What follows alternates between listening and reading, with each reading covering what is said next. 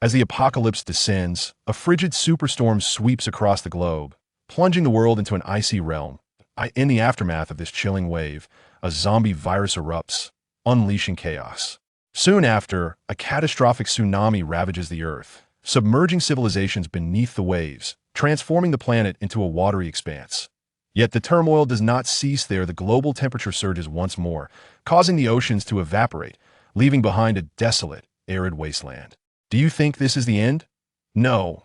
The beleaguered humanity, having endured countless tribulations, is on the brink of an even greater catastrophe, the invasion of extraterrestrial species.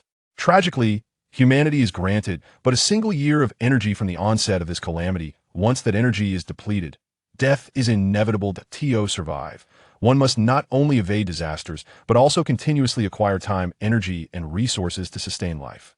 Unexpectedly reborn, Xiao Yang finds himself transported back to 10 days before the apocalypse, along with the spatial abilities he had acquired in his previous life. Consequently, he embarks on a fervent quest to hoard supplies, construct the most opulent temporary shelters, and customize rugged vehicles and luxurious yachts tailored for the end times. Chapter 1. 10 days before the apocalypse. Xiao Yang awakens, feeling remarkably refreshed. A stunning flight attendant clad in her uniform lies beside him. Confused, Xiao Yang wonders how he could still be alive after perishing in the apocalypse. He vividly recalls the devastation that befell humanity, natural disasters, and zombies ravaging civilization, leading to its near extinction. He had miraculously survived for 3 years, thanks to his spatial abilities, only to ultimately fall victim to mutated creatures. In that fleeting moment, a brilliant white light enveloped him. Upon opening his eyes again, he finds himself in this astonishing scenario. He scrutinizes the flight attendant closely. She seems familiar. Could it be a dream? Xiao Yang silently chuckles, reflecting on how stifled he must have felt during the apocalypse, dreaming of a flight attendant as his last thought. Xiao, are you all right? The flight attendant inquires, her gaze clouded with concern. Before Xiao Yang can respond, she turns over playfully. Wow, how forward. His mind races, but he feels no inclination to refuse. Suddenly, as he reaches out, he pricks his hand on a sharp object. A jolt of pain courses through him. Wait, he can feel pain? This isn't a dream. I'm not dead. He quickly flips the flight attendant over and notices her badge has fallen. It turns out the pin had pricked him, but in her bewildered gaze, he picks up the badge, which bears the name Su Xiao and an identification number. Su Xiao, he exclaims, realization dawning upon him. This is the flight attendant he had once courted before the apocalypse. He glances out the oval window, where the moonlight illuminates the thick clouds. Oh my, this is reminiscent of his first and last flight before the end times. Rushing to retrieve his phone from his pocket, he exclaims, Xiao, I knew you'd want to record this. Su Xiao covers her face, blushing, ignoring her. He hastily opens his phone. Shock washes over him as he reads the date. June 21st, 2032, at midnight. He has been reborn 10 days before the apocalypse. This grants him ample time to prepare for the impending cataclysm. Suddenly struck by a thought, he examines his left arm but finds nothing.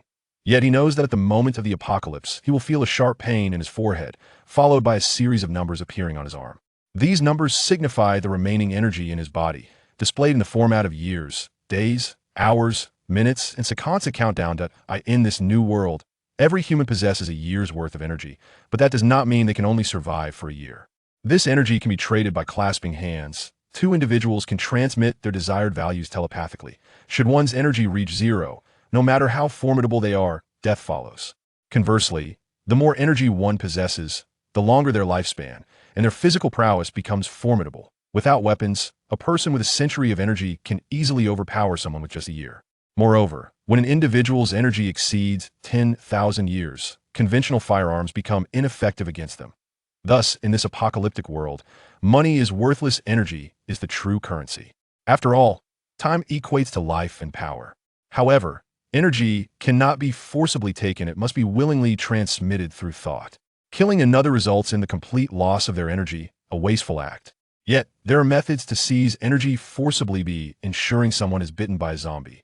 Once they transform, their remaining energy condenses at their forehead, forming a cylindrical object resembling a battery. Eliminating the zombie allows one to reclaim that energy, though this method is perilous, as transformed individuals are far more challenging to confront. Before his rebirth, Xiao Yang had amassed over 1,000 years of energy. Unfortunately, all of it vanished upon his return. While he feels regret, he remains untroubled with his experience. He possesses the capability to reclaim what was lost, and perhaps even more. After all, 1,000 years of energy is not a significant amount. If one were to categorize human capabilities by energy levels, it would be as follows. 09 years level 1, 1099 years level 2, 100999 years level 3, 10009999 years level 4, and so forth. With 100 million to 900 million years being level 9, Xiao Yang had barely crossed into level 4 in his previous life, rendering him relatively weak in the later stages of the apocalypse. It seems he has recalled something else, prompting him to close his eyes. Moments later, exhilaration fills him. His spatial abilities remain intact. After the apocalypse, all humans awaken some form of supernatural ability, varying in timing and nature. These powers are diverse, falling broadly into categories of physical prowess, magical abilities, and unique supernatural talents. Some individuals awaken exceedingly rare powers, even one vacant. For instance, Xiao Yang's spatial abilities appear to be singular, as he has not encountered another with the same gift. Certainly, there may be others like him who prefer to keep their abilities hidden. These powers can be upgraded, requiring crystals from mutated animals. There are 9 levels of abilities. Xiao Yang has reached level 5, but his spatial realm has expanded significantly, now encompassing the size of 10 football fields, though little else has changed. Xiao Yang has long considered his abilities somewhat trivial, capable of storing items, but lacking practical application amidst the scarcity of resources during the apocalypse. It feels akin to possessing an empty bank account. Now, with the apocalypse looming, he possesses spatial abilities. How utterly extraordinary! In his previous life, Xiao Yang fortuitously discovered a small supermarket, where he meticulously stored all the supplies within his spatial realm. Although the resources were limited, when combined with some wild vegetables and game, they would suffice to sustain him for 3 years, albeit with frugality. This realization compelled him to live with utmost caution, refraining from recklessly forming alliances or teams, which led him to choose a solitary existence. In a world ravaged by the apocalypse, resources are the rarest of commodities that a single packet of expired instant noodles could incite fierce competition, even leading to loss of life. He could scarcely fathom the implications should others learn of his spatial abilities and the thoughts they might harbor towards him. Xiao Yang acknowledged that aligning with a team could enhance one's chances of survival in this desolate landscape. However, unless one is a core member, they risk being treated as mere cannon fodder. Thus, possessing a core team of his own is of paramount importance. Without a team, he could very well perish at the hands of monsters, rendering his rebirth meaningless. Given the opportunity bestowed upon him by fate, he resolved to be thoroughly prepared. His immediate goal was to utilize the next 10 days to amass ample living supplies. The better today as for forming a team. He would not rush. He found little worth in ordinary individuals. Instead, he intended to leverage his memories to recruit formidable figures he had encountered in his past life, ensuring that his rebirth would not be in vain. Now, with everything in place, only one thing remained: money. A smirk played on Xiao Yang's lips as he let out a cold snort. His return to Haicheng was, after all, motivated by the pursuit of wealth. In his former life, he had been deceived by his stepmother and half-brother, receiving not a single penny until the onset of the apocalypse. This time, he would not allow them to succeed. Chapter 2. The Division of Inheritance. 6 hours later, the plane touched down. In the first-class cabin, Xiao Yang had indulged in every possible delight. "Young Master Xiao, I must fly back now, so I want to keep you company. Do remember to contact me. From now on, I belong solely to you." Su Xiao assisted Xiao Yang in donning his attire, her alluring smile gracing her lips as she whispered softly in his ear. Xiao Yang glanced at Su Xiao's name badge and the unbuttoned collar, offering a slight smile in response. "Very well, my dear. I have some matters to attend to upon my return. I shall reach out to you once I am finished." He refrained from sharing the imminent apocalypse with Su Xiao. She was merely one among many in his life. However, having been reborn, he resolved to forewarn Su Xiao on the eve of the catastrophe, fulfilling a bond of companionship. At a villa in Haicheng, upon Xiao Yang's arrival, he found 6 or 7 individuals seated in the living room.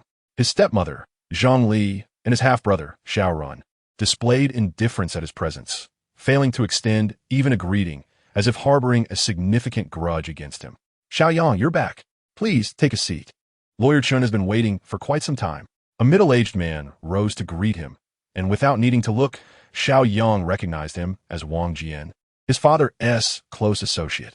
Noticing Xiao Yang's disregard, Wang Jian continued, Xiao Yang, I shouldn't really be here in such circumstances, but as your father's best friend, I felt compelled to bear witness. Xiao Yang once again ignored him, addressing the lawyer across from him, Lawyer Chun, you may proceed to announce my father's will. It was Lawyer Chun who had notified Xiao Yang of his return, and having communicated via video, he was familiar with him. Lawyer Chun stood, glancing at Zhang Li and Xiao Run, Madame Zhang, Mr. Xiao Run, and Mr. Xiao Yang, and Chun Gang. The attorney entrusted by Chairman Xiao phoned prior to his disappearance. The two individuals behind me are notary officials. According to Chairman Xiao Feng's will, in the event of his untimely demise, his assets shall be allocated as follows. Mr. Xiao Yang shall inherit all shares of the group, while Madame Zhang and Mr. Xiao Ren shall jointly inherit 2 villas and a sum of 2 billion in savings. Upon hearing this, Xiao Yang felt no surprise. He had been aware of it from his previous life. Yet, Zhang Li and Xiao Run were taken aback. Even Wang Jian furrowed his brow in disbelief. Impossible. Lawyer Chun, are you certain there has been no mistake? Zhang Li was the first to voice her protest. Lawyer Chun maintained a stoic expression, and the two notary officials placed a physical will and a mobile device on the table. Here are the written and video evidence of the will. Mrs. Zhang may review it at her leisure. Zhang Li hastily grabbed the will, scrutinizing it multiple times before playing the video, ultimately collapsing onto the sofa in despair. Is this a mistake? My father, didn't he leave me even a fraction of the 20 billion worth of shares from the group? Xiao Run, unable to remain composed, glared at Xiao Yang with fury, as if all of this were the doing of his half-brother. Though, the sum of 2 billion in savings was not insignificant. However, in comparison to the 20 billion shares, it seems rather unappealing. Xiao Yang observed their reactions with a cold gaze, remaining silent. The will has been disclosed. From now on, I and the personnel from the notary office will be responsible for overseeing its execution. I hope everyone can cooperate with our efforts. Chun Gang, seeing no objections, prepare to proceed with the execution phase. Wait, Attorney Chun, the transfer of these shares is of great significance. With Chairman Xiao no longer with us, as the second largest shareholder of the group, I believe it is necessary to inform the other board members to prevent any internal discord. Wang Jian interjected, quickly standing up to address Chun Gang, then turning to look at Xiao Yang. Moreover, Xiao Yang has been studying abroad and is unfamiliar with the internal affairs of the group. All matters are managed by his stepmother Zhang Li and his younger brother Xiao Ren. Therefore, we kindly request a bit more time to handle this. What do you say, Xiao Yang? Wang Jian asked. Xiao Yang regarded Wang Jian's earnest expression with a cold smile within. In his previous life, it was this very Wang Jian who, in collusion with his stepmother Zhang Li, delayed his inheritance in various ways, resulting in him receiving nothing before the apocalypse. When the end of days arrived, his stepmother Zhang Li and younger brother Xiao Ren further expelled him from their home, claiming the villa and savings belonged solely to them, forcing him to wander the streets and nearly freezing to death in a severe cold wave. Xiao Yang felt a deep-seated resentment, but this time, he vowed not to let the tragic events of his past unfold again. Upon hearing Wang Jian's remarks, Zhang Li suddenly altered her sorrowful demeanor, smiling as she said, Indeed. Xiao Yang, I fear that your sudden assumption of control might lead to dissent within the group. Your stepmother is merely paving the way for you. After all, you wouldn't want to see any upheaval in the company your father founded, would you? Her words, seemingly laden with concern, were, in truth, rife with veiled threats. Xiao Yang chuckled, Your performance has been quite commendable, but now it's my turn. He had no intention of contesting those worthless shares. There were only 10 days left, and it would be too late to liquidate them, especially with their interference. What he could secure immediately was rightfully his. Stepmother, there is no need for such elaborate machinations. Since you and Xiao Ren manage the group, I shall refrain from involvement. Instead, why don't I inherit the villa and the 2 billion in savings while you both keep the shares of the company? At his declaration, everyone was taken aback. This young man, could he possibly be a fool?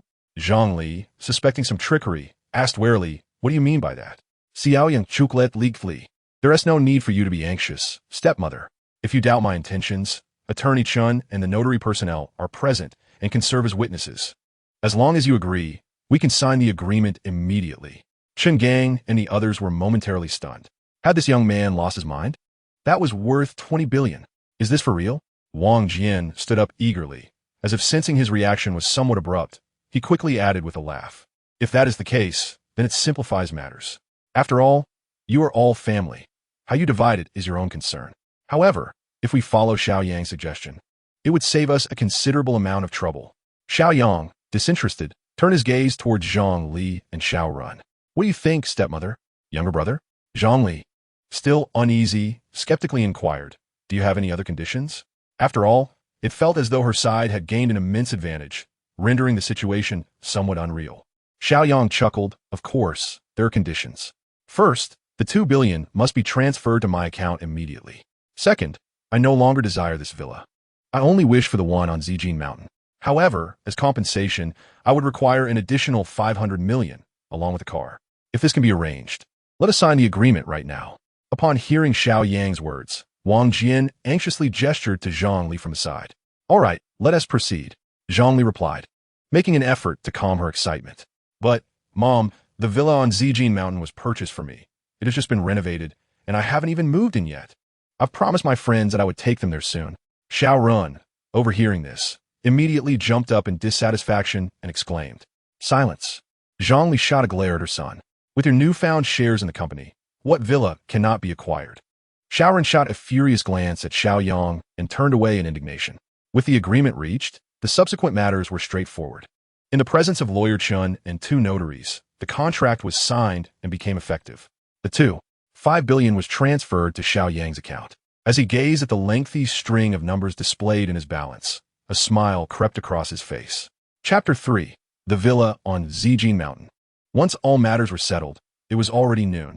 Indeed, with Xiao Yang willingly enduring losses, the efficiency was remarkable.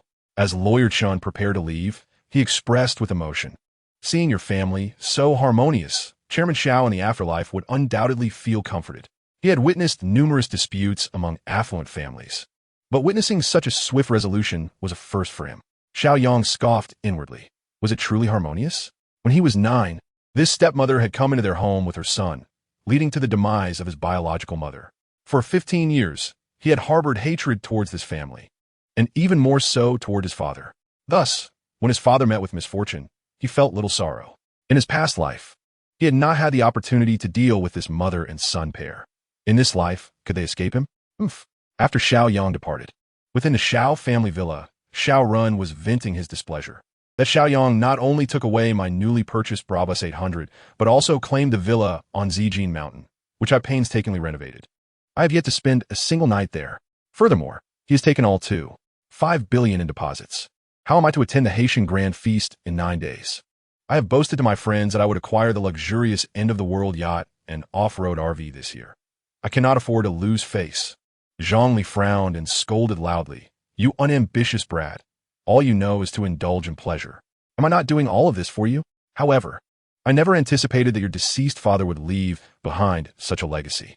Fortunately, Xiao Yang is devoid of ambition, a mere waste which spared my plans from disruption. Otherwise, matters could have become rather complicated. Indeed, Xiaoran, your mother acts solely for your benefit. Once we stabilize the corporation, we can gradually deal with that insufferable Xiao Yang. Wang Jian, seated nearby, also endeavored to counsel Xiaoran. I care not. No one shall take what belongs to me, Xiaoran. Xiao Yang, you have never surpassed me since childhood, and this time shall be no different. I will make you regurgitate what I have placed in your mouth. With that, Xiaoran stormed upstairs, leaving a fierce declaration in his wake. Zhang Li gazed after her son's retreating figure and sighed in resignation. Turning to Wang Jian, she quietly inquired, how are matters progressing on your end? Wang Jian glanced at the staircase where Xiaoran had just ascended, ensuring he was out of earshot before rising and positioning himself behind Zhang Li, his hands naturally resting on her delicate shoulders, gently kneading them. Sister-in-law, rest assured, we have news from that side. As soon as we secure our shares, we can proceed with the complete acquisition. Once the funds are in hand, we shall emigrate. Zhang Li looked around cautiously and admonished, remove your hands. Be wary of Xiaoran spotting us. Wang Jian chuckled wickedly, boldly slipping his hand beneath Zhang Li's collar, unperturbed. What is there to fear? Sooner or later, he must learn the truth. He is indeed my offspring. Xiao Yang sped towards the Zijin Mountain Villa in his sleek black Brabus 800. This vehicle, while resembling the Mercedes-Benz 63, boasted an interior and performance that far surpassed it. A press of the accelerator unleashed a ferocious roar from the exhaust and an incredible horsepower from the engine, instantly restoring a man's confidence. This car is the ultimate dream for many men. However, to Xiao Yang, it remains merely a means of transportation. In the face of an impending apocalypse, its utility is limited. Upon arriving at the villa situated at the highest point of the Zijin Mountain District, Xiao Yang found it was already 2 p.m. The villa spanned 3 stories above ground and 2 below, fully furnished with all necessities. The expansive garden featured a colossal swimming pool. Notably, the master bedroom on the 3rd floor showcased enormous floor-to-ceiling windows that offered a sweeping view of the entire villa district and even the university town at the foot of the mountain. The basement had been thoughtfully designed to include a private cinema with exceptional audiovisual effects. Xiao Yang was relatively pleased, yet there remained numerous areas requiring renovation. Foremost among these was the installation of an independent heating system. Though it was currently summer and everyone was dressed in short sleeves, Xiao Yang knew that in 10 days, a severe cold front would strike, plummeting temperatures to a chilling -50 degrees overnight. Due to the suddenness of this event, many who had not returned home by nightfall would likely perish from the cold. Those sheltering indoors, without adequate blankets or warm clothing, would find it exceedingly difficult to endure. This extreme cold spell would last for 10 days, rendering any venture outside impossible. Even if one does not perish from the cold, starvation may ensue. In his previous life, on the night the frigid wave descended, Xiao Yang was expelled from this very villa by a mother and her child. He could never forget the bone-chilling cold. Had he not fortuitously discovered a small tree hollow that could barely accommodate a single person, he would have succumbed to the elements in the wilderness. Thus, establishing a heating system is of paramount importance. The most practical solution is a coal-fired boiler, known for its stability and reliability. Furthermore, the walls must be re-insulated, and all glass should be replaced with multi-layered thermal panes. Next, it is crucial to revamp the independent power supply system. In the apocalypse, once the electricity is cut off, it rarely returns. As night falls, the world is engulfed in darkness, with only a fortunate few managing to procure generators for electricity. Yet these machines require fuel. Without it, they're mere heaps of scrap. Therefore, a standalone power generation system is essential. The swimming pool in the yard should also be repurposed as a water reservoir. However, modifications are necessary to prevent it from freezing and becoming unusable. Additionally, the perimeter wall needs to be heightened and reinforced with barbed wire, and the main gate must be replaced with a thicker, collision-resistant design. The extent of these tasks is considerable, and time is of the essence. Thus, it is imperative to swiftly find a construction and renovation company to undertake this endeavor. Noticing that the hour was still early, Xiao Yang hastily searched online for a sizable renovation firm. After placing a call, he was informed that personnel will be dispatched shortly. Anticipating a considerable wait, he decided to visit the tree hollow that had once saved his life. In his previous life, while sheltered there for 10 days, he had not frozen, but he had come perilously close to starvation. Fortunately, inside was a large bird's nest containing several decayed chicks. Moreover, a rabbit had later sought refuge within, preventing him from succumbing to hunger. Reflecting upon those deceased chicks, he realized they had, in a way, saved his life.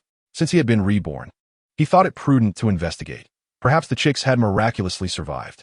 If they had, he would not hesitate to care for a few birds as a gesture of gratitude. The journey was roughly 2 kilometers, and from a distance, he soon spotted the grand tree. This ancient tree must have stood for centuries. Its trunk so vast that it would take 7 or 8 adults to encircle it. Tethered around its trunk were several pieces of crimson cloth. Xiao Yang recalled that in his former life, he had torn these pieces to wrap around himself. Although they were not particularly thick, he remembered feeling relatively warm while hiding there. The reason for this comfort remained a mystery. At the base of the trunk, a fissure large enough for a person to enter beckoned.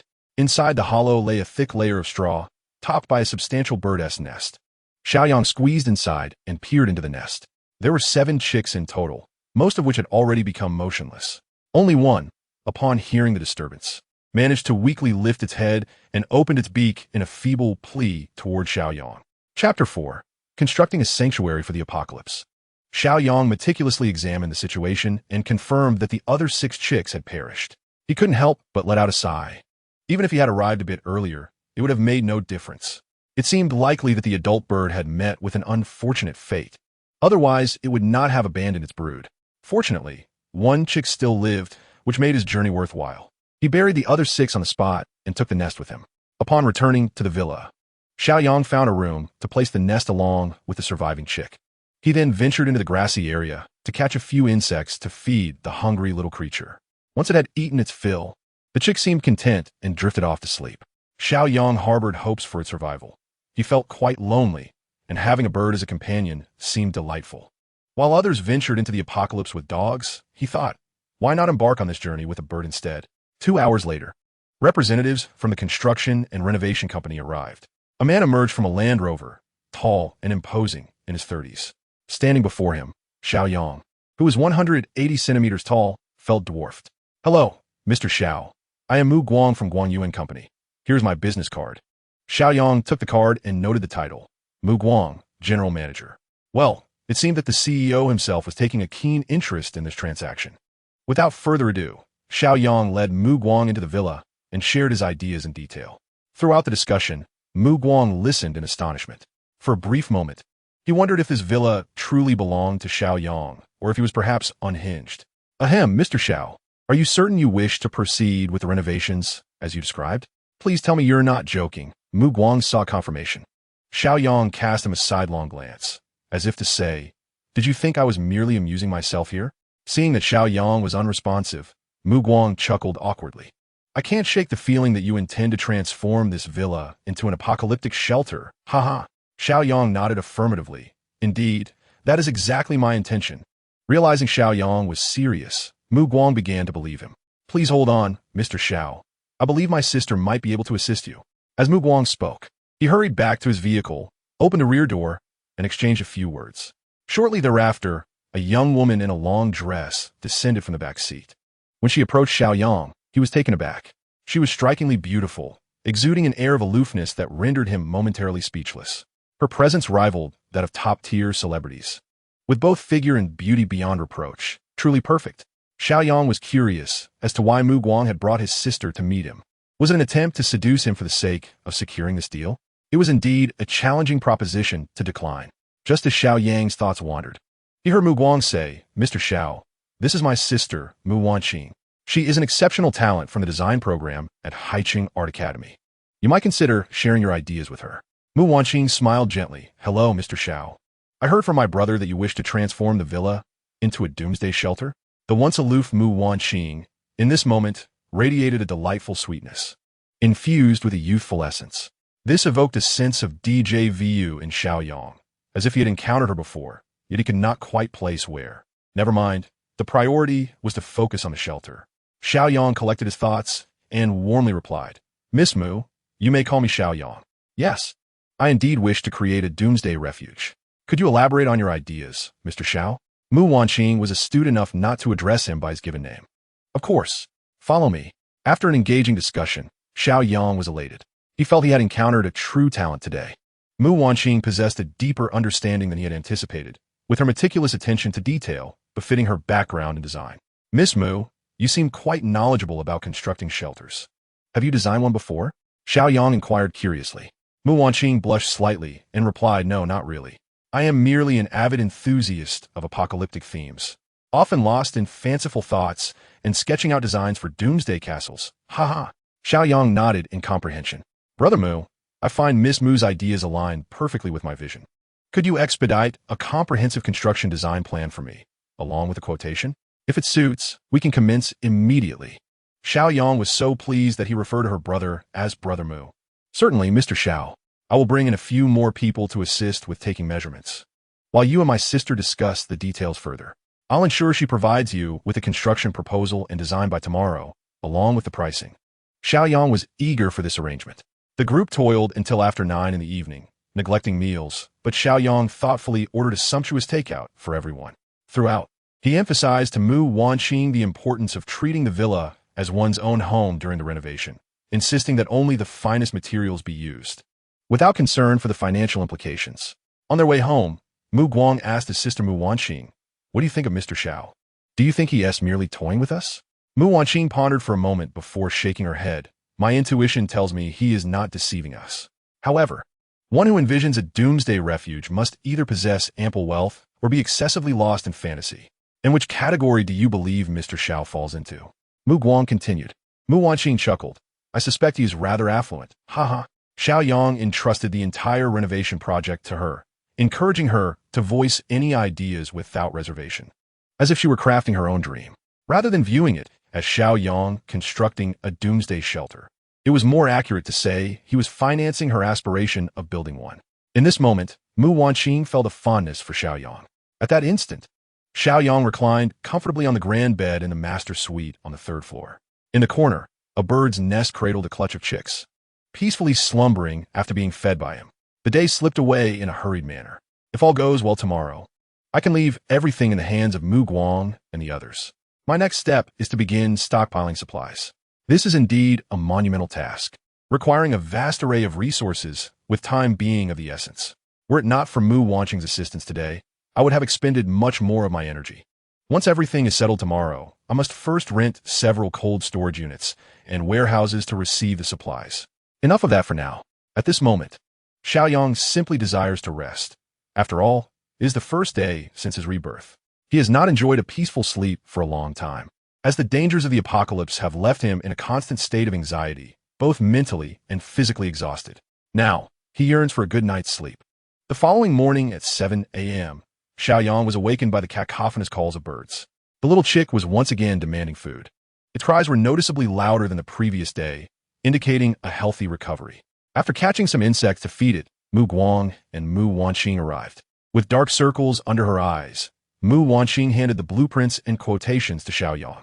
President Xiao, our preliminary estimate suggests that 30 million can finalize Wanqing's design plan. Mu Guang stated.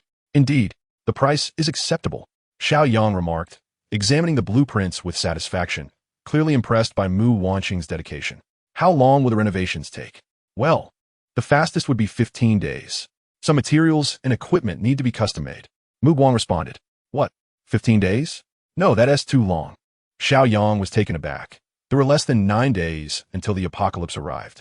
You have a maximum of 8 days. Can you manage that? Mu Guang was incredulous. How could that be possible? President Xiao, I fear that may be unattainable. I can increase the budget. How about 40 million? President Xiao, this isn't merely a matter of money. It's 50 million. Very well, I shall do my utmost. What I require is not just effort. It is a certainty. All right, President Xiao, it's a deal. I assure you, we will complete the work on time. Mu Guang was flabbergasted, having never encountered such a lavish, money-blind magnate. Xiao Yang promptly transferred the funds to Mu Guang, which made him even more diligent in gathering the workforce to commence construction. Beside them, Mu Wanqing watched in astonishment. It seemed as though President Xiao spent money as if it were merely found on the street. Wanqing, you haven tea, slept in a night. Perhaps I should drive you home to rest? Mu Guang suggested, looking at the weary Mu Wanqing with concern. Seeing her appearance, Xiao Yang agreed. She truly looked exhausted. Although she was working to earn him money, her dedication was evident. Miss Mu, how about I drive you home to rest? I can leave Mu Guang here to oversee matters, and I happen to have other questions to discuss with you. Mu Wanqing hesitated for a moment, but considering that Xiao Yang might indeed have matters to consult her on, she acquiesced. Please wait a moment. I will fetch something and be right down. Not long after, under the astonished gaze of Mu Wanqing and her brother, Xiao Yang descended, cradling a bird's nest. You, at your age, still collecting birds' nests? Mu Wanqing exclaimed in disbelief. Oh no, I happened upon a nest of fledglings. The others perished, leaving just this one. I couldn't let it die, Xiao Yang explained, presenting the tiny creature to her. Look how adorable it is. Mu Wanqing's heart immediately filled with compassion as she gently stroked the bird. It's truly pitiable. What kind of bird is this? This is a crow chick. I often saw them at the construction site, Xiao Yang replied. Xiao Yang, raising such a creature is inauspicious. You should discard it. Mu Guang chimed in, peering over to offer his counsel. Upon hearing her brother's words, Mu Wanqing retorted with indignation. How can you be so heartless?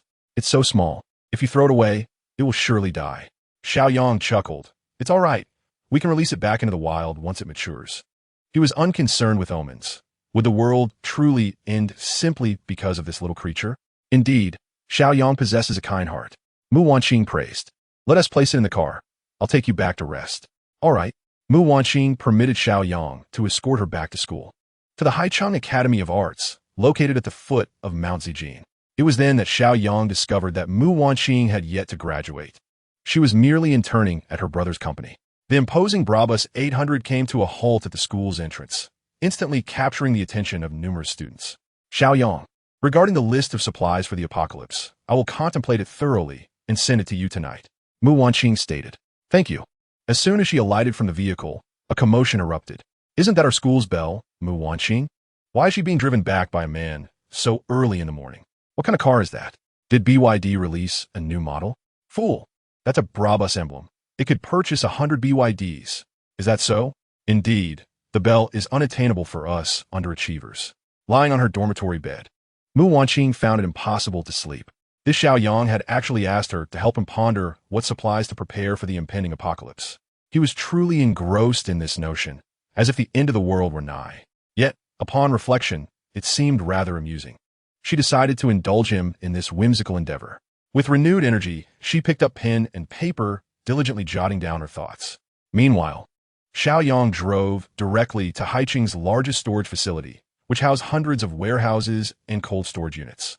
He rented 5 warehouses and 5 cold storage units, designated for the storage of daily necessities and perishable goods. However, the purpose of renting these facilities was not to stockpile supplies, but rather to maintain a FAAD. He certainly could not accumulate these resources under the watchful eyes of the public, lest he cause a panic. Subsequently, he proceeded to the largest wholesale vegetable market, intending to procure a variety of produce. Upon his arrival, the entire market erupted in chaos. The entire market is abuzz with the arrival of a wealthy patron today. Scallions, ginger, garlic, chili peppers, cucumbers, eggplants, tomatoes, radishes, potatoes, winter melons, pumpkins, an array of leafy greens, and dozens of other varieties. All of them are summoned. Each item, 100 tons, suffices. Upon final tallying, the total amounts to 100 million. A deposit is made, and all goods are to be delivered in batches to the cold storage within 7 days, with the final settlement to follow. The boss has no choice. He must source supplies from across the nation. He then strides into the seasoning section. Oils, salts, sauces, vinegar, barbecue spices, hot pot ingredients, and more. While not requiring an excessive quantity, this still comes to 50 million upon final calculation. Similarly, deliveries are scheduled in batches. In the grains section, rice is ordered at a wholesale price of 10,000 tons, totaling 50 million. The boss assures that within a maximum of 8 days, all items will be ready for Xiao Yang. Subsequently, he ventures next door to the fruit wholesale market, creating a stir yet again. 100 tons of various fruits are ordered, culminating in another 100 million. As before, a deposit is placed, with settlement to occur upon delivery. With the fruits and vegetables arranged, the crucial task remains, stockpiling some meat. Xiao Yang heads directly to the largest fresh meat chain in the city. The quality of meat in such establishments is reliable. He straightforwardly inquires about the prices per ton for pork, lamb, beef, and chicken. The manager asks, "How many tons do you require?" Xiao Yang replies, 10,000 tons of pork, 2,000 tons each of lamb, beef, and chicken, and 2,000 tons each of lamb and beef offal. The manager, taken aback, nearly drops his ledger. Could this be a prank? He hastily summons the owner's son, Xiao Zhou. Xiao Zhou instructs the manager to calculate the total price first, gauging the client's reaction. If Xiao Yang attempts to play tricks, he intends to ensure the latter pays dearly. Upon calculation, the total reaches 700 million. Without batting an eye, Xiao Yang promptly pays the deposit, leaves his address, and departs with effortless grace, leaving Xiao Zhou dumbfounded. For his final stop, Xiao Yang visits the seafood wholesale market. As always, he orders a variety of seafood, including various ocean and freshwater fish, Australian lobsters, king crabs, shellfish, abalone, and sea cucumbers. Sea cucumbers are particularly esteemed, believed to enhance physical vitality. At the conclusion of this transaction, the total comes to 200 million. Xiao Yang specifically instructs that all live seafood must be killed and frozen, as his storage cannot accommodate live items. In total, Xiao Yang has placed orders amounting to 12 billion today alone, adding the 50 million for renovations and warehouse rental. He has spent over half of his funds. However, this is merely a fraction of what is needed. Exhausted from his shopping spree, Xiao Yang decides to procure the remaining items online. Grateful for the power of the internet, he recognizes that with sufficient funds, anything can be acquired. Upon entering a certain online marketplace, Xiao Yang embarked on a delightful shopping spree. Chapter 6. The Cape Hotel. Once he began purchasing online, it became somewhat irresistible. Both men and women are alike in this regard. Xiao Yang felt that everything was of necessity. After 3 hours of diligent effort, he acquired the following items: spirits, beer, red wine, bottled spring water, and various beverages. Spicy snacks, canned goods, self-heating pots, instant noodles and bread, tents, sleeping bags, kitchenware, lighters, flashlights, walkie-talkies, binoculars, and water purification tablets. Portable solar panels, portable diesel and gasoline generators, outdoor power supplies, solar-powered lights, outdoor backpacks, first aid kits, and even a projector with 1,000 films preloaded, among others. Especially when it came to food and drink, Xiao Yang purchased in the largest quantities possible. The more, the better. This shopping spree cost him a staggering 100 million. A significant portion of the expenditure went towards alcohol. In a world like this, such items are exceedingly sought after. The oppressive atmosphere necessitated some form of release. He also considered cigarettes, but alas, they were unavailable online, requiring alternative arrangements. After completing his purchases, his mind felt utterly exhausted. For the first time, Xiao Yang realized that spending money could be incredibly tiring as well. At that moment, Mu Wanqing messaged him with a list of supplies she had prepared. Feeling fatigued, he had little desire to review it, and upon checking the time, he noted it was mealtime. Learning that Mu Wanqing had not yet dined, he decided to express his gratitude by driving her out for dinner. Miss Mu, feel free to choose whatever you desire. Do not hesitate. Xiao Yang beamed at Mu Wanqing in the passenger seat. Anything is fine, Mu Wanqing replied, slightly embarrassed, feeling it appropriate to defer to him as the host. Xiao Yang feigned a serious expression, saying, a woman should never say anything. A man can never say no. Don't you know this? Mu Wanqing chuckled. Well then, how about we go to the Cape Hotel? The food is exceptionally delicious and quite affordable. Is that agreeable, Mr. Xiao? The last statement clearly carried a deeper meaning. Absolutely. Lead the way. How could we possibly decline? The Cape Hotel, though not situated by the sea, was located near the university town, in a rather bustling area. Nonetheless, it was immensely popular with a thriving business. When Xiao Yang and his companion arrived, it was precisely mealtime, necessitating a wait in line for a table. Such popularity must indicate something worthwhile. Xiao Yang mused that a place capable of drawing a crowd willing to wait must indeed offer a meal worth the time spent. Of course, this is the recognized gastronomic hotspot of our university town, Mu Wanqing declared with a touch of pride. After nearly an hour of waiting, during which Xiao Yang felt his hunger intensifying, they finally reached the front of the line. Come on, Miss Mu, you order. You're more familiar with the menu. Since it was his first visit, Xiao Yang was uncertain about what to choose and decided to leave it entirely to Mu Wanqing, focusing solely on the enjoyment of the meal. Mu Wanqing, sensing that allowing Xiao Yang to order would waste time, did not hesitate and promptly relayed the names of the dishes to the waiter. A dish of oil-braised prawns, a serving of mapo tofu, a plate of spicy pig trotters, and, to top it off, the restaurant specialty, the crab meat pot. For dishes are just right. Any more would be excessive. With great efficiency, the names of the 4 dishes were reported, and the server took the order, smiling as she remarked, Lady, you have good fortune. Today's last serving of crab meat pot has been ordered by you. Wishing you a delightful dining experience. Once the server departed, Xiao Yang, astonished, inquired, Is there a limit on the dishes here? Mu Wanqing, observing Xiao Yang's naivety, chuckled and replied, Of course. This crab meat pot is one of the few specialties personally crafted by the owner, with only 100 servings available each day. Sometimes, if you fail to make a reservation, you might not even get a taste.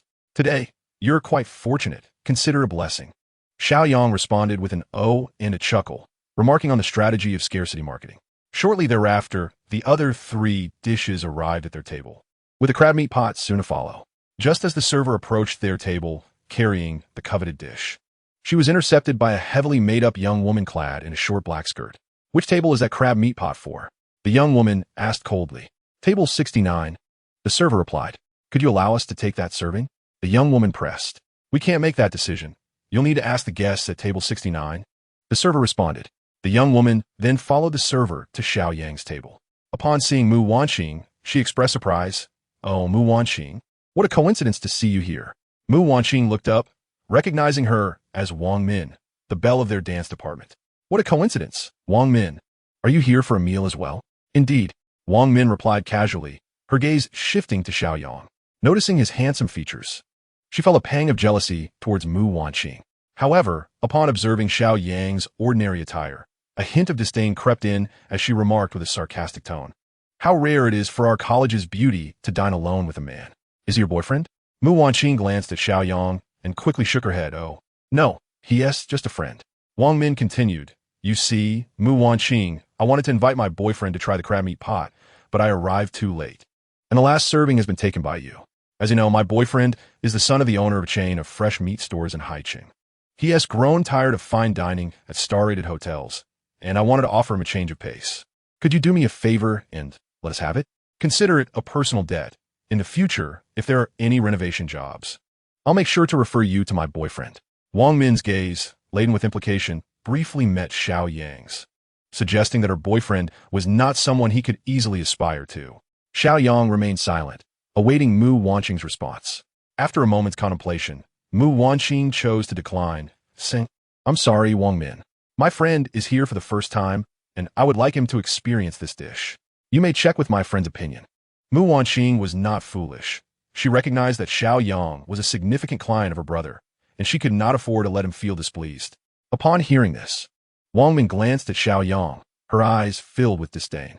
She could never plead for mercy from such an ordinary person. How about this? This dish costs over 100 yuan. I will buy it for 5 times the price. How does that sound? That should cover your meal and leave you with a considerable surplus. Quite a bargain. Xiao Yang was contemplating whether to give Mu Wanqing face by letting her classmate have the dish, as he was starving and could not afford to linger any longer. However, upon hearing her words, anger surged within him. Who does she look down upon? Waiter, bring the crab meat pot to the table. Xiao Yang commanded, and the waiter hurriedly placed the crab meat pot on the table. Waiter, we are about to dine. Please ensure the flies are kept at bay. The waiter, taken aback, stammered, Sir, this is quite unreasonable. Upon hearing this, Wang Min became furious. What did you say? You are utterly shameless. Today, I shall make you an ordinary person. Remember the consequences of offending those in higher social standings. Wang Min's voice was piercing, drawing the attention of diners in the hall. At that moment, a young man rushed over from behind Xiao Yang, inquiring with concern, What happened, Xiao Min? Who has angered you? Chapter 7, The Female Boss. Wang Min, seeing her support arrive, felt emboldened. She pointed an accusatory finger at Xiao Yang, exclaiming, This pauper dared to insult me as a fly. I will not rest until I have obliterated his insolent mouth. You have gone too far, Wang Min. You shall not insult my friend. Mu Wanqing was genuinely angry. To insult her friend in her presence was akin to slapping her face. Wang Min, upon hearing this, cast a venomous glance at Mu Wanqing and retorted, I have gone too far? You wretched harlot, do you truly believe you're the campus beauty? What good is your beauty when you have chosen a pauper as your boyfriend? Despicable. Mu Wanqing was rendered speechless with rage. The young man who had rushed over could not take his eyes off Mu Wanqing. Wow, she is stunning. Although Wang Min was also attractive in comparison, she was like a wild hen alongside a phoenix, world apart. Seizing the opportunity to showcase his prowess, he thought perhaps this beauty might be swayed to his side. You, come here. Let me show you what I am capable of. As the young man approached Xiao Yang, intending to confront him, he suddenly caught sight of Xiao Yang's face and was left dumbfounded. What the hell? President Xiao. Xiao Yang smiled knowingly. Ah, Haicheng is indeed a small place. Young Master Zhou, what a coincidence. The young man was none other than Zhou, the manager of the company from which Xiao Yang had purchased cold fresh meat that day. Zhou's expression turned increasingly grim. President Xiao, what brings you to such a place for a meal? Xiao Yang glanced at the stunned Wang Min, giving a cold chuckle. Ah, as a lowly pauper, I can only afford to dine here. Zhou, feeling uncomfortable, replied, President Xiao, is there some misunderstanding here? Misunderstanding? Today, classmate Wang Min insisted on purchasing our meat crab pot. When we refused, she resorted to insulting both me and my friend. Do you think this is merely a misunderstanding? Before Xiao Yang could respond, Mu Wanqing abruptly stood up, her anger palpable. Upon hearing this, Xiao Zhou understood the situation. This woman had an uncanny ability to create trouble for herself. Without hesitation, he turned and slapped Wang Min across the face. You wretched creature. You managed to turn a simple meal into a debacle, and you dare offend my esteemed client? Truly a harbinger of misfortune. Apologize to President Xiao and this lovely lady at once, then be gone. Tears welled in Wang Min's eyes as she covered her face, incredulously gazing at Xiao Zhou. Why you hit me? Xiao Zhou, seeing her expression, was further incensed. Hitting you? That is a mere mercy. Do you really think so highly of yourself? Apologize now. Or do you believe I hesitate to send you to the Hai Tian Shengyan as a plaything? At the mention of becoming a plaything at Xiao Yang, was instantly struck with fright. Suddenly, she sank to her knees, addressing Xiao Yang. I apologize. President Xiao, I was blind to your worth and offended you. Please forgive me. Xiao Yang did not even spare her a glance, coldly stating, I believe you owe my friend an apology as well. Wang Min, still kneeling, turned to Mu Wanqing and pleaded, Wanqing, I am truly sorry for my lowly conduct. I beseech you to forgive me this once, considering our shared history as classmates. Mu Wanqing, ultimately soft-hearted and unwilling to pursue the matter further, accepted the apology. Noticing that neither Xiao Yang nor Mu Wanqing had any further comments, Xiao Zhou disdainfully remarked, Hurry and leave. I never want to see you again. Wang Min, as if granted a reprieve, quickly rose and fled the restaurant in a fluster. The melodramatic scene concluded, and the patrons in the hall returned to their meals, satisfied. Xiao Yang resumed his seat and regarded the hesitant Xiao Zhou standing nearby. Xiao Zhou, why not join us for a meal? Xiao Zhou quickly waved his hands. No. I wouldn't want to intrude. By the way, President Xiao, you may call me Zhou Fei from now on. Also, this meal is on me. I shall settle the bill. After saying this, Zhou Fei turned to leave, but Xiao Yang detained him. Today I am treating my friend, so please do not overshadow my hospitality. Zhou Fei glanced at Mu Wanqing and instantly comprehended the situation. Just as he was about to take his leave, he heard Xiao Yang inquire, by the way, what exactly is Xiao? And what do you mean by plaything? Zhou Fei looked at Xiao Yang in shock. President Xiao, you're unaware of this? Xiao Yang shook his head. I have been abroad for the past few years, hence my ignorance. Zhou Fei's eyes widened in understanding. No wonder. Xiao is a recent event in High City, a lavish exhibition organized by luxury brands, specifically inviting members of high society to participate. Remarkably, this year's Xiao is only 7 days away.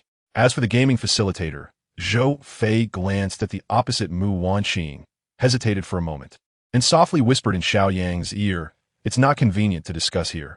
Let me add you, and we can chat privately. Xiao Yang was taken aback, realizing there was something amiss. I understand. After adding Xiao Yang, Zhou Fei took his leave. Xiao Yang and Mu Wanqing, already famished, lost their interest in conversation after the commotion. They directed their frustrations towards the delectable cuisine before them. However, Xiao Yang was astounded by the exquisite flavors of the dishes. It would not be an exaggeration to claim that these were the finest dishes he had ever tasted in his life. If such a feast were presented in a post-apocalyptic scenario, it could very well incite a massive conflict. The delightful sensations on his palate dissipated the earlier unpleasantness. Even Mu Wanqing, witnessing Xiao Yang devour his meal voraciously, felt a sense of accomplishment. How could the place I chose be lacking? The two resolutely embraced the clean plate initiative, nearly resorting to licking the dishes. Xiao Yang wiped his mouth and, feeling utterly satisfied, gave Mu Wanqing a thumbs up. Miss Mu, thank you for bringing me here. Mu Wanqing, slightly embarrassed, replied, Oh, it is I who should thank you for your generous invitation, Mr. Xiao. Their eyes met, and they burst into hearty laughter, the previous discord fading away. Mu Wanqing excused herself to the restroom. While Xiao Yang approached the cash register to settle the bill, he found himself captivated by the trophies adorning the wall. Gold medal at the National Chef Competition. Special Chef for High City S External Affairs. Winner of the International Culinary Master Cup. Top 10 Outstanding Young Women of High City. Young woman? Was the owner female? An image of a plump woman with a large bottom and round waist stirring a pot flashed in Xiao Yang's mind. Alas, why do I always think of such things? As long as the food is delicious, who cares about her figure? It's not like I'm eating her. However, the stunning woman seated at the cash register did make Xiao Yang wish to take a bite. Hello, may I meet your boss?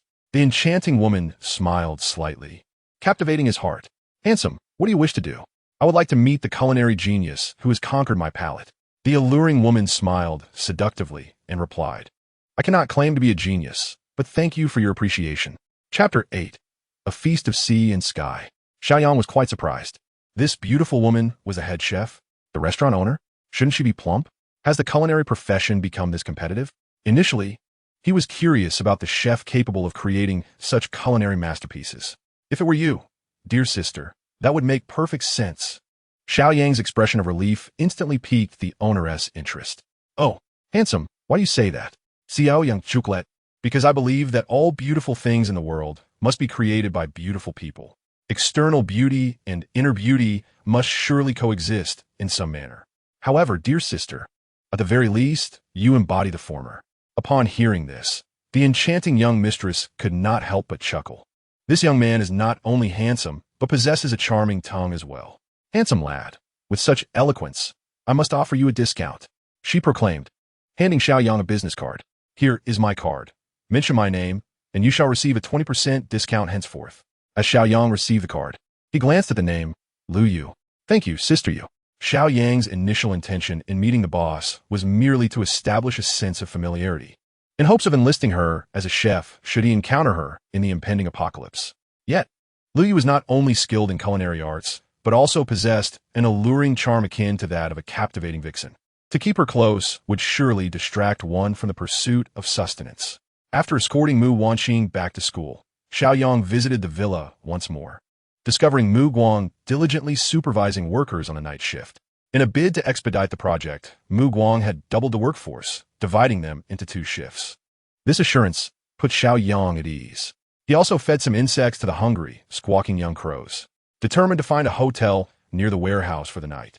He realized he had yet to procure diesel and gasoline. Without fuel, how could the generator function? He arranged for 1,000 tons of diesel and 1,000 tons of gasoline, and contacted a friend who sold carbon for an additional 1,000 tons of smokeless coal. After finalizing the delivery address and confirming the timing, Xiao Yang returned to the hotel he had reserved. Once in his hotel room, Xiao Yang retrieved his phone to review the supply list Mu Wanqing had sent him. He purchased items he had overlooked online: sanitary pads, various hygiene products, seasonal clothing, footwear, undergarments, sports bras, yoga attire, black stockings, and flesh-colored tights. Engrossed in the seller's enticing photos, he found it challenging to extricate himself. After completing these purchases, he turned his attention to defensive equipment: stab-resistant vests, riot shields, batons, military knives, and sabers, among others. To be candid, these items would only serve a purpose in the early stages. As survivors' abilities evolved, such defenses and weaponry would become inadequate. Firearms might offer some advantage, but acquiring them was currently unfeasible. By the time he finished purchasing all items, it was well past midnight. At that moment, he received a message from Zhou Fei regarding the introduction to the Haitian Shengyan event. After delving into the details, his excitement grew exponentially. This year's Haitian Shengyan, lasting only a day, was themed around the apocalypse and showcased a plethora of high-end outdoor camping products, including off-road RVs, luxury yachts, survival pods, and even small aircraft, everything one might desire. However, the highlight of the event lay in the evening's festivities. Zhou Fei elaborated on the concept of game tools, leaving Xiao Yang in awe and exclaiming, "How utterly extraordinary!" Zhou Fei had just one electronic ticket left, which he promptly sent to Xiao Yang, arranging to go together. Xiao Yang readily agreed, as he had been contemplating acquiring a suitable mode of transportation for the impending apocalypse. A rugged RV would be ideal. He also fancied obtaining a yacht, envisioning life aboard one during the mid-apocalyptic deluge that had submerged nearly all land. Survivors were reduced to crafting floating platforms for makeshift rafts, enduring exceedingly rudimentary conditions. If he could procure a luxurious yacht, it would be akin to living like royalty. The mere thought thrilled him, hence his determination to attend the grand maritime feast. As for that peculiar game, he had no interest. The sight of a group taking turns scrubbing pots was utterly repulsive. With the essential supplies nearly procured, the following days would be spent receiving deliveries. Moreover, Xiao Yang had ordered a plethora of delectable treats via a food delivery app: fried chicken, roasted duck, cold noodles, spicy tofu, meat sandwiches, rice noodles, stinky tofu, and snail noodles, among others.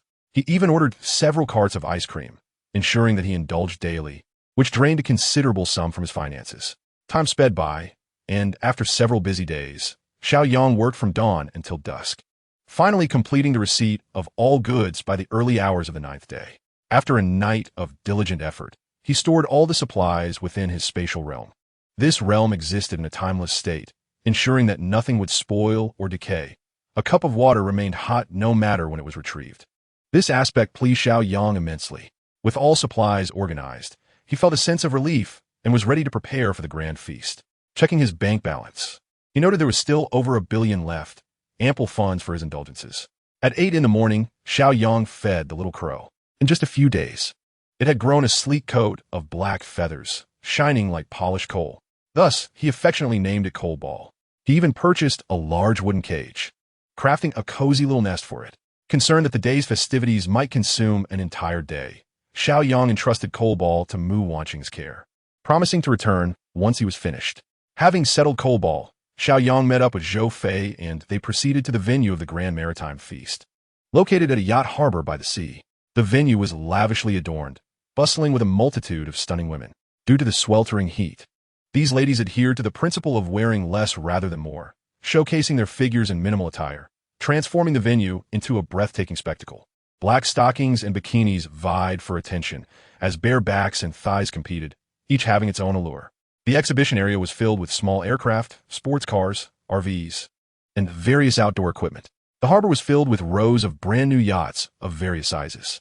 Apart from some outdoor gear and luxury items, each craft, be it an aircraft, yacht, or motorhome, was distinct. They could be described as one-of-a-kind, bespoke creations from around the globe.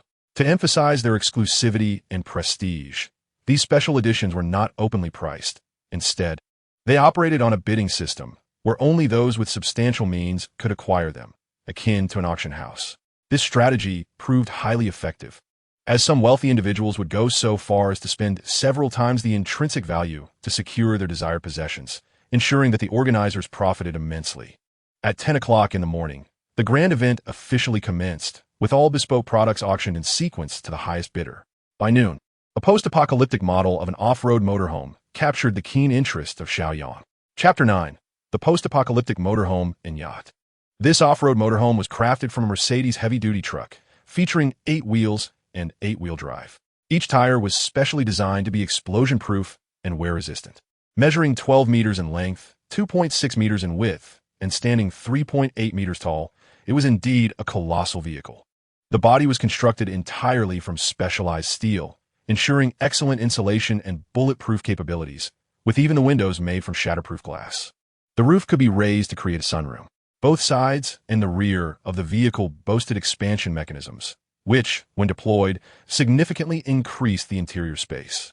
The roof was equipped with 5,000 solar panels, complemented by an 8,000-watt silent diesel generator, and housed a lithium iron phosphate battery equivalent to 100 kilowatt-hours.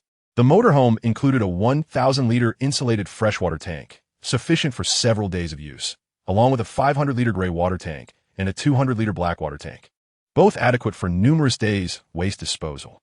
Inside the motorhome, the rear expansion revealed a super king-size bed, while the dual expansions created an expansive living area, complete with a deployable hammock overhead.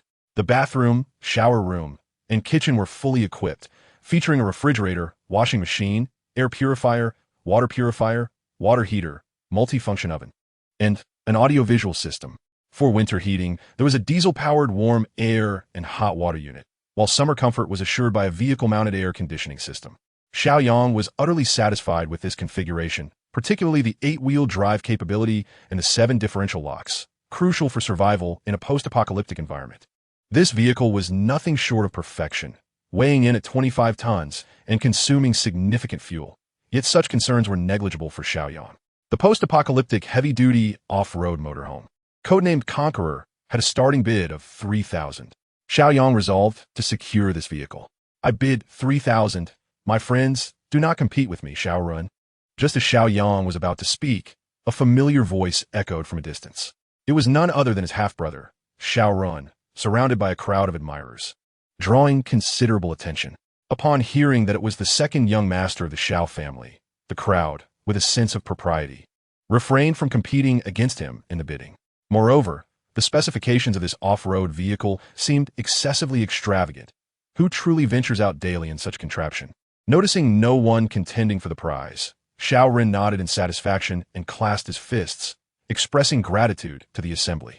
Just as he was about to proceed with the payment, Xiao Yang interjected, "I bid for 000.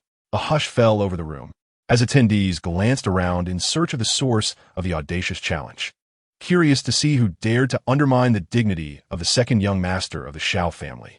Upon recognizing Xiao Yang, some murmured, "ISNT that the eldest son of the Xiao family? What a surprising turn of events." Indeed, it was well known that the two brothers were at odds. It seemed the rumors were true. Excitement buzzed through the onlookers as they speculated on who would ultimately secure the vehicle. Surely, it must be the second young master. I heard he has recently inherited shares of the family corporation and is not short on funds. Xiao Run, taken aback at the sight of Xiao Yang, thought to himself, what is this good-for-nothing doing in such a high-end setting? And now he dares to bid against me? I have yet to settle the issues regarding the villa, and now he is stirring trouble again. Determined to win, Xiao Run had borrowed 700 million from Uncle Wang to attend today's event, despite having his savings inherited by Xiao Yang. Do you dare to spend as extravagantly as I? He scoffed internally. Besides, he had discreetly dispatched someone to follow Xiao Yang and was aware that the latter had spent a considerable amount on accumulating various supplies. That fool wouldn't know how to spend money if it were handed to him. With your remaining tens of billions, can you truly afford this? With a disdainful sneer, Xiao Ren raised his bid without hesitation, 5,000. After calling out the figure, he shot a provocative glance at Xiao Yang. Unfazed, Xiao Yang had eyes solely for the off-road vehicle. His desire to acquire it was paramount. He had no time for banter and thus declared, I'll bid 100 million. The room erupted in astonishment. The eldest Xiao is rather audacious, though perhaps a bit foolish to spend 100 million on such a toy. It hardly seems worth it. Xiao Run, seething with anger, felt as if he might explode. This brother must be out of his mind.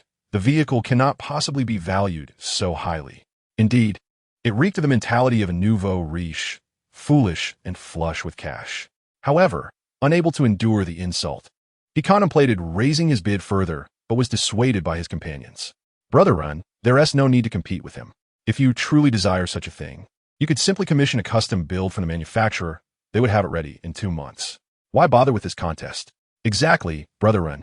We're not keen on the wild. We'd rather explore the deep sea. Let us consider a yacht instead. The group of heavily made-up young women surrounding him chimed in eagerly. Hearing this, Xiao seized the opportunity to withdraw gracefully. All right, I'll heed your wishes. Since you adore the ocean, I shall procure that apocalyptic yacht for you all. With a final fierce glare at Xiao Yang, he departed with his entourage. Xiao Yang, having fulfilled his desire, swiftly acquired an off-road RV. He promptly settled the payment and arranged for the staff to deliver it to his villa in Zhejiang Mountain after the event concluded. Subsequently, he exhibited little interest in the auctioning of extravagant cars and aircraft that failed to capture his attention. In the afternoon, however, a doomsday-themed luxury yacht piqued his interest. This yacht, not only opulent but also equipped with impressive amenities, spanned an impressive 80 meters and boasted 4 levels.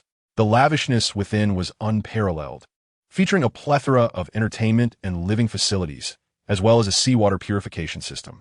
Its most remarkable attribute lay in its hull.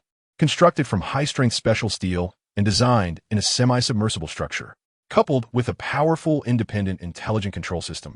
This yacht could withstand winds of up to level 10 and waves reaching 10 meters, ensuring exceptional safety and rendering it truly one-of-a-kind. The entire vessel was powered by wind, solar, diesel, and hydroelectric systems, guaranteeing uninterrupted electricity supply. Xiao Yang was thoroughly pleased, yet he harbored concerns about insufficient funds. Such a colossal asset would undoubtedly command a hefty price. As anticipated, the starting bid for this lavish yacht was set at 400 million. Nonetheless, Xiao Yang was unwilling to concede. He was determined to acquire this vessel. In a world ravaged by cataclysm and deluge, where humanity struggled profoundly, he could not afford to endure such hardships again after his rebirth. If his finances fell short, he would resort to alternative means, he mused. 450 million. I shall run. Claim it. As long as no one contests me, I shall treat everyone to a thrilling deep-sea adventure, with all expenses covered by me. Upon hearing Xiao Ren's declaration, several eager young scions of affluent families decided against competing. After all, who would not relish a complimentary excursion? They could easily save their funds for a smaller vessel. Noticing the crowd's favorable response, Xiao Ren felt a swell of pride and prepared to finalize the payment. However, before he could proceed, a voice rang out, wait, I bid 500 million. The crowd erupted in astonishment at Xiao Yang's audacious counteroffer. Was the eldest son of the Xiao family intentionally challenging the second son? Though he was indeed wealthy, it was undeniable that Xiao Ren possessed far greater affluence, with stakes in a 20 billion conglomerate. This sum was trivial to him. Yet, the unfolding drama had only just begun. Chapter 10. Completion of the Sanctuary. Hearing the murmurs and discussions around him, Xiao Run felt a wave of embarrassment wash over him. Xiao Yang, you wish to contest me? Let us see what you can bring to the table. He muttered through gritted teeth, then bellowed at the top of his lungs. I bid 700 million. This yacht shall be mine. At this juncture, money had become inconsequential. Preserving his dignity was paramount. 700 million was his limit. Yet he speculated that Xiao Yang's funds were also dwindling, leaving him with a strong conviction of victory. Indeed, after Xiao Ren's bid, Xiao Yang hesitated, refraining from immediately countering. The crowd had even begun to extend their congratulations to Xiao Ren. Just as the host was about to finalize the bidding, Xiao Yang's voice suddenly pierced through the commotion. I shall invest 1 billion. I shall secure this yacht today. The crowd gasped in astonishment, gazing at Xiao Yang as if he had lost his senses, wondering if he was truly wealthy enough to indulge in such extravagance. Xiao Run, infuriated, burst into laughter, exclaiming, Xiao Yang, you may shout your price, but do you truly possess such wealth? Do not create chaos here. With a smile, Xiao Yang replied, I do not possess that much money, but I can pay an initial deposit of 800 million, with the remaining 200 million settled the day after tomorrow. The organizers have not stated that this is unacceptable, have they? The organizer, realizing the opportunity, responded, it is not impossible. They were not foolish. With the bidding soaring to 1 billion, they were indifferent to whether the payment was made today or in 2 days. A voice from Xiao Ren's side raised a concern. What if you back out? Wouldn't that hinder our brother Ren's desire to purchase and his plans to set sail? The organizer considered this and agreed that a contract was necessary. As for the terms, they could draft an agreement stipulating that should Xiao Yang fail to pay the remaining 200 million by the designated time, the 800 million deposit would be forfeited to the organizers. How magnificent! The crowd collectively inhaled sharply. To relinquish 800 million so nonchalantly was an audacious display of wealth. It appeared that young Master Xiao was indeed confident. Xiao Ren furrowed his brow, pondering whether Xiao Yang had a hidden strategy. Was he planning to liquidate his stockpiled goods merely to purchase a yacht? Regardless, he could not raise his bid any further. 700 million was his limit. The organizers, pleased with Xiao Yang's proposal, readily accepted the terms of this seemingly risk-free transaction. Ultimately, Xiao Yang achieved his desire, and the yacht was officially his. As Xiao Yang reveled in his triumph, many beautiful women, drawn to his ostentation, gravitated towards him, playfully brushing against him to express their affection. Meanwhile, Xiao Ren fumed with frustration, feeling thoroughly humiliated. Having been bested by Xiao Yang twice, he could no longer contain his ire. Since you wish to seize everything from me, do not blame me for being ruthless. I shall ensure your downfall. With a venomous glare at Xiao Yang, he stormed away. Xiao Yang, elated by his acquisition, proceeded to order 100 amphibious cabins during his browsing session. These cabins, measuring 10 meters in length and shaped like capsules, were equipped with all necessary amenities akin to those found in a motorhome. Each cabin featured 4 space pod sleeping arrangements, reminiscent of a university dormitory. Notably, they were designed to withstand tsunamis and could be interconnected in any direction. This, Xiao Yang realized, meant that if fully linked together on the water, they would form a veritable aquatic base. Moreover, they could serve as residences on land, a perfect dual-purpose solution. Due to the bulk order of the cabins, they would not participate in the auction. Xiao Yang paid the deposit and arranged for the delivery of the 100 cabins to the warehouse the following day, planning to settle the remaining balance alongside the yacht 2 days hence. Having completed these tasks, Xiao Yang felt that his endeavors for the day were nearly concluded and that it was time to return, as his finances were running low. During this interval, Zhou Fei approached him to introduce several affluent young gentlemen, among whom were the sons of the tobacco company president and a major pharmaceutical corporation's chief executive. As Xiao Yang pondered how to procure supplies, he seized the opportunity to utilize these connections, ultimately deciding to invest the remaining tens of millions into tobacco and pharmaceuticals. Much to the delight of the 2 young men, Zhou Fei and his companions extended an invitation to Xiao Yang to join them for an exhilarating game that evening, but he politely declined. He reiterated his stance. He was willing to engage in certain activities, yet he had no inclination for collective endeavors of that nature. When Xiao Yang arrived by car to pick up Mei Qiu from Mu Wanqing's school, he simultaneously received a call from Mu Guang, informing him that the villa had been renovated as requested and was ready for inspection. Eagerly, Xiao Yang took Mei Qiu and set off to behold his creation, acknowledging that a significant portion of the credit belonged to Mu Wanqing. Upon reaching the villa in Zijin Mountain, Xiao Yang was astounded by the transformations that had taken place. The swimming pool had been sealed off and converted into a water reservoir, filled to the brim with pristine water. Above it, a thermal enclosure had been constructed to mitigate noise from the generator, which was now housed alongside a large diesel generator set.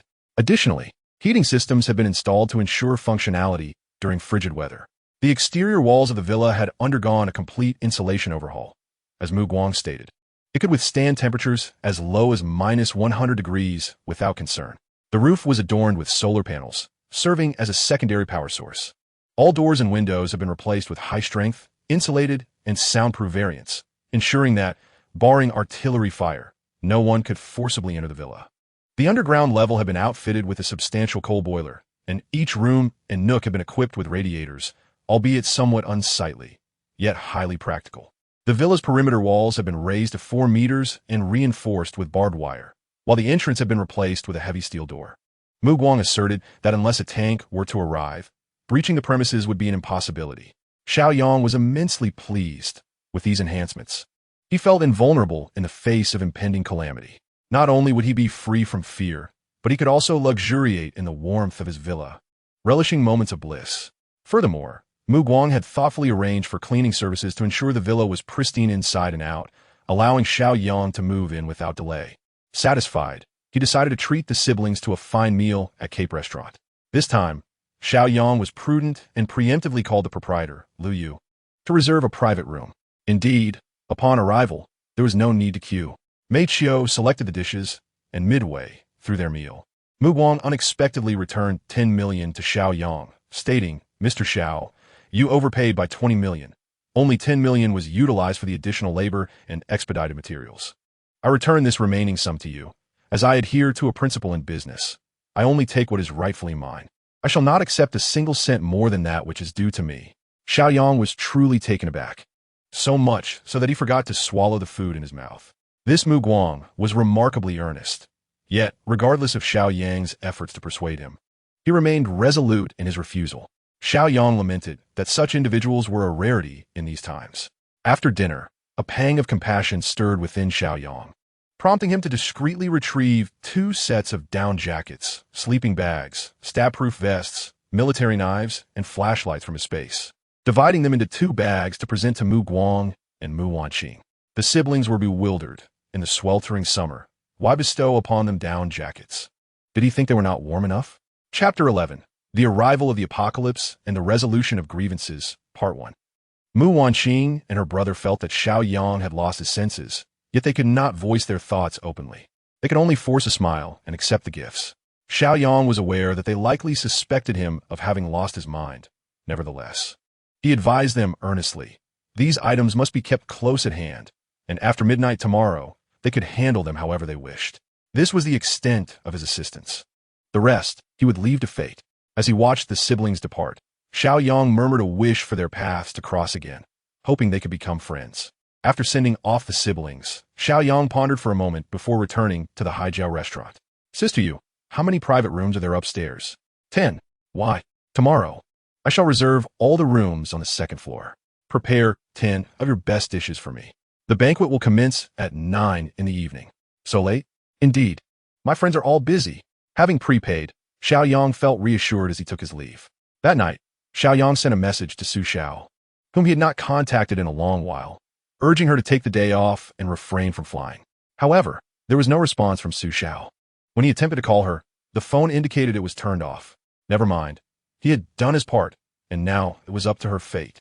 With that, he did not consider himself entirely heartless. Early the next morning, staff delivered the Conqueror heavy-duty off-road vehicle to the villa. After Xiao Yang and the others departed, he promptly stored the vehicle in his space. He then proceeded to the warehouse to collect cigarettes, pharmaceuticals, and a makeshift shelter.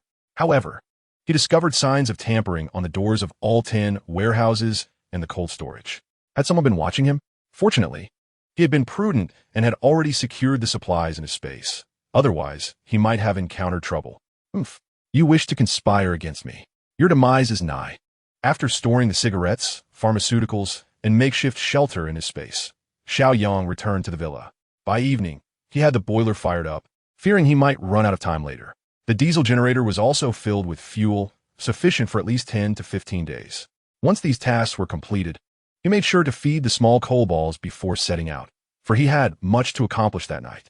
The city of Haicheng was ablaze with lights, bustling with activity. The elderly ladies in the square danced passionately, their enthusiasm ablaze. If all continued as usual, they would rise early the next morning, vying with the youth for buses to queue at a distant supermarket for discounted eggs. In the park's grove, university couples whispered sweet nothings, perhaps contemplating their futures and the creation of their own little homes. However, after tonight, many lives would be extinguished and the past would fade into oblivion. In the villa of Xiao, he learned that last night his men had discovered the warehouse empty, indicating that Xiao Yang had likely disposed of all the goods. The news gnawed at him with frustration. However, they had uncovered that Xiao Yang had recently grown close to a female university student named Mu Wanqing from the Haicheng Art College, possibly in a romantic relationship. Upon hearing this, Xiao Ren's eyes gleamed with intrigue. Could he lure this young woman into his plans? By sheer coincidence, a former student he had engaged with was from the same institution and had offered to arrange a meeting. Xiao Ren's expression twisted malevolently as he declared, "Xiao Yang, just wait. Tonight, you will experience the bitterness of losing something dear." At 9 o'clock, Xiao Yang arrived punctually at the Haijiao restaurant. When Lu Yu noticed he was alone, she inquired with surprise, "Is it just you? Where are your friends?" Xiao Yang, feeling a twinge of guilt, replied evasively, "Let us not dwell on that. Just serve the dishes." Once all the meals from the 10 private rooms were brought out, Xiao Yang instructed Lu Yu, "Sister Yu, please ensure everyone leaves. No one is to enter without my invitation." Lu Yu regarded him with a sympathetic glance, understanding the awkwardness of inviting friends who had not shown. Yet, she thought to herself, your character leaves much to be desired. After everyone had exited, Xiao Yang stealthily moved through each room, preparing to store the food in a space. Finding it cumbersome to collect each dish individually, he decided to encompass whole tables instead. Ultimately, he stored 9 tables, leaving one behind. Having completed this task, Xiao Yang descended, handing Lu Yu 10,000 yuan. "Sister Yu, please keep the banquet set. My friends will arrive shortly, and consider this as your overtime pay." Without waiting for her response, he departed. Lu Yu thought to herself, "Why must you put on such a brave front?" Xiao Yang then hurried to the port where the yacht was docked. The staff recognized him immediately. "Young Master Xiao, what brings you here at this hour?" Xiao Yang replied, "The final payment is due tomorrow, so I wanted to check on the yacht tonight." The staff, having no reason to doubt him, quickly escorted him to the vessel. The yacht was immaculate, and Xiao Yang expressed, "I wish to be alone for a while. You may return to your duties." Once the staff had departed, confident that such a large yacht could not easily be stolen, Xiao Yang extended his hand, drawing the yacht into his space. The effort drained him, leaving him slightly fatigued. As Xiao Yang departed, the staff bid him farewell. "Young Master Xiao, see you tomorrow." Xiao Yang replied, "Goodbye. Never again." Now that all matters were settled, only the final grievances remained. It was 11 o'clock, and an hour was sufficient. Just as Xiao Yang prepared to drive to the villa of Xiao Ren and his mother, his phone rang. Upon checking, he saw it was a call from Xiao Ren. Once connected, he heard Xiao Ren's sinister laughter. "Xiao Yang, if you wish to prevent your girlfriend, Mu Wanqing, from being harmed, hurry to the Zijing Mountain Villa." Stunned, Xiao Yang wondered how Mu Wanqing had been dragged into this. However, since they had delivered themselves to him, it spared him the trouble of searching. He hastily drove back, remembering to call Zhang Li, instructing her to meet at the Zijing Mountain Villa for a serious discussion. Neither mother nor daughter could be left behind. Upon arriving at the villa, he noticed a business van and a Lamborghini parked at the entrance. Seeing Xiao Yang return, Xiao Ren emerged from the Lamborghini, followed by a group of 8 or 9 people disembarking from the van. Mu Wanqing had tape over her mouth and her hands bound. She was dragged from the vehicle, followed by Wang Min, a classmate he had encountered at the Haijiao restaurant. Upon seeing Wang Min, Xiao Yang quickly deduced the situation. "Inside talk?" He gestured towards the villa. "Damn it, of course we'll talk inside. Look at how you've turned the outside into a prison. I must see how you've desecrated the interior." Xiao Ren retorted angrily. As soon as they entered the villa, Xiao Yang was subdued from behind. His entire body was searched, and, after confirming he bore no weapons, he was released. "Look what you've done, turning my villa into this. It resembles a refuge. Are you preparing for an apocalypse?" Xiao Ren exclaimed in exasperation upon witnessing the disarray. Xiao Yang paid him no mind, merely pointing at Mu Wanqing and stating coldly, "Release her. I have nothing to do with her. Using her to threaten me is futile. What do you mean you have nothing to do with her? To me, you two appear to be in a romantic relationship. You're either picking her up or dropping her off, dining together," Wang Min interjected, seizing the opportunity to avenge the previous humiliation. Silence. When a man speaks, a woman should not interrupt. "Step aside." Xiao Ren barked at Wang Min, who flinched and retreated. Silenced. "Xiao Yang, since you claim you and she are unrelated, it makes things easier. Such a pure and beautiful girl has caught my interest. Tonight, I shall indulge myself. You want tea mine, will you?" Xiao Ren said with a laugh, loosening the collar of his shirt. "Why is it so hot in here? Perhaps I should undress now. How about a live performance for you, Xiao Yang?"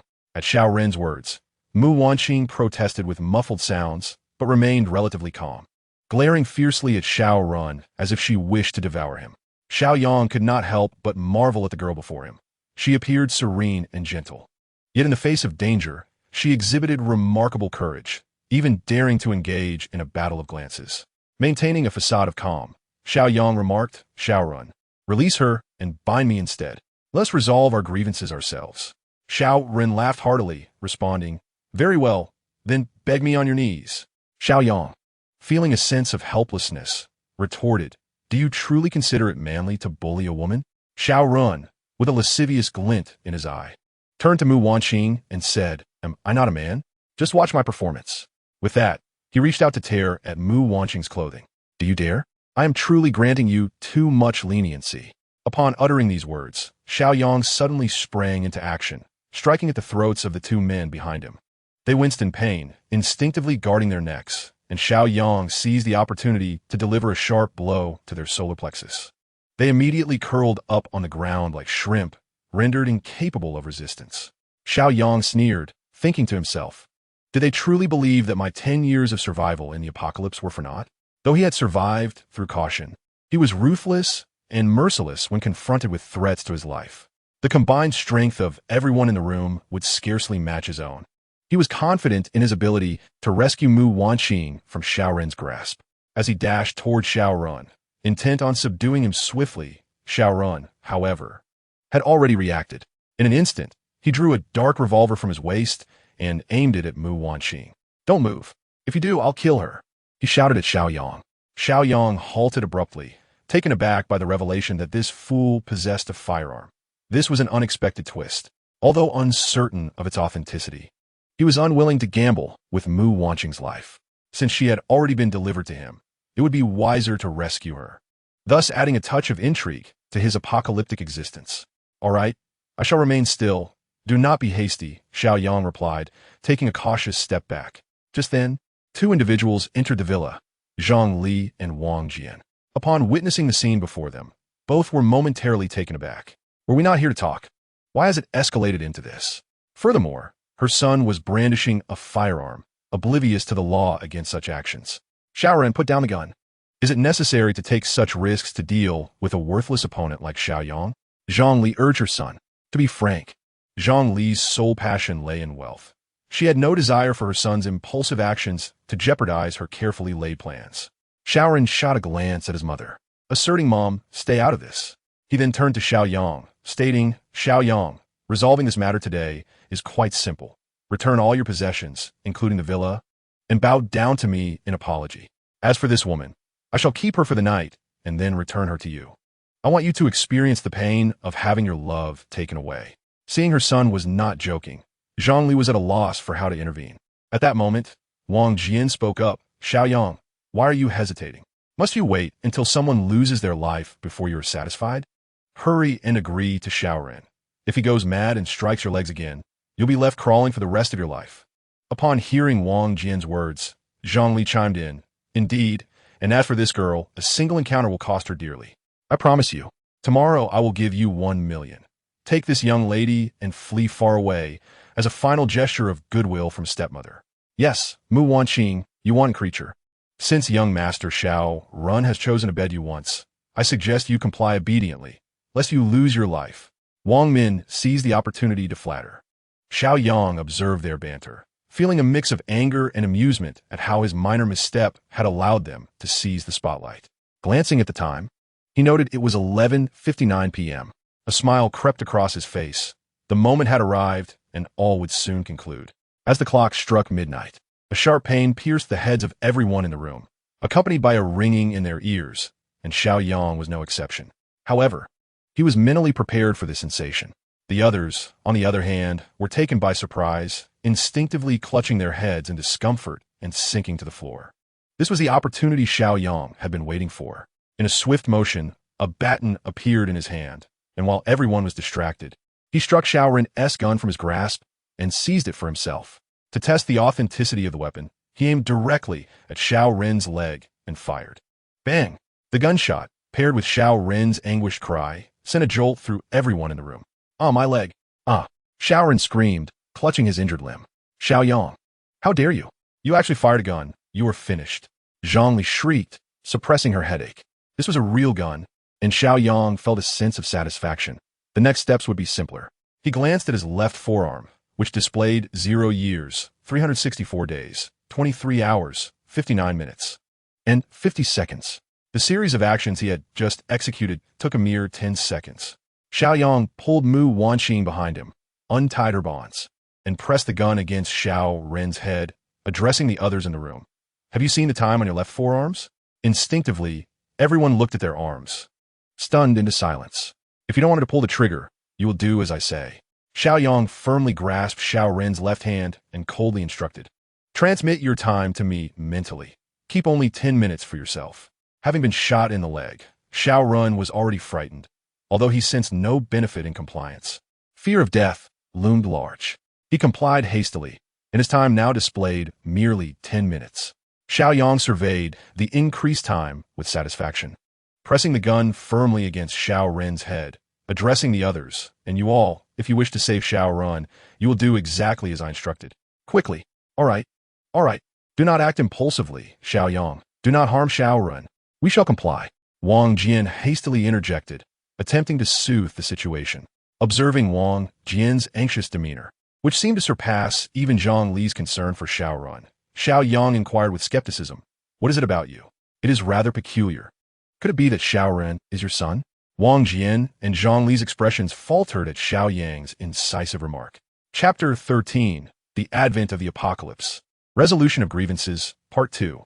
Realizing their discomfort, Xiao Yang suddenly grasped the situation. "Oh my! Xiao Feng, you have been cuckolded." Ah. No wonder Wang Jian is ever present. It seems he truly is the neighborly old Wang, a veritable master of stealth. "Well then, today, I, Xiao Yang, shall cleanse your household of its transgressions, repaying your act of procreation. You truly are a pair of unscrupulous lovers." I wondered why Xiao Ren bore such a piggish visage. It turns out he takes after Wang Jian. "Oh no, I misspoke. It is Wang Ren," Xiao Yang mocked. Wang Jian, upon hearing this, could only suppress his fury, enduring the ridicule in silence. "Come now, cease your dawdling.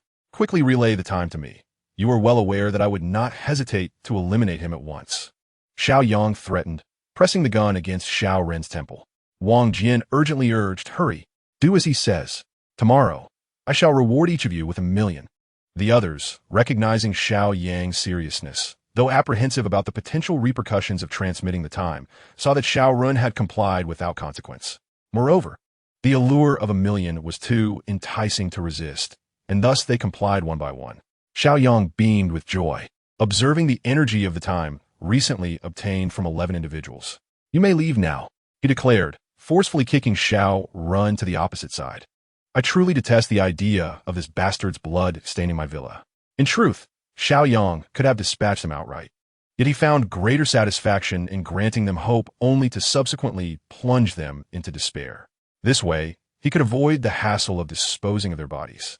Zhang Li and Wang Jian swiftly assisted the gravely injured Xiao Ren, with Wang Jian glaring fiercely at Xiao Yang, declaring, "Xiao Yang, I care not what confidence you possess. Just for the shot you have fired, prepare to rot in prison." He then hurriedly summoned others to carry Xiao Ren to the hospital. Taking advantage of Xiao Yang's distraction, Wang Min attempted to slip away, only to be intercepted by Mu Wanqing, who swiftly blocked her path. "Halt! Slap! Slap! Slap!" 3 resounding slaps struck Wang Min's face, causing blood to trickle from the corner of her mouth. "My brother has taught me since childhood that to those who treat us kindly, we shall repay with double kindness. To those who wish us harm, we shall return the favor tenfold. I do not seek trouble, but that does not mean I am easily bullied. From this day forth, I shall strike you each time we meet. I speak with intent. Wang Min gazed into Mu Wanqing's cold, unyielding eyes, suddenly feeling as though she was confronting an entirely different person. Was this truly the pure and sweet flower of their academy? A sense of dread enveloped her. Wang Min, now frightened, dared not utter a sound and fled in a state of disarray. Yet, outside, no vehicle awaited her. She had been forgotten. A chill crept over her as she pondered. Was it merely her fear that left her feeling so cold? In the villa, warm as spring, Xiao Yang stood in a daze, gazing at Mu Wanqing, who seemed to have transformed into a different person. Guilt weighed heavily upon him. Miss Mu, I am truly sorry. Today, I have implicated you. Rest assured, Before Xiao Yang could finish his sentence, Mu Wanqing suddenly burst into tears, turning to embrace him. Softness enveloped him, and a faint, delicate fragrance wafted through the air, leaving Xiao Yang momentarily stunned. He could only gently pat her back, offering comfort. Gradually, he realized that this young woman had been tense and fearful all along, holding herself together until now. Once the danger had passed, she could no longer maintain her composure. Nonetheless, her mental fortitude left Xiao Yang deeply impressed. At that moment, Mu Wanqing's emotions were equally complex. She could not fathom why she had clung to Xiao Yang just as she was on the brink of breaking down. It felt as though it were a natural response. In truth, she was terrified. Ever since being deceived by Wang Min and abducted, she had been overwhelmed with fear. However, upon seeing Xiao Yang after being taken out of the car and realizing that her captors intended to use her to threaten him, her fear dissipated. It was inexplicable, merely an instinct, perhaps a woman's intuition. She believed that as long as Xiao Yang was present, there would be no harm. After a brief embrace, as Mu Wanqing's mood gradually calmed, she shyly released her hold on him. Suddenly noticing the time displayed on her left wrist, she curiously inquired, Mr. Xiao, what is this? You seem to understand it well. As she withdrew from his embrace, Xiao Yang felt an unexpected emptiness. Would it have been so wrong to hold on a moment longer? I cannot explain this to you in detail right now, but remember this. You must never let the time reach zero, for it could mean death. Xiao Yang stated with utmost seriousness. Mu Wanqing was taken aback. If what Xiao Yang said were true, then those men had less than 10 minutes left. What did that imply? She dared not contemplate the implications. Although she loathed those individuals, she had never wished for their deaths. Was Xiao Yang being too ruthless? Moreover, his demeanor when he had fired the gun, so resolute and composed, suggested either a remarkable mental resilience or the experience of having taken lives.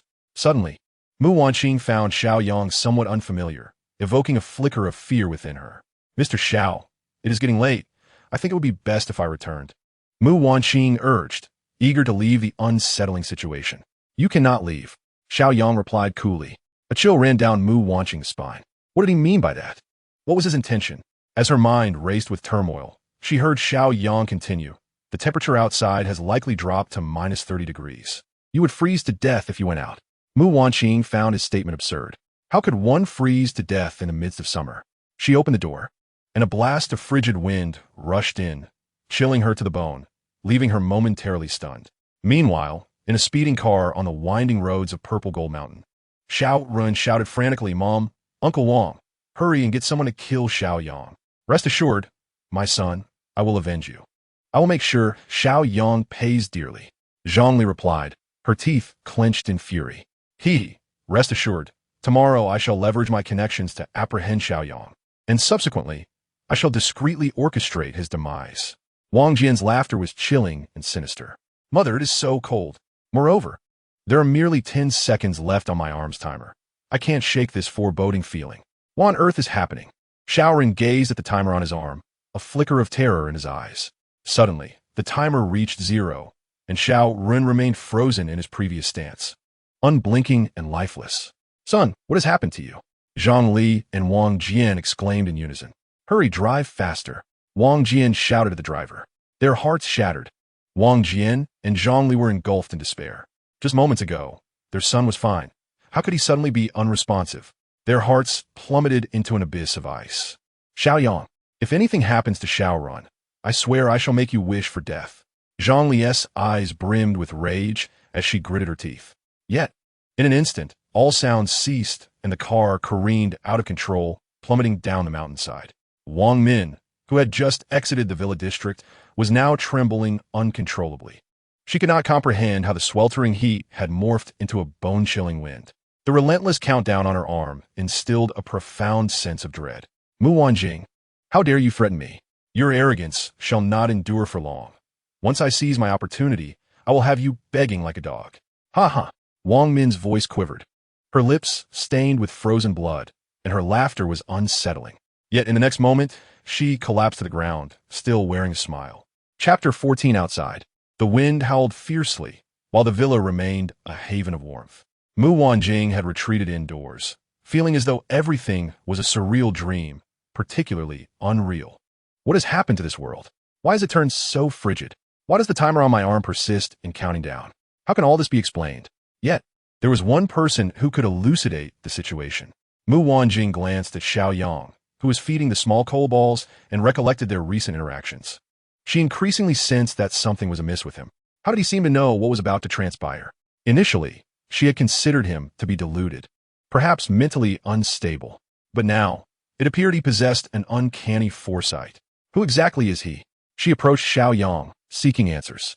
Mr. Xiao, it appears you had foreknowledge of these events. Why? Why? How could Xiao Yang confess that he had been reborn? No one would believe such a tale. Do you believe me if I say I had a dream? Xiao Yang remarked with a smile directed at Mu Wanjing. After a moment's contemplation, Mu Wanjing nodded.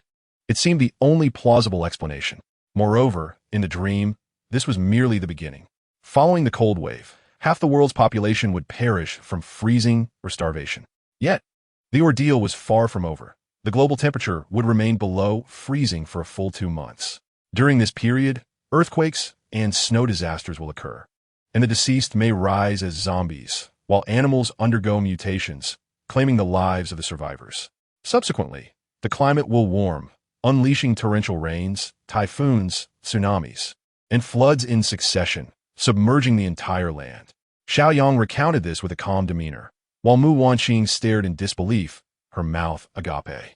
How outrageous! Observing her skeptical expression, Xiao Yang smiled gently and continued, But do you think this is the end? The weather will become increasingly warmer, the water will gradually evaporate, volcanoes will erupt, and people will slowly perish from heat and thirst. Ultimately, extinction awaits. Mu Wanqing gasped in horror. This was utterly tragic. If such were the case, what would be the point of living? She fixed her gaze intently on Xiao Yang, hoping to discern whether he was jesting. Yet, his eyes bore calmness, as if he were merely stating a fact. Moreover, the cold wave had indeed transpired, serving as evidence. Would many truly perish? Suddenly, she thought of her brother, Mu Guang, and a wave of concern washed over her. She wished to call him, yet her phone had been confiscated by that group earlier. Can I please call my brother? I am worried about him, Mu Wanqing implored. Of course, Xiao Yang replied, retrieving his phone and noticing there was still signal. He searched for Mu Guang's number and dialed, but it indicated that the phone was turned off. Mu Wanqing's anxiety escalated, tears welling up in her eyes. What should I do? Is something wrong with my brother? Do not fret.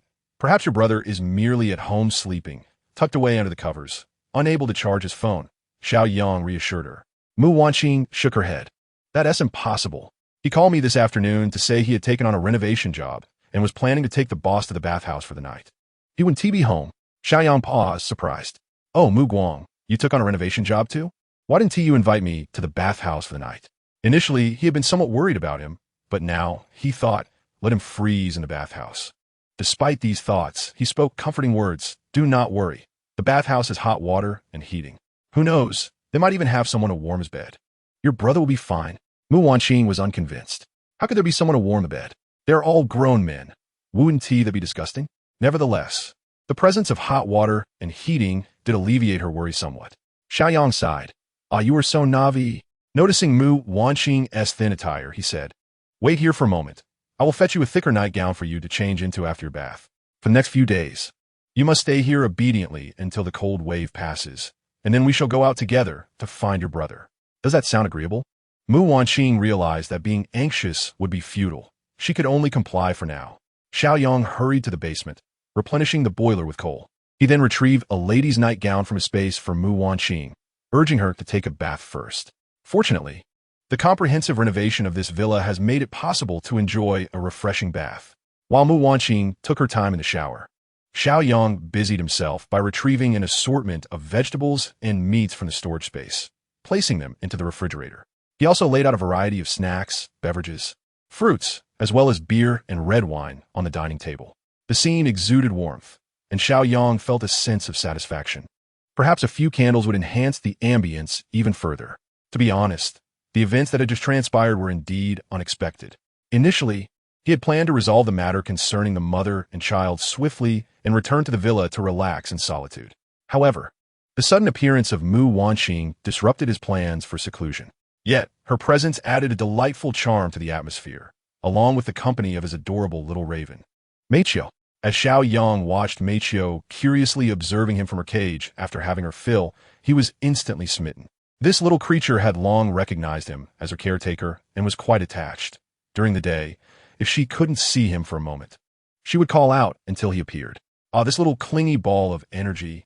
Just as Xiao Yang was preoccupied with amusing Meiqiu, Mu Wanqing emerged from the bathroom, clad in her sleepwear. Upon turning to look at her, he was struck by her beauty. The term lotus emerging from the water came to mind. Indeed, she embodied that very essence. Her damp hair fell loosely about her shoulders, giving her a languid allure, complemented by her captivating features that left Xiao Yang momentarily dazed. The form-fitting black sleepwear accentuated Mu Wanqing's elegance and graceful figure. He couldn't help but marvel at the heavens for bestowing such beauty upon a single individual. Feeling slightly self-conscious under Xiao Yang's gaze, Mu Wanqing adjusted her hair and clothing, inquiring, "Is something wrong? Did I miss something?"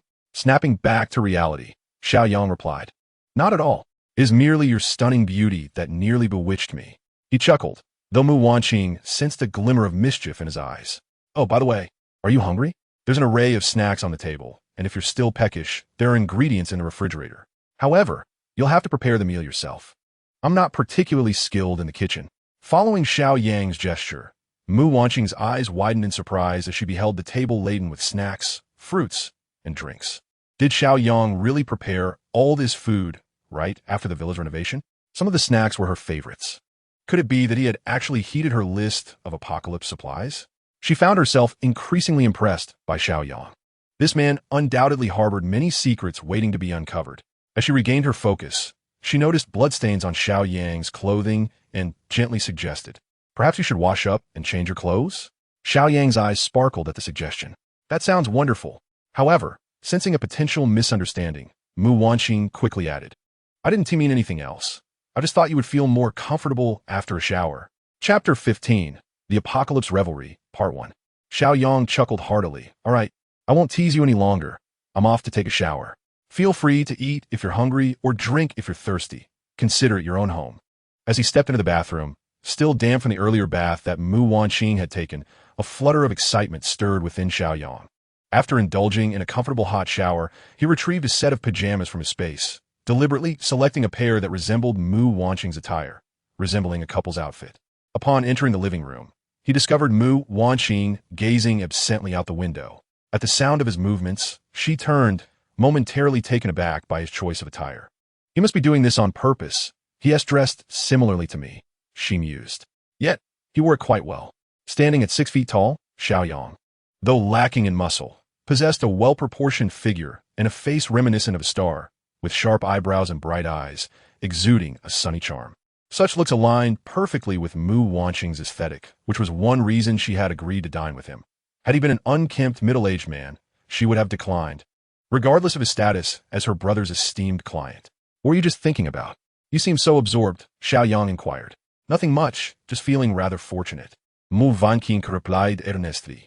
"It's freezing outside, yet here I am, unexpectedly blessed, sheltered from the cold and hunger of the night." Xiao Yang smiled, pulling out a dining chair and gesturing for her to join him. "Well then, don't just stand there, come and eat." Mu Wanqing responded with a slight smile, taking her seat with playful candor. "Then I must thank you for your warm hospitality, President Xiao." "Hee. Please, no more President Xiao. It sounds so distant," Xiao Yang suggested. Mu Wanqing blinked. "Then what should I call you?"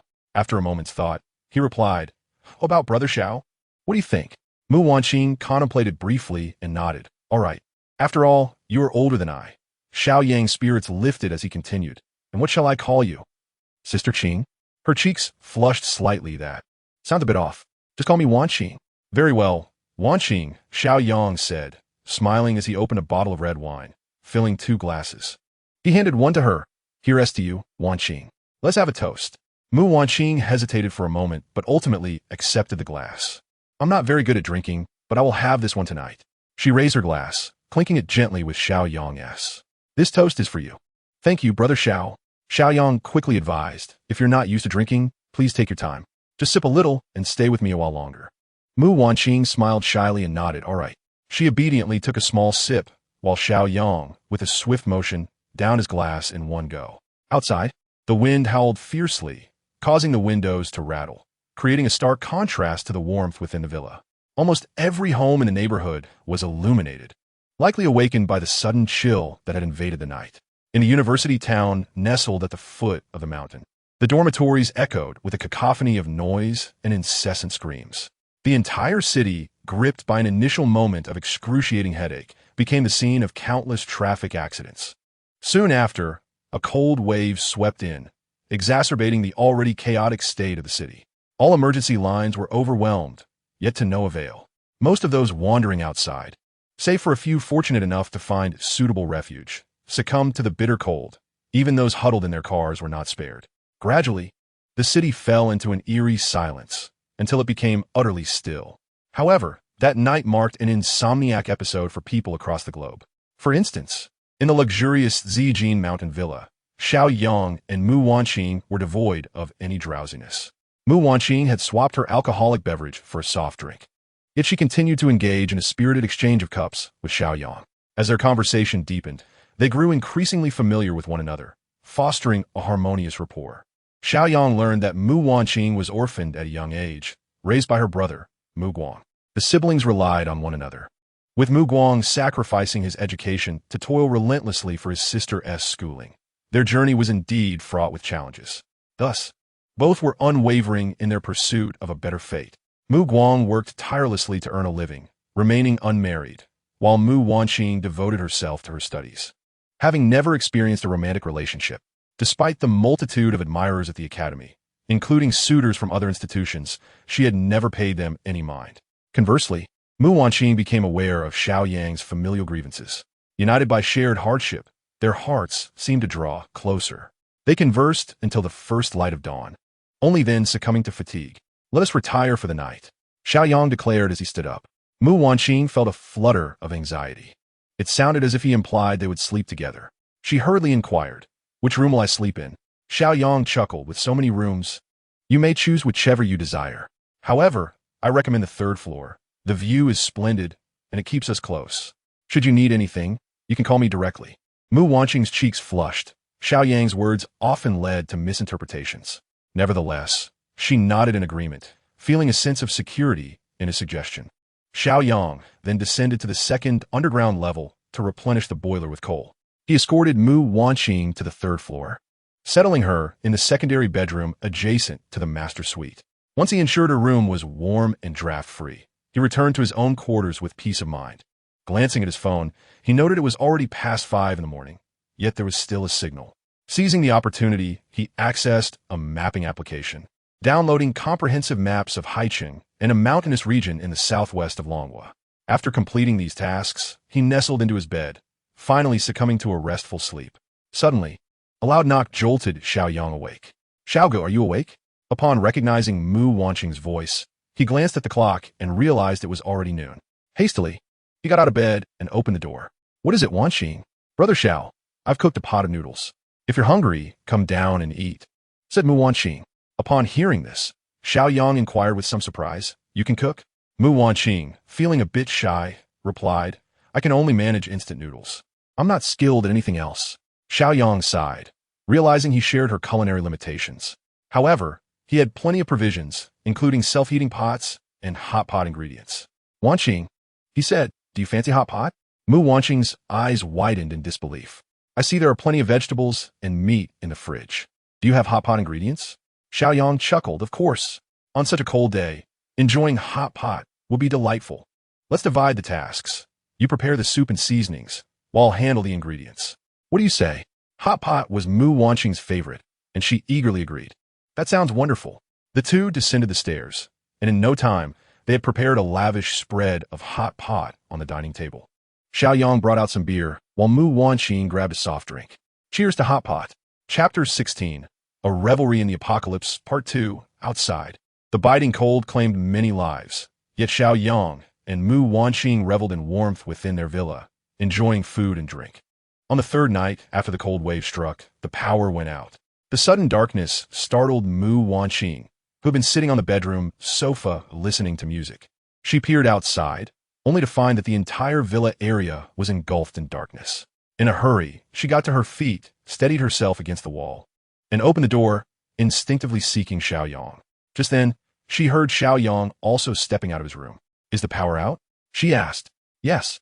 But don't worry, I'll turn on the generator, he replied, starting to leave. Mu Wanqing reached out. Wait, have you dressed warmly? It's freezing outside. However, when she felt Xiao Yang, who was bundled up like a ball, she couldn't help but smile. He truly had prepared for everything. As she reached his collar, she noticed the zipper was not fully fastened. Instinctively, she helped him secure it.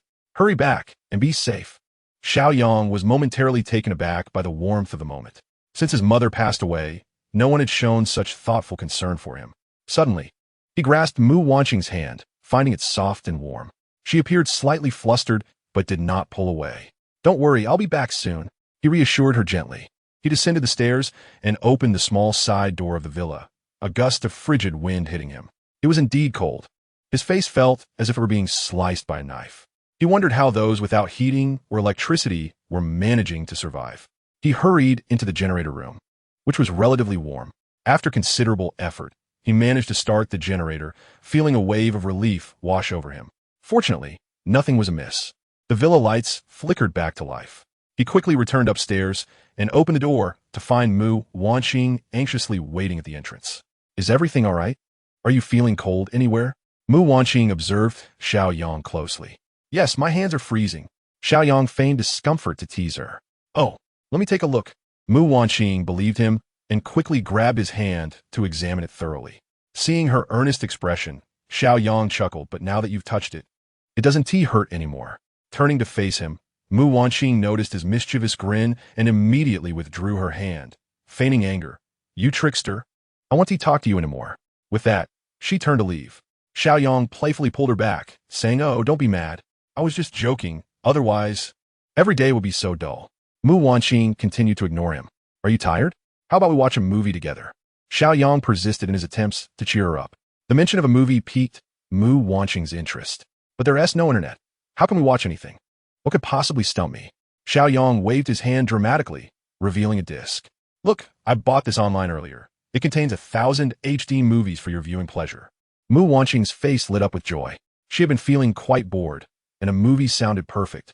Let us go celebrate that we still have electricity and watch a film. The two cheerfully headed to the private cinema on the basement level. In the days that followed, Xiao Yang and Mu Wanqing indulged in a routine of eating, sleeping, and watching movies. When they grew weary of films, they entertained themselves with their pet crow, Cobalt. The little bird had learned to fly and no longer wanted to remain in its cage, often perching on Xiao Yang's shoulder, its curious eyes fixed on him. Occasionally, it would land on Mu Wanqing's head, playfully ruffling her hair and making her giggle. Having spent so much time together, the little crow had likely come to see them as its parents. The three of them lived joyfully in the warmth of the villa. On the 9th day, the wind outside had ceased, yet the sun remained elusive. After 9 days of revelry, Xiao Yang and Mu Wanqing found themselves growing closer.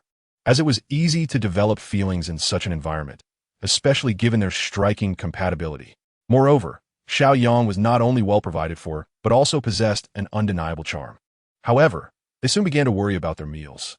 With hot pot, instant food, and snacks, they were quickly losing their appetite. Mu Wanqing reminisced. I just remembered the dishes from the Cape restaurant. I miss them so much. She sighed dreamily, resting her chin on her hand. I feel that if someone were to bring me a few plates of food from the Cape restaurant right now, I would definitely marry them. Although it was a jest. Xiao Yang perked up at her words. Wait, is she implying that for me? He thought excitedly. I actually have dishes from the Cape restaurant in my space, 9 tables worth.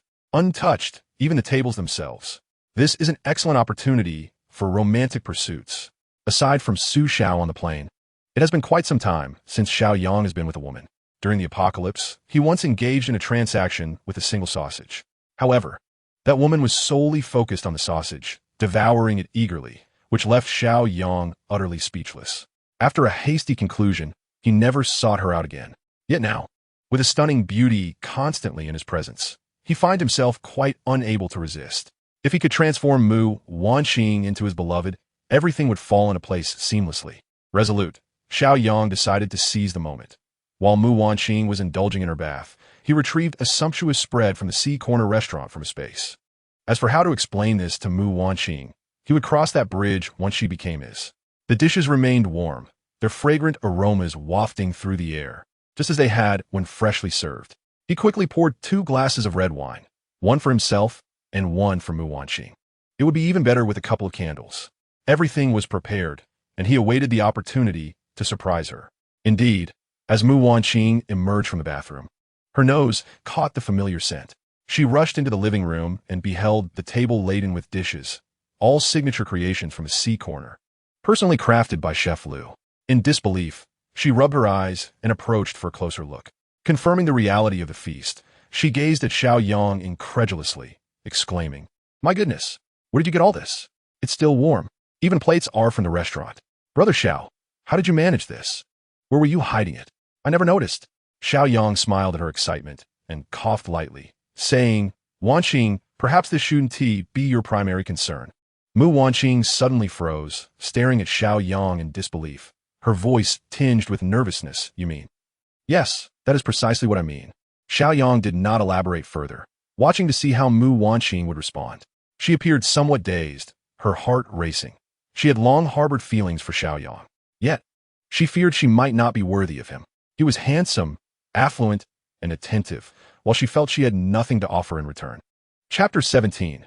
The blossoming affection of Mu Wanqing. Yet, with Xiao Yang going to such lengths, should she still be coy?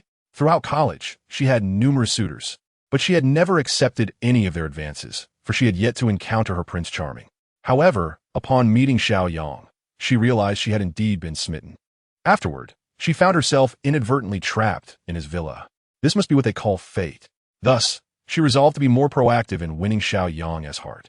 With determination etched on her face, she earnestly asked, "Xiao Yang, may I be your girlfriend?"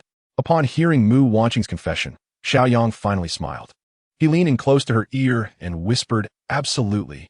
Upon seeing the blush adorning Mu Wanqing's face, Xiao Yang gently lifted her chin, contemplating a tender moment.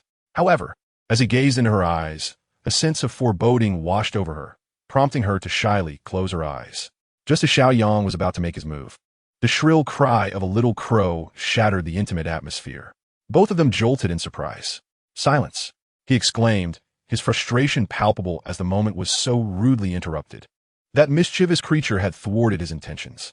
The little coal-black bird squawked in protest, clearly displeased with Xiao Yang's demeanor. The two shared an awkward smile, realizing that any continuation of their previous moment was now impossible. The sumptuous dinner laid out before them beckoned, and they decided to indulge in it first. What began as an uncomfortable gathering gradually blossomed into a delightful dinner, as they adapted to their evolving roles.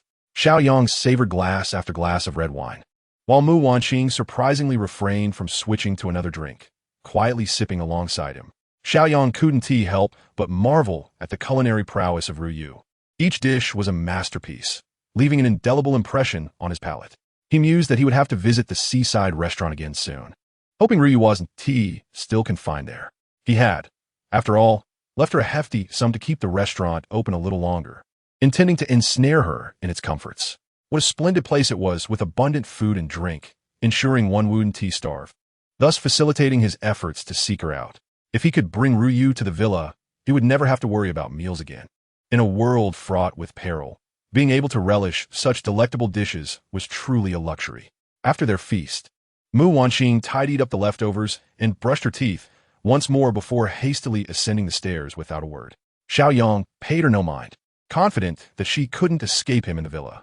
After enjoying a thorough shower and brushing his teeth twice, he felt content as he made his way upstairs. Noticing that Mu Wanqing's door was shut, He knocked lightly and called, "Wanqing, are you asleep?" I'm already asleep. You should go to bed too," came her awkward reply from within. Xiao Yang chuckled to himself, thinking, trying to hide? Not a chance. Oh dear, I might have had a bit too much to drink. And now the room is spinning. I can hardly stand. Could you assist me back to my room? He feigned drunkenness, leaning against the wall. Mu Wanqing, shrouded in her blanket, retorted, "I don't believe you. Oh no, this is dire. I can't walk straight." He continued his charade outside her door. Reluctantly, she peeked out from beneath her blanket, concern etched on her face. "Did you really drink too much?" Xiao Yang smirked quietly. "When have I ever deceived you?" "Oh, I can't take it. I'll just sleep in the hallway." Worrying he might actually sleep there and freeze, Mu Wanqing thought, "Fine, I'll help him. He can't possibly harm me." She hurriedly got out of bed and opened the door, finding Xiao Yang propped against the wall, his eyes glazed over with inebriation. "You really are drunk. Let me help you inside, and then I'll quickly step out. Just make sure to cover yourself with a blanket," she instructed. "All right," he replied with a grin. Xiao Yang gently wrapped his arm around Mu Wanqing's shoulders and slowly led her towards his bedroom. This gesture was imbued with a hint of intimacy, causing Mu Wanqing's cheeks to flush, yet she found herself unable to extricate herself from the situation, forcing her to endure it. Upon entering the bedroom and reaching the edge of Xiao Yang's expansive bed, Mu Wanqing attempted to push him down. However, in a sudden move, Xiao Yang exerted his strength, pinning the unsuspecting Mu Wanqing beneath him. A waft of delicate fragrance enveloped him as he inhaled deeply. Mu Wanqing, flustered and disoriented, tried to rise, but found herself utterly immobilized. With a racing heart, she exclaimed, "Xiao Yang, you trickster!" Yet before she could finish her sentence, he silenced her with a kiss. In that moment, her mind went blank, and her first kiss was lost just like that. The night stretched long, while dreams felt fleeting. It wasn't until the following afternoon that Xiao Yang finally stirred from his slumber. Upon opening his eyes, he was met with the tender gaze of Mu Wanqing, who blushed and exclaimed indignantly, "You liar!" Xiao Yang chuckled heartily. "What have I deceived you about? Pray tell." Mu Wanqing, giggling uncontrollably at his teasing, retorted, "You tricked me." Humph. Ultimately too shy to voice her thoughts, she remained silent. After a brief respite, they finally rose from the bed. Following a warm shower, Xiao Yang thoughtfully prepared a fresh meal for Mu Wanqing, urging her to replenish her strength. As she gazed at the still warm food, she hesitated repeatedly. Her words caught her throat. Xiao Yang sensed her curiosity, but pondered how to reveal the truth. After all, Mu Wanqing was now a part of his life, and he couldn't continuously evade her. "I have awakened to spatial abilities. There are provisions stored within," Xiao Yang declared, conjuring a down jacket into his hands as if by magic. Mu Wanqing gazed at him in disbelief, struggling to accept the astonishing reality before her. Nevertheless, Xiao Yang chose not to divulge all the resources he had accumulated. Some truths could wait until he had grown stronger. As Mu Wanqing collected her thoughts, an idea seemed to strike her, and she eagerly inquired, "So, what about the list of supplies I provided you?" "Yes, I have stored a few items," Xiao Yang replied. Looking at him, Mu Wanqing softly remarked, "You truly continue to surprise me. All because of a dream? You've done so much. Aren't you afraid it might all be a figment of imagination?" Confusion flickered in her eyes. Xiao Yang rubbed his nose thoughtfully, choosing silence. Some things were best kept under wraps. A beautiful lie is a harmless one. Indeed, this dream feels so vivid. Ultimately, I believe my actions are justified, don't you? Mu Wanqing contemplated this as well, realizing that the outcome was what truly mattered. Even if Xiao Yang had his secrets, perhaps they were his to keep, and she had no right to pry. "So, when will I awaken my own abilities?" Mu Wanqing asked, her voice brimming with anticipation. Xiao Yang pondered for a moment, recalling that he had awakened his extraordinary abilities after the cold wave in his previous life. While he was uncertain whether everyone had awakened on the same day, it was likely that it was only a matter of days. There was no need for haste. It should occur within the next few days. Xiao Yang felt a sense of anticipation regarding what kind of abilities Mu Wanqing would awaken. He calculated that the 10 days of the cold wave were nearing their end, and tomorrow's temperature would rise to around -30 degrees, making it feasible to venture outside. With a formidable off-road RV at his disposal, he was not concerned about the temperature. At present, there were 2 tasks he needed to accomplish. One was to assist Mu Wanqing in locating her brother, and the other was to visit the Cape restaurant to see if Liu Yu was there. Of course, even if she were present, There was a chance that she might merely be a cold corpse if luck was not on his side. Nevertheless, Xiao Yang was inclined to take a gamble. Chapter 18. A half bucket of water in exchange for 20 days of energy. The following morning, Xiao Yang rose early and retrieved the Conqueror off-road RV from space, starting the vehicle in advance and turning on the air conditioning so that it would be warm when they were ready to leave. He also took out the revolver he had seized from Xiao Run, which still contained 5 bullets. Firearms were quite useful in the early stages, as they facilitated swift and effortless elimination of adversaries, though the ammunition was somewhat scarce. Such weapons were commonly issued to police officers, so his next step would be to acquire more bullets, perhaps by visiting the police station. He roused the exhausted Mu Wanqing, and the two began to don their clothing. Initially, Xiao Yang had intended for Mu Wanqing to remain behind in the villa, allowing her to rest in the safety of their home. However, she insisted on accompanying him, eager to see her brother if he happened to be at home. Ultimately, her primary concern was that she felt secure only in Xiao Yang's presence. Xiao Yang retrieved 2 tang swords from his space, handing one to Mu Wanqing for self-defense. In the event of danger, she would understand the necessity. He made a gesture across his throat to emphasize the point. Mu Wanqing accepted the sword with a solemn nod. With preparations complete, the two of them boarded the RV and set off. Xiao Yang was unaccustomed to driving such a large vehicle, having never operated one of this magnitude before. However, the roads were devoid of traffic and pedestrians, alleviating his concerns. He cautiously maneuvered the RV out of the villa, noting the absence of any other souls along the way. Given the frigid temperature, it was impossible for anyone to venture outside without superior insulation. Yet, he was aware that the considerable noise of the vehicle would undoubtedly attract the attention of many survivors in the surrounding villas. As they traveled down the winding mountain road, a frozen corpse in the middle of the road caught Mu Wanqing's eye. That appears to be Wang Min. The scene from 10 days prior was still vivid in her memory. From the blink of an eye, Wang Min had transformed into a lifeless body. Mu Wanqing sighed, reflecting on the fickleness of fate. She cast a grateful glance at Xiao Yang, who was focused on driving, realizing that if he had not taken her in, she might have met a similar fate. Sensing the gaze of Mu Wanqing upon him, Xiao Yang smiled faintly, opting for silence as he pressed the accelerator. Driving over the corpse beneath him, the vehicle surged forward, leaving behind a gruesome smear. In the university district beneath Purple Gold Mountain, numerous cars were haphazardly parked along the streets. Scattered along the roadside were several bodies, and quite a few more lay inside the vehicles. Amidst the chilling currents, seeking refuge in the cars proved futile. Without hesitation, Xiao Yang followed Mu Wanqing's lead and drove to the residential area where Mu Guang resided. The community was not far from the university town. Xiao Yang forcefully breached the gate and drove in. Upon reaching the ground floor of Mu Guang's building, they ascended to his floor, where Mu Wanqing eagerly knocked on the door. Unsurprisingly, there was no response, indicating that Mu Guang was indeed not home at that moment. To ascertain that Mu Guang had not succumbed to the cold inside, Xiao Yang retrieved a crowbar from his space and pried the door open. The interior was desolate and empty. Mu Wanqing felt a mixture of joy and worry. She was relieved that her brother had not frozen to death at home, yet anxious that he might be perishing in a bathhouse. The city was replete with bathhouses, and it would be impractical and perilous for Xiao Yang to search each one individually. Mu Wanqing understood this and did not press further. Just as they were preparing to leave, the door of the adjacent apartment swung open. A disheveled woman, swathed in a blanket, stood in the doorway. "Hello, are you here for rescue?" she inquired, her voice trembling from the cold. Mu Wanqing recognized her as the neighbor living across from her brother, someone she occasionally encountered but had never formally greeted. "No," Xiao Yang replied. The woman's expression fell in disappointment, yet she pressed on. "Do you have any water? If you do, could you spare some? My child is desperately thirsty."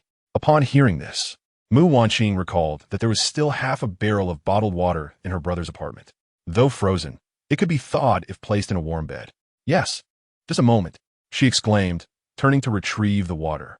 Just as she was about to hand it to the woman, Xiao Yang intervened. "Water is available, but it is not free. You must exchange something for it," he stated matter-of-factly. The woman hesitated, then quickly replied, "I truly have nothing to offer. My phone is dead, and I cannot transfer money." Xiao Yang smiled slightly. "No need for goods or money. You can barter time from your own life." The woman looked astonished. "That can be exchanged? How does that work?" Xiao Yang took the water from Mu Wanqing's hands and asked, "What is your monthly salary?" The woman, perplexed by his question, instinctively responded, 3,000. "In that case, how much would you be willing to pay for this half-barrel of water?" he inquired, lifting the container for her to see more clearly. The woman licked her lips, contemplating before responding, "I could offer 1,000, no, I could manage 2,000. Xiao Yang remarked, "That amounts to 20 days' wages." "Very well, transfer 20 days of time to us, and that half-barrel of water shall be yours." The woman extended her left arm from beneath the covers to take a glance, noting she had over 354 days remaining. Though uncertain of the significance of this time, she felt that relinquishing 20 days for a half-barrel of water was a worthy exchange, ensuring that she and her child would not perish from thirst. Under Xiao Yang's guidance, the woman transmitted the 20 days of temporal energy to Mu Wanqing, who, with satisfaction, received her share of water. Just as she was about to depart, the woman hesitantly inquired, "May I ask what this time truly represents?" Without turning back, Xiao Yang replied, "It represents life. Just remember, do not allow it to become zero, otherwise you shall meet your demise." The woman stood there, momentarily stunned. In the vehicle, Xiao Yang noticed Mu Wanqing's hesitation and chuckled. "Are you wondering why we do not assist them without compensation?" Mu Wanqing nodded, realizing that it was merely a small effort on their part. Xiao Yang's smile faded as he spoke earnestly. "Wanqing, remember, there is no such thing as a free lunch in this world. To obtain what you desire, one must pay the requisite price. If we wish to survive, we must become formidable. The only path to strength is through the acquisition of more temporal energy. Do you understand?" Mu Wanqing pondered Xiao Yang's words and grasped his intent. If, as he had previously suggested, this world was on the brink of annihilation, then survival was the only chance to find a way out. To feel pity for strangers was to be grossly irresponsible to oneself. Furthermore, without Xiao Yang's intervention, she might have needed that half-barrel of water even more. Chapter 19. The encounter of Lu Yu inside the seaside restaurant. Lu Yu found herself trapped on the second floor in a small room with a waitress. This was a space Lu Yu had reserved for her own rest, furnished with a bed and a sofa. However, there was only one blanket available. Lu Yu wrapped it around the waitress and pulled the mattress from the bed to cover herself as they huddled together on the sofa. At that moment, Lu Yu stared blankly at the door, lost in thought, recalling the night the cold front had struck. After Xiao Yang had left, she had indeed prohibited anyone from ascending to the second floor. Concerned that Xiao Yang might return, she had kept 2 waitresses on duty. Meanwhile, a table of patrons downstairs continued to drink, showing no intention of leaving. Time passed swiftly, and as midnight approached, the inebriated patrons settled their bills and prepared to exit. Suddenly, everyone was gripped by a wave of headache. Once the pain subsided, they discovered a change within their bodies, and just as confusion spread among them, the cold front descended. The night was already warm, and the abrupt chill made everyone shiver uncontrollably. Although the circumstances remained unclear, Lu Yu kindly allowed the group of diners to take refuge inside the restaurant, subsequently closing the door behind them. She initially hoped that the situation would improve shortly. However, to her dismay, the temperature continued to plummet, becoming excruciatingly frigid. Fortunately, there was no power outage, allowing Lu Yu to set the air conditioning to warm air, though its effectiveness was minimal. Consequently, Lu Yu and her 2 female servers retreated to the second-floor S-lounge, while the diners sought shelter in a storage room below. Despite the chill, the restaurant was not lacking in provisions, and they could warm themselves with a bit of white liquor. Upon inspecting the private rooms on the second floor, Lu Yu discovered that all 9 were utterly bare, devoid of even tables, leaving her momentarily stunned. However, she could not linger on this perplexity. Fortunately, in the last room, there remained an untouched feast, which proved invaluable, sustaining them for several days. All seemed relatively tranquil until the power was cut, causing the internal temperature to plummet to a level unbearable for human comfort. The 5 diners left downstairs were clearly not of noble character. After consuming their alcohol, they drunkenly ascended, intent on causing trouble. They insisted on crowding into the same room as Lu Yu and her staff. Aware of their ulterior motives, Lu Yu firmly denied them entry. Undeterred, the 5 persisted, seizing the opportunity when one of the servers went to the restroom. They forcibly abducted her and subjected her to violence. Tragically, she succumbed after prolonged exposure to the cold and excessive sweating. Following this incident, the 5 became increasingly brazen, shifting their focus to another server. However, This server was gravely ill with a fever and on the brink of collapse, emboldening the men to prepare to target Lu Yu herself. Their initial hesitance towards her stemmed from her connections in the coastal city. They feared repercussions should they act against her. These 5 men were local bullies, accustomed to wielding power and unafraid of consequence. Given their habitual drunkenness, they were capable of any misdeed. Fortunately, Lu Yu had taken precautions. The door was sturdy, preventing their malicious intentions from coming to fruition. Yet today, as the temperature unexpectedly rose, the 5 grew restless once more, fueled by thoughts of Lu Yu's alluring figure. Bang, bang, bang. The sound of violent kicks against the door reverberated through the air. Lu Yu, startled, quickly grasped an empty wine bottle from the ground, bracing herself at the door. Open up, you wretched woman. Let's relieve our frustrations, and we promise you'll be quite comfortable, shouted one of the drunken men from outside. Come on. You're no innocent maiden. What are you pretending for? Listen, in this area, we are the kings. There is nothing we cannot handle. If you serve us well, we'll ensure your restaurant is well protected. Hurry up. If we break down the door, we want to be so courteous. I trust you are aware of the fate that befell the waitress, that unfortunate girl. Within the confines of the room, Lu Yu trembled in rage, exclaiming, You wretches! I took you in with kindness, and yet you repay me with betrayal. Let me assure you, none of you shall escape. Retribution will undoubtedly be yours. Retribution? It has been several days, yet we have not witnessed any such consequences. The phone lines are dead, and not a single soul can be seen. Enough with the idle chatter. Let's force the door open. Just hearing her voice drives me to the brink. Outside, the group ceased their banter and began to violently assault the door.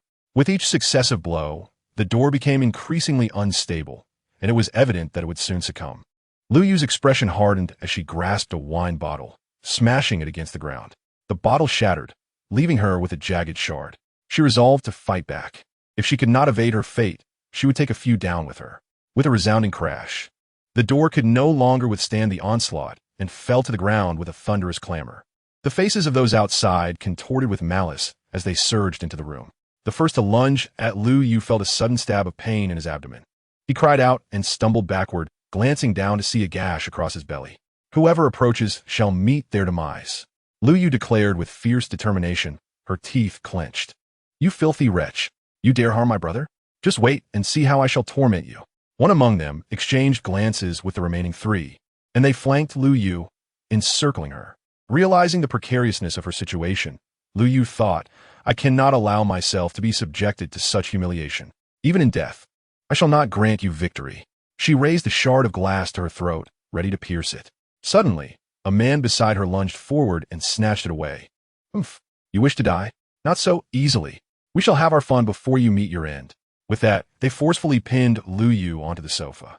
Brother, you go first. The one referred to as brother grinned lewdly. Very well, I shall not hold back. Meanwhile, another idler pulled back the covers of the waitress, feeling her warmth. She is still alive, still warm. I'll take my pleasure with her first. Bro, can you at least bandage my wound? The injured man lamented while seated on the floor.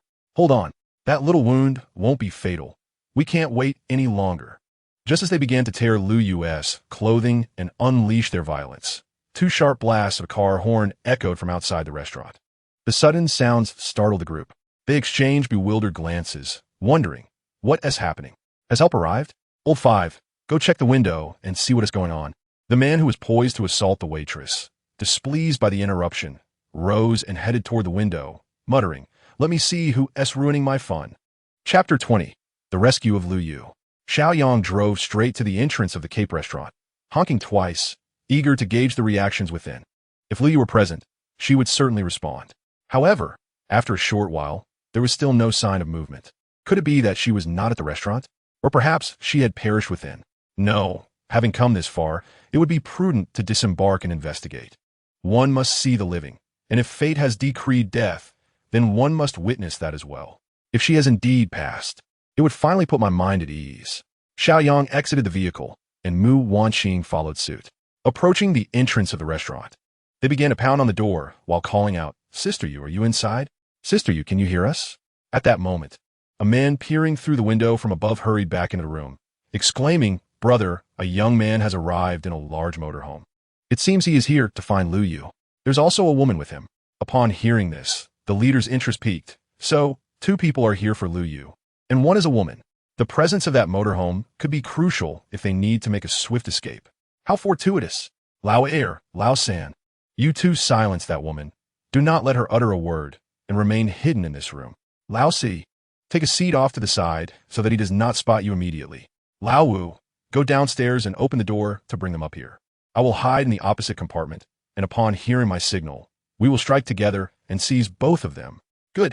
Meanwhile, Lu Yu, who had temporarily evaded disaster, was puzzled as to who could be seeking her at such an hour. Regardless of their identity, this might be her only opportunity to escape from her captors. She could not allow these individuals to succeed. Failure would lead to her utter ruin. Xiao Yang, standing at the entrance of the restaurant, was about to pry the door open with a crowbar when, unexpectedly, the roll-up door swung open, revealing a disheveled man inside. Surprise, Xiao Yang Tog. How is there another man here? The man bore a fierce countenance and reeked of alcohol, clearly not a member of the restaurant staff. Who are you? Where is Sister Yu? Xiao Yang inquired, his tone laced with caution. Oh, I'm a friend of Sister Yu, fortuitously trapped here. She is unwell and cannot come down from upstairs. She sent me to guide you to her. The speaker was none other than Lao Wu from the group, striving to maintain a semblance of a smile, though it appeared more grotesque than cheerful. Xiao Yang considered for a moment and replied, All right, lead the way. With only this one man before him, Xiao Yang did not regard him as a threat, especially as he bore no weapon. As they entered the restaurant, Lao Wu's gaze lit up upon seeing Mu Wanqing's beauty. Such a stunning and youthful woman. Today is indeed my lucky day. Feeling the man's lecherous stare, Mu Wanqing shot him a disdainful glare. Lao Wu, invigorated by her fiery spirit, thought, She has character. I like that. Once they were inside, Lao Wu hastily pulled down the roll-up door, plunging the restaurant into dimness. Why are you closing the door? Mu Wanqing asked, her voice tinged with suspicion. Huh, isn't it cold? Come on, let us head upstairs. Sister Yu is waiting for you.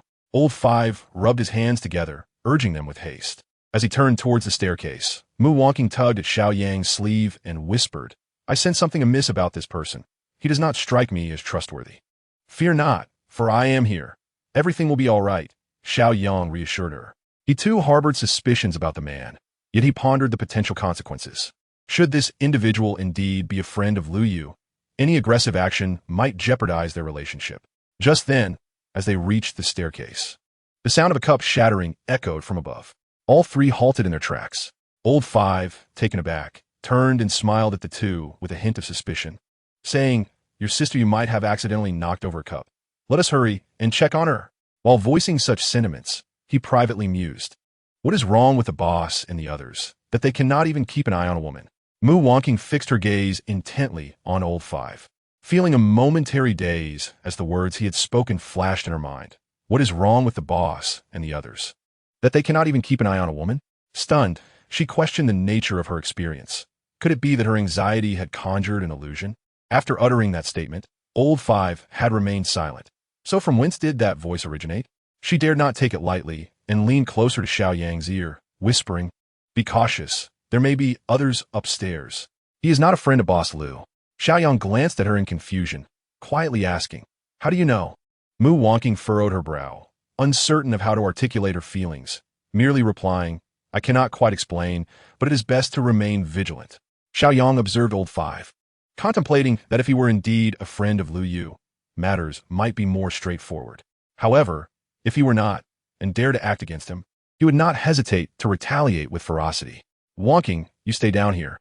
I will go check on Sister Yu. Given the potential danger, it was prudent to keep Mu Wanqing away. Should an unexpected situation arise, her presence could hinder him. Understanding his intent, Mu Wanqing took a few steps back and agreed. All right. Seeing that Mu Wanqing would not ascend, Old Five grew anxious. Nevertheless, he realized there was only Xiao Yang alone without any weapon. Subduing him would be a matter of moments. Once he had him under control, how could he allow this young lady to escape? As Xiao Yang followed Old Five upstairs, he discreetly retrieved a military knife from his space and gripped it firmly. When they arrived at the door of Lu Yu's room, a figure suddenly erupted from the private booth behind them. Make your move. Old Five turned abruptly, lunging at Xiao Yang. Anticipating this, Xiao Yang drew his military knife and struck behind him. The leader of the group, caught off guard by Xiao Yang's weapon, was pierced in the thigh and let out a pained cry, stumbling backward. Old 5, witnessing this, instinctively attempted to retreat, but before he could react, Xiao Yang delivered a powerful kick, sending him sprawling to the ground, unable to rise. "Be careful, he has a knife," the wounded leader shouted into the room. Without hesitation, Xiao Yang advanced, delivering another blow to the leader's other leg. "Ah!" the leader screamed in agony. "Everyone come out," Xiao Yang commanded, directing his voice into the room. A sudden commotion erupted within the room, followed swiftly by 2 men dragging a woman to the doorway. The woman was none other than Lu Yu, her neck pressed against a jagged shard of a wine bottle by a man referred to as Lao Er. Upon seeing Xiao Yang, Lu Yu's expression shifted to one of shock. "How could he possibly be here? Your sister Yu is in our grasp. Lay down your weapon, or I shall take her life," Lao Er declared menacingly. Xiao Yang, however, was far from intimidated. He chuckled coldly. "It seems you have miscalculated. It is you who must release Sister Yu, or I shall take your life." With that, he pressed his knife against the throat of the leader. Lao Er and Lao Sen exchanged bewildered glances. How had they been turned into the ones being threatened? "Do not think we are unwilling to act," Lao Er retorted, applying pressure so that the shard pierced Lu Yu's neck, hoping to coerce Xiao Yang into submission. Enraged, Xiao Yang retaliated by stabbing the leader in the leg. "Do not push me. I strike hard." The leader, now wincing in pain, gritted his teeth and admonished Lao Er and Lao San. "Are you intent on my demise? Release that woman at once." Reluctantly, Lao Er conceded. "We can let her go, but you must first free my brother." Xiao Yang shook his head, remaining silent as he raised the military knife, poised to strike the leader's leg once more. All right, we will release her." Lao Er and Lao San, now desperate, realized the severity of their situation. This young man was unyielding, ready to inflict harm at the slightest provocation. "Sister Yu, hurry downstairs. I will handle this," Xiao Yang called out to Lu Yu. Lu Yu cast a deep gaze at Xiao Yang, bewildered by his willingness to rescue her, having only crossed paths twice before. Yet, her gratitude towards him was profound. Without his intervention, her fate would have been dire. She dare not contemplate the alternative, her tattered clothing rendering her vulnerable to the cold as she shivered her way toward Xiao Yang. At that moment, Mu Wanqing hurried up the stairs, a tang knife in hand. She had heard the commotion below and rushed to retrieve a weapon before returning swiftly. "Wanqing, keep an eye on Boss Lu and wrap her in something warm," Xiao Yang instructed, noting the expanse of Lu Yu's exposed skin.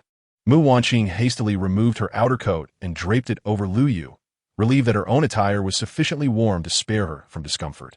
"We have released the woman. May we now have my brother back?" Lao Er inquired. Xiao Yang smiled. "Patience, I still require something from you." With that, he seized the leader's left hand. "Do you see the time on your arm?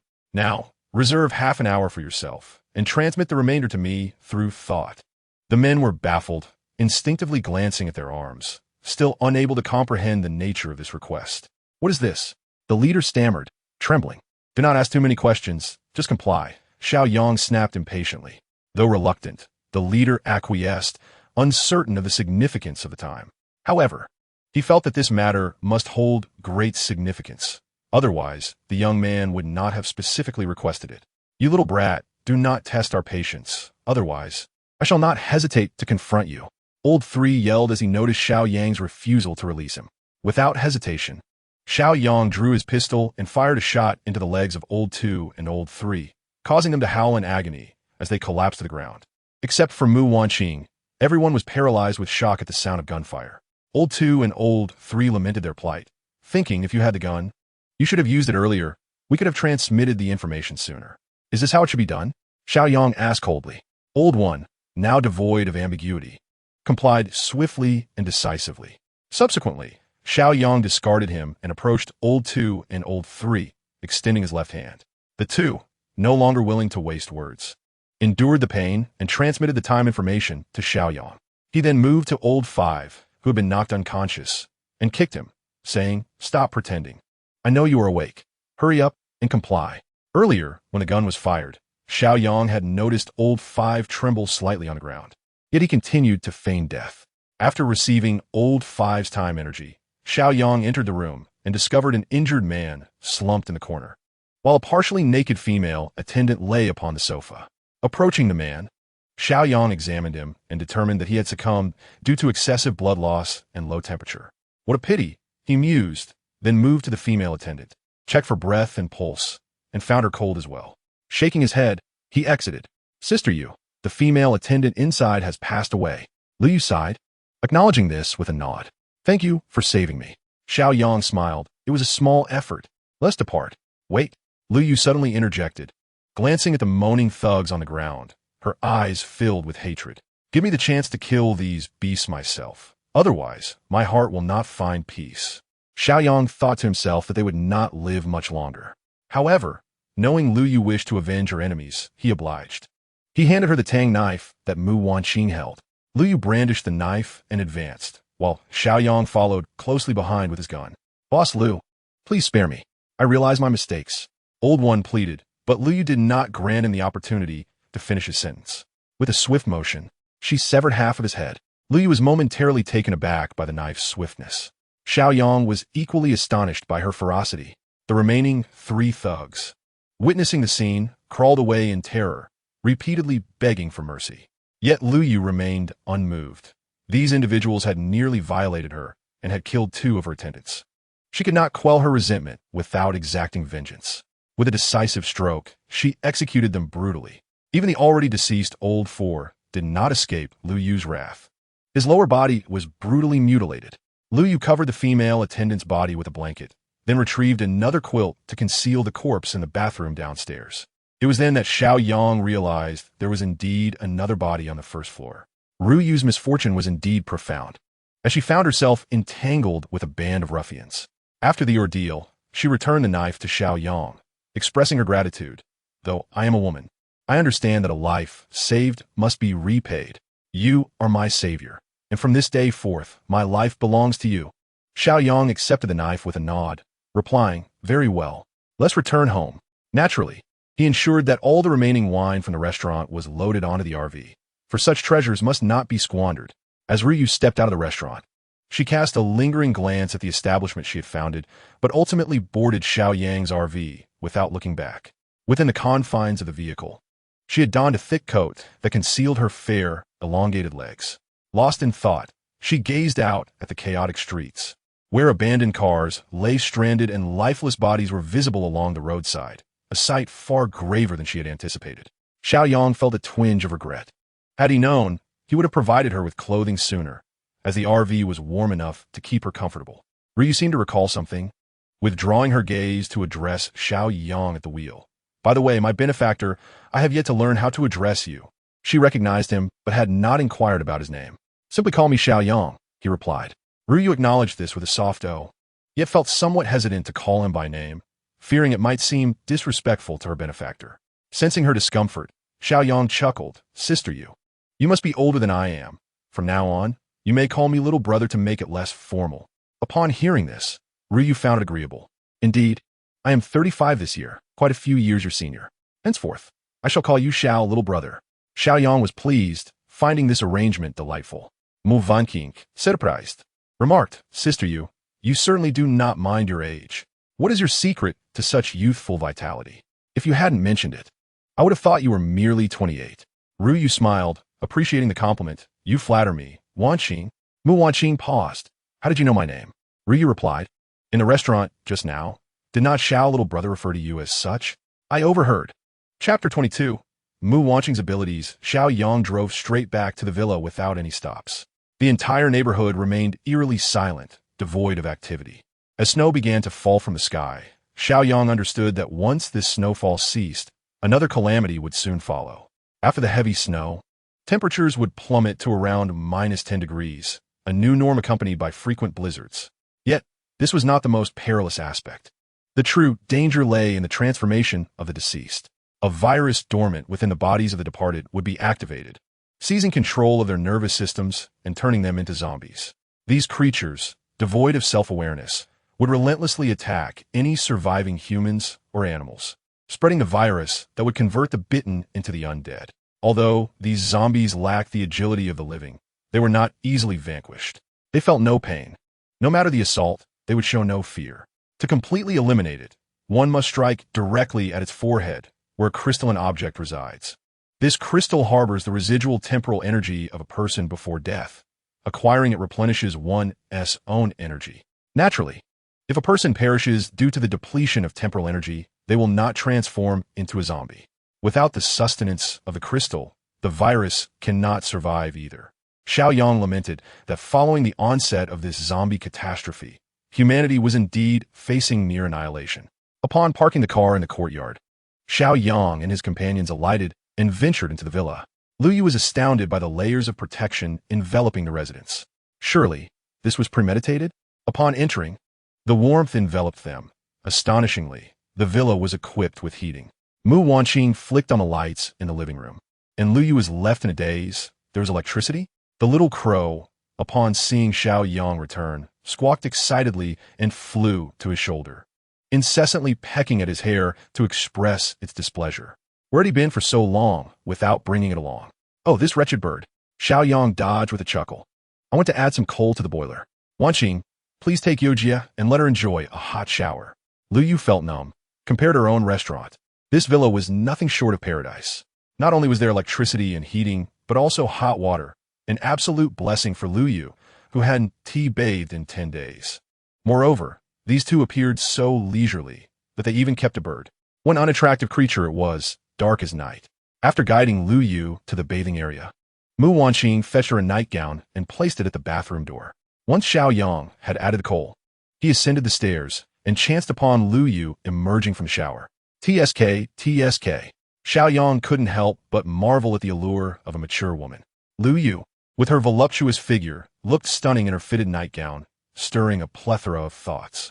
Noticing Xiao Yang's gaze, Lu Yu smiled coyly and generously inquired, "What do you think? Does this outfit suit me, Xiao Yang?" At her age, she had seen it all and would not shy away like a young girl under scrutiny. With Lu Yu's remark, Xiao Yang's interest was piqued further. "You look wonderful. Indeed. TSK, TSK. A mature woman is truly delightful. Oh, by the way, Yojia, you must be hungry. Why not eat something first?" After a moment of admiration, Xiao Yang deftly shifted the conversation. The mention of food caused Lu Yu's stomach to rumble. She chuckled awkwardly, realizing she was indeed famished. Thank goodness the 10 dishes you ordered weren't taken away. Otherwise, suddenly pausing mid-sentence, Lu Yu seemed to recall something. With a puzzled expression, she asked, "By the way, you ordered 10 dishes. What happened to the 9 others? The tables vanished, and I thought I was seeing things." Xiao Yang smiled quietly, remaining silent as he waved his hand, causing a table to materialize in the living room, laden with an abundance of dishes. Lu Yu stared in astonishment, pondering what sort of sorcery this was. The dishes before her were none other than the signature offerings from her own restaurant. Astonished, she exclaimed, "Goodness!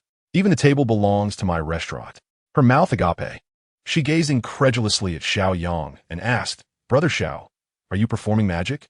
With a cheerful demeanor, Xiao Yang replied, "Indeed, you may consider it as such." Lu Yu took a deep breath, inhaling the delightful aroma of the dishes, and touched the plates in disbelief. Heavens, the food is still warm. She was utterly baffled by how Xiao Yang managed to accomplish all of this. "Come, Sister Yu, we welcome you to our family. Let this meal serve as a feast to honor your arrival." Xiao Yang beckoned Lu Yu to take a seat, producing several bottles of wine and calling Mu Wanqing down from upstairs, ready to commence the meal. Xiao Yang poured a glass of wine for each person and raised his glass, declaring, "Let us toast to Sister Yu. From now on, we are all kin." Lu Yu quickly raised her glass in response, saying, "No, this toast should be mine to you all. Thank you for rescuing me. Otherwise, how could I be here enjoying such delightful moments?" Upon finishing her words, she downed her glass of red wine in a show of respect. Observing Lu Yu's boldness, Xiao Yang followed suit, while Mu Wanqing, despite her lesser tolerance, managed to take a hearty sip. Setting down her glass, however, Mu Wanqing appeared preoccupied. "Concernet Xiao Yang inquiret. Wanqing, what troubles you? You seem distracted. I've been reflecting on the events at the Cape restaurant today. I distinctly recall hearing that person's voice. Indeed, there were others upstairs," Mu Wanqing said, furrowing her brow. At the mention of this, Xiao Yang smacked his thigh, exclaiming, "You mentioning it nearly slipped my mind." Lu Yu, intrigued, asked, "What happened?" "Wanqing, I'll explain." At that moment, we were being led upstairs by that man, and upon hearing the sound of cups shattering, we became cautious. It was then that Wanqing seemingly heard that person's voice, realizing there were others upstairs, even managing to restrain you. However, I knew for certain that person had not spoken. Xiao Yang interjected. Yes, I thought I might have been hallucinating, but the situation upstairs was precisely as I perceived. I truly cannot comprehend. Mu Wanqing shook her head in confusion. Lu Yu, equally astonished, wondered aloud. Could it be that you possess some extraordinary ability? Xiao Yang's eyes brightened at her words. Indeed. It seemed that Mu Wanqing had awakened some latent power. However, he had yet to hear of such a phenomenon, leaving him uncertain. We must verify this first, he proposed. Wanqing, if I am not mistaken, you may have indeed awakened a special ability. How about we test it? Upon hearing this, Mu Wanqing's eyes sparkled with excitement. Really? I have an extraordinary ability now? How do we verify it? Xiao Yang contemplated for a moment before suggesting, I suspect that you might have heard the man's thoughts. Focus your attention on me, she said eagerly. I will think of something, and you will see if you can hear it. All right, Mu Wanqing replied impatiently. Xiao Yang gazed at the lavish spread before him, his mind racing with thoughts. Sister Yu's cooking is truly delectable. Mu Wanqing fixed her gaze on Xiao Yang, and suddenly, his voice resonated in her mind. Sister Yu's cooking is truly delectable. Chapter 23. From now on, I will leave her to you. Mu Wanqing was taken aback once again by the unexpected voice in her head. It was so vivid, and she was certain that Xiao Yang had not spoken aloud. What you just thought was that Sister Yu's cooking is truly delicious, right? Mu Wanqing sought confirmation. Wow, incredible. Xiao Yang gave Mu Wanqing a thumbs up. Absolutely correct. Congratulations. Wanqing, you have awakened a special ability. Xiao Yang had heard of and witnessed various abilities, most of which were either combat-oriented or magical in nature. For instance, during the latter stages of the apocalypse, many strength-based survivors developed skills in swordsmanship and martial arts, which fell under the category of combat abilities. Such awakeners relied heavily on weapons. While their combat prowess was formidable, the influence of their weapons was significant. On the other hand, abilities that could unleash lightning or fireballs belonged to the magical category. Furthermore, Xiao Yang's spatial ability was classified as a special type, which was exceedingly rare. Mu Wanqing's ability appeared to belong to a similar special category, with its strength lying in the capacity to hear others' thoughts, rendering them devoid of any secrets in her presence. Xiao Yang felt a surge of excitement. He had inadvertently discovered someone as remarkable as Mu Wanqing. What a stroke of luck! With her assistance, he would be able to discern people's intentions when forming his own team. Wait, are you two conspiring to play tricks on me? Is there truly such a thing as special abilities? Lu Yu remarked, skepticism evident in her tone, as she was entirely unaware of the existence of such powers. Sister Yu, if you don't believe it, you can try too. Let Wanqing hear your thoughts, Xiao Yang suggested with a smile. All right. Lu Yu could no longer contain her curiosity and was eager to give it a go. Mu Wanqing concentrated on Lu Yu once more, and moments later, Lu Yu's voice echoed in her mind. However, Mu Wanqing's cheeks flushed with embarrassment.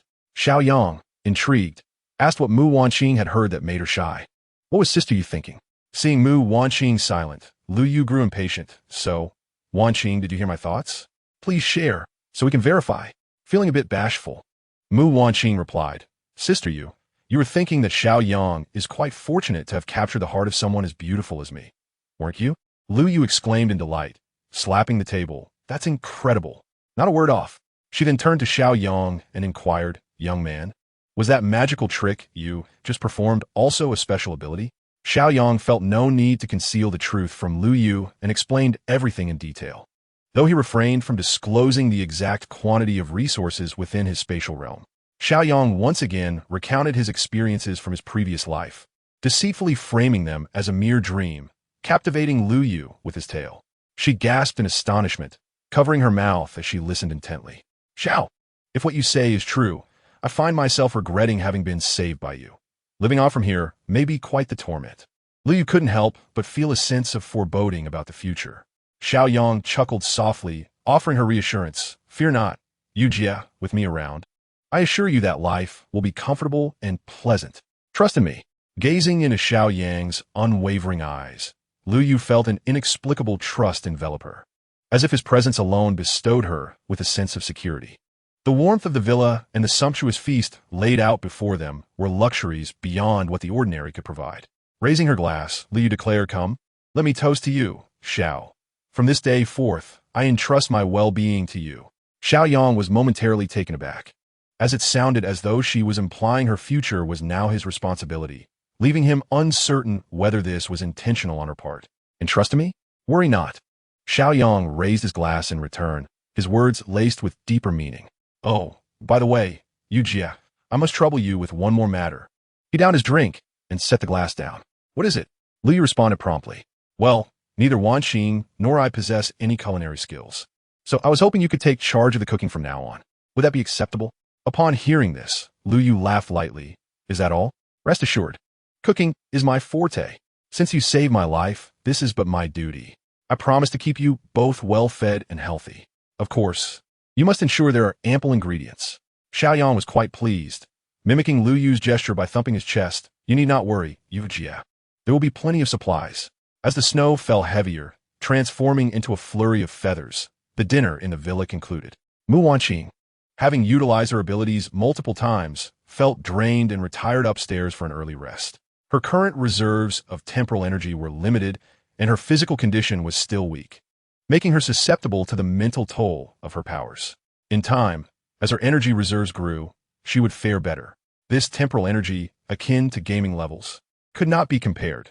Could a level 1 contend with a level 100? Certainly not. Thus, Xiao Yang resolved to seek ways to acquire more temporal energy, especially with the impending outbreak of the zombie virus presenting an opportunity. Liu Yu chose to sleep in a bedroom on the first floor, although Xiao Yang had initially intended for her to occupy the room on the third floor that belonged to Mu Wanqing. However, Liu Yu declined, citing the convenience of preparing breakfast in the morning. Xiao Yang acquiesced, preparing fresh bedding for her and stocking the refrigerator with a variety of ingredients before heading upstairs. In her room, Liu Yu tossed and turned, unable to find slumber. The events of the day weighed heavily on her. The sudden transition to such a comfortable abode left her restless. Perhaps it was the burden of her own experiences or the fact that she had taken a life. It could also have been the apocalyptic scenes Xiao Yang had painted for her. Regardless, sleep eluded her. She ambled into the living room, gazing out at the swirling snow. Lost in thought, suddenly, indistinguishable sounds emanated from the upper floor. Liu Yu paused for a moment, then a charming smile graced her lips. Youth possesses an insatiable energy. Even after a long day, they remain obliviously restless, she mused. 10 minutes passed, 20 minutes, 30 minutes, 50 minutes. Liu Yu found herself bewildered. Was Xiao Yang truly this formidable? She felt parched, yet an irresistible urge compelled her to listen. An hour and a half later, the commotion above gradually subsided. Meanwhile, Liu Yu below felt her cheeks flush. Once a woman who had experienced several romances and endured a failed marriage, she had encountered numerous men. Yet, she had never witnessed anything quite like this prolonged display with Xiao Yang. After her divorce, she had devoted herself entirely to her career, refraining from any romantic entanglements. The sounds from above seemed to awaken a dormant desire within her, eliciting a physiological response. The image of Xiao Yang's handsome visage surfaced in her mind, causing her heart to flutter. What am I thinking? How could I betray Wanqing? Liu Yu hastily suppressed her burgeoning desires, steadied her rapid breaths, and hurried toward her bedroom. As fate would have it, she crossed paths with Xiao Yang, who was descending the stairs bare-chested, preparing to stoke the boiler. Xiao Yang, startled, inquired, Sister Yu, why are you standing here in the dark? Shouldn't you be asleep? Flustered, Liu Yu quickly replied, I was just heading to the restroom. The following morning, Xiao Yang awoke feeling remarkably refreshed. A glance at the time energy on his arm revealed that over 15 years had elapsed. He could sense considerable changes within his body. Prior to his rebirth, he had accumulated over 1,000 years of time energy. Ordinary weapons posed no threat to him. He had witnessed individuals with 10,000 years of time energy, where bullets merely tickled their skin. Thus, enhancing his power was paramount, and acquiring time energy became his primary focus, not only for himself but also for Mu Wanqing and Liu Yu. However, he understood that he needed to strengthen himself first. Casting a glance at Mu Wanqing, who lay beside him still in slumber, he noted the snow falling outside, blanketing the earth in a shimmering white. He gently kissed her forehead, tucked her in, and made his way downstairs. As he approached the living room, the enticing aroma of food wafted through the air. Upon entering, he found the dining table set with 2 dishes, stir-fried kidney and oil-drizzled okra, while the cook was still busy in the kitchen. Is it really necessary to prepare such a lavish meal so early in the morning? Xiao Yang asked, puzzled. Lu Yu peered out from the kitchen, smiling as she said, just 2 dishes, hardly a feast. Young people need to nourish themselves more. I have a health-conducive porridge that'll be ready shortly. Huh? What a sister you mean? With both kidney flowers and okra, is such replenishment truly necessary? Regardless, it's delightful to have something tasty. Xiao Yang finished freshening up in the restroom and emerged just in time to see Lu Yu placing the porridge on the table. Where's Wanqing? Call her down for dinner. Xiao Yang rubbed his nose, feeling a bit sheepish as he replied, she is a bit tired. Let her sleep a while longer. Lu Yu shot him a reproachful glance, sighing, young people these days are so brutish, lacking in tenderness. I'll prepare some for her when she wakes. Let us eat first. All right. The dishes were swiftly devoured by Xiao Yang, who ate with great gusto, leaving Lu Yu hardly any. Satisfied, he let out a hearty belch and exclaimed, Sister Yu, with you around, life feels truly complete. Lu Yu chuckled, but remained silent, hastily clearing the tableware. Xiao Yang quickly stood, saying, Let me take care of this, Sister Yu. She firmly pushed him aside, saying, What are you doing, you big man? Leave this to me. You should go to your own things. Oh, and don't forget to feed your little bird. It's been calling all morning. Xiao Yang couldn't help but marvel at how wonderful it was to have a woman at home who could cook and willingly take care of household chores. Thereafter, Xiao Yang spent his time amusing the little crow, Meiqiu. The little crow had become increasingly intelligent. It could understand many of Xiao Yang's words and had grown much more obedient. Crows are indeed highly intelligent creatures, known for their tool-using capabilities, as demonstrated by their ability to drink water.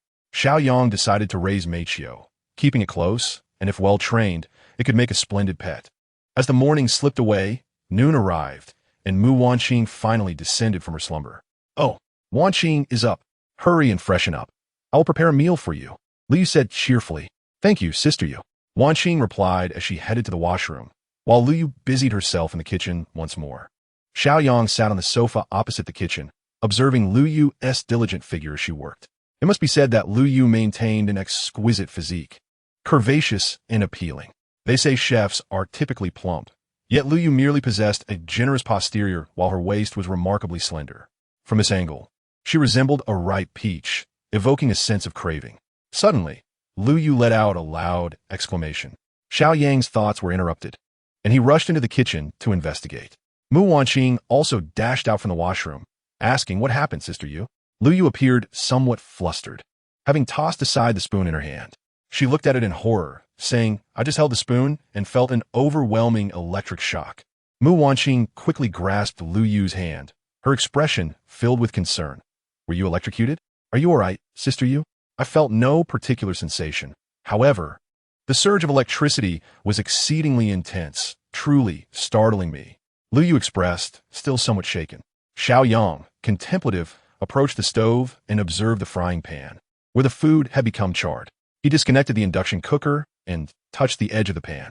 A series of crackling sounds erupted, causing his hand to tingle slightly. He picked up a spoon, which also emitted an electric current. Xiao Yang gestured with the spoon and inquired, Sister Yu, are you saying that while you were cooking, an electric current formed from the spoon and struck the pan, resulting in the food being burnt? Yes, precisely. Lu Yu nodded vigorously. Xiao Yang chuckled, comprehending the situation. Sister Yu, congratulations. You have awakened an extraordinary ability. Huh? Lu Yu exclaimed incredulously. I possess an extraordinary ability now. Indeed, if my deductions are accurate, you have awakened the power of lightning. That current earlier was inadvertently unleashed by you. Xiao Yang had encountered lightning wielders in his previous life. Those of lower ranks produced currents akin to what Lu Yu had just demonstrated. In contrast, higher-ranked individuals could unleash lightning orbs with explosive power rivaling that of conventional weaponry. It was quite surprising for Xiao Yang to discover that Lu Yu, a beautiful chef, had awakened a spell-casting lightning ability. This lightning originates from your hands, not the spoon. You should attempt to release the current once more. Xiao Yang guided Lu Yu on how to channel her power. Focusing intently, Lu Yu gently thrust her palm towards the frying pan. With a crackle and a bang, a visible current, as thick as chopsticks, shot from her palm, striking the pan a meter away.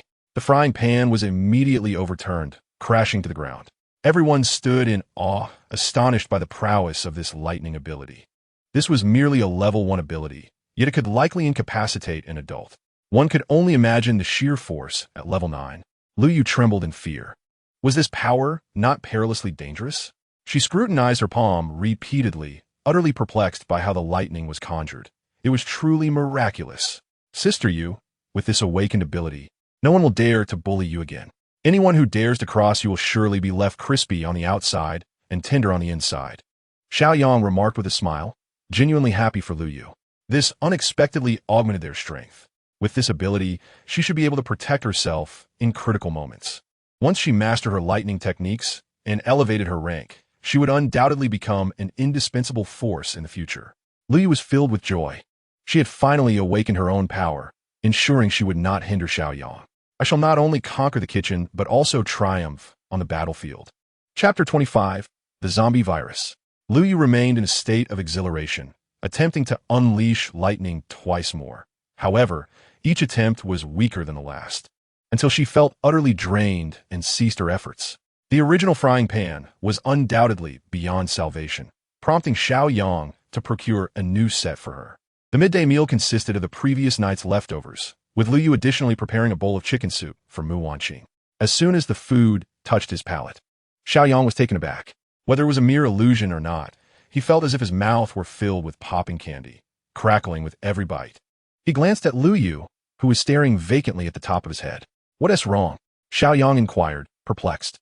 "Your hair is standing up," Lu Yu exclaimed, pointing at his head in astonishment. Xiao Yang quickly touched his hair, and with a crackle, static electricity was audible upon contact. "Wow, it's true." Mu Wanqing giggled, lifting her bowl to sip the chicken soup, only to suddenly freeze in expression. "What's wrong, Wanqing? Is it not tasty?" Lu Yu asked cautiously. Mu Wanqing hastily placed the bowl back on the table, exclaiming in surprise, "Sister Yu, this chicken soup has static electricity. Does it? I didn't feel anything just now." Lu Yu responded, somewhat incredulous. Xiao Yang extended his hand, placing it atop Mu Wanqing's head, and to their astonishment, her hair adhered to his palm. "Whoa, this static is quite strong. Sister Yu, did you discharge electricity while cooking just now?" Xiao Yang chuckled helplessly. Lu Yu, caught in the act, felt embarrassed and sheepishly replied, "Well, I lost focus while cooking and didn't notice." Xiao Yang and Mu Wanqing exchanged glances, expressing their exasperation. "Sister, please be gentle next time. This meal nearly zapped us." Lu Yu's face flushed crimson as she chuckled, promising, "I will definitely be more careful next time." Suddenly, a dreadful caw of a crow echoed through the air. The trio swiftly turned their gaze towards the coal ball, where they found the little creature sprawled on the ground, its claws in the air. Xiao Yang hurried over to examine it, noticing its black eyes spinning wildly, while behind its tail lay a fresh pile of excrement. He picked it up, feeling the static crackle at his fingertips, then looked up at Lu Yu. Flustered, Lu Yu stammered, "I saw it had no water, so I poured a little for it." The snow had ceased, and the outdoor temperature had risen to around -10 degrees. Most people, provided they took adequate measures to keep warm, would no longer suffer excessively. Just as everyone was secretly relieved that the calamity was nearing its end, a far greater disaster loomed. From beneath the thick layer of snow covering the street, a frosty hand suddenly emerged. Gradually, a body began to rise from the snowdrift, reminiscent of a mechanical dance. Clad in summer attire, this figure appeared to have been frozen for several days, yet now seemed to have returned to life. Its eyes were vacant, movements stiff, with a faint glimmer of white light emanating from its brow. It stood there, swaying left and right, lost and unaware of its direction. In a small room within a hotel by the street, a female university student trembles under the covers, chilled to the bone. Beneath the bed lies a lifeless corpse, her university boyfriend. As the cold front swept in, they had just checked into the room to ponder the intricacies of life together. During their fervent discussion, the temperature plummeted, and her boyfriend, having broken into a sweat, succumbed to illness. The inevitable occurred. He did not survive beyond 3 days. His life abruptly extinguished. She is engulfed in fear and despair, rendered powerless, yet fortunate that the room contains instant noodles and 2 bottles of mineral water, sparing her from starvation. A hoarse sound escapes her throat. Nervously, she lifts a corner of the blanket, only to behold her boyfriend standing in an eerie posture. Her mind reels, was he not dead? A flicker of fear courses through her, yet she clings to a sliver of hope for a miracle, softly calling out, "Darling?" Suddenly, He turns, his empty gaze and ashen visage devoid of any emotion. A gasp escapes her lips in terror. Her boyfriend seems to respond to a call, his body jolting forward, lunging at her, sinking his teeth in her throat. On the nearby street, a horde of these soulless creatures has gathered unbeknownst to them, their ears perking up at the sound of her scream, rushing frantically towards the source. This harrowing scene unfolds in every corner of the world. Humanity, in that moment, has transformed into a hellish nightmare. The zombie virus has officially erupted. Within the villa of Xiao Yang, the little coal ball awakens. The first thing it does is scream at Lu Yu. "What have you done to me?" Lu Yu rolls her eyes, exasperated. This little creature holds a grudge. But it was not intentional. The coal ball stands on its perch, glaring at her in indignation. Suddenly, a cacophony of screams erupts from outside the villa. The three of them are momentarily stunned, exchanging glances. Xiao Yang quickly rises, saying, "Let us go upstairs and see. It must be the outbreak of the zombie virus." Mu Wanqing follows closely, while Lu Yu hesitates for a moment before joining them. Upon reaching Xiao Yang's master bedroom, they are greeted by an expansive floor-to-ceiling window, offering a panoramic view of the entire villa area. At this moment, chaos reigns in the vicinity, the air thick with anguished cries. Some individuals, disregarding the biting cold, wrap themselves in blankets and flee, pursued by zombies lunging to bite. Those who run slowly or stumble fall prey to the ravenous undead, their bodies bitten, leaving splashes of blood staining the snow. Xiao Yang watches this scene with a cold detachment, akin to a bystander enjoying a spectacle. Mu Wanqing and Lu Yu, witnessing the grim tableau, turn pale, trembling uncontrollably. Though they had heard Xiao Yang recount the horrors of a zombie outbreak, witnessing the devastation firsthand overwhelms them with visceral shock. Xiao Yang turns, placing a reassuring hand on Mu Wanqing and Lu Yu's shoulders, stating, "This was bound to happen. You will adapt in due time. We must prepare ourselves. Tomorrow we shall commence the harvesting of energy." With that, he descended the stairs without a backward glance, intent on gathering supplies for battle. Good heavens! Could it be true what Xiao Yang said? Is this truly a zombie? Lu Yu remarked, her voice trembling with astonishment. Mu Wanqing stared blankly at the scene before her, sorrowfully lamenting. They are filled with despair, yet we find ourselves powerless to assist. Lu Yu sighed. My curiosity about Xiao Yang grows ever deeper.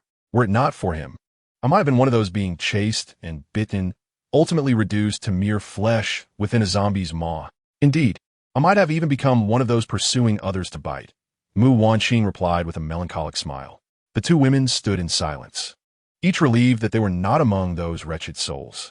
They silently expressed their gratitude to Xiao Yang, thankful for the warm and safe harbor he had provided. Chapter 26. Cleansing the zombie-infested villa district. Within the confines of his space, Xiao Yang retrieved numerous sets of winter training gear, military boots, and gloves. These garments were robust enough to withstand the grasp and bite of a zombie. He then produced 3 tang knives, 3 military knives, and a solitary revolver, which contained 3 remaining bullets. The tang knife is the optimal weapon for dispatching zombies, its length and sharpness allowing for a decisive strike that could sever a zombie's head with precision. Having completed this task, he called down Mu Wanqing and Lu Yu, who were still lost in their thoughts on the 3rd floor, and earnestly instructed them, "You both must try on the equipment. Tomorrow, we will venture out together to confront the zombies." The two were momentarily taken aback, anxiety creeping in. "Must we also go?" Xiao Yang, with a stern expression, replied, "Of course you must. This is an inevitability we must face. I do this for your benefit. This villa district contains a total of 100 villas, with an estimated population of around 700, quite a low density. A lower density implies that the zombies are dispersed and less concentrated, making this an ideal training ground for both of you." However, Mu Wanqing hesitated. Before she could articulate her concerns, Xiao Yang coldly interrupted, "There is no however. In this apocalyptic world, the only way to survive is to continuously strengthen oneself. I do not wish for you to perish before me." As Mu Wanqing met Xiao Yang's icy gaze, an unsettling fear gripped her. This man was always so ruthless in his actions. Was he not gentle before they became acquainted? Observing Xiao Yang's demeanor, Lu Yu contemplated and resolutely declared, "You saved my life. For you, I am willing to do anything." Xiao Yang gazed at her and shook his head, correcting her, "Remember, it is not for me. It is for us." Lu Yu met Xiao Yang's eyes deeply and nodded, affirming, yes, it is for us. In the remaining time, the three of them each tested their equipment and weapons. Xiao Yang shared techniques for dispatching zombies and repeatedly cautioned them, no matter what occurs, do not scream. Such actions will only attract more zombies. That evening, after finishing dinner, the trio retired to bed early to rest. The following morning, Lu Yu rose early to prepare a sumptuous breakfast, ensuring that each person would be well fed, thus possessing the requisite strength to confront the impending threat of zombies. Once satiated, the trio donned their attire, armed themselves, and readied for departure. Remember, Xiao Yang instructed, I will lead, Wan Qing will follow closely, and Lu Jie will bring up the rear. We shall scour each villa one by one. Should we encounter any zombies along the way, refrain from engaging. Observe how I dispatch them. Only when we confront isolated zombies within the villas may you practice your skills. Both Mu Wanqing and Lu Yu nodded in agreement. As they stepped out of the villa, Xiao Yang surveyed the pristine snow before him, unmarred by any footprints, indicative of the absence of zombies in the vicinity. He resolved to commence his sweep from the villa directly ahead, methodically investigating each subsequent one. Arriving at the entrance of the first villa, he found the door securely shut. However, such barriers posed no challenge for him. Producing a crowbar, he deftly pried the door open. Suddenly, a zombie, perhaps alerted by the commotion, lunged towards the entrance. Xiao Yang remained unperturbed, swiftly drawing his tang knife and plunging it into the creature's forehead. The zombie halted its advance, and as Xiao Yang withdrew his blade, it crumpled to the ground, lifeless. Approaching the fallen creature, he skillfully opened its skull and extracted a white, cylindrical crystal from its brow. Turning, he presented the crystal to Mu Wanqing and Lu Yu, only to find them clasping their mouths, their faces pale with shock as they stared at him. Xiao Yang, perplexed, wondered if women turned to silence and covering their mouths in moments of anxiety. Have you seen it clearly? We must retrieve this item, he urged, shaking the crystal before them. The sight of the bloodied object swaying in front of them proved too much for the two. They promptly succumbed to nausea and retched uncontrollably. Xiao Yang stood in bewilderment, pondering their fragile constitutions. Yet, recalling his own initial encounters in a previous life, he chose to remain silent. Fortunately, the two managed to stifle their reactions enough to avoid attracting any zombies. The villas were sufficiently spaced apart, ensuring safety as long as they maintained a low volume. Once the two had regained their composure, he beckoned them inside the villa. The door was ajar, and Xiao Yang guided them through each room, discovering two more zombies, a larger female and a smaller one, presumably a mother and her child. The male zombie he had dispatched earlier indicated that this family had not escaped the horror unscathed. Easily neutralizing the mother zombie, he then brandished a baton, pinning the smaller zombie against the wall, rendering it immobile. Lu Jie, you must eliminate it. Employ my method, he commanded Lu Yu, recognizing her prior experience with blades. Yet, she hesitated, trembling, unable to summon the resolve to strike down the creature, for she was still but a child. Xiao Yang admonished, remember, they are no longer human. They are merely soulless husks. Hurry. With no other choice, Lu Yu gritted her teeth, closed her eyes, and swung the blade at the clawing little zombie. The knife sliced through, cleaving the creature's head in two. Xiao Yang was pleased. The experience was evident in her strength. He sheathed his weapon as the little zombie collapsed. Well done, Sister Yu, but you must never close your eyes again. Such recklessness is perilous. Xiao Yang both encouraged and cautioned. Lu Yu, somewhat dazed, muttered an acknowledgement. Wanqing retrieved the crystals from the foreheads of those two zombies. Xiao Yang turned to the terrified Mu Wanqing and gestured toward the fallen zombies. Me? Mu Wanqing stammered, a hint of panic in her voice. Yes, quickly, Xiao Yang urged. Although she felt averse, Mu Wanqing understood that this was Xiao Yang's way of helping her confront her revulsion. Slowly, she approached the zombie, drew her military knife, hesitated for a moment, then mustered the courage to plunge the blade into the creature's head, stirring it until she extracted a glimmering white crystal. Moving to the next zombie, she tilted her head and awkwardly retrieved another crystal. After completing the task, Mu Wanqing felt nearly faint from the overwhelming disgust. Xiao Yang observed quietly, somewhat satisfied with her performance. Well done. However, next time, be swifter and more decisive. Also, these crystals are crucial. Once extracted, they must be secured immediately, for they are our lifeline. Mu Wanqing nodded, refraining from protest as she clutched the two crystals tightly. Noticing that the two women had yet to fully acclimate, Xiao Yang allowed them a brief respite. After all, women and men are inherently different. They require a moment to gather themselves. Chapter 27. Absorbing Crystal Energy. After resting for a full half hour, Xiao Yang felt it was time to continue and led Mu Wanqing and Lu Yu to the next villa. The front door remained closed, yet Xiao Yang skillfully pried it open and entered. Inside, they encountered 5 zombies, 2 elders, and 3 youngsters. Notably, none bore wounds, suggesting they had perished before the viral outbreak. This had once been a joyful household, now tragically lost. Xiao Yang dispatched 4 of them, leaving 1 small zombie for Mu Wanqing to practice on. Gathering her courage, she mimicked Xiao Yang's technique and aimed for the zombie's head. However, she missed, striking its neck instead, which resulted in blood splattering across her face. Startled, Mu Wanqing dropped her dagger and hurriedly retreated. Pick it up. Maintain your composure at all times. If your first strike fails, you must follow with another, but never abandon your weapon. Had you been alone against a zombie, you would likely be a bloody mess by now. Xiao Yang chasti said sternly. With tears welling in her eyes, Mu Wanqing reluctantly picked up the knife from ground. She once again raised the blade, aiming it at the zombie's forehead. With steely resolve, she plunged it in. The sound of shattering bone resonated through the air as the zombie collapsed, lifeless.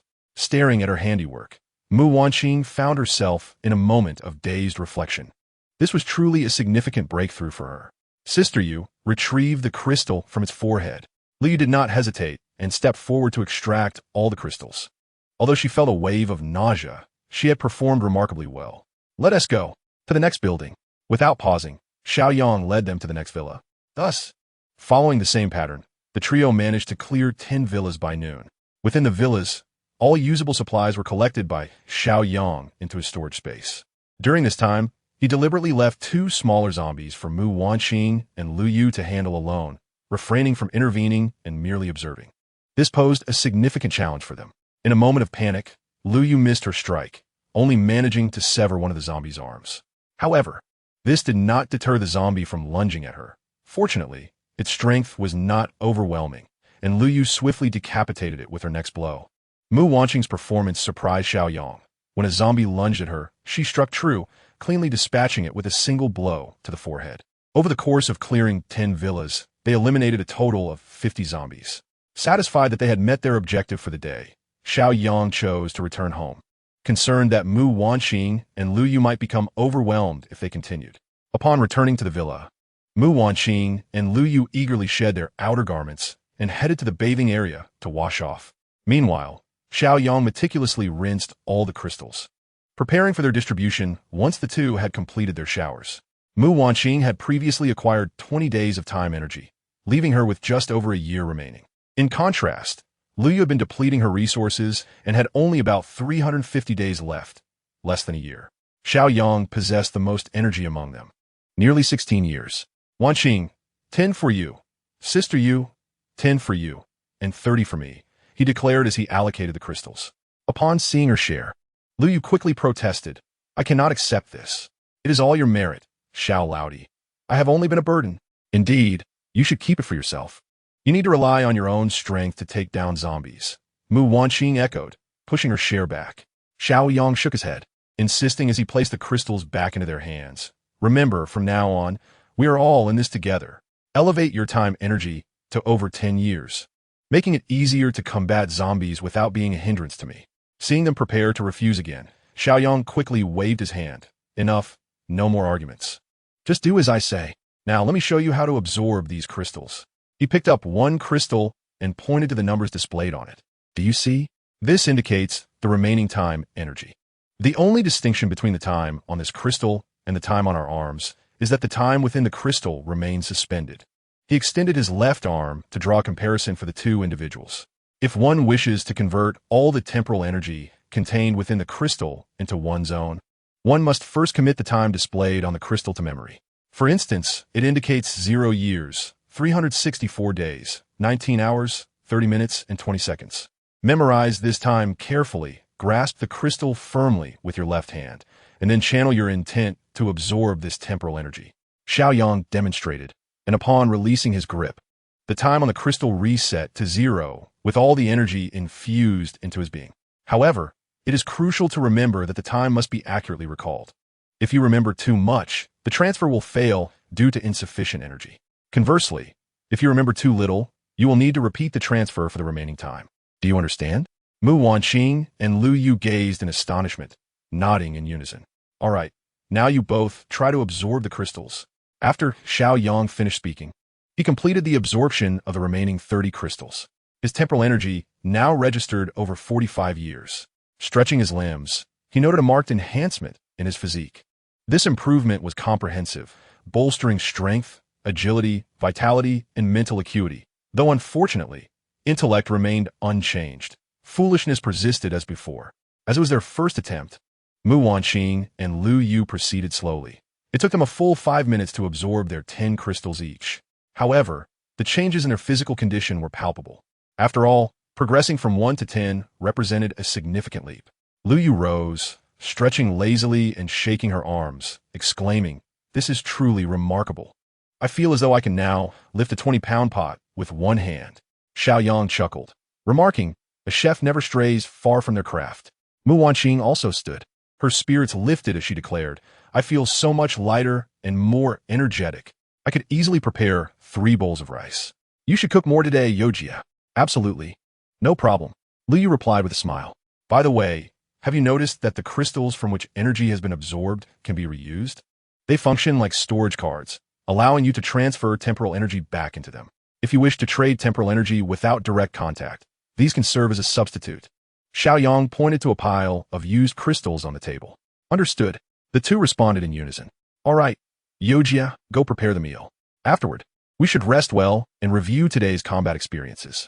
Also, Yojia, tomorrow try using your lightning abilities to attack the zombies. That will be your trump card." "Okay, Xiao Laudi," Lu Yu replied, brimming with enthusiasm as she rushed to the kitchen. Once Lu Yu had departed, Mu Wanqing looked at Xiao Yang with misty eyes and a hint of shame, saying, "Xiao Yang, did I perform poorly today? Am I particularly foolish?" Xiao Yang's heart softened as he embraced her tightly, gently stroking her silky hair and saying, "No, you have done remarkably well. I was merely too anxious, but it was all for your benefit." Mu Wanqing buried her head deeply into Xiao Yang's embrace, softly replying, "I understand." Suddenly, Xiao Yang recalled something and leaned down to whisper in Mu Wanqing's ear. "Did you not mention that absorbing energy has invigorated your spirit? How about I test it tonight?" Chapter 28. Surrounded by Zombie Dogs. Mu Wanqing's face flushed with embarrassment from Xiao Yang's breathy whisper as she playfully punched his chest, saying, "You rascal, always teasing me." "Umph." Xiao Yang laughed heartily, relishing in the act of teasing her. While the two exchanged flirtations, Lu Yu finished preparing the meal.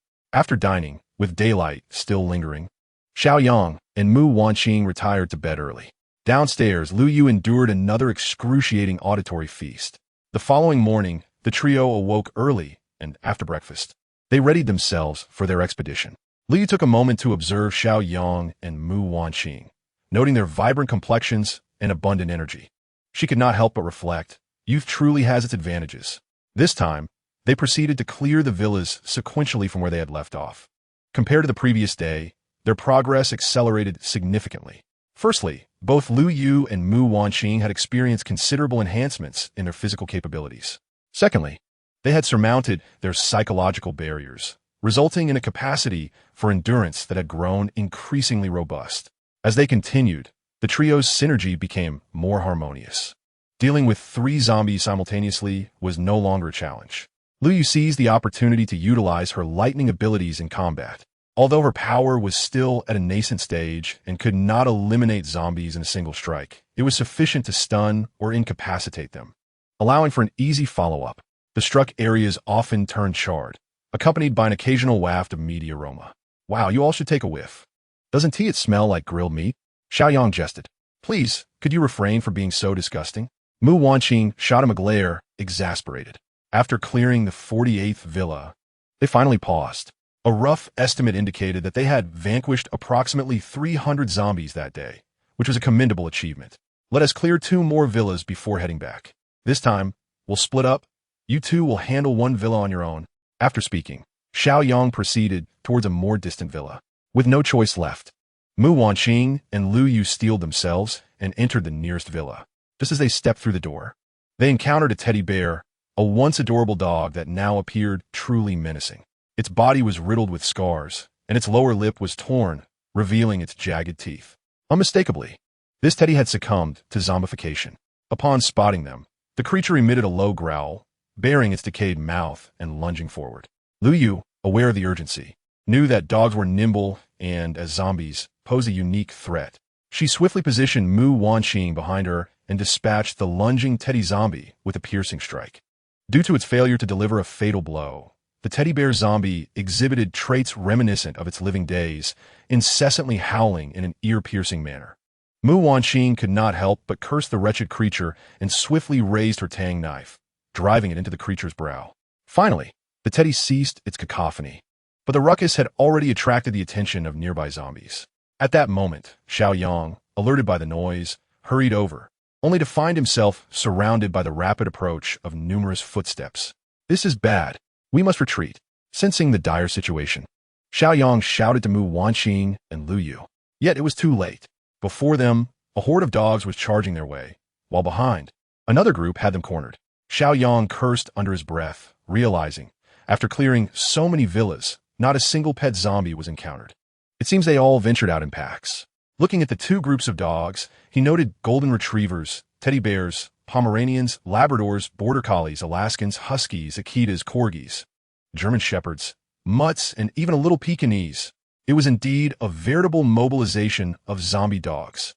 Some had bulging eyes, others had holes gnawed into their snouts, while some had patches of skin torn away, exposing raw flesh, with intestines dragging along the ground. The sight was utterly grotesque. However, Xiao Yang had no time for sympathy. If these zombie dogs launched a simultaneous assault, both Mu Wanqing and Lu Yu would be lost. Suddenly, as if sensing their owners, the two hordes of zombie dogs lunged wildly toward Xiao Yang and the two individuals inside the villa. "Quick, shut the door." Xiao Yang urgently called to Mu Wanqing and Lu Yu. Unfortunately, one of the villa's doors was broken, leaving Lu Yu to block the oncoming zombie dogs at the entrance. Meanwhile, Xiao Yang hastily retrieved a blast shield from his space and braced himself against the onslaught of the zombie dogs. Seizing an opportunity to swing his knife and cleave off half the head of a border collie in the front, the blast shield resounded with each impact, while Xiao Yang meticulously harvested the advancing zombie dogs with precise strikes. Suddenly, he noticed a German shepherd leaping over Lu Yu's head and into the villa, startling both Mu Wanqing and Lu Yu. "Sister Yu, zap it with lightning." Xiao Yang shouted in alarm. Regaining her composure, Lu Yu saw the German shepherd roll on the ground, preparing to pounce, and quickly unleashed a bolt of electricity towards it. Crackle! The current struck the shepherd's head, sending it crashing to the ground. Mu Wanqing quickly followed up with a finishing blow. The sound of the electric strike seemed to further incite the zombie dogs outside, spurring them into an even more frenzied assault. Lu Yu hastily retreated and targeted an Akita, attempting to leap inside with another jolt of lightning. But she soon felt her strength waning. "I can't go on, brother. I'm out of energy," Lu Yu exclaimed weakly, given her limited ability to produce lightning. Managing to unleash it twice was already her utmost limit. Xiao Yang extended his hand, driving a blade into the forehead of a corgi, and shouted, You, fall back. Wanqing, step forward. I will be there shortly." Without hesitation, Mu Wanqing advanced, swiftly severing the head of a Siberian husky that had just emerged. However, moments later, a golden retriever and a Labrador leaped into the villa where Mu Wanqing stood, causing even Xiao Yang to feel a surge of panic. Following this, an Alaskan Malamute jumped inside as well. Realizing the urgency of the situation, Xiao Yang noticed that you had already exhausted her strength, leaving Wanqing to face the onslaught alone. He found himself surrounded by zombie dogs, unable to break free. With a fierce swing of his blade, he dispatched 2 more zombie dogs before recklessly charging towards the villa. At that critical moment, a melodious sound of instruments filled the air. The once snarling and aggressive pack of dogs suddenly seemed enchanted, redirecting their attention toward the source of the music. Xiao Yang paused, lifting his gaze to the second floor of a nearby villa where a woman played the flute. His initial thought was that she was a survivor. The reason these zombie dogs were drawn to her enchanting melody remained a mystery to him. The woman pulled the flute from her lips and urged you and Wanqing, run. I can only distract them for a brief moment. Realizing that this woman had come to their aid in their time of need, Xiao Yang clasped his fists in gratitude before hastily leading Mu Wanqing and Yu back towards his villa. Once they had safely escaped, the flutist exhaled a sigh of relief and promptly closed the window, retreating back to her cocoon of warmth. Chapter 29. The Crystals Within Animals. Xiao Yang and his companions returned to their villa, shaken by the day as perilous events, during which his trusted chef, Yu, had nearly lost her life. Had it not been for the flutist's timely intervention, the outcome would have been dire. It was clear that they could not afford to be complacent in the future. Enhancing their defenses and rapidly increasing their strength was imperative. Contemplating the flutist's presence, Xiao Yang found himself intrigued by her mysterious power to lure the zombie dogs away. Surely, she had awakened some unique ability. He resolved to visit her villa the following day to learn more, with hopes of enlisting her help, as her abilities could prove invaluable to him. After the three had bathed, Xiao Yang, noticing Yu's fatigue, refrained from sending her to the kitchen. Instead, he retrieved a variety of instant food from his storage, self-heating pots, sausages, spicy strips, and more, arranging them all on the table. He poured some wine for each of them, suggesting they imbibe a little to calm their nerves. As they sipped their drinks, Xiao Yang took out the crystals they had collected that day, counting them carefully. There were exactly 300. Here, 10 for each of us. Let us absorb them after dinner. After Xiao Yang distributed the crystals to the two individuals, he continued speaking. This time, Mu Wanqing and Lu Yu did not refuse, recognizing Xiao Yang's strong will. They simply followed his arrangements. Consequently, the temporal energy of the three would surpass the 2-decade threshold, elevating their prowess to a higher echelon. When they next encountered those zombie dogs, vanquishing them would become significantly easier. Of course, they still needed to avoid being overwhelmed. Xiao Yang felt a twinge of regret. Had he known they could absorb energy on demand, their predicament would not have been so dire. It is worth noting that individuals possessing a century's worth of temporal energy were exceedingly rare, as many had yet to communicate with one another and remained oblivious to the mechanics of energy transmission. Even if they had slain zombies and discovered crystals, they would lack the knowledge to utilize them. Xiao Yang recalled that in his previous life, it took him a full month to learn about the function and application of temporal energy from others. The identity of the first person to make such a discovery remains unknown. Thus, he resolved to seize the current opportunity, leveraging the information gap to reap the benefits. After their meal, the trio absorbed all the crystals. At the moment their temporal energy broke the century mark, their bodies trembled, and they sensed a monumental transformation within. They felt an inexhaustible vitality coursing through them. Their skin became smoother, and their senses sharpened. Ultimately, Xiao Yang's temporal energy stabilized at over 325 years, while Mu Wanqing and Lu Yu each reached 20 years. All right, we shall retire early tonight, and tomorrow we will visit the flute-playing lady's villa at dawn. She aided us today, and we must express our gratitude. If she is willing, it would be splendid for her to join us. Xiao Yang shared his thoughts with the two. Both Mu Wanqing and Lu Yu nodded in agreement. That night was serene. The next morning, the trio was invigorated. Lu Yu prepared 3 chicken legs and a pot of sea cucumber soup. After a delightful breakfast, they donned their gear and set out toward the flute-playing lady's villa. As they passed the villa where they had fought the previous day, Xiao Yang extracted the crystal from the foreheads of the slain zombie dogs. The crystals from animals differed from those of humans. They were spherical and entirely black, which Xiao Yang termed crystal cores. These cores could not be converted into temporal energy, yet they enhanced human abilities. Crystal cores were classified into 9 levels, with the distinction based on the number of golden stars present. 1 star equated to level 1, 2 stars to level 2, and so forth. However, typical animal zombies bore no stars, except for certain mutated variants, which did possess them. For instance, in his past life, Xiao Yang fortuitously acquired a 6-star crystal core, which elevated his spatial abilities to level 5, just shy of achieving level 6. The reason he did not ascend to level 6 was due to a slight imperfection in that crystal core. The crystalline nuclei found within animals are indeed consumable and can be ingested directly, unlike the complexities associated with human crystals. Curiously, these remarkably hard nuclei are particularly vulnerable to saliva and gastric acid. Upon entering the mouth, they gradually dissolve, akin to sugar. However, it is currently impossible for Xiao Yang to consume the nuclei in his possession, as they hold no value for him without a star. 10 1-star nuclei can elevate one's abilities from level 1 to level 2, while 10 2-star nuclei can advance them to level 3. Of course, 101-star nuclei would also suffice to progress from level 2 to level 3. Thus, Xiao Yang's spatial abilities have already reached an impressive level of 5. With a near completion of 999, he is merely a step away from a breakthrough, likely achievable with a single 4-star nucleus. Yet, such nuclei are invariably found on 4-star mutated entities, which, given Xiao Yang's current strength, he is ill-equipped to confront.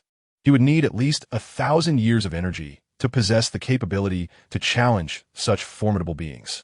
Xiao Yang glanced at the crystalline nuclei in his hand, considering saving them for the small coal ball. For animals, these are exceptional sustenance for enhancing their physique and abilities. After stowing the nuclei away, he proceeded with Mu Wanqing and Lu Yu to the villa where the flute-playing woman resided.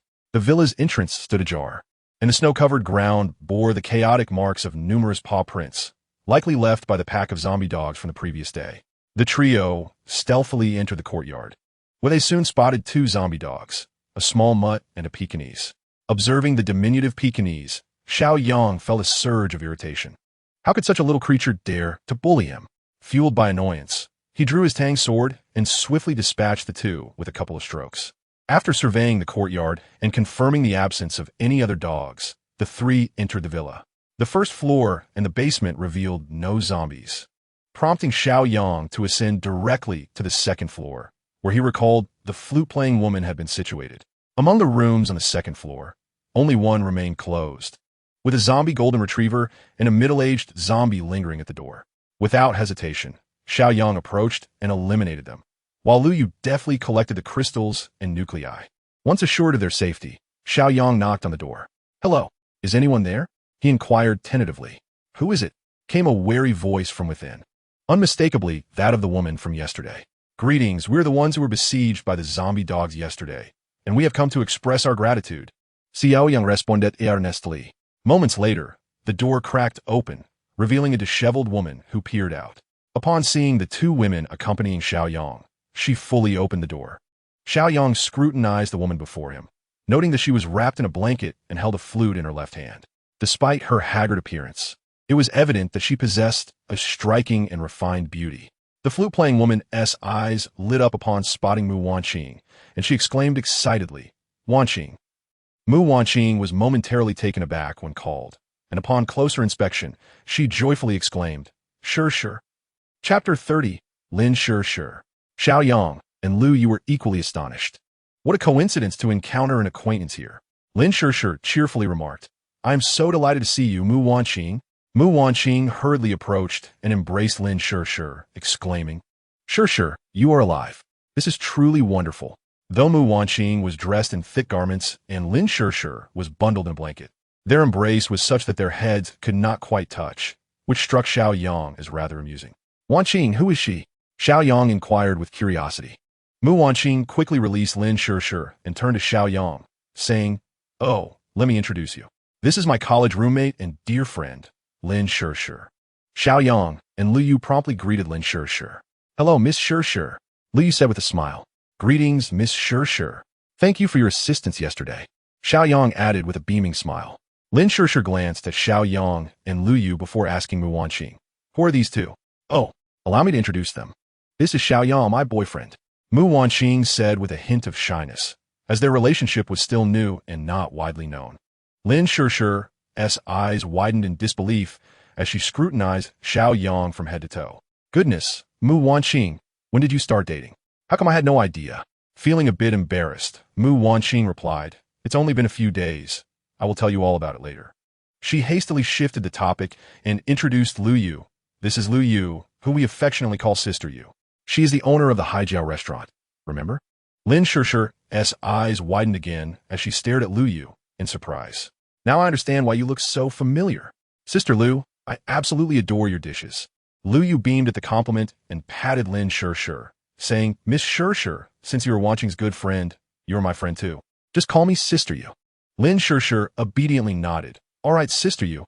Miss Sure, please do not hesitate to voice any needs you may have. We shall certainly accommodate you." Xiao Yang Alfred. Hesitating for a moment, Lin Sure finally said, somewhat shyly, "I know I shouldn't expect anything in return for helping you, but I am truly famished. I haven't eaten in several days. Could you spare me some food? I don't need much, Just a few buns or some instant noodles would suffice. I'm utterly starving. As she spoke, tears nearly welled in her eyes. Xiao Yang and the others exchanged glances, astonished at the simplicity of her request. Seeing their silence, Lin Shirshir assumed they were also short on food and added, I understand if your supplies are limited. Miss Shirshir, what is so special about buns or instant noodles? Come, I shall take you home to enjoy a feast. Eat to your heart's content. Upon witnessing Lin Shirshir's troubled expression, Xiao Yang felt an immediate pang of compassion and swiftly interrupted her words. Lin Shirshir looked at Xiao Yang and Mu Wanqing in astonishment. Do you eat a lot? Indeed, plenty, enough for you as well. Gome, return home with me, Mu Wanqing urged, pulling her along. As they passed the middle-aged male zombie that Xiao Yang had vanquished, Lin Shirshir cast a sorrowful glance downward. However, she did not linger and followed Mu Wanqing outside. Do you also reside in this villa district? Lin Shirshir inquired. Yes, in that house at the very top, Xiao Yang replied. Upon hearing this, Lin Shirshir could not help but steal another deep glance at Xiao Yang. Not only was he handsome, but he was also quite affluent. At such a young age, he already owned a villa. Moreover, she had witnessed Xiao Yang valiantly slaying zombies the previous day, resembling a true warrior with commendable prowess. Wanqing was indeed fortunate to have found a boyfriend who possessed looks, wealth, and capability. She felt genuinely happy for Mu Wanqing's serendipitous encounter with such an ideal partner. As they made their way back to Xiao Yang's villa, Lin Shirshir was astounded by the security measures in place. With towering walls and a sturdy iron gate, it seemed implausible that anyone or any zombie could breach the defenses. Stepping inside, Lin Shirshir was further astounded, rendered speechless. The villa boasted heating, electricity, and running water. Everything was as it had been before the calamity. To her, this place felt like a paradise on earth. Xiao Yang ventured into her room, retrieving a set of pajamas and an array of food from his storage space, which he brought to the living room. At this moment, Lin Shirshir had removed the blanket enveloping her, revealing a stunning qipao adorning her figure. Xiao Yang's eyes lit up. What a sight! The qipao was exceptionally suited for a girl, particularly one with Lin Shirshir's exquisite physique. The design of the qipao accentuated feminine curves beautifully. The slits extending to her thighs heightened allure, evoking an irresistible urge to explore further. At that moment, Lin Shirshir held her flute, and with a single glance, she resembled an ethereal fairy. Xiao Yang was momentarily entranced. Xiao Yang, why are you standing there in a daze? Hurry and bring the food over. Mu Wanqing called out urgently upon noticing his immobility. All right, coming. Xiao Yang snapped back to reality and rushed over, handing a large assortment of food to Lin Shirshir. Eat, indulge. Lin Shirshir, overwhelmed by the bounty of food in her hands, felt tears welling in her eyes. Thank you so much. However, I can't possibly eat all of this. I'll just take a few items. She sensed that this might be all of Xiao Yang's rations, and was touched yet hesitant to indulge too freely. Do not worry, Shirshir. Eat to your heart's content. There's plenty of food. This is merely to tide you over until our grand dinner tonight, Xiao Yang said with a smile, encouraging her. Lin Shirshir's mouth formed an astonished shape. Are we having a grand feast tonight? She exclaimed in disbelief. Yes, indulge yourself. Mu Wanqing ered igerdi. Observing the confident gazes exchanged between Xiao Yang and Mu Wanqing, Lin Shirshir felt a sense of reassurance and ultimately began to devour her meal with fervor. For she was exceedingly hungry. Wanqing, once Shirshir has finished her meal, please take her for a bath and help her change clothes, Xiao Yang instructed as he handed a set of pajamas to Mu Wanqing. You stay with her at home and enlighten her about the current circumstances while I venture out with Sister Yu to continue clearing the zombies. We shall return for a grand feast tonight, Xiao Yang added with determination. Upon hearing that Xiao Yang and Lu Yu would be going out, Mu Wanqing felt a twinge of concern for their safety. However, recalling that Xiao Yang had been honing his skills for over 3 centuries, it was likely that these zombies posed little threat to them. Moreover, Sister Yu's combat prowess surpassed her own, alleviating her worries, and she acquiesced to Xiao Yang's plans. As Xiao Yang departed, he discreetly cast a glance at Lin Shirshir's qipao, admiring the way it accentuated her curves, particularly her rounded figure. He swallowed hard, reluctant to leave the villa. Chapter 31. The Duo Team. Xiao Yang and Lu Yu resumed their efforts from the previous day, embarking on the task of clearing the remaining 50 villas. With Mu Wanqing absent, it became imperative for the duo to hone their synergy, striving to become proficient partners. They alternated positions, sometimes advancing one after the other, at other times side by side, or even back to back, executing rotating attacks.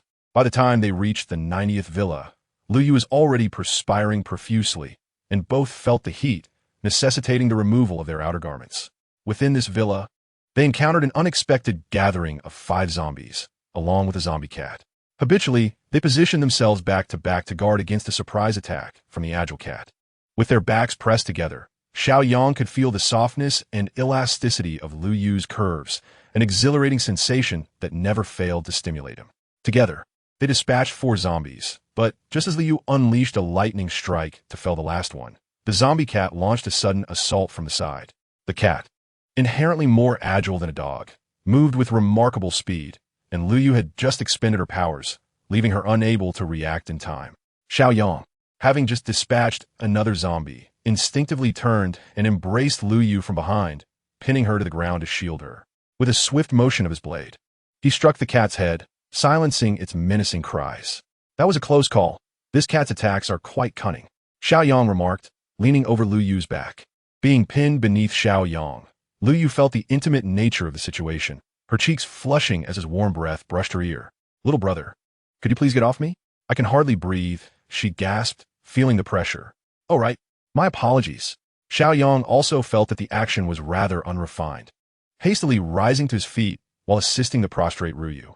Upon observing that her face had taken on a slight blush, he was momentarily taken aback. This woman, when flustered, possessed an undeniable charm.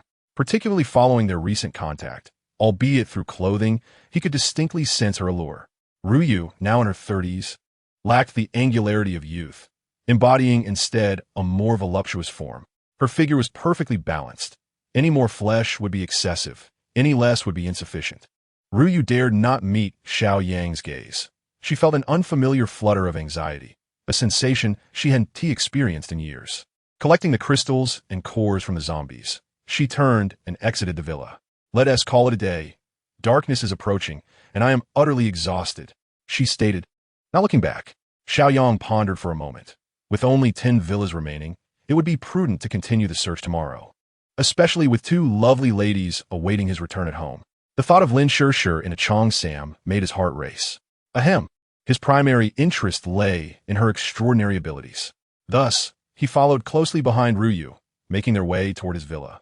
In the Zijin Mountain Villa District, the last 10 unexamined villas were situated at the entrance of the entire area, where the property management office was also located. Within one of the utility rooms, over 20 individuals, both men and women, were crammed along the walls. This room had but a small window, rendering it particularly dark once night fell. It was relatively warm. Don't push in any further, do you hear me? A man shouted in frustration. Stop shoving. Can't you hear our captain speaking? Another chimed in. Exactly, it's truly bothersome. Had I known, I wouldn't have taken you in. Someone else added. I'm sorry, but it's just so cold by the door. I wanted to move it a bit. A woman meekly explained. Cold? Who isn't cold? Your constant pushing is disturbing our captain's rest. Who will venture out tomorrow to find food for you? One individual retorted sternly. We were involved in the search for food too. It's not solely your security team's achievement. Another countered. The first man, upon hearing this, became infuriated. You participated? Who among you didn't cower when those monsters approached? If it weren't for our captain, you'd have been devoured by now. I understand, and we are genuinely grateful. Once help arrives, we will surely show our appreciation. The woman at the door responded cautiously. Help? What help are you speaking of? There's no signal on our phones, and the streets are teeming with those walking horrors. Have you seen any living souls in this entire villa district aside from us? The security captain scoffed. Suddenly, a bright light illuminated the woman at the door, causing her to instinctively shield her eyes. Her hair was disheveled, yet she still appeared relatively youthful, wrapped in a makeshift banner. The head of security leered at her and said, Weren't you complaining about the cold? Why not come over here? Upon hearing this, the woman turned pale with fear and hurriedly waved her hands, insisting, No, I can endure it for a while. The head of security, however, paid her no mind and instructed the 2 burly men beside him. Bring her to me. The 2 men in security uniforms approached her, seized her, and dragged her to the head of security's side. He forcefully tore away the banner from her, scrutinizing her closely, and lifted her chin with his hand, saying, Aren't you supposed to thank me? No need to wait for the rescue. You can do it now. Suddenly, the flashlight went out, and the woman's voice filled with terror echoed. What are you doing? Ah, your hands are so cold. Let go of me. The sound of fabric tearing followed. No, please, I beg you. But the head of security did not relent. Soon, the room was filled with indescribable sounds. The others in the room could only seethe in silence, knowing that their survival depended on the security team. They had witnessed the security team of 5 eliminate a creature that had threatened them. Most of these individuals were owners of the 10 villas nearby, who previously would have bowed and scraped before the security. Yet, the tides had turned, and now they found themselves at the mercy of the security team. As night fully descended, the moans within the room continued unabated. Silence enveloped them all. They were counting on the security team to procure food the next day, or to eliminate the dozen zombies lingering at the entrance of the villa area, allowing them to venture down the mountain in search of rescue. In Xiao Yang's villa, he and Liu Yu had finished washing up, meticulously cleaning the crystals and cores they had obtained, stacking them neatly on the coffee table. Liu Yu was exhausted, and Xiao Yang, feeling sympathetic, refrained from asking her to cook. Instead, seizing the moment when Lin Shirshir was absent from the living room, he unveiled a lavish spread of food. Wine and beverages were all prepared. When Lin Shirshir entered the living room and beheld the sumptuous feast laid out before her, her eyes sparkled with delight, nearly drooling at the sight. My goodness, to be able to enjoy such a meal, I would have no regrets even in death. Chapter 32. Never abandon, never give up, never betray. Come, Shirshir. This banquet is prepared just for you. Please indulge, Xiao Yang said with a smile, pulling out a chair for Lin Shirshir, inviting her to sit. Surprised and flattered, she replied, Why do I deserve such extravagance? Surely, you must have reserved the best for me. Xiao Yang chuckled, glancing at Mu Wanqing, noting that she had likely not revealed her spatial abilities to Lin Shirshir. Pouring a glass of wine for no one in particular, he raised his cup and addressed Lin Shirshir. Thank you for your assistance yesterday. Let us toast. He downed his drink in one gulp, and Mu Wanqing and Liu Yu followed suit, raising their glasses in acknowledgement before finishing their drinks in unison. Lin Shirshir was also someone who enjoyed a drink. Upon noticing the reverence of her companions, she quickly lifted her delicate face and downed the contents of her glass. You really need not treat me this way. I shall feel quite bashful, she said, shyly placing her cup down. Very well, let us proceed to our meal, Xiao Yang replied. Throughout the dining experience, most of the time was spent with Xiao Yang and his 2 companions observing Lin Shirshir as she dined alone. During their conversation, Xiao Yang learned that Lin Shirshir was a student at the Haiqing Academy of Arts, specializing in playing the xiao, a traditional Chinese flute. She was a close friend and roommate of Mu Wanqing, and she resided in a villa belonging to her aunt. On the night the cold front struck, she happened to be visiting and was consequently trapped there. Fortunately, she had not succumbed to the bitter chill. When the temperature slightly rose, she wrapped herself in a blanket and ventured out in search of food, only to discover her uncle, transformed into a zombie, frantically attacking her aunt at the staircase. This sight horrified her, prompting an involuntary scream. The moment she cried out, her zombified uncle redirected his assault towards her. Realizing the danger, she hurried back to her room and promptly shut the door. However, the zombie uncle showed no signs of relenting, violently pounding against the door, threatening to break through.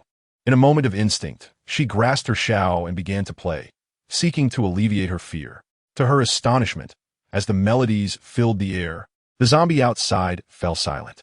Uncertain of the reason behind this phenomenon, she remained in her room, too frightened to venture outside.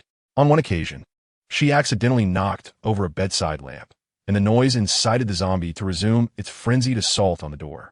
In her panic, she played xiao once more, and indeed, the commotion outside ceased. It was then that she began to suspect that her music had the ability to pacify the undead. Until yesterday, when she heard the sounds of survivors battling against zombie dogs outside her window, her curiosity led her to the window's edge, where she witnessed a scene of Xiao Yang, Mu Wanqing, and Liu Yu being besieged.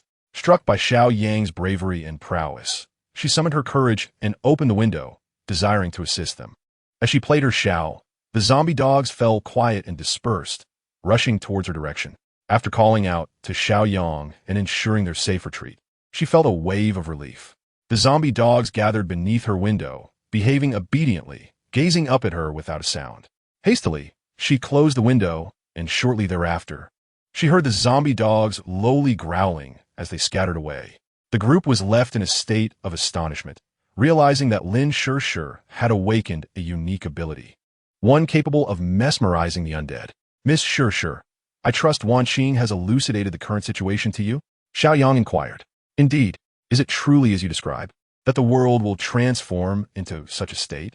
Lin Shirshir responded, still somewhat skeptical, yet unable to refute the reality of the rampant zombies outside. Yes, he affirmed. It can only become worse than you can imagine. Fortunately, you have awakened your latent abilities, Xiao Yang said with utmost seriousness. Abilities? What are my abilities? Is it this flute? Lin Shirshir hurriedly took out the flute upon hearing about abilities. Not the flute. Yours must be a form of psychic ability. With this ability, whatever you play will be effective. Xiao Yang explained to her. Miss Shirshir, the world is exceedingly perilous now. It would be wise for you to join our family. I, Xiao Yang, can assure you that you will not suffer from cold or be bullied, and there will be delicious food to enjoy. What do you say? Xiao Yang directly invited Lin Shirshir to join. Lin Shirshir glanced at Mu Wanqing and then turned to Xiao Yang, saying, well, Wanqing has already mentioned this to me. I don't have any relatives in Haicheng. My parents are in a distant city, and I have no idea how they are doing now. I feel that you all are truly kind, especially with Wanqing here, so I'm willing to join you. Excellent. Xiao Yang was delighted with Lin Shirshir's addition. Their future endeavors in combating zombies for resources would be much safer. However, Xiao Yang did not express excessive excitement, but rather solemnly stated, yet, I must inform you that joining this family is not akin to a carefree game during peaceful times. We are a community bound by fate, and we must shoulder our respective responsibilities and obligations. Not abandoning, not giving up, and not betraying is our bottom line. Furthermore, you must obey my commands. Can you accept this? As Xiao Yang spoke, Mu Wanqing and Lu Yu listened intently, both endorsing Xiao Yang's words. Lu Yu suddenly raised her right hand and declared, Xiao Yang, I, Lu Yu, will always follow your commands. My life belongs to you, and I shall never betray you. Lu Yu was not foolish. She needed to express her stance first to make it seem official. Moreover, she already depended on Xiao Yang for sustenance and effort, especially since he possessed profound knowledge of the apocalypse, far surpassing her own Navet. She willingly accepted this. Seeing Lu Yu's declaration, Mu Wanqing also raised her hand and said, as Xiao Yang's girlfriend, I will undoubtedly stand united with him. Those who regard Xiao Yang as family are also my family. Lin Shirshir observed the solemnity with which Mu Wanqing and Lu Yu affirmed their loyalty, realizing the significant place Xiao Yang held in their hearts. This indirectly proved that Xiao Yang was indeed a capable individual. Looking around her current environment, warm as spring, with access to water and electricity, an abundance of food, and good friends, she felt as though she had transitioned from heaven to hell compared to her life before meeting Xiao Yang and the others. So, what reason did she have to hesitate in following them wholeheartedly? I, Lin Shirshir, vow to join this family and obey Xiao Yang's commands. Not abandoning, not giving up, not betraying. Should I violate this vow, may I meet a dire fate. Xiao Yang nodded in satisfaction, pleased with the outcome. Although this oath might hold little weight in the apocalypse, it was precisely the response he sought. However, one must maintain an attitude. From now on, we are all family. Together in glory, together in loss. Come, let's raise a toast to welcome Miss Lin Shirshir. Xiao Yang proposed, and the four of them raised their glasses in unison and drank heartily. In chapter 33, it is said that a man with wealth can forge connections with anyone. After indulging in food and drink, Xiao Yang gathered everyone around the coffee table in the living room, gesturing toward a large pile of crystals before him. Today, Sister Yu and I have collectively acquired 320 crystals. Let us divide them. Lin Shirshir gazed at the plethora of crystals in astonishment. Earlier in the day, Mu Wanqing had already enlightened her about the significance of these crystals and their connection to time energy. Thus, she understood the immense implications of such a bounty. Brother, I have a suggestion, Lu Yu suddenly interjected. Xiao Yang looked at her with curiosity. Oh, what do you propose, Sister Yu? I believe it will be best for you to absorb these crystals yourself. It wouldn't be reasonable to share them every time. Given the 20-plus years of time energy, you should be more than equipped to handle those zombies. However, as our cornerstone, it is imperative for you to swiftly enhance your own strength. Did you not mention that once your time energy surpasses 1,000 years, your physical constitution would experience a qualitative leap? I suggest that once you reach that milestone, You can then distribute the excess crystals among us. What do you think? After contemplating Lu Yu's words, Xiao Yang recognized the truth in her reasoning. Indeed, surpassing 1,000 years of time energy would lead to a significant transformation in his physical capabilities. Conventional weapons would no longer pose a threat to him. At that point, unless faced with high-tier mutants or individuals with superior time energy or formidable adversaries wielding firearms, he would be largely unassailable. While enhancing the physical prowess of his team was undoubtedly important, the essence of their safety lay with him. As long as he stood strong, they would be secure. Moreover, both Mu Wanqing and Lu Yu had already amassed over 20 years of time energy, placing them in a league of their own in terms of physicality. All right, do you both have any objections? Xiao Yang inquired, looking at Mu Wanqing and Lin Shishir. Mu Wanqing shook her head in disagreement. Lin Shishir promptly added, I haven't contributed anything, so I certainly won't take any. Xiao Yang chuckled, pulling Lin Shishir's left arm to examine her time energy, which was still under 350 days. He pressed 20 crystals into her hands, saying, You truly must accept this. You need these 20 to absorb, and in doing so, you will gain over 20 years of time energy, significantly enhancing your physical constitution. When we venture out, you want to be a burden. This is not appropriate. Lin Shishir hesitated, feeling guilty for accepting something without having earned it. Take it. Xiao Yang is right. Mu Wanqing encouraged. Yes, sure. Strengthening your constitution is essential if you wish to join us in combating the zombies. Otherwise, with your petite frame, you would struggle to keep up. Lu Yu chuckled as she patted Lin Shishir on the shoulder. All right then. In the future, when we have more crystals, you all can share a bit more. Lin Shishir, seeing their enthusiasm, decided not to decline any further. Mu Wanqing and Lu Yu took Lin Shishir under their wings, guiding her on the art of absorbing crystals. Xiao Yang glanced at the little crow, Cobalt, cowering in its cage, and pulled out over 30 unstarred crystal cores from his pocket, approaching it. The little crow seemed intimidated by Lu Yu. As long as she was present, it wouldn't dare approach Xiao Yang. Come here, Cobalt. Look at the delicious treats I brought for you. Xiao Yang opened his palm, presenting the crystal cores before the little creature.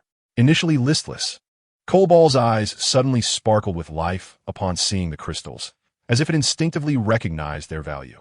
Without hesitation, it gulped down one core. After consuming the first, Cobalt reveled in the sensation, fluffing its glossy black feathers. It quickly devoured a second, but then found itself unable to eat more. It is worth noting that the sizes of these animal crystal cores varied. The two that Cobalt had consumed were among the smallest, likely from the little Pekingese and cats. No larger than peanuts. The others resembled the size of marbles, far too large for Cobalt to swallow. After gathering the remaining crystals and playing with Cobalt for a while longer, Lin Shishir, under the tutelage of Lu Yu and Mu Wanqing, completed her absorption of the crystals. Observing her transformation, Xiao Yang noted a remarkable change. Lin Shishir's complexion had become rosy, her skin smooth and increasingly fair, exuding a glow as if it could yield water. Standing beside Mu Wanqing, they resembled sisters, sharing a similar height. If only she were dressed in a qipao instead of her pajamas. The effect would be even more enchanting. Xiao Yang marveled at his unexpected fortune of being able to share a space with such beauty after his rebirth. It was truly a feast for the eyes. Indeed, strength held great significance. Without this villa and its resources, would he have had the same opportunity to connect with them? The answer was undoubtedly no, as he had never encountered such fortune in his past life. This echoed the old adage, a man with wealth can forge connections with anyone. In this apocalyptic era, resources equate to wealth. No matter how powerful one may be, everyone still needs to eat and drink. And Xiao Yang possessed all of this. Having absorbed all the crystals, his temporal energy surged to an impressive 620 years, and his physical constitution had nearly doubled. Now, he radiated vitality, brimming with spirit and vigor. His physique more harmonious than ever. Coupled with his handsome visage, he left the three women across from him momentarily entranced. It's still early. Let us go catch a movie together. Xiao Yang, relishing in their awestruck expressions, proposed with enthusiasm. Lin Shishir, recalling that they could watch films in the villa, exclaimed in excitement, Great. I haven't to use my phone or watched any short videos for over 10 days. Watching a movie would be absolutely wonderful. Lu Yu did not refuse. After a long day, watching a movie to unwind seemed quite agreeable. The four of them descended to the private cinema on the lower level. where Xiao Yang thoughtfully prepared an assortment of fruits, snacks, and beverages, alongside a bottle of red wine and a box of cigarettes. When it came to selecting a film, they all opted for an apocalyptic theme, believing that, given the current world context, such a movie would resonate more deeply. Xiao Yang promptly played I Am Legend, and amidst the occasional screams from the three women, he indulged in his wine and savored his cigarette, relishing the delightful moment.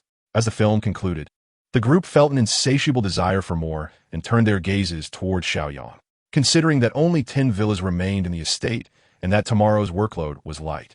He decided to treat them to another film, Waterworld, allowing them to grasp the even harsher calamities they might face in the future. The three women watched the film, filled with various apprehensions about what lay ahead. Yet, observing Xiao Yang's nonchalant enjoyment, they thought to themselves, this man surely possesses a solution. At the very least, on this frigid night, amidst the chaos of roaming zombies, they found solace in the warmth of the private cinema, leisurely watching a film, all thanks to Xiao Yang. Chapter 34, Call Me Daddy. Ah, Xiao, come down quickly. Early in the morning, Lu Yu's voice roused Xiao Yang from his slumber. He opened his eyes to find himself alone on the spacious double bed. Mu Wanqing had evidently spent the night in the adjacent room with Lin Shishir, engaging in heartfelt conversation. Rising, he hurried downstairs to inquire, "What is the matter, Yu Jie?" Seeing Xiao Yang descend, Lu Yu, flustered, pointed towards the corner of the living room where a birdcage stood, exclaiming, "Brother, look, your bird has grown." Following her gesture, Xiao Yang was taken aback, exclaiming, "Oh my goodness!" The little crow, once no larger than a palm, had now more than doubled in size, resembling that of an adult crow. Cobalt, Xiao Yang could hardly believe his eyes and tentatively called out to the crow. Upon hearing her name, Cobalt excitedly flew towards him and perched on his shoulder. Relieved, Xiao Yang confirmed it was indeed Cobalt. His initial worry that another crow had invaded her nest due to an open window dissipated. However, he marveled at the rapid growth. Could it be due to the crystal core he had fed her last night? It certainly seemed plausible, as there was no other explanation. Noticing Xiao Yang's stillness, Cobalt cocked her head to gaze into his star-like eyes and in a sudden burst of enthusiasm, lunged to peck at his eyeball. Fortunately, Xiao Yang's quick reflexes saved him as he deftly swatted her aside. "Go away. That's my eyeball, not a crystal core. Where do you think you're going?" Xiao Yang scolded Cobalt, irritation evident in his tone. The Cobalt seemed to sense Xiao Yang's anger and, eager to please, began to groom his hair, causing Xiao Yang to chuckle as his scalp tingled. All right, here, have some crystal cores," Xiao Yang exclaimed, his spirits lifting as he produced 2 glass-sized crystal cores to feed the Cobalt. Without hesitation, the Cobalt swallowed them whole. After finishing, it fixated its gaze on Xiao Yang, signaling for more. With a stern expression, Xiao Yang replied, "You can only have 2. Any more, and you won't be able to digest them. Be obedient." The Cobalt tilted its head, listening intently, as if it understood. It flew back to the overhead rod and mimicked Xiao Yang's voice, saying, "Be obedient. Be obedient." Wow. Xiao Yang and Lu Yu stood frozen in surprise. "Sister Yu, can crows talk?" Xiao Yang inquired. Lu Yu shook her head. "I don't know." Xiao Yang pondered, having heard of mynas and parrots imitating speech, but he had never heard crows doing so. Could it be that he had raised a faux crow?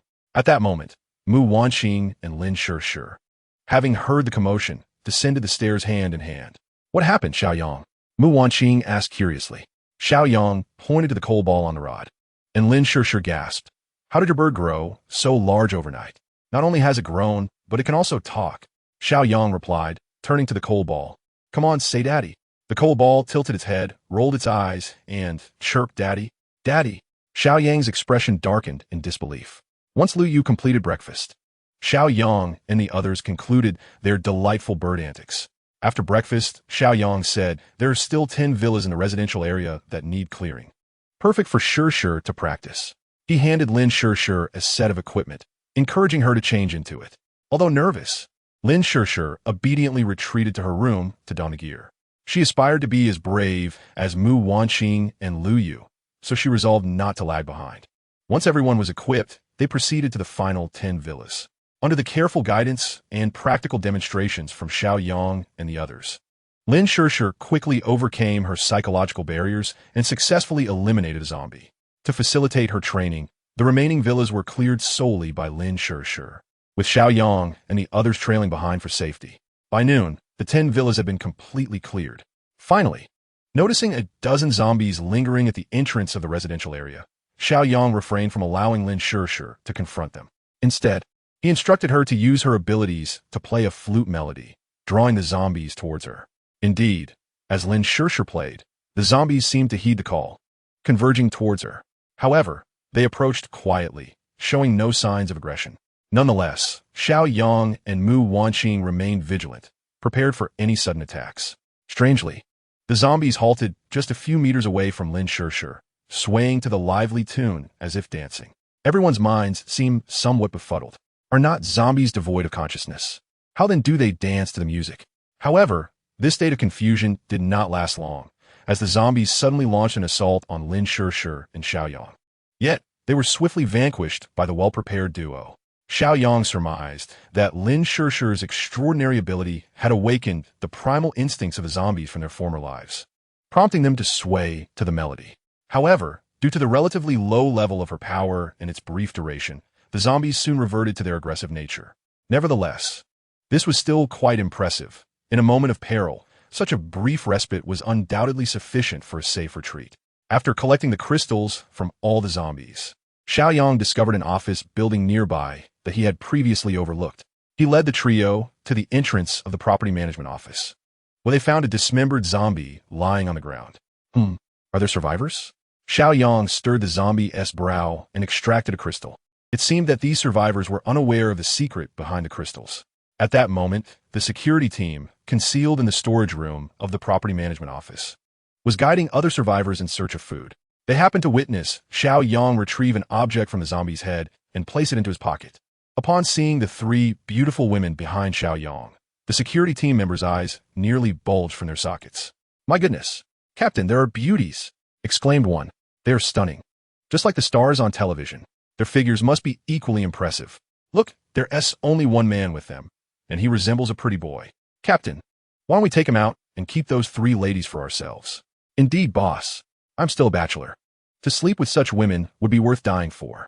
The captain, surrounded by 4 security guards, listened to their chatter, his eyes glistening at the sight of such exquisite ladies, far surpassing the company he had entertained the previous day. "Let us go," he called out, leading the 4 guards and a throng of men and women bursting forth from the office building. "You there, what did you take from that creature? Hand it over. We were the ones who killed it." The captain glared down at Xiao Yang, clearly unaware that this creature was a zombie. Chapter 35. The Security Team's Demise. Mu Wanqing and her companions, upon seeing the crowd rushing out, immediately grew vigilant, brandishing their tang knives. The security team, upon noticing their weapons, quickly raised their makeshift arms, including steel pipes, kitchen knives, mops, and benches. The 5 leading guards wielded more formidable tools, such as cleavers, riot forks, and rubber rollers, while the captain astonishingly brandished an electric baton. "Captain, they have knives," one security guard whispered. "What are you afraid of? Mere decorative pieces. I wager they are not even sharpened. Look at all of you cowering." The captain reprimanded in a hushed tone, as Xiao Yang observed the tense group of individuals. He wore an expression of nonchalance and disdain. With a smile, he retrieved a crystal from his pocket and inquired, "Is this what you are referring to?" The security captain, upon seeing the object, scoffed at its insignificance, exclaiming, "What is this trinket? It serves neither sustenance nor utility." He feigned anger, asserting, "I distinctly witnessed you pick up a pack of sausages. Do not attempt to deceive me with this." He then signaled to several of his subordinates, commanding, "You lot, search them thoroughly to ascertain if they have concealed anything within their garments." At this, Xiao Yang was taken aback, incredulous at their audacity to attempt extortion. As 3 guards approached with lecherous intent towards Mu Wanqing and her companions, they hesitated, uncertain whether to act. After all, the concept of slaying zombies was vastly different from taking human lives. Although Lu Yu had killed before, it had been in vengeance against foes. While these individuals bore her no significant grudge, she awaited Xiao Yang's directive. In a swift and decisive motion, Xiao Yang severed the head of one guard, the severed cranium rolling away as the body remained upright, blood gushing forth from the neck like a fountain. This shocking spectacle rendered everyone dumbfounded. Lin Shishir gasped in astonishment. "Cover her mouth." Even Mu Wanqing and Lu Yu, who had previously witnessed Xiao Yang's prowess, were momentarily stunned. not anticipating such a clean and efficient strike without uttering a word. The lifeless body of the headless guard collapsed with a resounding thud, awakening all present from their stupor. The remaining guards, along with onlookers, retreated in panic towards the property building. The security captain, furious, bellowed, "You lot are utterly useless. Not a single one is competent." One quivering guard stammered, "Captain, his blade is sharpened." The captain, exasperated, shoved the guard aside and squinted at Xiao Yang and his company, stating, "You all are impressive. How about joining forces with me? I assure you, I will treat you well, and the matter of my subordinate's demise shall be overlooked." The captain's bravado stemmed from a recent surge in his agility and speed, which he could not fully comprehend. Yet, he felt capable of single-handedly dispatching a zombie. He had kept this newfound prowess to himself, intending to showcase it during the day's supply search, to astonish everyone and instill greater fear amongst his subordinates, thus solidifying his position of authority. However, he did not anticipate encountering someone as bold as Xiao Yang before even exiting the property. Nevertheless, he was confident that he could deliver a lethal blow when Xiao Yang let his guard down. As for the remaining 3 women, he thought with a smirk, a mere prod with an electric baton would surely render them powerless. Xiao Yang found amusement in the notion that it took 5 of them to eliminate a single zombie. Yet he was being invited to ally with them. Mu Wanqing discreetly employed her ability to eavesdrop on the captain's thoughts. "These 3 women are extraordinary. I intend to enjoy them thoroughly. As for that pretty boy, Humph, I shall never allow a man more handsome than myself to survive." Upon hearing the security captain's inner thoughts, Mu Wanqing felt a wave of disgust surge within her. She warned Xiao Yang, "He harbors ill intentions. Be cautious." The security captain, upon hearing Mu Wanqing's words, sneered contemptuously and suddenly raised his electric baton, thrusting it toward Xiao Yang with remarkable speed. Indeed, his quickness surpassed that of the average person. It was utterly inadequate in the presence of Xiao Yang. Initially, it seemed he might possess some unique abilities, but now it appeared he merely possessed ordinary speed-type powers. This type of ability, belonging to the martial prowess category, relies on swiftness to achieve victory. In the later stages of development, when paired with a formidable weapon, its combat potential would be undeniable. However, in the early stages, one must proceed cautiously. Otherwise, one might easily meet their demise. Just as the electric baton was mere centimeters from Xiao Yang, he swiftly struck with his blade.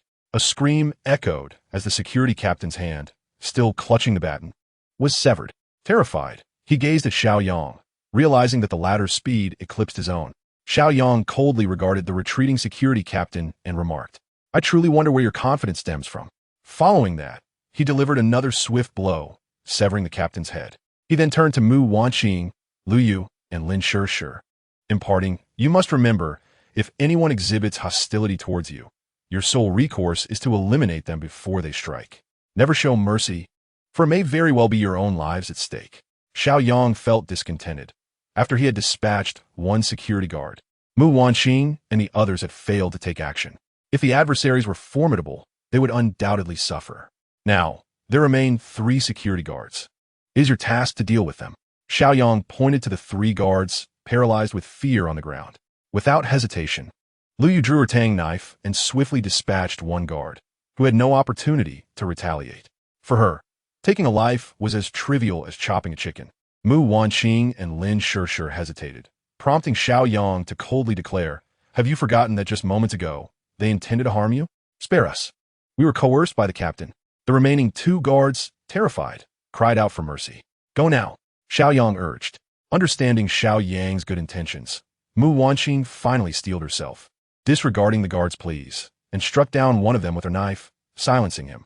The last guard, sensing despair, suddenly lost his wits and charged at the still tentative Lin Shishir. As he closed in, Lin Shishir instinctively raised her knife, piercing through the guard's chest. After over 20 years of harnessing energy, such insignificant figures posed no threat to her. She merely struggled with her own conscience. With all guards dispatched, Xiao Yang addressed the 3 of them.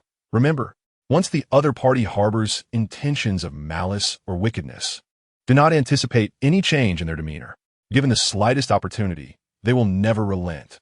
In this world, there are 2 things one should never gaze upon directly: the sun and the human heart.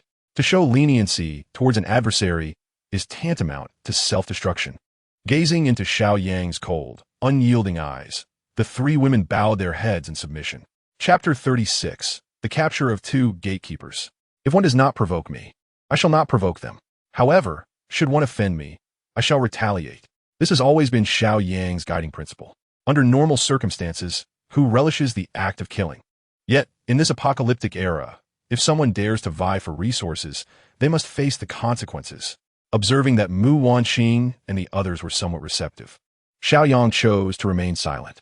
He strode directly into the property management office, where a group of survivors immediately descended into panic, raising their makeshift weapons in defense. Xiao Yang chuckled. Dealing with this rabble would be as effortless as slicing vegetables. However, he was not a mindless killer. It was evident that these individuals had been coerced by the security team, and they had not previously assisted the guard against him.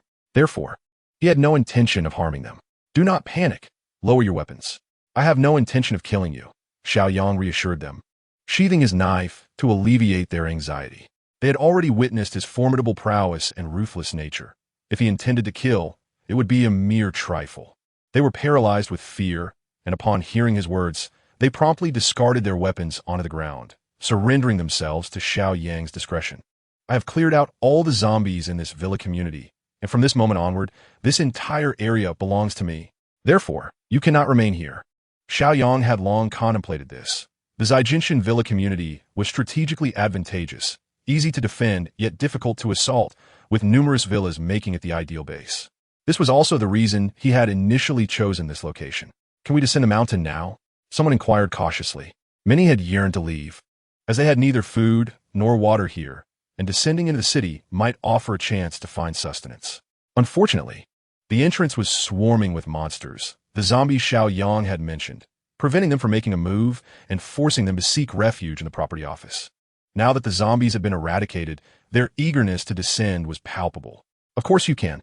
However, there is one condition. As Xiao Yang spoke, the crowd tensed once more. In such circumstances, one could only expect unfavorable terms. Clean up all the remnants of the zombies in the villa community before you leave. Xiao Yang mused. The sight of those zombie carcasses was rather distasteful. Why should he clean them up himself when he had these people at his disposal? It was wise to extract some free labor first. Upon hearing this, the crowd breathed a sigh of relief. They were willing to exert themselves, as they had nothing to lose. Moreover, they had effectively eradicated the zombies. Otherwise, escaping would have been a formidable challenge. Very well. The crowd responded in unison.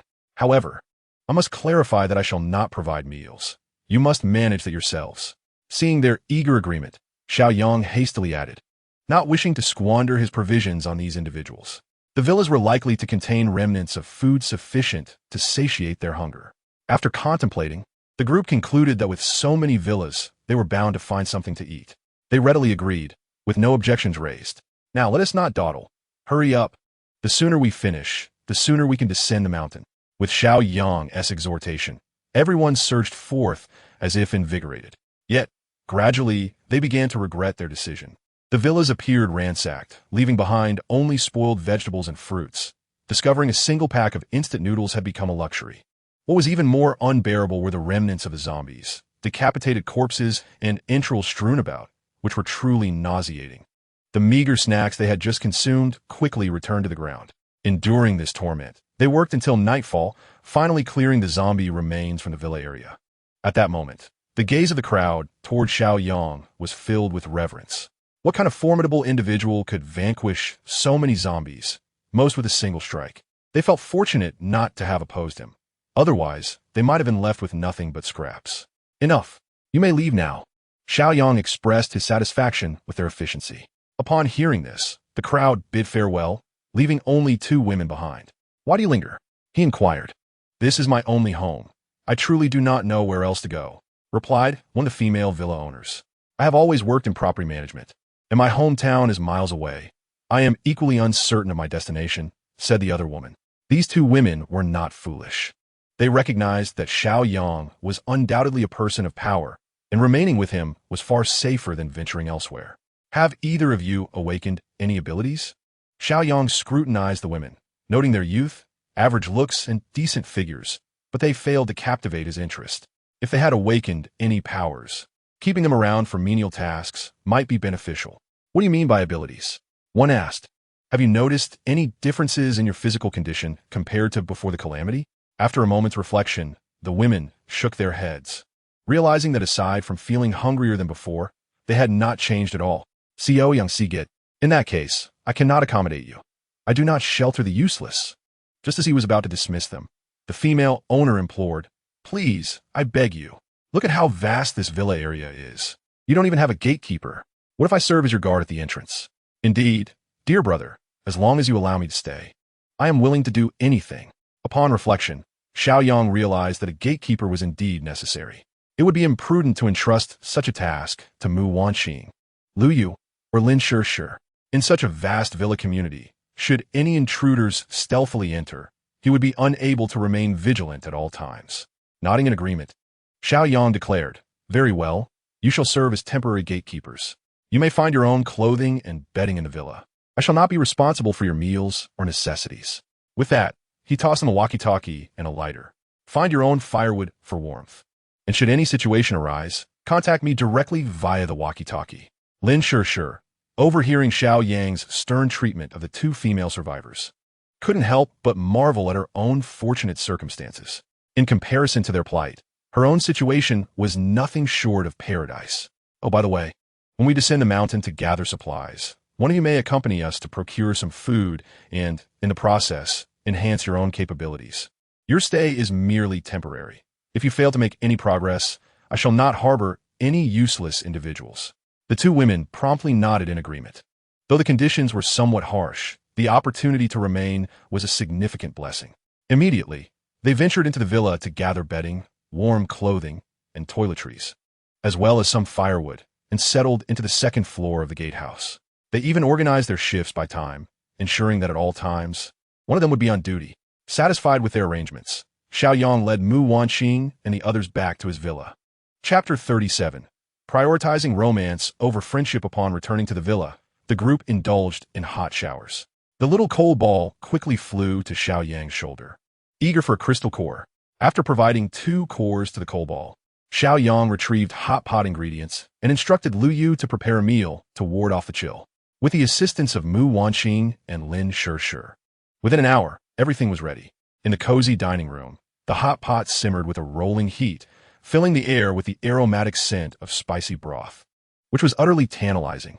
As they gazed upon this heartwarming scene, Mu Wanxing, Lu Yu, and Lin Shishir fell into deep contemplation. They thought of the 2 female survivors stationed at the gate, likely enduring the biting cold and hunger in the frigid guardhouse. Meanwhile, they themselves enjoyed the luxury of ample food and worry-free living, with every meal a delightful variety. All of this was bestowed upon them because they had earned Xiao Yang's recognition and were regarded as family, thus enjoying such privileges. While lamenting the injustice of fate, they felt profound gratitude toward Xiao Yang. What are you all dawdling for? Hurry and eat, Xiao Yang urged as he noticed the 3 of them lost in thought. Coming to their senses, they cast appreciative glances at him. Puzzled by their expressions, Xiao Yang suddenly smacked his forehead and exclaimed, how could I forget? No hot pot feast is complete without beer. Are you asking me for beer? He chuckled. With a clang, he retrieved a box of Courageous Journey beer from the space and set it down. Opening a bottle for each person, Xiao Yang raised his bottle, proclaiming, come, let us embark on this journey together. Cheers! With that, he tilted the bottle and downed its contents in one swift motion. The 3 women, surprised by Xiao Yang's misunderstanding of their intentions, were nevertheless swept up by his enthusiasm and raised their bottles, tilting their heads back for a hearty gulp. Gulp, gulp, gulp. Xiao Yang observed the graceful necks of the 3 women as their throats moved rhythmically with each swallow, finding it exceedingly alluring. A girl who can down a bottle truly possesses a captivating charm. Lu Yu was the first to finish, showing her empty bottle to Xiao Yang. Mu Wanxing and Lin Shishir, being younger, took their time. With the pressure of the beer, some spilled from the corners of their mouths, trickling down their necks and into their collars. Xiao Yang wished to quickly catch the spills with his hands, lamenting the waste. After finally finishing their bottles, both of them had dampened their collars. Xiao Yang promptly handed them tissues. If you cannot handle it, then don't. Look at you all wet. Hurry, wipe it off. Mu Wanxing and Lin Shishir blushed, feeling quite embarrassed. All right, let us eat. The lamb is ready. Oh, what are those 2 kidneys doing in the pot? After the feast, Lu Yu led Mu Wanxing and Lin Shishir in tidying up the dining area. Xiao Yang, however, lounged on the sofa in the living room, leisurely absorbing the 70 crystals he had acquired that day. The hot pot meal had been exhilarating. Xiao Yang had consumed an entire box of beer on his own, while the three women collectively finished another. He noticed that his tolerance for alcohol was increasing, likely related to the enhancement of his physique. If his time energy were to reach 10,000 or even 100,000 years, he could easily drink an entire truckload in one sitting. At this rate, the supply in his space would surely be insufficient for his consumption. Resources are indeed of utmost importance. Seeing that the three had completed their tasks, Xiao Yang summoned them over. Come, I have something to discuss. He sat up to convey a sense of formality. The entire villa area has been cleared. From now on, this will be our home. Each of you has undergone varying degrees of training, and with your current capabilities, you would be exceptional anywhere. However, we must remain vigilant, for we are still far from reaching our peak potential. Therefore, starting tomorrow, we shall descend the mountain to eliminate more zombies and gather additional crystals to continually enhance our strength. Additionally, we need to collect supplies. We cannot simply rely on what we have. In truth, the resources in Xiao Yang's space could sustain them for several hundred years without issue. However, he would not disclose this to them. He understood the wisdom of keeping wealth hidden. Mu Wanqing and the others, of course, complied without question. Now, the words of Xiao Yang have become a decree for them. He is their guiding light and the leader of their shared destiny. Regardless of the circumstances, they all heed his words. Observing the three of them growing increasingly obedient before him, Xiao Yang felt a swell of pride. However, he maintained a serious demeanor and solemnly cautioned them. I must impart a crucial lesson. There are always greater mountains beyond the mountains, and there are always greater individuals beyond individuals. The world is vast, and every kind of bird can be found therein. Though we do not wish to become ruthless killers, we must act decisively when the situation demands it. It is better to mistakenly eliminate 1,000 than to leave a single hidden threat. With a piercing gaze, Xiao Yang scanned the eyes of Mu Wanqing and the other two, asserting sternly, "Do you understand?" At the sound of his tone, the three women immediately straightened their posture and replied in unison, "Understood. Very well. Now rest early. We depart at dawn." Xiao Yang ascended to the third floor alongside Mu Wanqing and Lin Shishir, who insisted on having Mu Wanqing sleep with her. Xiao Yang felt a surge of irritation. "If you insist on taking my girlfriend to sleep with you, do you believe I wouldn't join you both?" Lin Shishir's face flushed. How could he be so brazen? After all, she was a bit afraid of sleeping alone. Sure, we are right next door. Just call out if you need anything." Mu Wanqing chimed in, feeling that with a boyfriend, she shouldn't neglect him. "Focus on your romance, will you?" Lin Shishir rolled her eyes at Mu Wanqing and, in a huff, retreated to her room, slamming the door behind her. Xiao Yang smiled gently and quickly took Mu Wanqing's hand, saying, "Come on, Wanqing, let us get some sleep. I've missed you after just one night apart." Mu Wanqing shyly smiled. "How much do you miss me?" "Very much," he replied. Suddenly, Lin Shishir's door swung open. "Can you two not flaunt your affection right outside my door?" Xiao Yang laughed heartily. "Come on, Wanqing, let us return to our room and continue to show off." "Humph." Lin Shishir slammed her door in annoyance. Half an hour later, Lin Shishir, tossing and turning in her bed and unable to sleep, heard noise from the adjacent room. She perked up her ears to listen closely. Gradually, her face turned red. "Oh my, these two are truly mortifying. Surely they will finish soon? I can endure. An hour and a half later, Lin Shishir was at her wit's end. Is Xiao Yang even human? He is too relentless. She resolved that she must insist on sleeping with Mu Wanqing the next night. Otherwise, she wouldn't be able to sleep at all. However, if she shared a bed with Mu Wanqing, would Xiao Yang really dare to come sleep with him? Heavens! Lin Shishir couldn't bear to imagine. Chapter 38. Let us play a square dance tune. The warm sun on a snowy day is simply delightful. Upon waking early, Xiao Yang felt invigorated. Gently shaking the slumbering Mu Wanqing in his embrace, she merely emitted a soft nasal sound before turning away, presenting Xiao Yang with the exquisite curve of her back.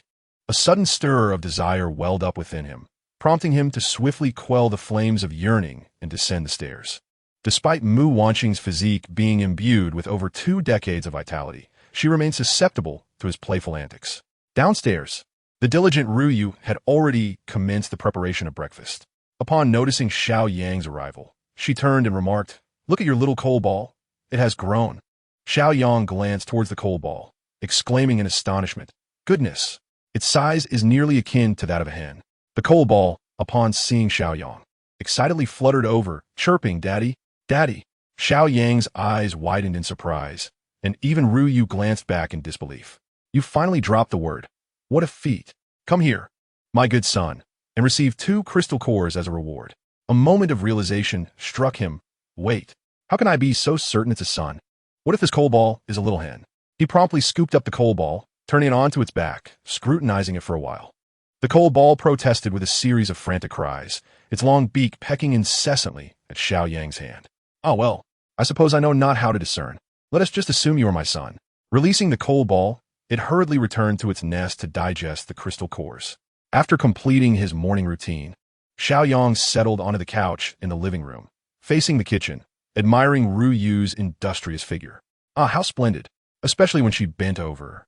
She rivaled the captivating women often seen in short videos. After half an hour of such admiration, breakfast was ready. Xiao Yang's eyes widened in delight at the sight of stir-fried kidney, along with sausages, fried eggs, milk, and congee with preserved egg and lean meat. He exchanged a knowing glance with Ru Yu. How is it that every time I indulge in a late-night escapade, your breakfast is particularly nourishing? Is it a deliberate attempt to rejuvenate me? Goodness, how does she calculate this so accurately? Could she be eavesdropping? Noticing Xiao Yang's unwavering gaze, Ru Yu waved her hand in front of his eyes. What are you staring at? Hurry and summon them down for breakfast. It's one thing for Wan Qing to sleep in, but Lin Shishir is awake too late. Xiao Yang dashed upstairs to awaken Mu Wanqing and casually knocked on Lin Shishir's door. Lin Shishir, yawning and bleary-eyed, opened the door and cast a resentful glance at Xiao Yang and Mu Wanqing. I'm moving to the 2nd floor tonight. And Wanqing, it's a pity your voice isn't gracing our music department as soprano class. With that, Lin Shishir stormed downstairs, leaving Xiao Yang and Mu Wanqing in an awkward silence. Mu Wanqing, feeling bashful, whispered, "Is my voice too loud?" Xiao Yang comforted her by wrapping an arm around her shoulder, saying, "Don't mind her nonsense. She has no right to complain." The breakfast concluded in a subtly charged atmosphere, with the 3 women conspicuously avoiding the stir-fried kidneys. This appears to be a meticulously prepared, nutritious meal for someone special. After indulging, one feels invigorated. Even Lin Shishir finds herself free of fatigue. The 4 don their gear, each receiving a bomb-proof shield. This shield not only wards off the undead, but also deflects bullets. Caution is prudent when venturing far. Xiao Yang retrieved his phone, checking the pre-downloaded map of Haicheng. The university town beneath Zijing Mountain is the closest, merely 10 kilometers away in a straight line. Numerous residential buildings surround it, and, most importantly, the student population is dense, making it an optimal location for acquiring crystals. Additionally, there are large shopping malls and supermarkets nearby, ensuring a steady supply of resources. That's settled then, let us go. Xiao Yang called out. The group boarded the heavy-duty off-road RV, and with a press of the accelerator, they sped out of the villa, the gates slowly closing behind them. The electric gate is quite convenient. Upon reaching the entrance of the villa district, the 2 female security guards, alerted by the commotion, hurried down from their post to open the gate. Xiao Yang leaned out the window, surveying the 2. Which of you will accompany us today? One of the female homeowners replied, I just finished my shift. I will go. But let me make it clear, it will be dangerous, and once we arrive, stick close. I cannot guarantee your safety. Xiao Yang cautioned. The woman nodded, acknowledging the warning. Get in. Half an hour later, the RV halted before a cluster of residential buildings. This was on the outskirts of the university town, comprising older residences primarily inhabited by the elderly. Xiao Yang chose this location based on his experience, knowing that the number of zombies here would be substantial. With the cold front approaching, the most vulnerable, often the elderly, were likely to succumb to the harsh conditions. Their frail bodies could not withstand the chill, regardless of how much they danced in the square. However, clearing this area posed a slight challenge. Most zombies remain indoors, necessitating a methodical approach to breach each door and eliminate them. The few wandering in the community garden were easily dealt with by Xiao Yang and his companions. After clearing one building, Xiao Yang realized this method was inefficient. The confined indoor spaces required both resource gathering and zombie defense, compounded by the fact that these elderly residents had minimal supplies. They preferred fresh food, often purchasing and preparing meals as needed. Aside from a surplus of medicine, their homes contained little else, and unfortunately, the medications were of no use to Xiao Yang and his group. Suddenly, an idea struck him, and his gaze fell upon Lin Shir. Shir, take out your flute, play a square dance tune, and see if we can lure out those zombie grandmothers. The group looked at Xiao Yang in astonishment. What a peculiar idea. What is that song called again? The most dazzling national style. Yes, that one. The grandmothers love it. Come on, play. Lin Shir chuckled upon hearing this. You speak of antiquated square dance tunes from long ago. Nowadays, the elderly ladies are captivated by Old Dream. Xiao Yang chuckled awkwardly. Is that so? Ha! Then let us indulge in a rendition of Old Dream. And play it loudly enough for the entire community of elderly ladies to hear. Allow me to give it a try. Lin Shir extracted her flute, pressed it against her crimson lips, and the enchanting melody of Old Dream resonated through the air. Indeed, as the music played, the entire community came alive. From the nearby buildings, Xiao Yang could already hear the frenzied banging of the zombies against the doors. Before long, the community square had gathered no fewer than 200 zombie grandmas. Some of them even brandished splintered door frames, as the wooden doors of this aging neighborhood could hardly withstand their undead fervor. They encircled Lin Shir, swaying in unison to the music, their movements surprisingly synchronized. It was evident that square dancing had become ingrained in their very essence. Chapter 39. Scavenging them all. Xiao Yang sensed that the time was ripe and sought a suitable position to commence his harvesting. He gently nudged a forward-standing zombie grandma back, taking her place. The zombie, momentarily hindered, lost her rhythm and became furious. Young man, how dare you take my spot? The zombie grandma snapped back to her ferocious state, lunging forward with her mouth agape. With a swift stroke, Xiao Yang dispatched her instantly. Alas, even as a zombie, she still contended for a position. How amusing. This horde of zombies was dispatched in less than half an hour, as effortlessly as slicing fruit. Xiao Yang nodded in satisfaction. The efficiency was remarkable. The female security guard, who had been trailing behind them, was utterly astounded by this spectacle. The strength of Xiao Yang and his companions exceeded her wildest imagination. She became increasingly convinced that her decision to remain in the villa area as a guard was wise. Being surrounded by such formidable individuals was far preferable to facing the world alone. Though they perceived themselves as powerless and useless, she was determined to strive for self-improvement, aspiring to join their ranks. That way, no one would dare to bully her again. Summoning her courage, she approached Xiao Yang, her voice trembling as she asked, could you lend me a knife? I wish to. Are you looking to scavenge for supplies? He inquired. Yes. Xiao Yang handed her the Tang Dao, saying, Here, make sure to return before we finish collecting the crystals. The female guard accepted the knife with a bow and hurried into the nearest building. Xiao Yang and his companions, of course, would not waste time rummaging through every household. It was far more efficient to head directly to a supermarket or a mall. Approximately half an hour later, the female guard returned, carrying a half bag of rice and a half bag of flour. Just as Xiao Yang and his group completed their collection of all the crystals, the female gatekeeper approached, retrieving a crystal from her pocket. Here, this might be of great use to you. I noticed you were all collecting them, so I took it out. Xiao Yang gazed at the crystal in her hand, genuinely surprised. Did you manage to kill a zombie that slipped through? The female gatekeeper nodded yes. I happened to encounter one and emulated your methods to slay it. Xiao Yang regarded this woman with newfound respect. She was not entirely inept. She demonstrated a willingness to learn and possessed a modicum of courage. What is her name?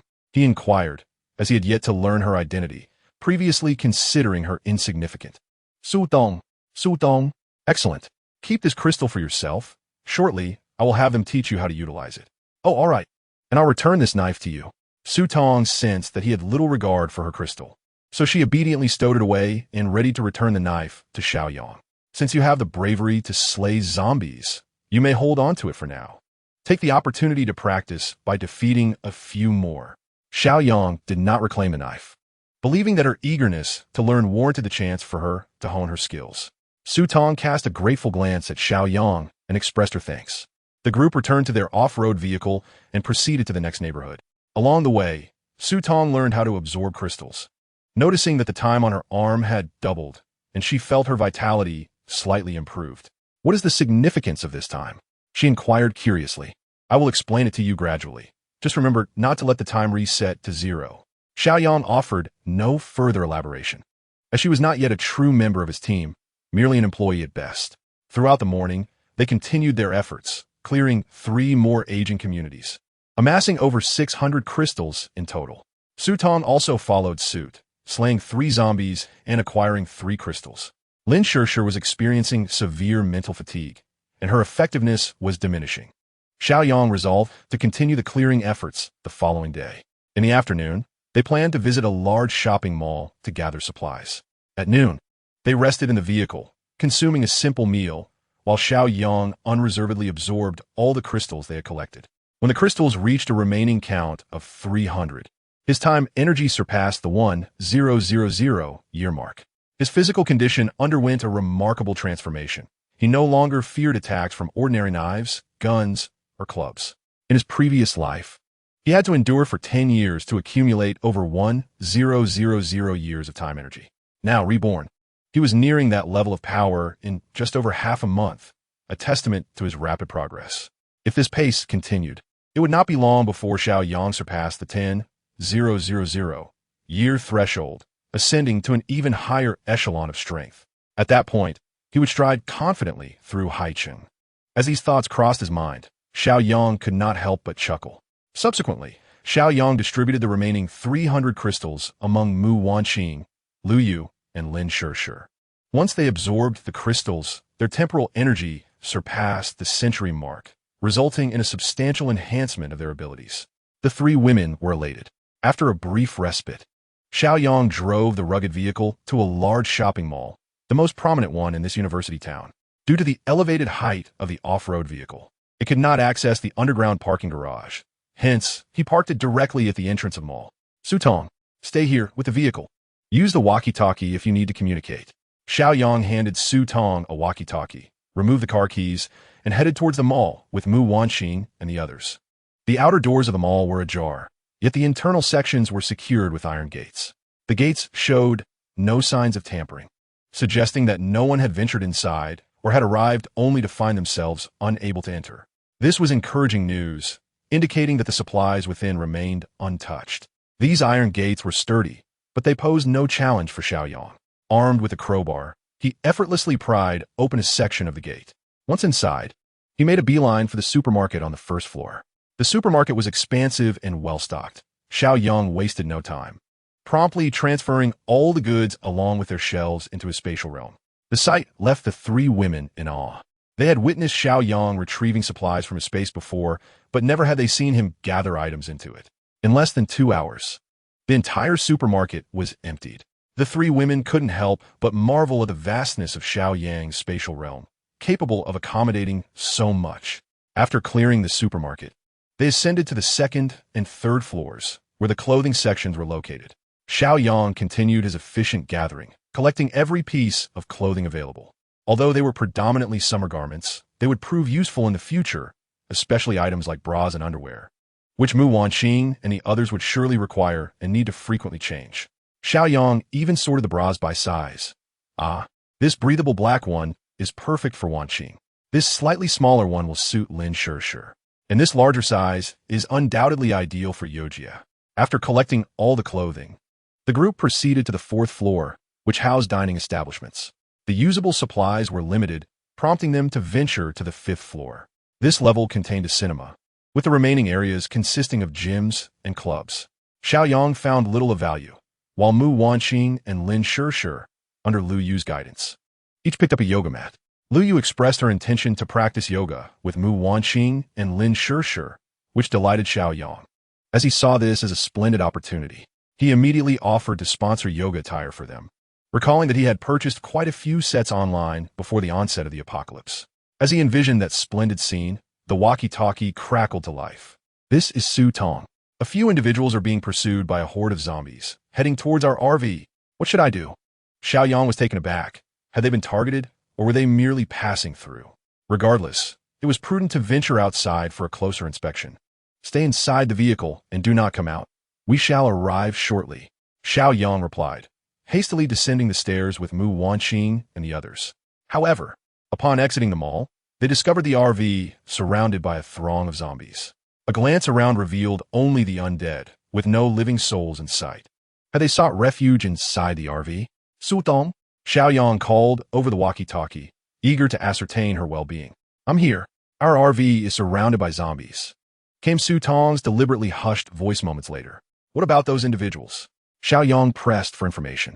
They're inside the vehicle. Su Tong's voice trembled with anxiety, indicating her awareness that allowing those individuals into the RV was a questionable decision. Xiao Yang felt a surge of anger. How could Su Tong, uncertain of their intentions, invite them in? Glancing at the horde of zombies surrounding the RV, there must be nearly 100, he resolved to eliminate the threat first.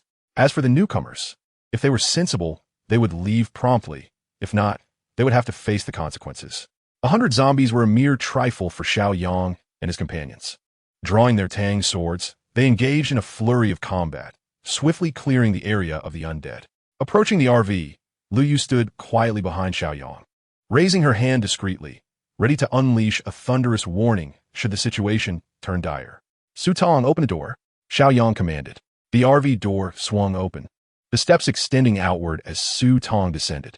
Seeing that Su Tong was unharmed eased their concerns, suggesting the newcomers bore no ill will.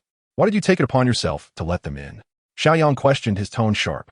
They're officers from a security team, which is why Su Tong began to explain, but was interrupted as a woman emerged from the RV.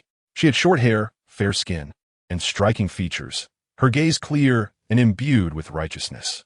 Her presence exuded an extraordinary aura. Is she a police officer? Xiao Yang mused. He had seen officers before, but none so beautiful and poised as this one. Greetings, I am Tang Ying, the captain of the municipal police's security team. The two behind me are my colleagues. And here is my identification. Tang Ying introduced herself, presenting her credentials. Xiao Yang took the identification, glancing at it. The photograph did not do her justice. Amused internally, he thought, in such dire circumstances, what use was showing credentials? Nonetheless, he conceded that they held some merit, for prior to the apocalypse, they were indeed trustworthy. He believed that, at least for the time being, she harbored no malicious intent. Hello, Captain Tang. Xiao Yang greeted with a smile. Tang Ying glanced at the group of Mu Wanqing behind Xiao Yang, expressing her admiration. You are truly remarkable. It is astonishing that 4 of you could effortlessly dispatch so many zombies. If it weren't for our injuries, which might hinder you, I would have joined you in battle long ago. Upon hearing this, Xiao Yang observed Tang Ying's attire, noticing several tattered spots, indicating she had endured a fierce confrontation. Peering inside the RV, he discovered a woman tending to a man's injured hand. Suddenly, Xiao Yang became alarmed. Has anyone among you been bitten by a zombie? He understood, well, that if they had been bitten, there could be no survivors. The virulence of this zombie virus is exceedingly potent. If bitten or scratched, one would succumb within a mere 3 hours. Tang Ying was puzzled by Xiao Yang's sudden vigilance. After all, sustaining injuries was not uncommon in such dire circumstances. Well, my female colleague and I were injured during the fight against the zombies. That male colleague was accidentally bitten on the hand, but it only bled a little. You'll be fine. Upon hearing this, Xiao Yang's expression turned icy. Captain Tang, please have your colleague exit the vehicle immediately. We must leave. Tang Ying was bewildered by the abrupt change in Xiao Yang's demeanor upon learning of her colleague's bite. Could we possibly request to be dropped off at the police station in the university town? She tentatively inquired. Xiao Yang responded with immediate refusal. I can take you and your female colleague, but your male colleague must get out of the vehicle right now. Tang Ying frowned, surprised by Xiao Yang's outright rejection. Meanwhile, the female colleague in the vehicle rose angrily. How can you be like this? Our captain has already stated that we should be taken to the nearby police station. If we hadn't eliminated over 50 zombies today and sustained injuries, we wouldn't trouble you at all. Cough, cough, Captain, why don't I get out? You and Comrade Xiao Jiang can go ahead. I can walk there. The male colleague offered to exit the vehicle voluntarily. Suddenly, a dog sprang out from the RV, barking furiously at Xiao Yang. Startled, he looked closely and realized it was a German Shepherd police dog, which must have been hiding in a corner of the RV, unseen until now. Yang, stop barking. Tang Ying commanded sharply. Just as Xiao Yang was about to respond, he noticed the police dog obediently standing at Tang Ying's feet, ceasing its barking. What a coincidence. This dog is named Yang. In his childhood, Xiao Yang's mother affectionately called him Xiao Yang. Upon hearing this name, he instinctively thought it was directed at him. Who would have imagined this dog shared his childhood nickname? Cough, cough. Is this dog really named Yang? Xiao Yang pointed at the police dog and asked Tang Ying. Yes, I named it. Tang Ying replied, a hint of pride in her voice. Xiao Yang's expression darkened. What a predicament to share a name with a dog. Seeing that Xiao Yang had fallen silent, Tang Ying felt that pressing further would be somewhat impolite. Xiao Jiang, Xiao Lu disembark. We shall proceed to the police station on foot. After addressing her colleagues in the RV, she turned back to Xiao Yang and offered a respectful salute. Nevertheless, we are truly grateful to you. Without your assistance in this vehicle, we might have perished. With that, she led her colleagues and the police dog away. Wait, Xiao Yang suddenly called out. Chapter 41. Everyone has their first time. Xiao Yang halted Tang Ying and her companions. Is there anything else you wish to convey? Tang Ying turned and responded coolly. I can escort you to the nearest police station, but you must keep a close watch on your colleague. If bitten by a zombie, he is destined to become one himself. No one can save him. Xiao Yang's change of heart was not born from compassion, but rather an abrupt recollection of Tang Ying's name and her identity. In the memories of his previous life, Tang Ying was renowned as the goddess of archery. What does it mean to be a goddess of archery? To claim the enemy's head from 100 paces away. This was the essence of the apocalyptic archer. It was said that before the apocalypse, she held the position of a security captain. The Tang Ying before him perfectly aligned with this information. If he could recruit her, their chances of survival would undoubtedly increase. Thus, Xiao Yang felt compelled to assist her. Upon hearing Xiao Yang's agreement to escort them to the police station, Tang Ying's expression softened. However, upon hearing that their injured colleague would inevitably transform into a zombie, her demeanor turned grave. Tang Ying approached Xiao Yang, her countenance serious, as she whispered, Is what you said true? Xiao Yang nodded. Is there any way to save him? Tang Ying gazed at Xiao Yang, clinging to a flicker of hope. Despite having witnessed her colleague being gruesomely attacked by a zombie, she still believed that a mere bite might still offer a glimmer of salvation. If the arm is severed immediately after being bitten, there might still be hope. At this stage, Xiao Yang shook his head. It is a certainty that he will perish. Tang Ying, upon hearing this, momentarily lost her composure, but quickly endeavored to maintain her calm. We must depart swiftly and do our utmost not to burden you. She promptly turned, supporting her injured colleague back into the RV. Xiao Yang hurriedly beckoned everyone to board, flooring the accelerator as they sped towards the police precinct in the university town. In less than 20 minutes, the rugged RV drove straight into the precinct courtyard. It was evident that the area had also been besieged by zombies, with numerous corpses strewn across the ground, their heads shattered. The glass doors of the police building were shattered, indicating that the situation inside was likely dire as well. As everyone disembarked, Tang Ying and her female colleague, Xiao Jiang, each drew a dagger for protection. Thank you for bringing us here. You may leave now. Tang Ying offered a respectful salute to Xiao Yang and his companions before turning to her colleague, saying, Xiao Jiang, please take Xiao Lu and find a room to wait. I will check the equipment room for any ammunition. Suddenly recalling something, she approached Xiao Jiang and whispered a few words in her ear. Xiao Jiang listened intently, glanced at Xiao Yang, then at her colleague Xiao Lu, and nodded solemnly. Supporting Xiao Lu, she found the nearest office and entered. Meanwhile, Tang Ying continued deeper into the police station with the police dog in search of answers. Xiao Yang had no intention of leaving. His objectives remained unfulfilled, and he was also in need of ammunition. This was a prime opportunity he could not afford to miss. He addressed Mu Wanqing and the others, saying, Stay here while I go take a look. He then drew his dagger and followed closely behind. Tang Ying was surprised to see Xiao Yang following her with a knife. Didn't I tell you to leave? She questioned. Ah, Captain Tang, we are all in this together, aren't we? I noticed you were short-handed, so I thought I'd lend a hand. Once we ensure this place is safe, we'll leave, he replied with a grin. Tang Ying scrutinized him, but Xiao Yang's earnest expression revealed no ulterior motives. Considering that his combat prowess was on par with her own, she silently acquiesced. The police dog, Yang, cautiously sniffed ahead, with Tang Ying in the middle and Xiao Yang trailing behind. As Xiao Yang observed the scene before him, a thought crossed his mind. With two protectors like Yang, you ought to feel fortunate. They continued deeper into the building, reaching a staircase leading to the basement. The password-protected door at the staircase was ajar, allowing Xiao Yang to follow Tang Ying down. Upon entering the basement, the absence of windows cast a shadowy gloom. Xiao Yang promptly retrieved a powerful flashlight from his belongings and illuminated the path ahead. The sudden brightness startled Tang Ying, who turned to glance at the flashlight in Xiao Yang's hand, thinking to herself that he was quite well equipped. She shot him a glare, silently conveying that he should have given her a heads-up before turning on the light. Xiao Yang chuckled helplessly, realizing that his good intentions had inadvertently caused a misunderstanding. Noticing Tang Ying's cautious demeanor, he felt their progress was too slow.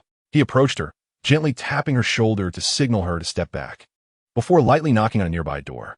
Knock, knock, knock. The sound was neither too loud nor too soft, resonating throughout the entire basement. Tang Ying immediately raised her dagger, prepared for any eventuality. After a moment of silence, Xiao Yang relaxed his vigilance, declaring, "All right, there are no zombies in this basement. Remember, zombies are highly sensitive to sound. If any were present, they would have emerged at the sound." "I understand." Tang Ying gratefully accepted Xiao Yang's guidance, though her curiosity about his extensive experience lingered. However, it was not the right time to inquire, so she resolved to continue searching for the equipment room. Once assured of their safety, their search for speed accelerated, and soon they discovered the equipment storeroom. The door of the storeroom was ajar, eliciting mixed feelings in Xiao Yang and Tang Ying. The advantage was that the door was exceedingly heavy. Had it been closed, they would have had to exert considerable effort to open it. The concern, however, lay in the fact that the door being open indicated prior entry, suggesting that the ammunition within might have been taken. Overthinking was futile. They decided to enter. Tang Ying stepped in first, closely followed by Xiao Yang. As the flashlight illuminated the surroundings, chaos greeted them. Cabinets were flung open, and several handguns lay scattered on the floor amidst bullets displayed atop the cabinets. Tang Ying promptly approached to collect the bullets, with Xiao Yang trailing behind. Seizing an opportunity when Tang Ying was distracted, Xiao Yang discreetly utilized his spatial abilities to pilfer several boxes of bullets and a handgun. Uncertain of their compatibility, he thought it prudent to take them regardless. He then collected various useful items, such as handcuffs and batons, and stored them in his spatial realm. Tang Ying gathered all the bullets and filled the handgun, feeling a surge of confidence. Turning to glance at the dazed Xiao Yang, she chided, "What are you standing there for? Look for anything useful and take it." Xiao Yang, upon hearing her, couldn't he help but chuckle inwardly. Did she not realize that he was nearly depleting the storeroom? Nevertheless, he feigned surprise, picking up a handgun from the floor. "Can you even use that?" Tang Ying mocked as she noticed him handling the firearm. "Come on, who isn't T at a first time? You just pull the trigger, and you're good to go." Xiao Yang retorted, incensed by her tone. "Without bullets, you can't shoot, either." "Dang ding dizet." With a raised eyebrow, Xiao Yang smirked, finding her spirited demeanor amusing. He stepped closer, leaning in playfully. "Even without bullets, it's still hard. If I poke you with it, will it hurt?" Tang Ying felt his breath, warm against her nose, prompting a ticklish sensation. His words seemed laced with double meaning. Rolling her eyes, she pushed him away, raising her handgun, "Keep your distance. It's easy to have an accidental discharge." Before Xiao Yang could retort, a sudden scream echoed from upstairs. Exchanging a glance, they dashed toward the source of the commotion. Upon reaching the entrance of the first floor, they found Mu Wanqing and Lu Yu surrounded by the door of an office, which housed two of Tang Ying's colleagues. The police dog, Yang, darted ahead, slipping into the room. "What is happening?" Xiao Yang inquired urgently. "That male officer has transformed into a corpse and bitten a female officer," Lin Shirsha replied. Tang Ying, upon hearing this, hurriedly pushed past them into the office. The scene inside was chaotic, with a large pool of blood staining the floor. The transformed male officer lay motionless on the ground, a gaping wound in his head. Meanwhile, Officer Xiao Jiang had a bloody hole in her neck, from which blood flowed profusely.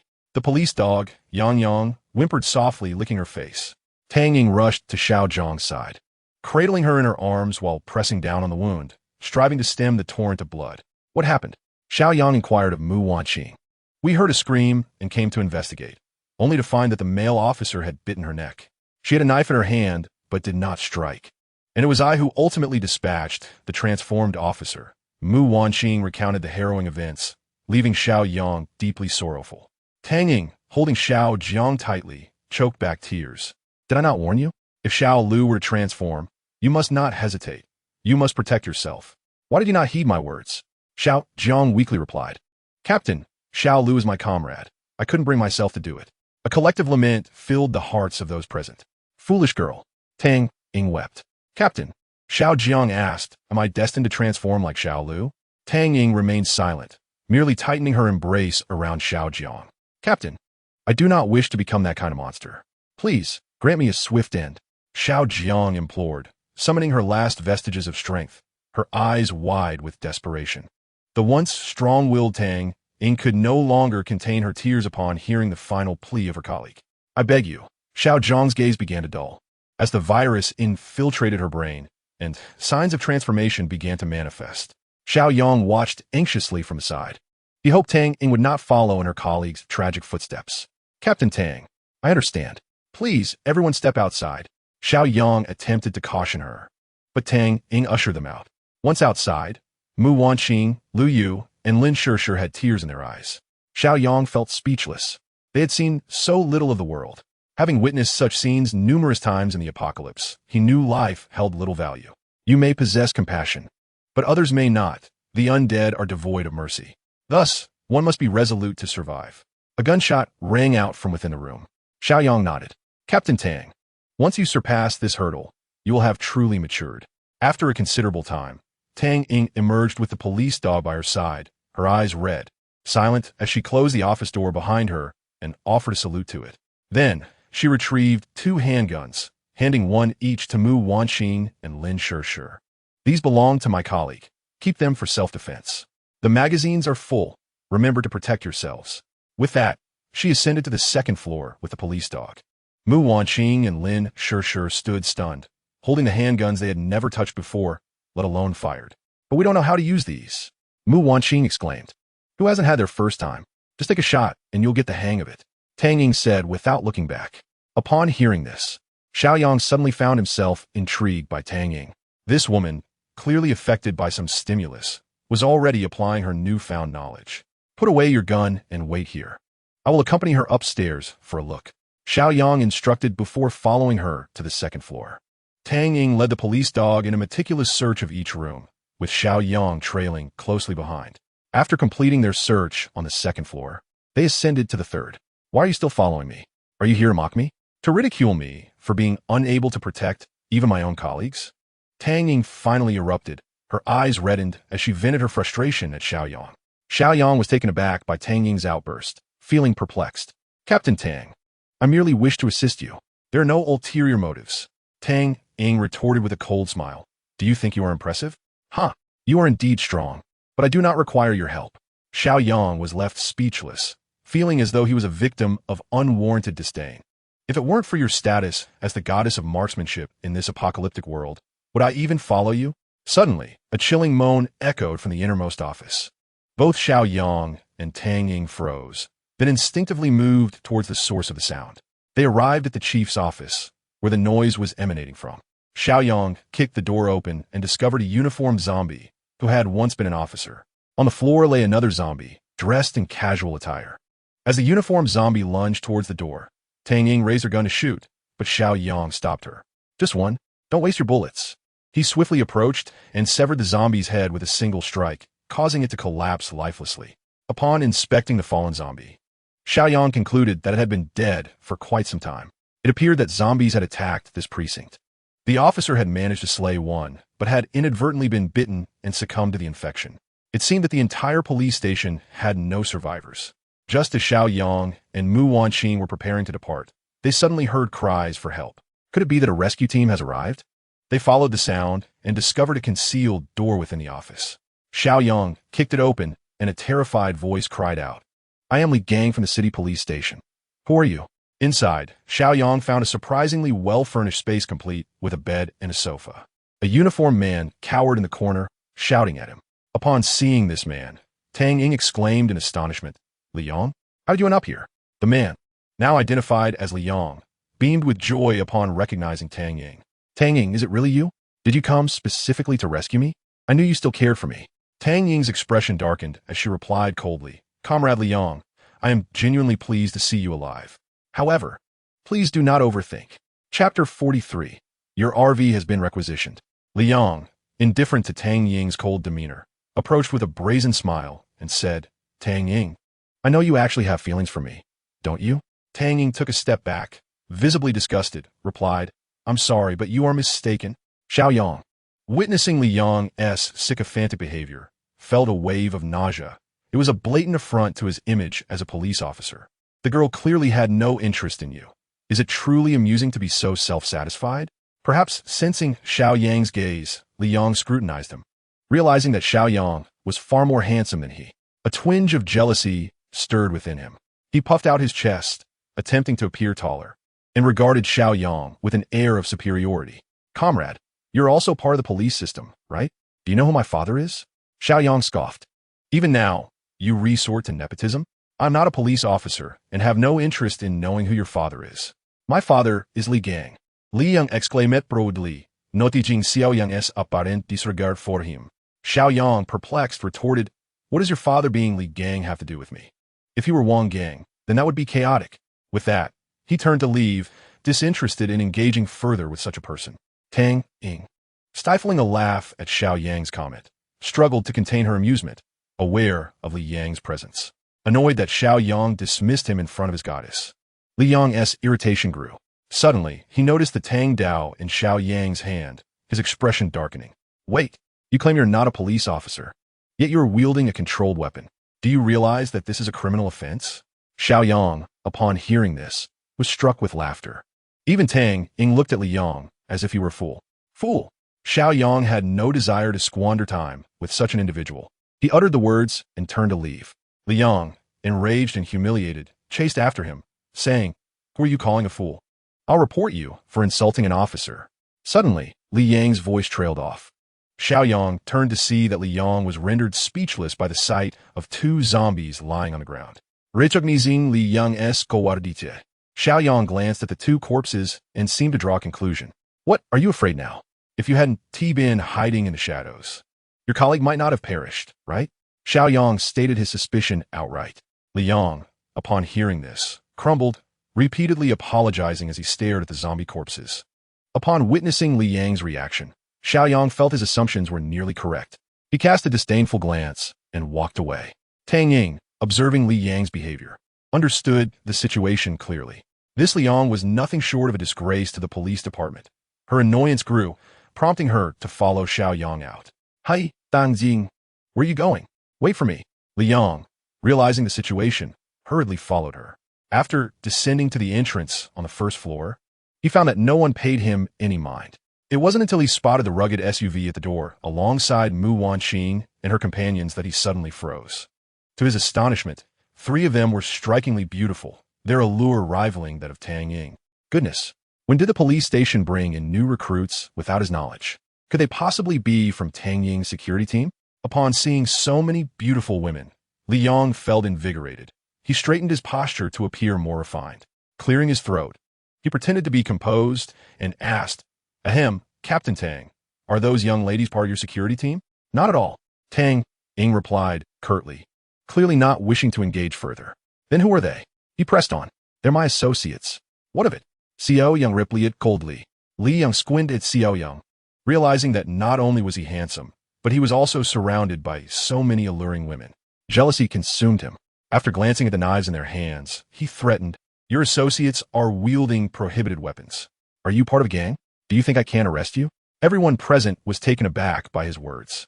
Was this person out of his mind? Did he have no awareness of the chaos unfolding outside? Go ahead and try. Xiao Yang's expression turned icy, having encountered foolishness before, but never this level of absurdity. Li Yang took a step back, intimidated by Xiao Yang's gaze. He could sense that Xiao Yang had likely taken a life before. Otherwise, such an aura of intimidation would not radiate from him. Fine, you have the numbers, so I won't argue with you. Once order is restored in society, I will definitely bring you down, and it will be a perfect opportunity for me to prove myself. As for those lovely ladies, they must have been coerced by him. I will be the one to rescue them from their plight. Then, with a few tactics of my own, they will surely submit to me, filled with gratitude. With this thought, he smirked coldly, thinking to himself, just wait and see.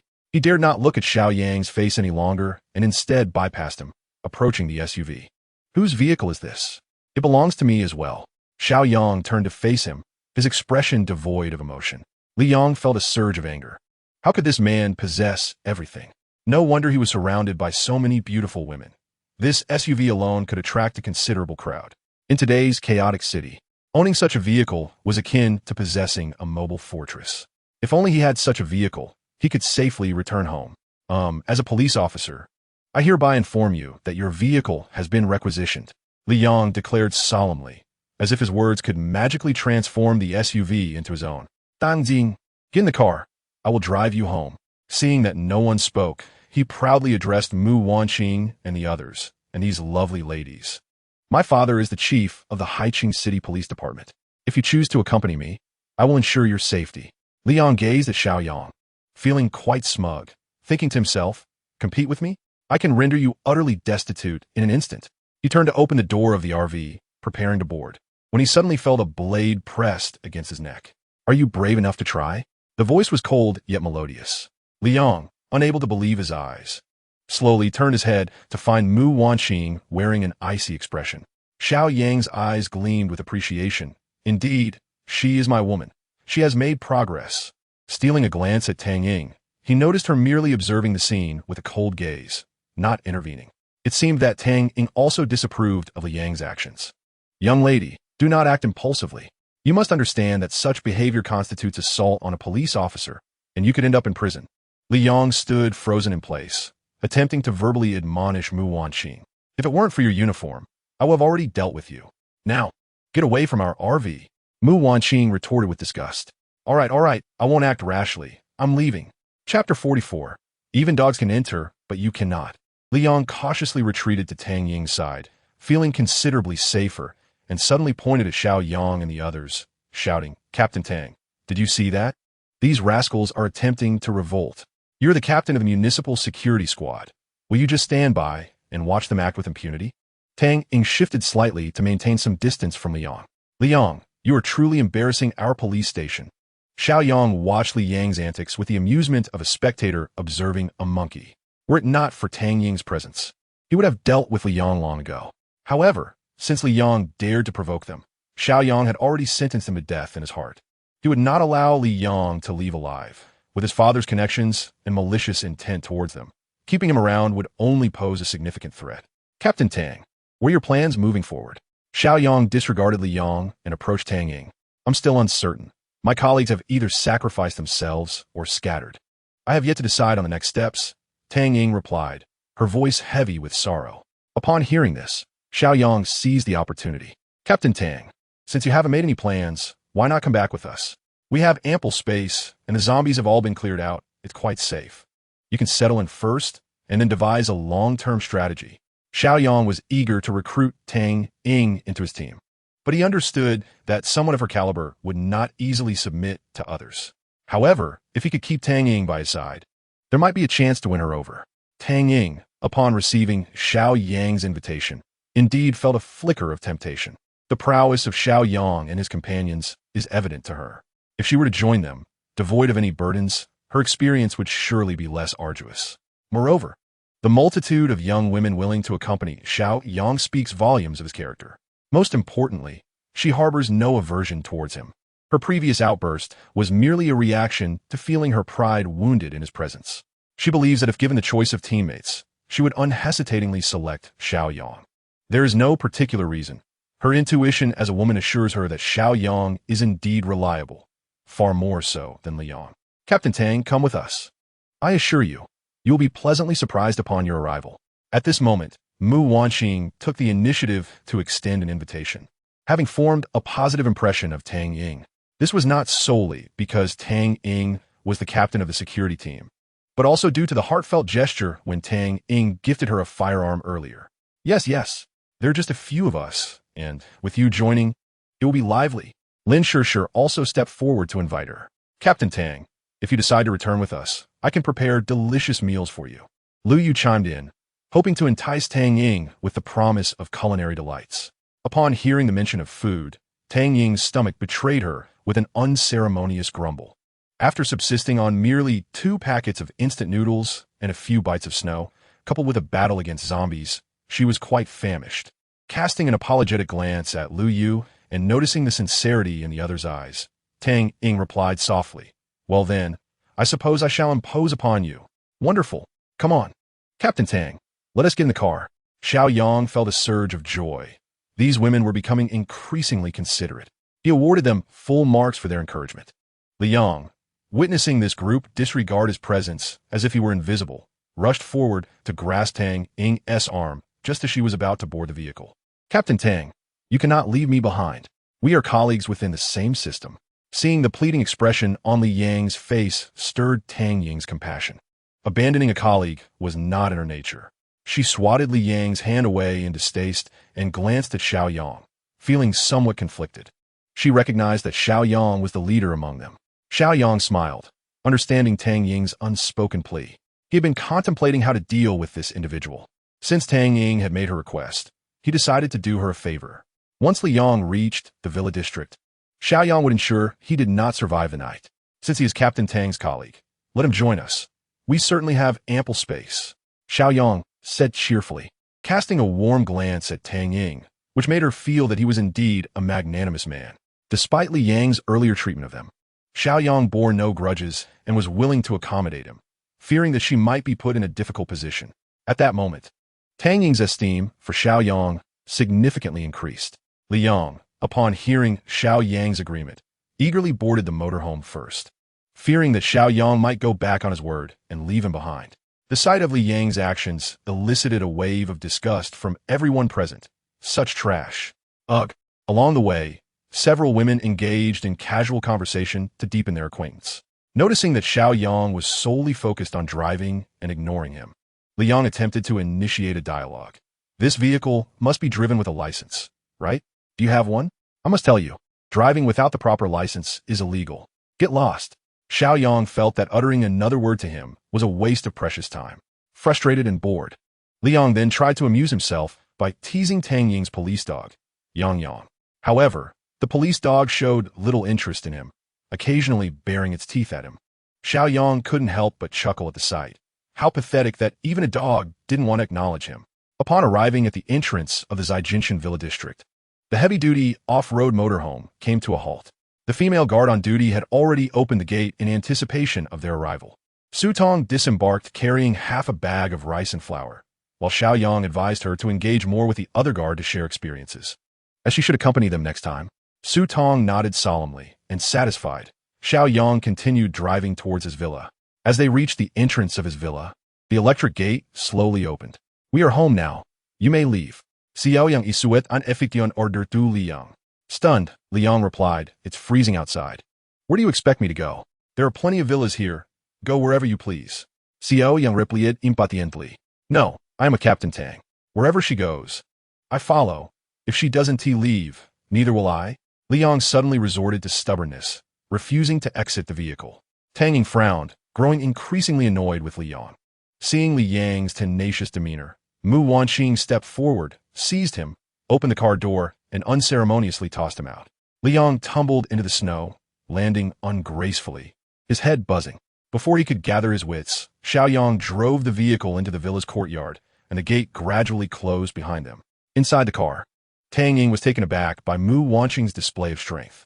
No matter how insufferable Li Yang was, he was still a man weighing over 100 pounds, easily lifted and discarded by Mu Wanqing. Was this girl truly that formidable? Her prowess seemed no less than her own.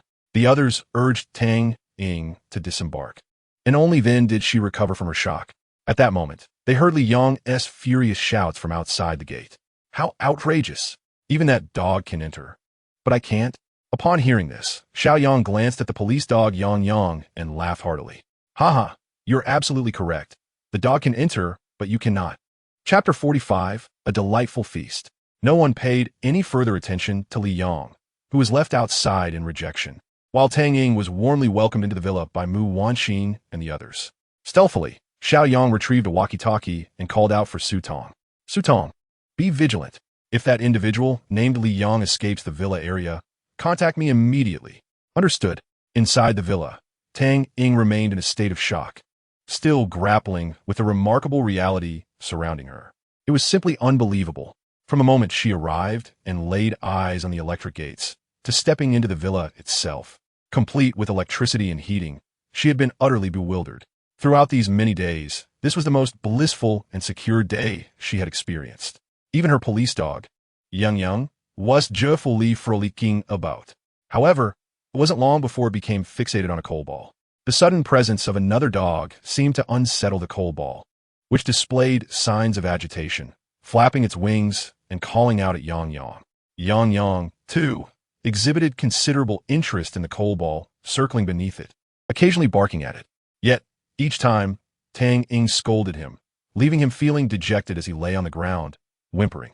Xiao Yang had initially worried that Yang Yang might inadvertently harm the coal ball, but upon witnessing Yang Yang's well-behaved demeanor, he felt reassured. After Mu Wanqing and the others had finished their baths and changed into fresh clothes, they called for Tang Ying to wash up as well. Tang Ying was elated to hear that she could take a bath. It had been nearly 20 days since the disaster struck, and she had not had the luxury of a wash, leaving her feeling quite unclean. For a woman, this was simply unacceptable. Xiao Yang thoughtfully offered her a set of pajamas. I'm not sure if they will fit, but since Wanqing and Shi are of similar height to you, they should be close enough. Try them on after your bath. Tang Ying accepted the pajamas, feeling a bit shy, as they were intimate garments offered by a man. Thank you, she said, hurriedly retreating into the bathroom. Xiao Yang found it amusing that such a formidable captain of the security team, a brave and strong woman, could exhibit shyness. What would you like for dinner tonight? The fridge is running low on vegetables. Liu Yu glanced into the fridge and, finding it nearly empty, turned to Xiao Yang for guidance. After contemplating, Xiao Yang decided that since it was Tang Ying's first visit, the meal should be plentiful. After all, if she happened to be a foodie, a delightful feast might win her heart. After pondering for a while, Xiao Yang suddenly realized that it had been quite some time since he had indulged in a seafood feast. He had a substantial stock of seafood in his space. So why not enjoy a seafood dinner tonight? Accompanied by a fine bottle of red wine, it would be nothing short of exquisite. Taking advantage of the opportunity to add carbon to the boiler on the second underground level, Xiao Yang retrieved a variety of seafood from his space: king crab, Australian lobster, Australian abalone, sea urchin, and large conch. Let us add a wild yellow croaker and some salmon slices along with caviar. Perfect. Yao Jia. We are having a seafood feast today. When Xiao Yang brought an overflowing array of seafood into the kitchen, everyone was left in utter astonishment. Brother, this is rather excessive, Liu Yu exclaimed, a touch of astonishment evident in her voice. The exquisite ingredients laid before them were fit for royalty. However, Mu Wanqing remained unfazed, well aware that Xiao Yang possessed an abundance of resources within his space. A seafood feast to indulge in a change of flavors was entirely reasonable. Li Shi observed Xiao Yang with curiosity, utterly incredulous at the sheer quantity of delicacies he had stored. This man exuded an aura of mystery, and his physique was remarkably strong. Oh dear, what am I thinking? Lin Shi hastily interrupted her thoughts and assisted Liu Yu instead. Mu Wanqing began to clear the table, creating a serene atmosphere. With little to occupy his time, Xiao Yang retreated to the bathroom in the master suite on the third floor for a warm bath. After finishing and donning his sleepwear, he made his way to the dining hall, only to discover that Tang Ying, Mu Wanqing, and Lin Shi were already seated. The table was lavishly adorned with a splendid array of seafood, vibrant and enticing.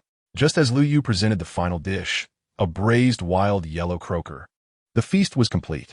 Upon noticing Xiao Yang's arrival, Tang Ying promptly rose, a hint of bashfulness in her demeanor. Xiao Yang, thank you for your generous hospitality. I hardly know what to say. Xiao Yang was momentarily taken aback. He hadn't even introduced himself, yet she was already aware of his name, likely informed by Wanqing and the others. Observing Tang Ying in her sleepwear, he noted it seemed a tad snug. Being a police officer, her physique was undoubtedly more robust than that of Mu Wanqing and Lin Shi. Additionally, her pronounced curves were now quite evident, especially since she had previously worn a coat that concealed them. The scale of her figure was comparable to Liu Yu's. Yet, Tang Ying's height surpassed that of Liu Yu, and her medium-length hair, styled neatly behind her ears, accentuated her charm. The only slightly discordant element was the sharpness of her eyes and brows. However, such intensity only served to heighten a man's desire for conquest. Ahem, brother. Do take a seat. We cannot commence dinner without you, Liu Yu reminded him, noticing his captivated gaze. Oh, Captain Tang, please don't stand on ceremony. We consider you one of us, and are delighted to present a lavish feast in your honor. Come, don't be shy, let us eat. Xiao Yang took a seat and poured red wine for everyone. Let us toast to Captain Tang's arrival. Tang Ying raised her glass and stood once more. I ought to be the one thanking you for your warm hospitality. I shall drink to that. After she took her sip, Xiao Yang and the others followed suit. Captain Tang, there is no need for such formality. Please treat this place as your own home. Xiao Yang poured her another glass of wine, smiling warmly. Now, let's not linger. The food will grow cold. He cracked open a long leg of the king crab and handed it to Tang Ying. Tang Ying gazed at the crab leg in her hand, disregarding any semblance of decorum as she parted her enticing lips and began to savor it. It was utterly delectable, a true ambrosia of the earth. She proceeded to peel open a colossal Australian lobster, stuffing the entire succulent meat into her mouth. Her cheeks puffed out by the sheer size of the delectable morsel. This manner of indulgence was simply irresistible.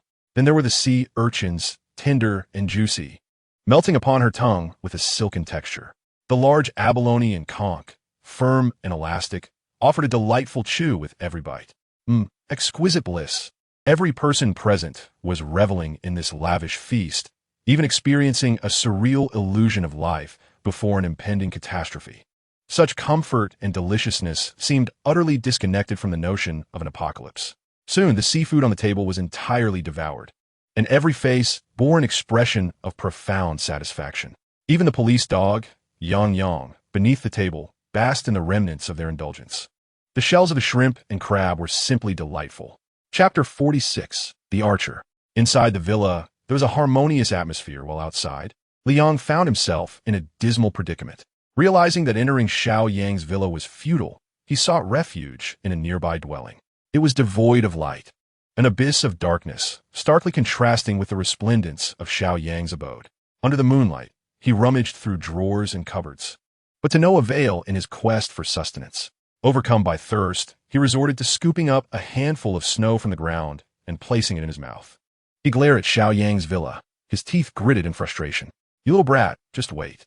Once I find my father, I will ensure you are the first to be detained. And as for you, Tang Ying, you wretched woman, how dare you turn your affections to other men? Do not blame me for my ruthlessness. Unless you strip and present yourself willingly, I shall never forgive you. And those other girls, brace yourselves for my fierce onslaught." The mere thought of these scenarios filled Liang with a sense of satisfaction, a lewd grin emerging on his face as if he believed his imagined future was imminent. Xiao Yang absorbed all the crystals he had yet to take in that day, his time, energy surging to a remarkable 1,100 years. He stretched his limbs, the sound of cracking bones echoing around him. His skin felt tighter and more resilient than before, while the external changes were subtle. He knew that not even a knife could pierce his flesh now. Ordinary cold weapons were mere trifles to him. Achieving this level of fortitude rendered him unafraid of the typical zombie's assault. Should a zombie attempt to bite him, it would likely shatter its own teeth. It is no exaggeration to say that without the threat of firearms, Xiao Yang was nearly invincible. At that moment, he exuded an aura of dominance and charisma. Tang Ying sensed the transformation within him, her expression one of astonishment. Although she had just learned from Xiao Yang about the crystal's effects, she had not anticipated that the passage of time would so profoundly metamorphose a person. Mu Wanqing and her companions had long since grasped the underlying reasons, thus finding nothing peculiar. Nevertheless, they were still captivated by the masculine charm exuded by Xiao Yang. Mu Wanqing felt a sweet sensation in her heart, thinking, my boyfriend is indeed such a perfect man. Liu also felt a sense of pride, reflecting, yes, this is my little brother. Lin Shishir felt a sense of satisfaction as well, thinking, well, my best friend boyfriend can be considered my half-boyfriend too. By the way, Captain Tang, have you awakened any special abilities? Xiao Yang inquired, glancing at Tang Ying, who appeared lost in thought. What do you mean by special abilities? Tang Ying snapped back to reality, somewhat perplexed. Have you noticed any sudden emergence of extraordinary capabilities or changes in certain functionalities? Upon hearing this, Tang Ying's eyes brightened. If you put it that way, I do feel a bit different from before. What's different? Mu Wanqing and the others were quite curious, while Xiao Yang understood perfectly but still wished to confirm. Well, I've noticed a significant improvement in my shooting accuracy. It's suddenly elevated by several levels compared to before. Moreover, I found that I can throw objects with remarkable precision. Look, as she spoke, Tang Ying picked up a crystal from the table and placed it in the farthest corner of the living room. Then she hurried back to grab another crystal and said, see, I can hit it from this distance with one throw. With that, she raised the crystal in her hand, took aim, and threw it. Bang! It struck the corner of the wall perfectly. Mu Wanqing and the others were astonished by her accuracy, exclaiming, impressive. In fact, I feel I could throw even further if I had the strength. She pondered. I wonder if this counts as a special ability? The other women were also uncertain whether this could be classified as an extraordinary skill and looked to Xiao Yang for validation. At that moment, Xiao Yang felt a surge of joy. He had already confirmed Tang Ying's identity as a goddess of archery. This shooting ability belonged to a category of martial prowess, albeit a rather unique form, enhancing one's precise perception. A person endowed with such abilities could be likened to a sniper in the military. In his previous life, Xiao Yang had heard tales of Tang Ying's prowess. With just a bow, she could effortlessly shoot a squirrel from 10 kilometers away. Isn't that impressive? Having such a sharpshooter in the team would significantly bolster their security. In the late stages, a sharpshooter could indeed eliminate foes invisibly, before you even realize her presence. You might already be dead. Xiao Yang's gaze towards Tang Ying grew increasingly fervent. This Tang Ying must be brought under his wing. She would undoubtedly prove invaluable in the future. When the Great Flood arrives, nearly all firearms will become ineffective. All teams and factions will lose their long-range capabilities. At that time, the significance of a sharpshooter will be manifestly evident. Tang Ying felt somewhat uneasy under Xiao Yang's gaze, which seemed as though it could devour her whole. Ahem, Comrade Xiao Yang, does this count as a supernatural ability? Xiao Yang, roused by Tang Ying's voice, had a sudden epiphany. Captain Tang, this indeed qualifies as a form of supernatural ability. However, without a formidable team to assist you in rapidly enhancing your strength, this ability may struggle to develop. Enhancing supernatural abilities is a laborious process that consumes a great deal of crystal cores, and dealing with mutated animals can prove to be quite challenging. Upon hearing Xiao Yang affirm her awakening of supernatural powers, Tang Ying was elated. Yet, the realization of the difficulties in developing such powers left her feeling somewhat disheartened. Oh, I see. By the way, given how well-informed you are, have you also awakened any abilities? Her curiosity about Xiao Yang and his companions piqued. Come on, Yojia, show us what you've got. Xiao Yang chuckled, eager to showcase the prowess of his team. Without hesitation, Lu Yu dashed to the kitchen, one hand grasping a pot and the other a spoon, then unleashed her lightning ability. Crackle, crackle. Lu Yu meticulously controlled the intensity of the electricity to avoid damaging the frying pan. Tang Ying watched in awe, utterly amazed. Yojia, that's incredible. What about Wanqing and Shishir? What supernatural abilities do you possess? Before Mu Wanqing and Lin Shishir could respond, Xiao Yang interjected, their abilities are rather unique. You'll find out in due time. Noticing Xiao Yang's enigmatic demeanor, Tang Ying sensed it might be inappropriate to press further, so she refrained from insisting. And what about you? What supernatural ability do you have? She regarded Xiao Yang with keen interest. As for me, haha, my ability is to ensure that all of you remain plump and well-fed, allowing you to live without worry in this post-apocalyptic world. How about that? Impressive, isn't it? Xiao Yang subtly conveyed his message to Tang Ying, only to receive a roll of her eyes in return. Forget it then. Xiao Yang deemed it wise to withhold the full extent of his abilities for now, as Tang Ying had yet to make a definitive choice to join him. All right, it's getting late. Let's all rest. Xiao Yang stood up first, retrieving 2 crystal cores to feed to the little coal ball. The police dog, Yang, sniffed the air and seemed to sense the uniqueness of the crystal cores, wagging its tail and gazing up at Xiao Yang with longing. It wanted some too. Want some? Xiao Yang teased the police dog. The dog watched eagerly as the little bird prepared to offer the crystal core, drool trickling from its mouth. Gigi, not a chance. You'll get it once you have a name change. Xiao Yang suddenly tucked the crystal cores away, leaving the dog bewildered. It trotted over to Tang Ying, nudging her leg for comfort. While petting the police dog, Tang Ying glanced at Xiao Yang. You big man, even bullying a dog. Captain Tang, let's change this dog's name. Yang doesn't suit it, Xiao Yang proposed earnestly. Why the need for change? This name, Yang, is something I've contemplated for quite some time. How delightful it is. Yang symbolizes. Tang Ying, bewildered, questioned why she was asked to rename the dog. Suddenly, she recalled the name Xiao Yang. Xiao Yang? A chuckle escaped her lips as she realized the unintended coincidence. Look at this, sharing a name, she exclaimed with laughter. Haha, that comrade Xiao Yang. My Yang signifies the sun, which differs from your Yang. Upon hearing this, the others seated on the sofa, Mu Wanqing and the rest, seemed to grasp the humor as well. Laughter erupted among them, filling the room with joy. All right, Yang, get up. Yang, lie down. Ah, Yang, you dare to lick me. The spirited police dog, Yang dashed excitedly between the women, oblivious to their sudden affection. You women are truly incomprehensible, Xiao Yang remarked, somewhat exasperated, realizing they were teasing him through the dog. Hurry back to your rooms and sleep. Or else. He raised his right hand playfully, gesturing at them. Or else, I might just make your pajamas disappear. Do you believe me? Upon hearing this, Mu Wanqing, Lin Sure, and Lu Yu fell silent, their laughter abruptly halted. Oh dear, Xiao Yang is quite mischievous, they thought, acknowledging his uncanny ability to whisk their clothes into his spatial realm. As Xiao Yang stepped forward, the trio scattered in a comical panic. Only Tang Ying remained, giggling foolishly. Xiao Yang glanced at her pajama-clad figure, her attire accentuated by her curves, and a mischievous thought crossed his mind. If I were to store her pajamas in my space, would she retaliate? Startled by the sudden flight of her friends, Tang Ying found it amusing that a mere comment from Xiao Yang could instill such fear. Truly, the ignorant are fearless. Xiao Yang sighed, making his way upstairs. That night, Lin Sure did not retreat to the third floor as usual. Instead, she opted to stay with Tang Ying on the second floor. The second floor boasted 3 rooms, each occupied by one of them. Lin Sure mused that at last she could enjoy a restful slumber. Meanwhile, Tang Ying lay in bed, staring blankly at the ceiling, her mind swirling with countless thoughts. Memories of the calamity that had befallen them replayed in her mind.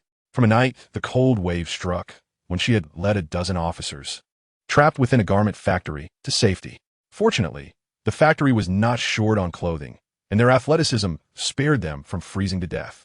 As for sustenance, a brave team member risked a trip to the cafeteria and returned with a bag of potatoes. The group survived the frigid period relying solely on those potatoes. However, chaos ensued when a zombie outbreak occurred, transforming nearly all the factory workers into the undead. In their battle against the zombies, they lost half their team. Ultimately, the remaining members struggled to return to the city's police headquarters, only to discover it had long since fallen. As she watched her former colleagues transform into monstrous beings, viciously attacking their own team members, her heart ached with indescribable pain. After a harrowing escape, she found herself relentlessly pursued by wandering zombies. It was only upon encountering Xiao Yang and his group that she managed to evade further peril. She struggled to comprehend the cataclysmic nature of the world around her and the unfathomable disaster that had befallen them. For the first time in many days, she lay in bed, contemplating these profound questions with a sense of ease. Although she held the position of captain of the city's security team, she was, at her core, still a woman.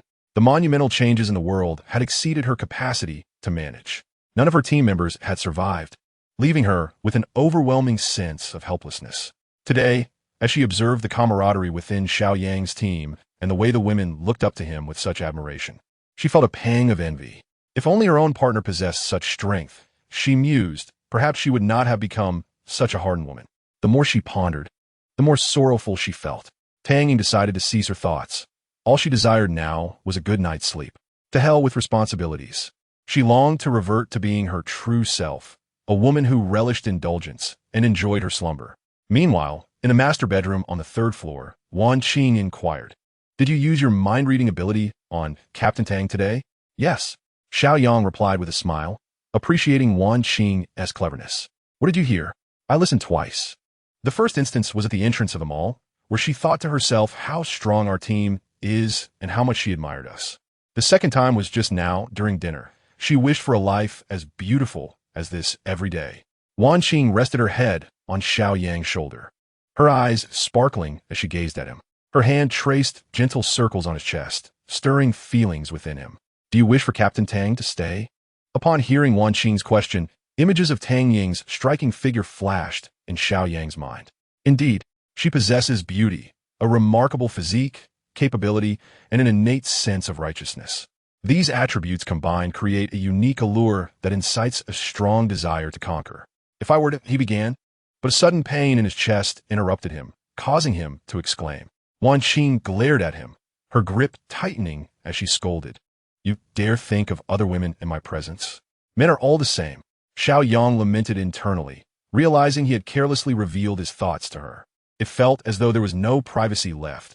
It was utterly unjust. "How dare you pinch me?" he protested, pulling her hand away. "Don't think I'm unaware of your feelings for sure, and you, Jia. I just haven't called you out on it. Wan Qing said, grinding her teeth fiercely. Everyone has a desire for beauty.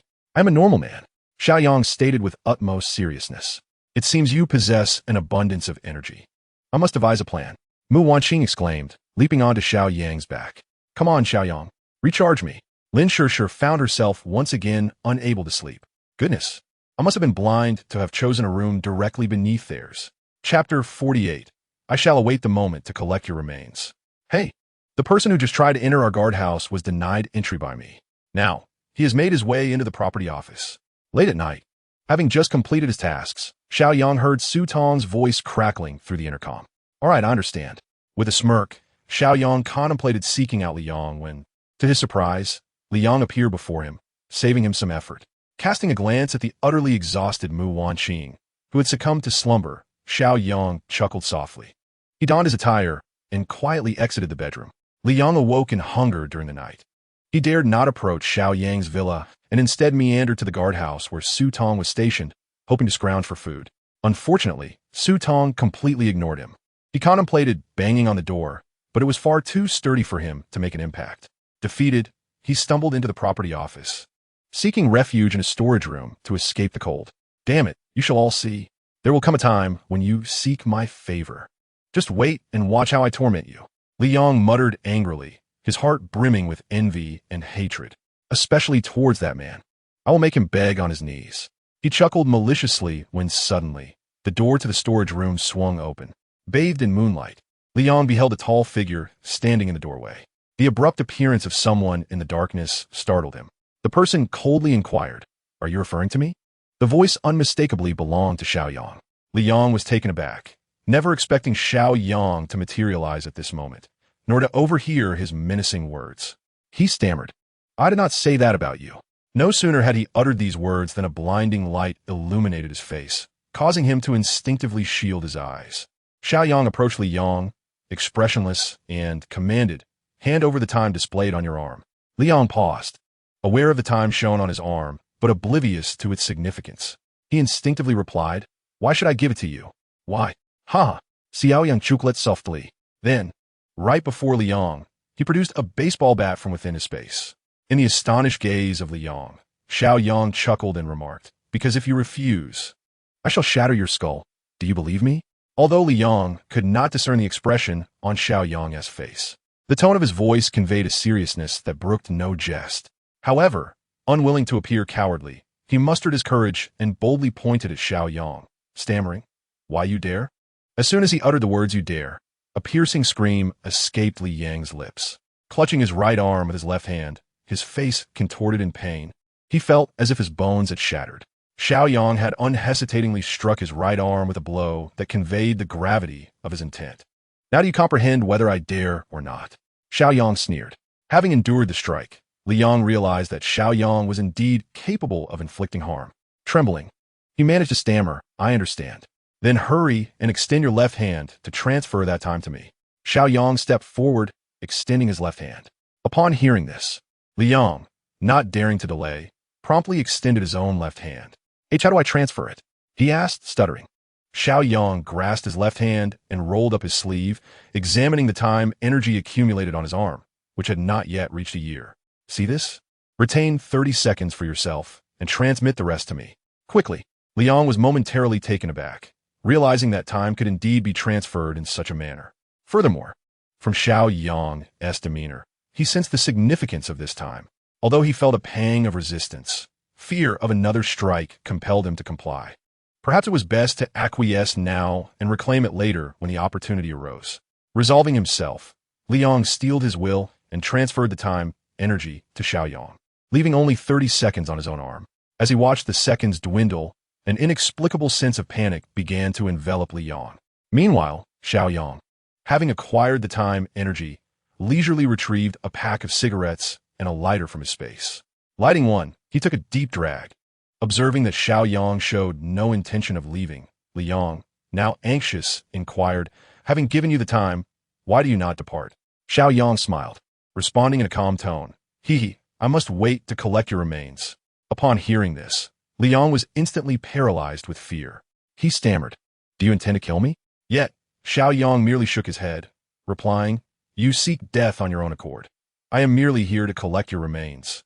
Liang was baffled by Xiao Yang's words and intended to threaten him further. However, before he could voice his thoughts, the time energy on his arm was depleted, and he collapsed to the ground, his face still etched with a grimace of defiance. Observing Li Yang's lifeless body, Xiao Yang tossed his cigarette to the ground and extinguished it. He murmured, "Blame yourself for your ignorance. How could I possibly allow you to remain a liability? You should consider yourself fortunate to have lived a few extra hours." Upon concluding his words, he let out a cold laugh and stored Li Yang's lifeless body into the spatial realm. Having accomplished this, Xiao Yang returned to his villa, his mind finally at ease. Once back, he collapsed on his bed and fell into a deep slumber. After several nights of relentless toil, particularly having exerted himself excessively the previous night, exhaustion overtook him. Despite his robust constitution and abundant vitality, the weariness was palpable, especially after another late-night escapade. Yet, as dawn broke, he awoke. Glancing at the disheveled hair of the still-sleeping Mu Wanqing beside him, Xiao Yang chuckled softly and sighed. "Alas, silly girl, why put yourself through this? Lacking the fortitude to withstand the might of thunder, yet still attempting to drain my energy, is truly self-inflicted misery. Who was it that pleaded for mercy last night?" "Huh!" Gently untangling Mu Wanqing's tousled locks, he planted a kiss upon her cheek, then rose and approached the window, drawing back the curtains to peer outside. The snow continued to fall, obscuring his view. Alas, the weather is capricious, a veritable tumult. Such will be the norm for the next 2 years, with storms arriving unannounced. One must simply acclimatize. Grasping the intercom, Xiao Yang descended the stairs. Passing by the second floor, he noticed that Lin Shishir and Tang Ying's door remained shut, indicating they were sleeping soundly. Upon reaching the first floor, he discovered Lu Yu seated on the living room sofa, laughing heartily. Curiosity piqued, Xiao Yang approached, only to find her entertained by Coldball and the police dog at play. To his amusement, it appeared more as if Coldball were bullying the police dog. He observed how Coldball, seizing the opportunity, would dart behind the unsuspecting dog to nip at its tail. The moment the police dog turned its head, Coldball would swiftly return to its perch. No amount of training could deter the antics of Coldball. Frustrated, the police dog howled in exasperation. And this delightful game continued, bringing them both joy. Chapter 49. A turf war unfolds. Lu Jia up so early. Li looked up at Xiao Yang, her expression a playful mixture of amusement and critique. Some people can't resist causing a ruckus at night, just when it seemed peaceful. These two little rascals have begun their mischief again. I'm not awake early. I simply cannot sleep, Xiao Yang replied sheepishly, running a hand through his hair. Indeed, solitary merriment pales in comparison to shared joy. Otherwise, resentment may brew. Why are you up so early instead of resting properly? Lu Yu inquired with a smile. Alas, there is no helping it. I've grown accustomed to it, Xiao Yang chuckled.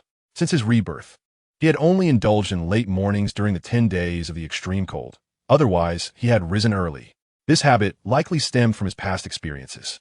In his previous life, during the apocalypse, he lived each day in trepidation, with no time to waste on sleep. Lu Yu nodded in understanding before offering. Then allow me to prepare breakfast for you. Since it's snowing outside, let us stay in today and enjoy a hearty meal. Before Xiao Yang could respond, Lu Yu hurried off to the kitchen to busy herself. Xiao Yang could only silently gaze at Lu Yu's retreating figure for a long while, marveling at what a virtuous woman she was. When Lu Yu brought breakfast to the table, Xiao Yang was once again taken aback. Stir-fried yam, black rice with goji berries and walnuts, alongside a pot of seafood soup made from the remaining seafood from the previous night. Here, young man, nourish yourself well. Indeed, everything Lu Yu did was intentional. However, Xiao Yang could not refuse her kind gesture, for the food was simply exquisite. He devoured it all in a whirlwind, finishing every last morsel. After letting out a satisfied burp and patting his stomach, Xiao Yang felt invigorated. Just then, Tang Ying, Lin Shishir, and Mu Wanqing came downstairs. Lin Shishir was astonished to see Xiao Yang sitting at the dining table, picking his teeth and savoring the flavors. Is this person powered by nuclear energy? Isn't he tired? Tang Ying, however, displayed no particular reaction. She had been utterly exhausted the previous day and slept soundly, unaware of what had transpired. Everyone is up. What would you like to eat? I'll prepare it for you. Lu Yu inquired thoughtfully upon seeing them. Sister Yu, whatever you make, we shall eat. No need to ask us. Mu Wanqing expressed her understanding of Lu Yu's efforts, acknowledging that Lu Yu contributed far more than they did. All right, then I shall make whatever I please. As the women enjoyed their breakfast, an urgent voice crackled through the intercom. Su Tong's voice filled with anxiety. Hello. A few delivery trucks have arrived at our villa's entrance, and they're insisting that we open the door for them. Upon hearing Su Tong's report, everyone immediately became alert. How many are there? Approximately over 50. Xiao Yang was taken aback. It seemed the other party had come prepared. Whether they were coming for him or for the villa complex remained unclear. Those who had conflicts with him would be dealt with, so it was likely they were here for the villa. Never mind. Let's go and take a look. Without further ado, Xiao Yang donned his combat gear. The women, seeing this, hurried back inside to change into their own gear and armed themselves before following Xiao Yang out of the villa. The snow outside was still quite heavy, and since there was some distance to the villa's entrance, Xiao Yang drove the off-road vehicle there directly. Upon arriving at the entrance, they discovered a crowd surrounding the gate, shouting at Su Tong and the others. Since Su Tong had locked the gate, they were temporarily unable to enter. As Su Tong and her companion spotted Xiao Yang, they rushed over. What's going on? Xiao Yang inquired, his brow furrowed. We don't know. Suddenly, a few trucks arrived, and this crowd emerged, insisting we let them in. However, I noticed someone in that group who looked familiar, resembling someone we encountered a few days ago at the property building, Su Tong explained. As soon as she spoke, Xiao Yang deduced the situation. It is undoubtedly the individuals I deliberately allowed to escape, among whom there are those accompanied by acquaintances seeking to encroach upon my territory. I extended them a lifeline, and yet they repay my kindness with malice? Outside, the crowd caught sight of Xiao Yang and his companions, instantly erupting into raucous howls. Good heavens! There are indeed quite a few women here, and these few are vastly superior to the last two. Hey, beautiful, are you hungry? We have delicious food. Let us in, and we shall surely satisfy your appetites. Ha ha! Indeed, on such a frigid day, would you like us to warm your beds? Upon seeing you, I feel quite heated. The throng outside incessantly indulged in their verbal jests, some even whistling and jeering, which caused the women inside to grit their teeth in frustration. However, Xiao Yang remained unfazed. Those daring to provoke him on his own turf were, in his eyes, mere specters. He was merely scrutinizing the capabilities of this group. Most of them appeared to be in their 30s, wielding an assortment of weapons, steel rods, cleavers, axes, ordinary implements at best. Such arms posed no threat to him, for he was contemplating the notion that, since they had come to him, he ought not to squander the temporal energy they possessed. 50 individuals equated to at least 50 years of temporal energy. While Xiao Yang was observing the crowd outside, one individual raised a large bag and called out, "Hey, those inside, do you know what's in here?" When met with silence, he set the bag down and opened it, continuing to speak to himself. "Do you see this? It's filled with delectable treats. You must have not seen such fine goods in quite some time. Our leader, Qian, has stated that if you open the door, this will merely serve as a token of our acquaintance. Should you wish to join us, we can offer you even more sustenance." Following this man's words, another chimed in, "Did you hear that? Look how enthusiastic my cousin is. Hurry and open the door so we can find a few villas to stay in. It's snowing heavily. Are you not concerned about freezing us out here?" Xiao Yang scrutinized the speaker closely, finding him somewhat familiar. He appeared to be one of the survivors he had previously set free. At this moment, Tang Ying, standing behind Xiao Yang, upon seeing the group outside, suddenly shouted, "Qian Yuquan, it's you wretches." Hearing Tang Ying's outcry, a burly man at the forefront of the crowd turned his gaze toward her. He examined her closely, and suddenly, his expression shifted to one of astonishment. "Captain Tang?" Upon realizing he recognized her, Tang Ying replied with a cold smirk, "Indeed, it is I. What a twist of fate." Xiao Yang, witnessing Tang Ying's recognition of the group outside, sensed there was a history between them. He turned to her and inquired, "Do you know them?" With gritted teeth, Tang Ying glared at the individuals outside and replied, "Of course. They are employees of Tianqian Financial Corporation. The leader among them, Qian Yuquan, is the CEO of that company. Their business specializes in providing exorbitant loans to college students, coercing female students into taking nude photographs, and employing violent collection tactics. They even pressure those unable to repay their debts into selling their bodies to settle their obligations. This company has gained infamy. Many victimized students have reported them to the authorities, yet I find myself powerless against them. I'm also unaware of the figure who shields them from retribution." Chapter 50. A single move to defeat the enemy. Upon hearing Tang Ying's account, Xiao Yang responded with a muted acknowledgement. It appeared that this group was inherently unscrupulous. At that moment, the burly man named Qian Yuquan smiled at Tang Ying and remarked, Captain Tang, it seems we are fated to meet. However, I must advise you. Given the circumstances, why dwell on past grievances? I propose you open the door and join us. We can overlook previous unpleasantness. I assure you that life with me will be enjoyable and bountiful. What say you? Bah, Tang Ying retorted, disdain evident in her voice. You and your despicable ilk are not worthy. Qian Yuquan, unfazed by her contempt, chuckled and replied, Captain Tang, to be honest, have you noticed the 5 delivery vans behind me? They are filled with various foodstuffs and supplies.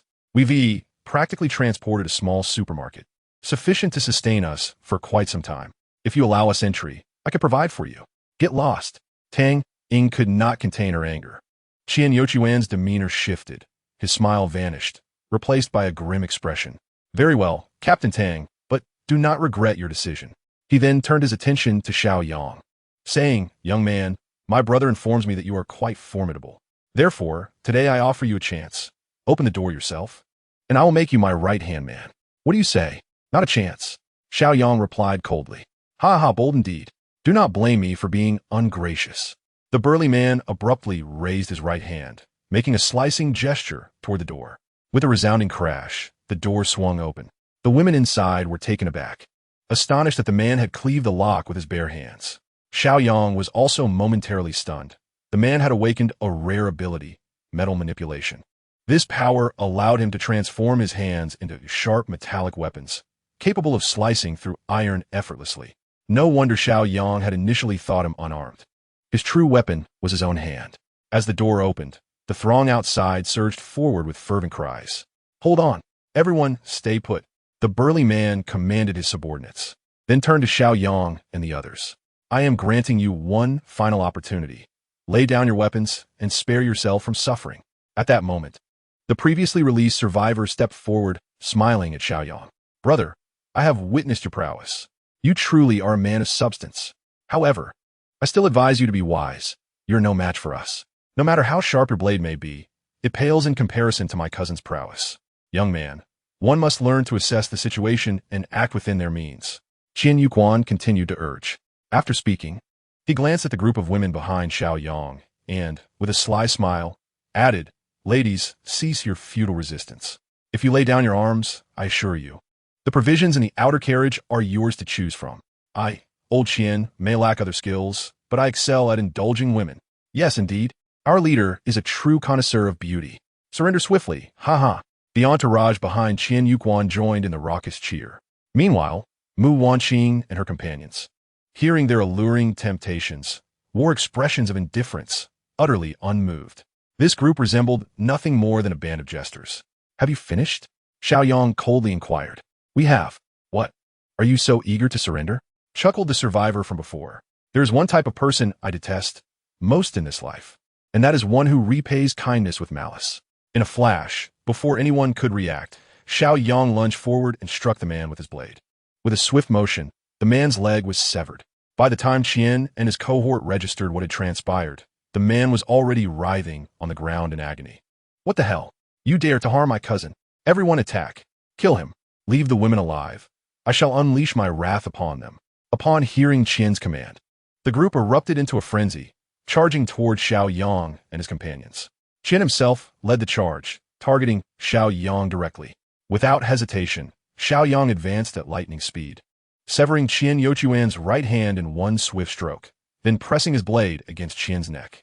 This scene unfolded in an instant, leaving Qian's subordinates momentarily stunned. Command your men to cease and disarm. Hand over your weapons. Xiao Yang's gaze was icy as he addressed Qian Yuquan. It was only then that Qian felt the excruciating pain of his severed arm, trembling from the agony. His mind was clouded. He barely registered how his arm had been cleaved. He had once believed himself formidable, yet before this young man, he felt utterly diminished. With the blade poised at his throat, he dared not hesitate. Suppressing his pain, he commanded his men, disarm immediately. Hurry. Qian's subordinates, shocked at their leader's swift subjugation, were left in disbelief. Yet, when it came to surrendering their weapons, no one was willing. Moreover, 5 individuals at the back, sensing the danger, turned and fled towards the vehicle. It seemed they had abandoned any thought of their leader's fate, intent on making their escape by car. Bang! Bang! Bang, bang, bang. The sound of gunfire echoed as the five who had barely made it a distance fell to the ground. They clutched their thighs, shrieking in agony. Without needing to turn around, Xiao Yang understood that it was Tang Ying who had fired the shot. "It seems your men are not very obedient," Xiao Yang remarked, as he pressed the blade forcefully against Qian Yuquan's neck, instantly drawing blood. "Oh, please spare me," Qian Yuquan exclaimed in terror, hastily begging for mercy. He then bellowed at his subordinates, "You bunch of ingrates. Are you all just waiting for my demise? Have I not treated you well? Hurry up and surrender your weapons." Upon hearing this, the subordinates reluctantly complied with their leader's command, for Qian Yuquan's authority still held sway. Mu Wanqing and her companions approached to collect the weapons, then retreated to their original positions, awaiting Xiao Yang's instructions. "Now, have your subordinates transmit the time energy from their arms into this crystal. You may keep 3 minutes for yourselves. However, it would be wise to refrain from any tricks, otherwise your leader's life will be forfeit," Xiao Yang stated, as he suddenly produced a pouch of crystals in his left hand and tossed it onto the ground. These were the empty crystals he had previously set aside, now proving to be quite useful. Qian Yuquan and his men instinctively glanced at their arms, aware of the time energy they possessed, yet oblivious to the fact that it could be transmitted. Nevertheless, with their leader in the hands of their captors, they had no choice but to comply. Furthermore, the presence of a gun-wielding female officer added to their reluctance to defy orders. Each of them took a crystal and placed it in their left hands, following Xiao Yang's instructions to transfer their time energy into the crystals. Subsequently, they handed the crystals to Mu Wanqing and her team one by one. Qian Yuquan also transmitted his time energy to Xiao Yang through a handshake. Once this was accomplished, Xiao Yang finally wore a satisfied smile. Indeed, they had not squandered their time energy. Chapter 51. Yoga attire. As it became apparent that these individuals were nearing death, Xiao Yang turned to Tang Ying and asked, "Captain Tang, do you have any further inquiries for him?" Upon hearing this, Qian Yuquan, sensing a glimmer of hope for his release, eagerly interjected, Yes. Captain Tang, do you have any questions for me? I assure you, I will speak candidly and exhaustively." Tang Ying pondered for a moment before stepping forward to coldly inquire. "I do have a question. I wish to know who is the umbrella organization protecting your company?" Despite the apocalyptic circumstances, Tang Ying remained troubled by this matter, seeking clarity. Upon hearing her question, Qian Yuquan knew this query would arise and quickly responded, "Captain Tang, the umbrella organization behind us is none other than the director of your police department, Li Gang. His son, Liang, is my sworn brother. Now, do you understand?" Tang Ying's expression shifted as understanding dawned on her. No wonder she had been unable to take down Tianqian Financial Company. Their protector was none other than her superior officer. Reflecting on one's relentless efforts is indeed a source of amusement. One tirelessly contemplates the eradication of harm for the populace, yet fails to recognize that the gravest affliction resides within the precincts of the police station. As Tang Ying was lost in thought, Qian Yuquan gazed at Xiao Yang with eager anticipation and implored, "Brother, I have done all that is required. May I now be released?" Xiao Yang withdrew the knife, smiling as he replied, "You are free to go. Depart." Just as Tang Ying regained her senses and prepared to prevent Xiao Yang from releasing the tiger back into the wild, she witnessed Qian Yuquan and his subordinates suddenly collapse to the ground, lifeless.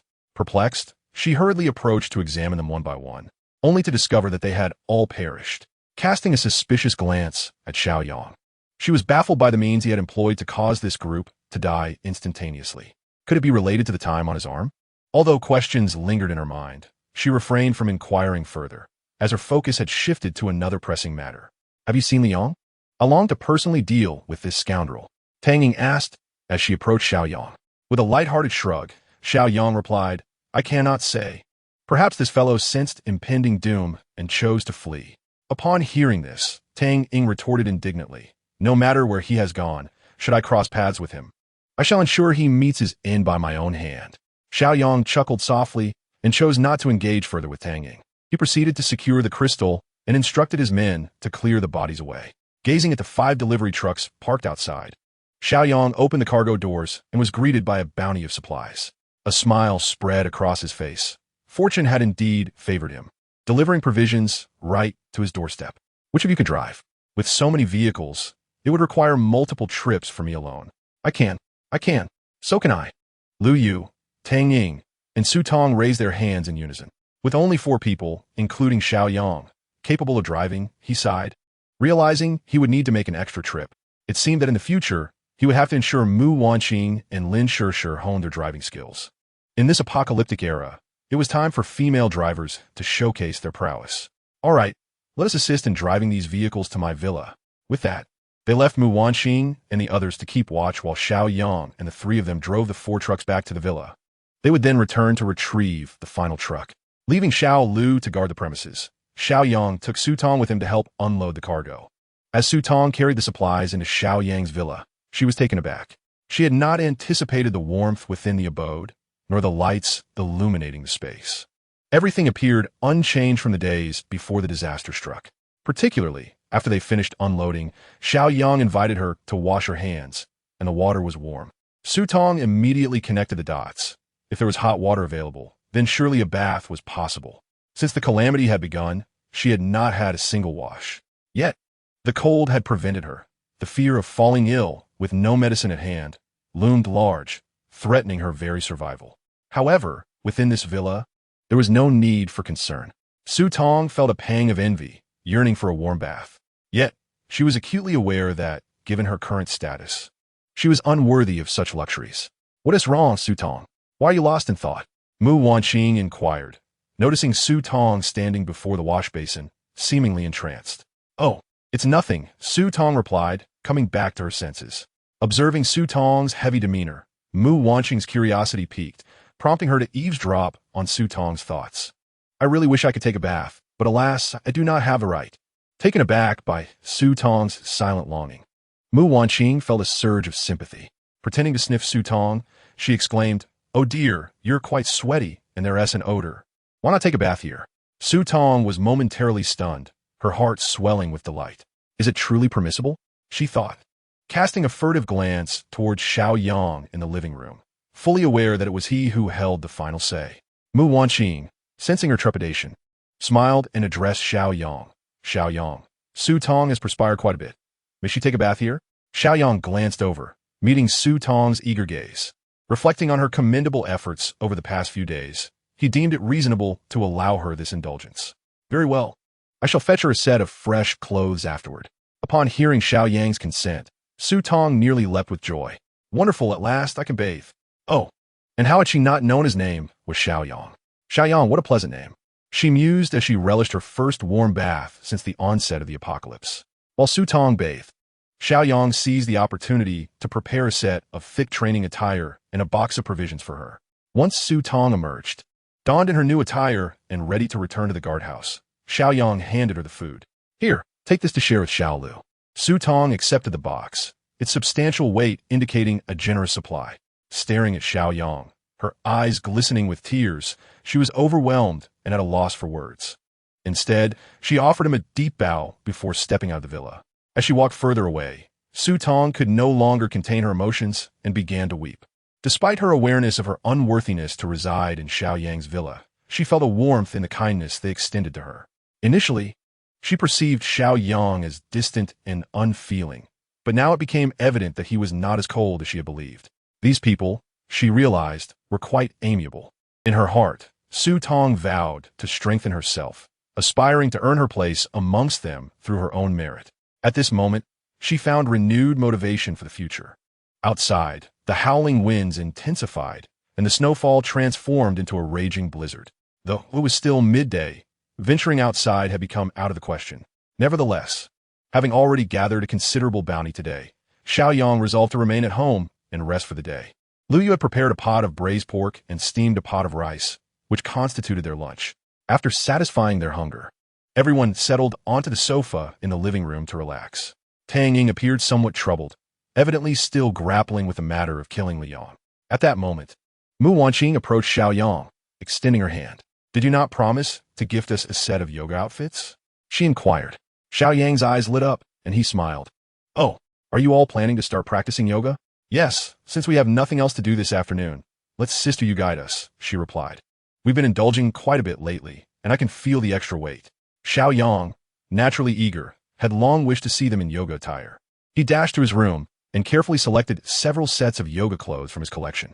The black ones are splendid. They exude a certain allure.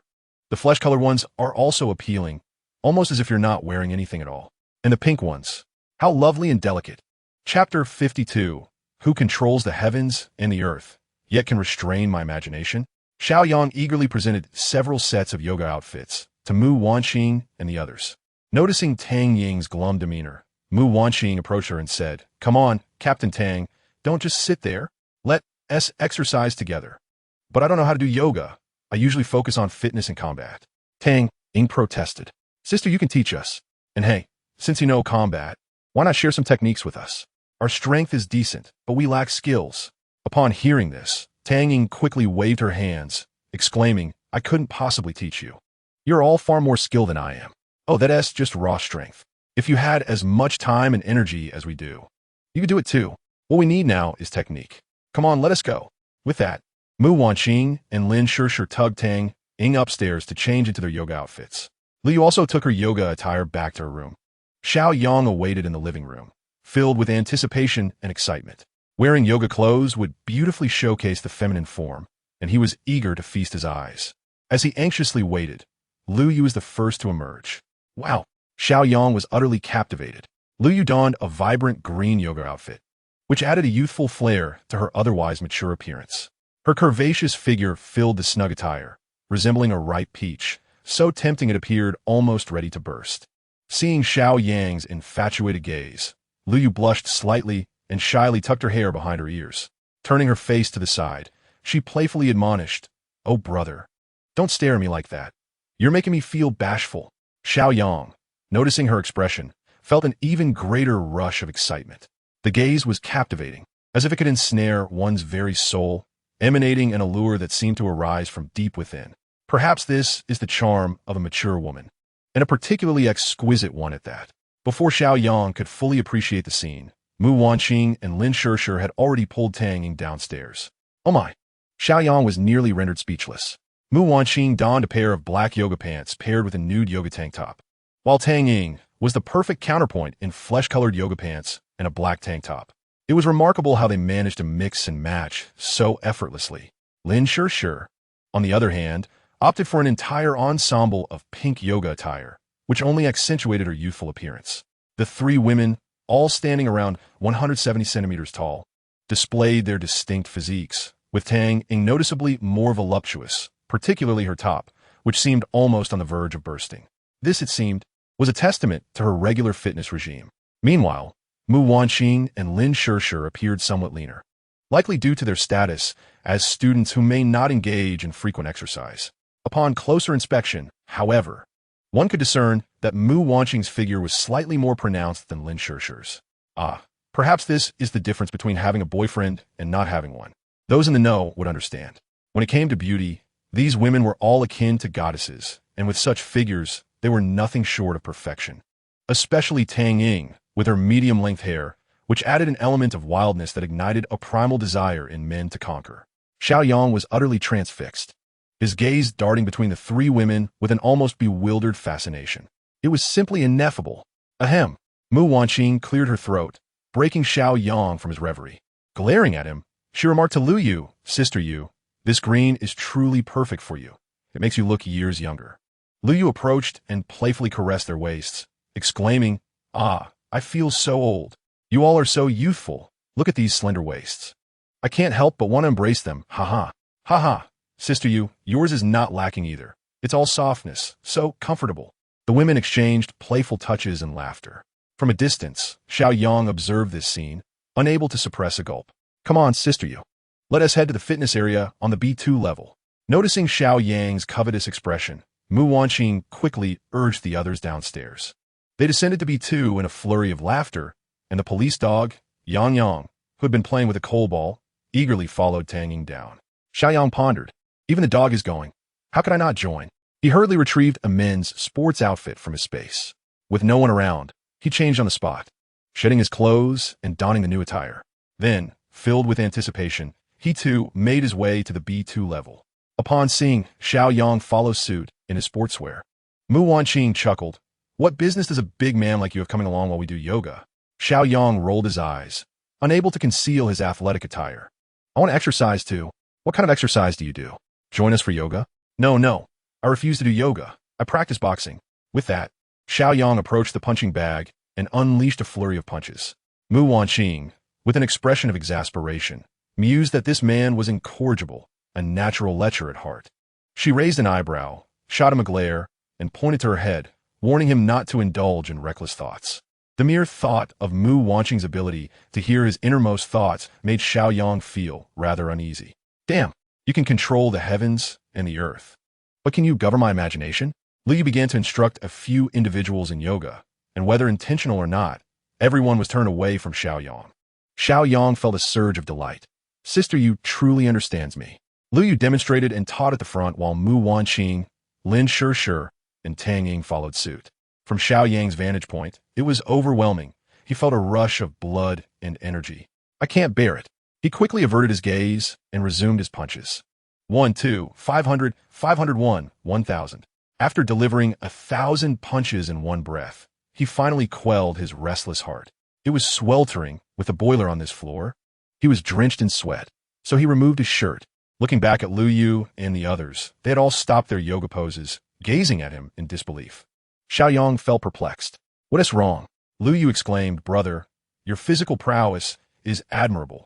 Tang Ying added, Impressive, truly impressive. Lin Shih glanced at Xiao Yang and then turned to Mu Wanqing, saying, No wonder, no wonder. Now I understand why you call her that. Before Lin Shih could finish her sentence, Mu Wanqing swiftly covered her mouth. What are you doing? Lin Shih protested, breaking free and fuming. You know too much. Therefore, I must ha. Mu Wanqing playfully lunged at Lin Shih, and the two engaged in a spirited tussle, laughter filling the air. Meanwhile, Liu Yu and Tang Ying gazed at Xiao Yang, somewhat entranced. His well-defined, bronze-skinned torso radiated masculine allure, complemented by his chiseled, handsome features. What woman wouldn't steal a second glance? Tang Ying thought to herself, if I were to find a boyfriend, he should be like Xiao Yang. Chapter 53, 4 against 1. After an hour of yoga, they turned to Tang Ying to teach combat techniques. However, Xiao Yang found these techniques somewhat redundant. In the face of formidable supernatural abilities, even the most skilled fighting techniques seemed futile. Unless one possessed exceptional physical strength to withstand such powers, they were of little use. Nevertheless, one could never have too many skills. He considered it merely a means of physical exercise. Tang Ying's technique was indeed commendable, at least visually appealing. High kicks, downward strikes, grappling holds, throat locks, and groin kicks. Xiao Yang felt a tightening sensation at the thought of the latter. It seemed rather harsh. He found himself admiring the graceful forms of the women before him, utterly captivated. Suddenly, a thought struck Mu Wanqing. Now that you possess a millennium of energy, do you think we could bring you down together? She was curious to gauge the extent of Xiao Yang's formidable strength. Upon hearing this, Xiao Yang retorted, Come on now. You've just learned the groin kick. Let's not go there. If each of you takes a shot, I might not walk away unscathed. The women burst into laughter at his response. Don't worry, we won kick. But if we did, Wanqing, you wouldn't get upset, would you? Lin Shih teased, glancing at Xiao Yang with a smirk. Oh, you're quite the chatterbox, Lin Shih. Mu Wanqing exclaimed as she playfully wrapped her arms around Lin Shih's waist and tickled her. I'm sorry. Lin Shih giggled, bending over in surrender. All right, you two, enough of the antics. Xiao Yang, I think Wanqing's suggestion is quite good. We could give it a try for entertainment. Liu stepped forward, raising an eyebrow and smiling provocatively at Xiao Yang. Meanwhile, Tang Ying remained silent, her eyes betraying a glimmer of anticipation. Observing the eagerness radiating from the women, Xiao Yang felt a surge of joy. As long as there are no groin kicks, I'm more than willing. He was slightly exhilarated. Happiness had arrived unexpectedly, and he wondered what Mu Wanqing was truly thinking. All right, let us do this. But let us be clear, no groin kicks. Understood. Let us begin. If we manage to take you down, that means you lose. Lin Shih clapped her hands excitedly. Fine, if I fall, I'll concede defeat, but if you all fall, then you've lost. Xiao Yang declared as he positioned himself among them. Go ahead, take your best shot. Show me what you've got. He was unperturbed, confident that mere flower fist and embroidered leg techniques could not harm him. The women, sensing his bravado, were filled with determination. We will bring you down today. They launched an array of punches and kicks at Xiao Yang. Tang Ying attempted to lock his throat, but her efforts were futile. Her energy, having been cultivated for less than a year, was insufficient against him. In contrast, Mu Wanqing and the others clearly possessed greater strength. Though they couldn't inflict any real harm, the sound of their strikes echoed against his body. Let us team up. Wanqing and Shi will go for his legs. Yu Jie will grip his waist, I'll wrap around his neck, and together we'll pull him down. Tang Ying observed that their individual strikes were failing to budge Xiao Yang, so she began directing a change in strategy. All right, let us do this. Several individuals, under Tang Ying's direction, gritted their teeth and began to cling to him. Some wrapped their arms around his legs, while others embraced his waist, exerting all their strength. Witnessing the limited capabilities of these women, Xiao Yang let out a hearty laugh. Is this all you can muster? How utterly pathetic. It's time for me to take action. With that, he swiftly reached behind him and seized Tang Ying's arms, lifting her effortlessly above his head before gently tossing her to the ground. Without missing a beat, he turned and grasped Lu Yu's waist, lifting her with ease. He then quickly withdrew one hand and spun her around his waist, eliciting terrified cries from Lu Yu. He then lightly tossed her aside and bent down, encircling Mu Wanqing and Lin Shi's slender waists with both arms. With a firm grip, he hoisted them up, resting them upon his shoulders. Mu Wanqing and Lin Shi screamed in fright, but their delicate frames were no match for Xiao Yang's strength. They found themselves firmly held, unable to escape. He spun around 3 times in place, amidst their shrieks, before gently laying them down on the ground. A triumphant smile spread across his face. Did they truly think they could contend with him? Clearly, they were unaware of the prowess of a millennial-old demon. The expressions of the women shifted to one of panic as they regarded Xiao Yang. He was astonishingly powerful, treating them like mere weights.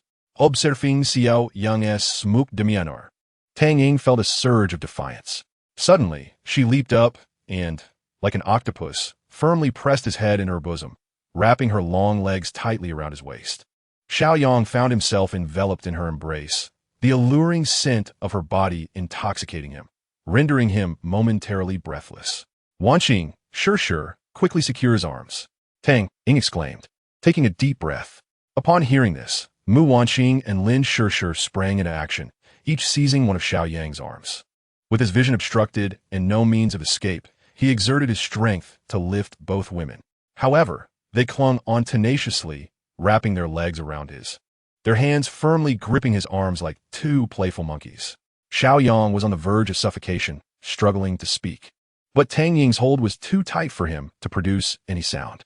Seeing this, Lu Yu crouched behind Xiao Yang's heels, grasping his ankles and pulling with all her might.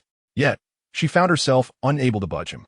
At that moment, even the police dog, Yang, who had been observing from the sidelines, could no longer contain itself. It trotted forward and bit onto Xiao Yang's pant leg, pulling with all its strength. "Haha, brother. Even the dog finds you intolerable. Resist further, and I shall unleash my lightning powers." Lu Yu teased, threatening him with a playful grin. Startled by her words, Xiao Yang instinctively relaxed, providing Lu Yu the opportunity to tug his legs backward. Xiao Yang, unsteady in his balance, toppled forward. Ouch! As he fell, the 3 women beneath him landed first. Surprisingly, Xiao Yang felt quite comfortable, thanks to their cushioning. At that moment, Lu Yu seized the opportunity with a swift maneuver, chuckling, "Brother, we've brought you down. This time, you have lost." Xiao Yang, feeling indignant, retorted, "I was merely being considerate. If I had truly engaged, could you have possibly triumphed over me?" Upon hearing this, Lu Yu tightened her grip and declared, "I don't care. You lost, and there shall be no excuses." Chapter 54. Is Xiao Yang still human? Monkey, I imprint the void. Xiao Yang's head was tightly constricted by Tang Ying, rendering his words unclear. Upon hearing his concession, the women finally loosened their hold. However, they were utterly exhausted, lying on the ground, gasping for breath. "All right, get up quickly. I can hardly breathe," Lin Shi complained, lifting Xiao Yang's arm. "Xiao Yang, move aside. My back hurts from the fall," Mu Wanqing added, pushing his other arm away. Xiao Yang had intended to relish the comfort of this human cushion, but under the insistence of the 2 women, he reluctantly rose. Standing up, he glanced at the sprawled Tang Ying and said, "Captain Tang, you're rather hefty. You nearly suffocated me."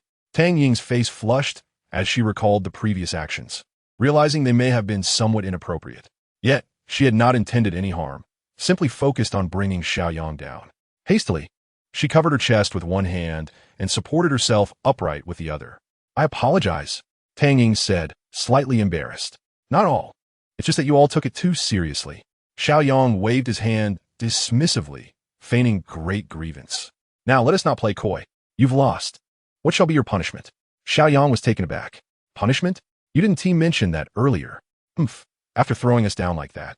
It would be remiss not to impose a penalty for the effort we exerted. Lin Shishir insisted. After pondering for a moment, Xiao Yang suddenly grinned. How about I give you all a massage as an apology? Would that suffice? Dream on. Lin Shishir rolled her eyes at him. With his clever scheme thwarted, Xiao Yang quickly chuckled. How about this? Brother, aren't you adept at doing push-ups? Let us have the four of us take turns standing on your back while you perform 1,000 push-ups. What do you think? As Liu proposed this, the other three women's eyes lit up in excitement. Yes, yes. Let us see how you manage to endure. Lin Shishir raised both hands in agreement. Indeed, I find this idea quite agreeable. Let us see how long you can last.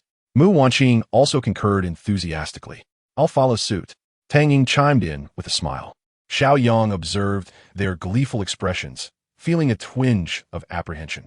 This was rather harsh. However, while one may lose their head and blood may flow, a man's dignity must never be compromised. Come now, do not approach one by one. All four of you, step forward together. I shall undertake 4,000 push-ups. The four women were taken aback, their eyes wide with astonishment. Xiao Yang is truly overestimating himself. Very well, you have proclaimed it. So do not accuse us of bullying you. Let's proceed. Mu Wanqing was the first to step up. Xiao Yang instantly felt a weight on his shoulders. Next, Lin Shishir climbed onto his back, followed by Tang Ying, and finally, Liu Yu. Steady now, I shall begin. Wait a moment, the dog has also contributed. Let join as well. Liu Yu suddenly called for a halt, and Tang Ying shared a knowing smile as she summoned Yang Yang, who took his place at Xiao Yang's calves. Xiao Yang wore a grimace. You are indeed relentless. Look, don't we resemble the four disciples of Tang Sung riding on a giant turtle across the river of heaven? Haha. Lin Shishir's whimsical thought elicited laughter from the group. Indeed, Xiao Yang is the great turtle. Upon hearing this, Xiao Yang nearly deflated, retorting in mock anger. Who are you calling a turtle? Be careful, or I shall toss you all away. Enough of the jests. Let us commence, my young brother. At Liu Yu's cue, Xiao Yang promptly began his push-ups. 1,000, 2,000, 3,000, 3,999 for 1,000. The four women counted as Xiao Yang grit his teeth and completed the final push-up, collapsing onto the ground in exhaustion. Witnessing Xiao Yang's remarkable feat of completing all 4,000 push-ups left them in sheer disbelief. Wow, Xiao Yang, you are truly extraordinary. I am in awe. Lin Shishir expressed her admiration wholeheartedly. Xiao Yang, you are indeed impressive. Tang Ying raised her thumb in approval. Brother, I have gained new insights today. Truly, you are my Xiao Yang. Liu Yu patted Xiao Yang on the back in encouragement. You are fantastic. Mu Wanqing ruffled Xiao Yang's hair, pride radiating from her face. Woof woof. It was unclear what the police dog Yang Yang wished to convey. All right, you have finished. You may dismount now. The four women and one dog climbed off Xiao Yang's back, and he finally felt a sense of relief. Lin Shishir looked at Xiao Yang, sprawled on the ground like a puddle of mud, her heart swelling with joy. Oomph. Now you surely lack the energy to fool around with Wanqing tonight. At last, a good night's sleep awaits. Meanwhile, Tang Ying was genuinely astonished. The combined weight of the four women and the dog must be over 400 pounds. Is Xiao Yang even human? Liu glanced at Xiao Yang, lost in thought, and then, with a look of sympathy, turned her gaze toward Mu Wanqing. Wanqing, my dear, you have truly endured much. Mu Wanqing felt her cheeks flush as she caught the gaze of Liu Yu, lowering her head in embarrassment. However, a wave of worry soon washed over her. How should she face Xiao Yang from now on? Time passed swiftly, and Mu Wanqing and the others ascended to the upper floor for a warm bath. By the time Xiao Yang arrived, the four ladies were already seated on the living room sofa, engaged in lively conversation. Yu Hie, what shall we have for dinner tonight? Asked one. Little brother, what would you like to eat? You've worked the hardest. We defer to your wishes. Xiao Yang pondered for a moment and suggested, how about we indulge in some barbecue today? I have plenty of ingredients here that I'm sure you will all enjoy. The four women exchanged excited glances. Really? That sounds fantastic. It's been ages since I've had skewers. Lin Shishir exclaimed with glee, jumping up. Tang Ying, unable to contain her excitement, chimed in, I love skewers too. Agreed. I'll fetch the ingredients and seasonings. With everyone enthusiastic about the meal, Xiao Yang dashed to the basement. He retrieved charcoal, a barbecue grill, and a variety of grilling supplies. Half a lamb, meat skewers, chicken wings, chives, several large kidneys, along with shrimp, oysters, and assorted vegetables were all laid out. All set. Xiao Yang handed everything over to Lu Yu. You take charge, and let the others assist you. I need to take a shower and rest for a bit. The sight of such a sumptuous spread filled the others with joy. All right, just wait for the call, and you can expect to eat. While the ladies busied themselves, Xiao Yang took a shower, his mind wandering to the image of the girls in their yoga attire. What a delightful thought. He relished the feeling, but upon recalling Mu Wanqing, he quickly quelled his daydreams. No, stay composed. I mustn't let Wanqing notice. Patience is key. There's no need to rush. Hasty actions lead to missed opportunities. Chapter 55, I am willing. Xiao Yang, hurry down for barbecue. Mu Wanqing's voice interrupted his thoughts. Rising, he descended the stairs, greeted by the enticing aroma of grilled skewers wafting through the living room. The table was already adorned with a generous array of grilled meats and oysters. Go ahead and eat first. I need to finish cooking this lamb leg. Lu Yu, stationed by the barbecue grill in the kitchen, turned the lamb leg over while speaking. Xiao Yang hurried downstairs, bringing up 2 boxes of Qingdao beer. He opened a bottle and handed it to Lu Yu. Here, Yu Jia, thank you for your hard work. Enjoy a drink while grilling. Seeing Xiao Yang's thoughtfulness, Lu Yu remarked to the others, make sure not to compete with my little brother for the kidneys and chives. He needs to replenish his strength. I would never eat something so disgusting. I'm not interested. Lin sure pouted. Xiao Yang chuckled. You have no idea. Is there anything more delectable than kidneys? After distributing beers to everyone, he raised his bottle and declared, cheers. Enjoy the barbecue with your beer. He opened another bottle, and the ladies joined in the revelry. Soon, they were enthusiastically devouring the skewers, their mouths glistening with juices. Particularly among the several young ladies, their lips glistened alluringly, captivating the attention of those around them. When Lu Yu presented the roasted leg of lamb at the table, the atmosphere of the barbecue reached its zenith. Laughter and camaraderie filled the air as everyone indulged in food and drink. At that moment, Xiao Yang picked up a bottle of wine and approached Tang Ying with a serious demeanor. Captain Tang, let us share a bottle? Tang Ying quickly rose, grasping the wine bottle, and replied, please, don't call me Captain Tang. With my solitary position, I hardly deserve such a title. Just call me Tang Ying. Xiao Yang clinked his bottle against hers and, with a single breath, downed the contents. Tang Ying, not to be outdone, tilted her head back and drank in one swift motion. Cheers erupted from Mu Wanqing and the others. Tang Ying, what do you think of us? Xiao Yang wasted no time in getting to the crux of the matter. After a moment of contemplation, Tang Ying earnestly responded, you are all wonderful and formidable. Moreover, I feel a strong connection with these sisters. As she spoke, she smiled at Mu Wanqing and the others. Sister Tang Ying, we feel a similar connection with you. Lin sure addressed her, given their comparable ages. Indeed, the moment I laid eyes on you, I felt an instant fondness. Lu Yu chimed in with a warm smile. Sister Ying, I believe we could become like family. Mu Wanqing stood and took Tang Ying's hand, expressing her sentiment. Thank you all. You are truly wonderful. Tang Ying felt a wave of emotion, reflecting on the many colleagues and teammates she had lost. Without these individuals by her side, her sorrow might have deepened. Tang Ying, stay and join our family. As you can see, this world is in chaos, and the future promises to be even bleaker. Xiao Yang may not boast of many things, but I can assure you that I will ensure each of you is well fed and cared for. I possess the means to shield you from the harshness of the elements and the pangs of hunger. I will strive to help you grow stronger. Moreover, we are in dire need of capable individuals like you. Will you join us? Xiao Yang gazed intently into Tang Ying's eyes, extending a sincere invitation. Tang Ying's eyes glistened with unshed tears, overwhelmed with gratitude for the regard Xiao Yang and the others had shown her. Upon first encountering Xiao Yang and his group the previous day, she had been impressed by their formidable prowess and had contemplated persuading them to join her. However, after the fierce battle that morning, she realized her own combat skills were woefully inadequate, rendering her on a different plane altogether from Xiao Yang and his companions. Especially Xiao Yang, whose combat prowess was extraordinary. She doubted she and 10 others combined could match his strength.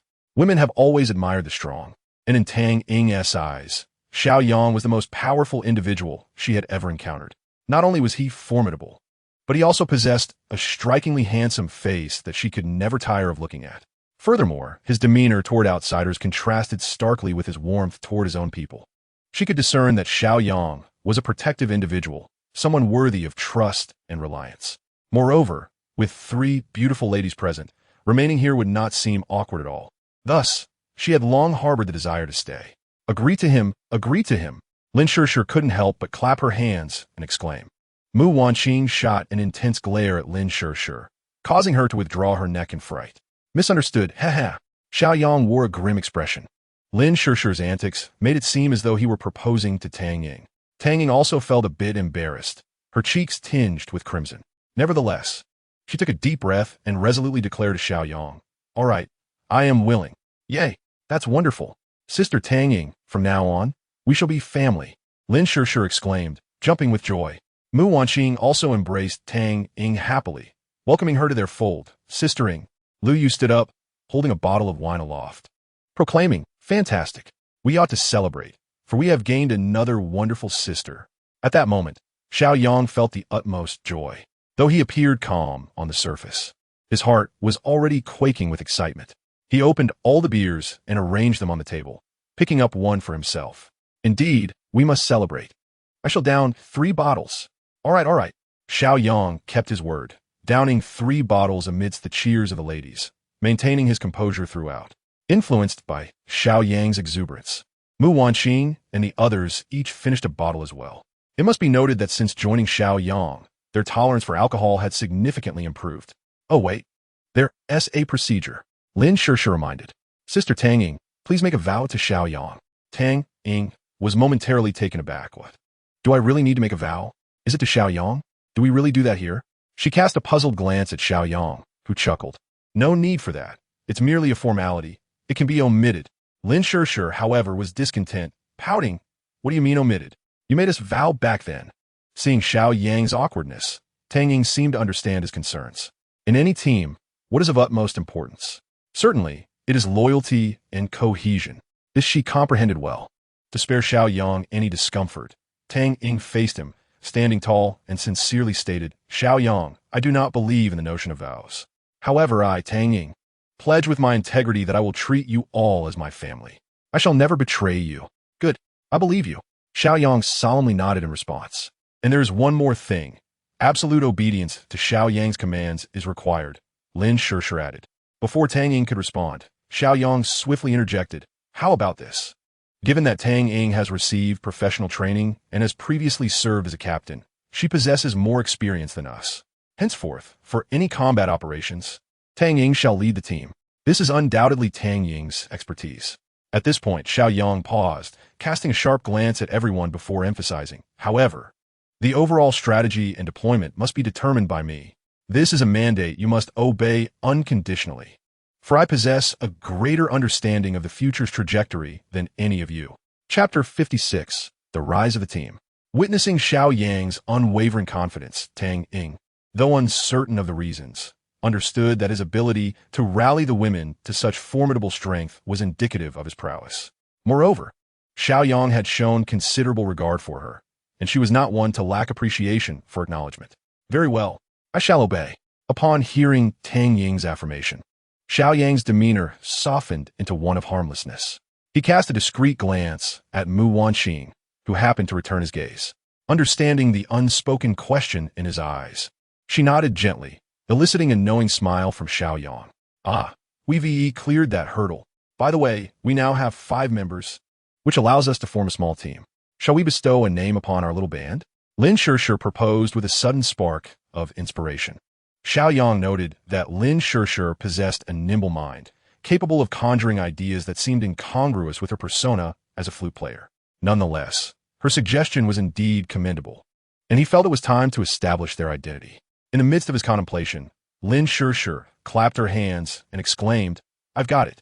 I recall a particularly popular minigame called Sheep Got Sheep. Many people played it, scrambling to join the flock. Look, Xiao Yang's name has Yang, which sounds like sheep. What if we named our team Yang Got Yang? It symbolizes our team's future strength, don't you think? As soon as Lin Shishir finished speaking, everyone's eyes lit up. They truly admired her creativity. Indeed, that is quite clever. I concur. Henceforth, those wishing to join our team shall be said to enter the Yang flock. Ha ha. Xiao Yang was pleased. Excellent, I like it. Just as he basked in satisfaction, Lin Shishir suddenly directed her attention to Tang Ying. However, Sister Tang Ying, isn't it a bit conflicting that your police dog is also named Yang Yang? Xiao Yang's smile abruptly froze as he shot Lin Shishir a glare. Why bring that up now? His gaze fell upon the police dog, Yang Yang, gnawing on a sheep's bone beneath the table. He thought to himself, this dog is best kept at bay. The blizzard outside had ceased as swiftly as it had come. The five of them continued their revelry until the midnight hour. During this time, Xiao Yang elaborated on the calamities that were set to unfold, leaving Tang Ying utterly astounded. Without reservation, he showcased his spatial abilities before the group. He continuously retrieved items from his space, much like Doryman, showcasing the immense power of his spatial abilities to Tang Ying and Lin Shishir. Tang Ying exclaimed, "What a show-off! Truly remarkable." However, Lin Shishir inadvertently discovered a pair of intricately designed black stockings among the items Xiao Yang produced. Xiao Yang, why do you have black stockings in your space? They're so sheer. Whose did you steal? Xiao Yang's face flushed with embarrassment as he realized he had carelessly brought that out. Mu Wanqing glanced at the stockings in Lin Shishir's hands, her eyes scrutinizing Xiao Yang. He quickly snatched the stockings back, feeling somewhat sheepish, and said, "Ha, these are for Wanqing. I apologize for the display." The women exchanged knowing glances, their mouths agape as they looked at Mu Wanqing. "Oh, so you both have this preference." Mu Wanqing's face turned crimson as she shot Xiao Yang a glare. "Don't listen to his nonsense. I had no idea." Seeing the disbelief in their amused gazes, Mu Wanqing stood up and dashed upstairs. "I'm going to bed now. You all chat." With her departure, Xiao Yang felt it inappropriate to linger. "I'll head to bed as well, goodbye," he said, clutching the stockings as he followed her upstairs. Left behind were Lu Yu, Lin Shishir, and Tang Ying, exchanging glances. In the master bedroom on the 3rd floor, Xiao Yang said, "Wanqing, try these on. Let me see if they fit." He placed the stockings in her hands, his eyes gleaming with anticipation. "No way. They look too sheer." She protested. "Exactly. That's why you should wear them. Hurry up. Be a good girl. Are you really giving these to me?" she asked, astonished. "Of course. Who else would I give them to?" "All right then, close your eyes. Open them only when I say." "Okay." A few minutes later, he said, "All right. Open your eyes." "Wow, this is too much. I can't handle it." He was utterly captivated, especially by Mu Wanqing's bashful expression. It was simply enchanting. As he lunged toward her, Mu Wanqing stopped him. "Xiao Yang, not today. You need a rest." "I'm fine, I can manage. Listen, I'm really looking out for you. Tomorrow, I promise I'll wear them again, all right?" She coaxed. "Fine, but tomorrow you mustn't tea refuse." "Deal." The night passed peacefully, and everyone slept soundly. By noon, they gradually woke up and freshened up. Lu Yu diligently prepared a 4-dish meal with soup, filling Xiao Yang and the others to the brim. Noticing it was still early and the snow on the ground was not too thick, Xiao Yang decided to venture down the mountain once more to gather some crystals. Remembering the crystals, he quickly retrieved the 50 or so he had obtained the previous day and handed them to Tang Ying. Seizing the moment, she swiftly absorbed the energy from the crystals. At present, her temporal energy was at its lowest. She should utilize it first. Under the guidance of Mu Wanqing, Tang Ying quickly absorbed the energy from over 50 crystals. Now, the temporal energy coursing through her arms had reached an impressive 60 years. Tang Ying could genuinely perceive the transformations that this energy had wrought upon her physique. She felt invigorated, as if an inexhaustible strength surged within her, amplifying her power manifold. She couldn't help but marvel at the extraordinary nature of this world. Reflecting on Xiao Yang's energy, which exceeded a millennium, she finally comprehended the formidable nature of his constitution. It appeared that these crystals were indeed of paramount importance. Yet, Xiao Yang, unfazed, had generously bestowed all these crystals upon her, thereby fulfilling his promise to empower her. Xiao Yang was a man of his word, leaving a profound impression on Tang Ying. Equipped and ready, Xiao Yang retrieved his handgun along with a box of ammunition, only to discover they were incompatible. Observing this, Tang Ying promptly produced bullets specifically designed for the revolver from her pack and handed them to him. "Here you go. If you prefer using this gun, these bullets are yours." "All right." Xiao Yang accepted the bullets without hesitation, loading them into the revolver. He then handed over another handgun and additional ammunition to Tang Ying. She loaded her handgun and passed it to Lu Yu. Sister Yu, hold on to this. Got it. Both Wan Qing and Shi responded in unison. Xiao Yang surveyed his team with satisfaction. Now, everyone was armed with a handgun. Although their ammunition was limited, it would suffice for temporary needs. Moreover, typical zombies and survivors did not warrant the expenditure of bullets. They would conserve their firepower unless faced with unforeseen threats or dangers. With all preparations complete, Xiao Yang fed 2 crystal cores to Meiqiu and set out with his team, the Yang Battle Squad. Chapter 57, 4-Star Mutant. The heavy-duty off-road vehicle arrived at the entrance of the Villa District, summoning the gatekeeper, Xiao Lu, as it was returned to join the training. The winding mountain roads were blanketed in snow, making it treacherous for ordinary vehicles. However, for Xiao Yang's robust off-road vehicle, it was as easy as walking on flat ground. Upon descending, they headed straight for the vicinity of the previously cleared neighborhoods to continue their efforts in purging the surrounding new communities. Yet, within the small gardens of these new neighborhoods, numerous wandering zombies lingered, likely having emerged from homes in pursuit of survivors. Lin Shi played a haunting melody on her flute, drawing the outdoor zombies toward them, allowing their team to take advantage and swiftly eliminate the entire horde. This method was both time-efficient and labor-saving. As for the zombies confined indoors, their team was too few in number to search every room thoroughly. Those would be left for the survivors who came later. In the subsequent residential areas, Xiao Yang and his companions swiftly eradicated the zombies outside, skillfully mirroring previous tactics. Among them were numerous pet zombies, yet they no longer posed any threat. With the surrounding neighborhoods cleared, the next destination was the vicinity of several universities. Realizing time was insufficient for today, Xiao Yang resolved to commence the cleansing of the university town the following day. As the cold front approached, the universities had yet to close for the holidays, indicating a substantial number of zombies would likely inhabit the dormitory areas. Naturally, there would also be many survivors. Xiao Yang contemplated the necessity of incorporating some youthful members into his team. Relying solely on a few individuals was exhausting. He sought individuals of capability and extraordinary abilities, whose character was beyond reproach. Moreover, a critical factor loomed. These university students had not yet truly entered society, nor had they faced its harsh realities. Untainted by societal vices, they were more malleable and easier to recruit. Youth, after all, was an asset. A team composed entirely of elderly individuals would be burdensome. Today it might be his leg that ached. Tomorrow it could be someone else's neck. Regardless of how much energy one possessed, ailments would persist. Otherwise, why would there be so many medications? After thoroughly searching the commercial establishments along the streets of the neighborhoods, Xiao Yang found little of value. Many small supermarkets had already been plundered, indicating that survivors were beginning to mobilize en masse. Additionally, a particular observation captured Xiao Yang's attention. He noticed some zombies in the shops had been slain by survivors, their crystals removed from their foreheads.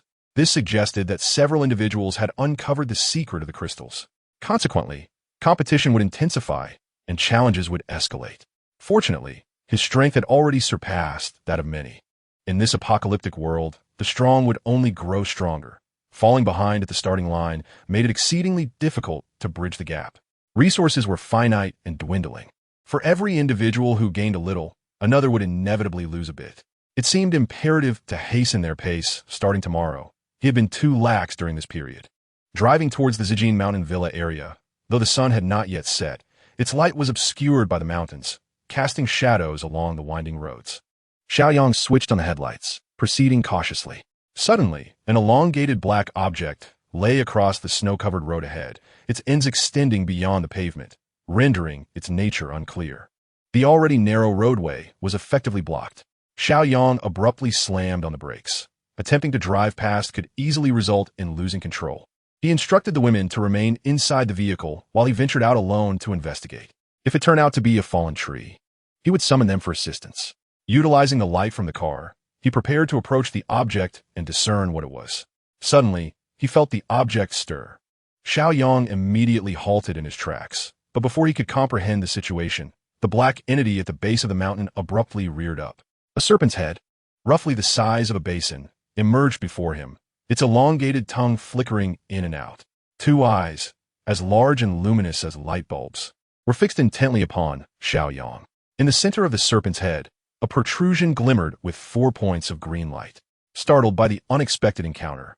Xiao Yang broke into a cold sweat upon seeing those 4 glowing dots. Goodness, he had stumbled upon a mutated python, and a 4-star one at that. Xiao Yang was uncertain whether to consider himself fortunate or unfortunate.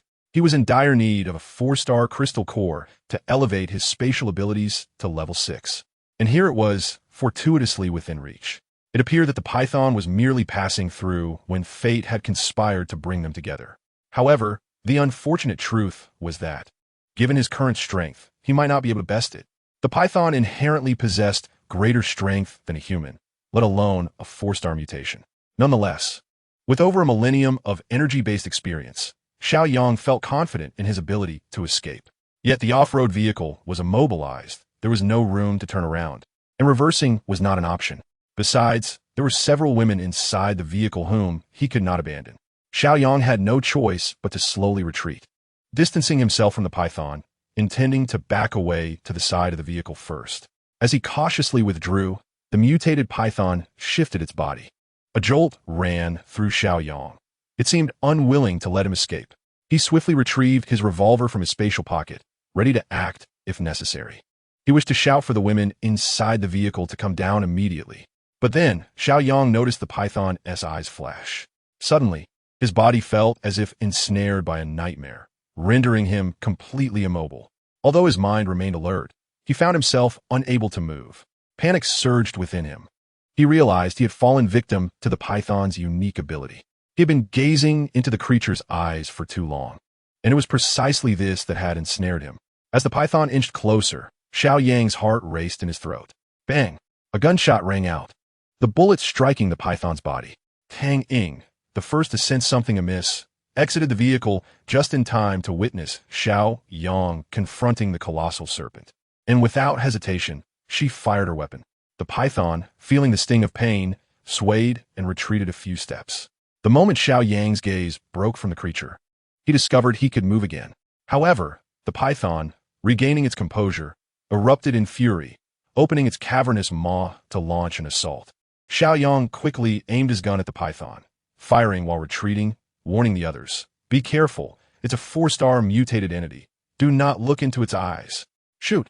However, apart from Tang Ying, Mu Wonking and the others had never wielded a pistol before. After fumbling with the weapon for a while, they realized they hadn't even disengaged the safety. Meanwhile, the bullets fired by Xiao Yang and Tang Ying struck the python's body but failed to deter its furious assault. The python suddenly swept its tail, striking Tang Ying directly. Unable to evade, she was flung several meters away, landing in a snowdrift by the roadside. Chapter 58. In a moment of peril. Xiao Yang had exhausted his ammunition, and with the sudden loss of Tang Ying's firepower, the mutated python became even more reckless in its attacks. Xiao Yang quickly seized the gun from Mu Wonking's hands, urging her to check on Tang Ying. He unleashed another volley at the python, temporarily forcing it back a few steps. Why you hand me the gun? If the python attacks again, unleash your lightning upon it. Understood. With both hands on the gun, Xiao Yang fired again at the python. Yet, the creature's thick hide rendered the bullets ineffective in delivering any fatal damage. It launched another attack, this time targeting Xiao Yang directly. As the python's tail swept toward him, Lu Huayu seized the opportunity to strike its tail with a bolt of lightning. Black smoke billowed as the python recoiled in pain, its force diminished, allowing Xiao Yang to block the blow with his hands. Despite Xiao Yang's formidable physique, the impact left his arms numb, nearly causing him to drop the gun. Observing this, Lu Huayu unleashed 2 more bolts of lightning upon the python's body, which thoroughly enraged the creature. It abruptly swung its head, sending Lu Huayu flying. Guard Lu hurried to her side to check on her. Now, only Xiao Yang and Lin Shishir remained in the fray. Xiao Yang took Lin Shishir's gun, instructing her to retreat, fall back. You cannot withstand its onslaught. He then resumed firing at the python. The creature swayed side to side, evading the shots until Xiao Yang had expended all his ammunition. Though it appeared to have sustained numerous hits, the snow beneath it was already soaked in its blood. Yet it still did not incur any fatal injury. As Xiao Yang ceased firing, the python reared up and lunged at him. Without hesitation, he drew his dagger and slashed at it. Sizzling, the blade grazed the python's scales, leaving a deep gash, but did not penetrate fully. The python's attack was unimpeded, and its massive body slammed into Xiao Yang. The stench of its flesh filled his nostrils as he was pinned beneath it. Fortunately, his robust physique prevented him from being crushed, though he struggled to catch his breath. Before Xiao Yang could react, the python coiled around him, exerting tremendous pressure that caused his face to flush crimson. The bones within him cracked under the strain, and he felt as though they might shatter. Were he an ordinary person, he likely would have been crushed into a pulp by now. Xiao Yang strugletu endure, realizing that the constricting serpent had not succeeded in its lethal intent. Suddenly, the creature opened its massive jaws, aiming directly for Xiao Yang's head, intent on swallowing him whole. Helpless and immobile, he faced imminent death, but in that moment of desperation, a melodious flute tune pierced the air. The python, poised to devour him, abruptly halted its advance, turning its attention toward the source of the enchanting sound. At that moment, Lin Shirshir stood resolutely, flute in hand, focused intently on the serpent as she played. The creature appeared to respond to the music, and the coils binding Xiao Yang loosened. Seizing the opportunity, he drew his tang knife and plunged it into one of the serpent's eyes.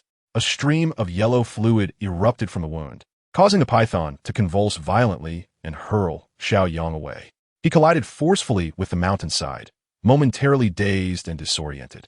Struggling to rise, Xiao Yang observed that the serpent was in grave distress, thrashing on the ground in agony. It became evident that its eyes were its Achilles heel. Meanwhile, upon seeing Xiao Yang free from the serpent's grasp, Lin Shirshir ceased her performance and hurried toward him.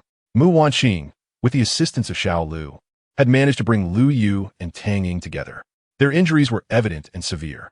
Supported by Lin Shirshir, Xiao Yang regained his footing. He retrieved the tang knife from the ground, preparing to strike the serpent while it was vulnerable.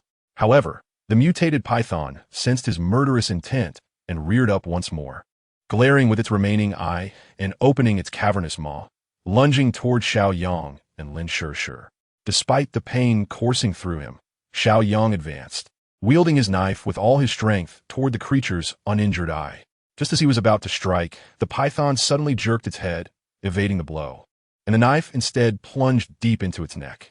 The force of the thrust was tremendous, piercing through the serpent's tough skin. In agony, the python whipped its head, and before Xiao Yang could retract his weapon, he was flung away once again. The impact left him reeling, feeling as though his very insides had been jarred loose. The serpent, undeterred, fixated on him once more, opened its bloodied mouth, charging toward Xiao Yang. Lin Shirshir quickly resumed her flute playing, hoping to divert the serpent's attention. However, this time her efforts yielded little. The python merely paused momentarily before swinging its tail, sending Lin Shirshir sprawling. Ignoring her plight, the serpent continued its assault on Xiao Yang. With utmost determination, he retrieved another tang knife from his spatial storage, aimed at the creature's gaping maw. There was no escaping the confrontation. He was resolved to strike it, even if it cost him his life. In that critical moment, Mu Wanqing suddenly charged forward, plunging her knife into the python's unblemished eye. With this act, both of the serpent's eyes were rendered blind. The pained python, with a violent flick of its head, knocked Mu Wanqing to the ground, eliciting a cry of agony from her. Although the serpent was no longer visible, it immediately advanced upon hearing her voice, coiling her within its massive body. The python, along with the ensnared Mu Wanqing, rolled on the ground, her muffled groans of pain punctuating the air. Xiao Yang, watching in desperation, realized that if this continued, Mu Wanqing would surely suffocate under the constricting embrace of the serpent. Unlike Xiao Yang, she lacked such formidable physical strength. Summoning his waning energy, Xiao Yang rose, brandishing his knife as he charged forward. He aimed for the serpent's head, intent on delivering a lethal strike to the center of its brow, where the crystal core of the mutated python resided. However, the serpent was in a constant state of tumult, rendering Xiao Yang's attempts futile. Each time, the four green luminescent points at the creature's brow flickered away with its rolling body, eluding his grasp. At that moment, Mu Wanqing's face had turned a purplish hue, and she was on the verge of losing consciousness. Xiao Yang's heart raced with anxiety. He despised his own weakness, feeling powerless to deliver a fatal blow to the python. He cursed himself for possessing such a feeble spatial ability, which seemed only useful for stockpiling resources. If only he had a combat-oriented power, they would not be trapped in this dire situation. In a surge of rage, his blood boiled, and his eyes turned crimson. No, Wanqing cannot die. I must save her. Suddenly, a loud buzzing filled Xiao Yang's mind, accompanied by a ringing in his ears, rendering the surrounding sounds inaudible. Upon opening his eyes, he noticed the scene before him had abruptly transformed. The python on the ground appeared to still be writhing, yet its movements had slowed significantly, as if time itself had been stretched. Beside an off-road vehicle, Xiao Lu, who had been waiting with Tang Ying and Lu Yu, was shedding tears as he gazed in his direction, though his expression seemed frozen in time. Chapter 59, The Hospital. What is happening? The surrounding scenery seemed to be in slow motion, while his own actions remained unaffected. Xiao Yang was momentarily perplexed, yet he understood this was his final opportunity to slay the mutated python. Hastily, he seized a firearm from the ground and retrieved bullets from his spatial pocket. Aiming at the elevated center of the serpent's brow, he unleashed a flurry of shots.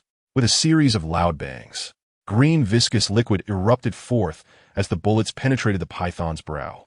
After several hits, Xiao Yang collapsed to the ground in exhaustion. At that moment, the world around him returned to normal. The mutated python thrashed violently for a brief period before falling silent, its body growing limp. Struggling free from the serpent's grasp, Mu Wanqing lay gasping for breath. Seeing her emerge from danger, Xiao Yang finally exhaled in relief. As the python lay motionless, Xiao Lu cautiously approached and helped Mu Wanqing to her feet. Xiao Yang regained his composure, rose to his feet, and approached the lifeless serpent. He unsheathed his knife and extracted the 4-star crystal core, which was the size of a walnut, entirely black and shimmering with 4 points of green light, its weight notable. He stowed the crystal core away and hurried over to assess the injuries of his companions. After a thorough examination, concern washed over him. Lin Shishir and Mu Wanqing fared somewhat better, merely sporting bruises. However, Tang Ying had sustained a severe injury to her back from collision, where a jagged rock had left a deep gash that continued to bleed.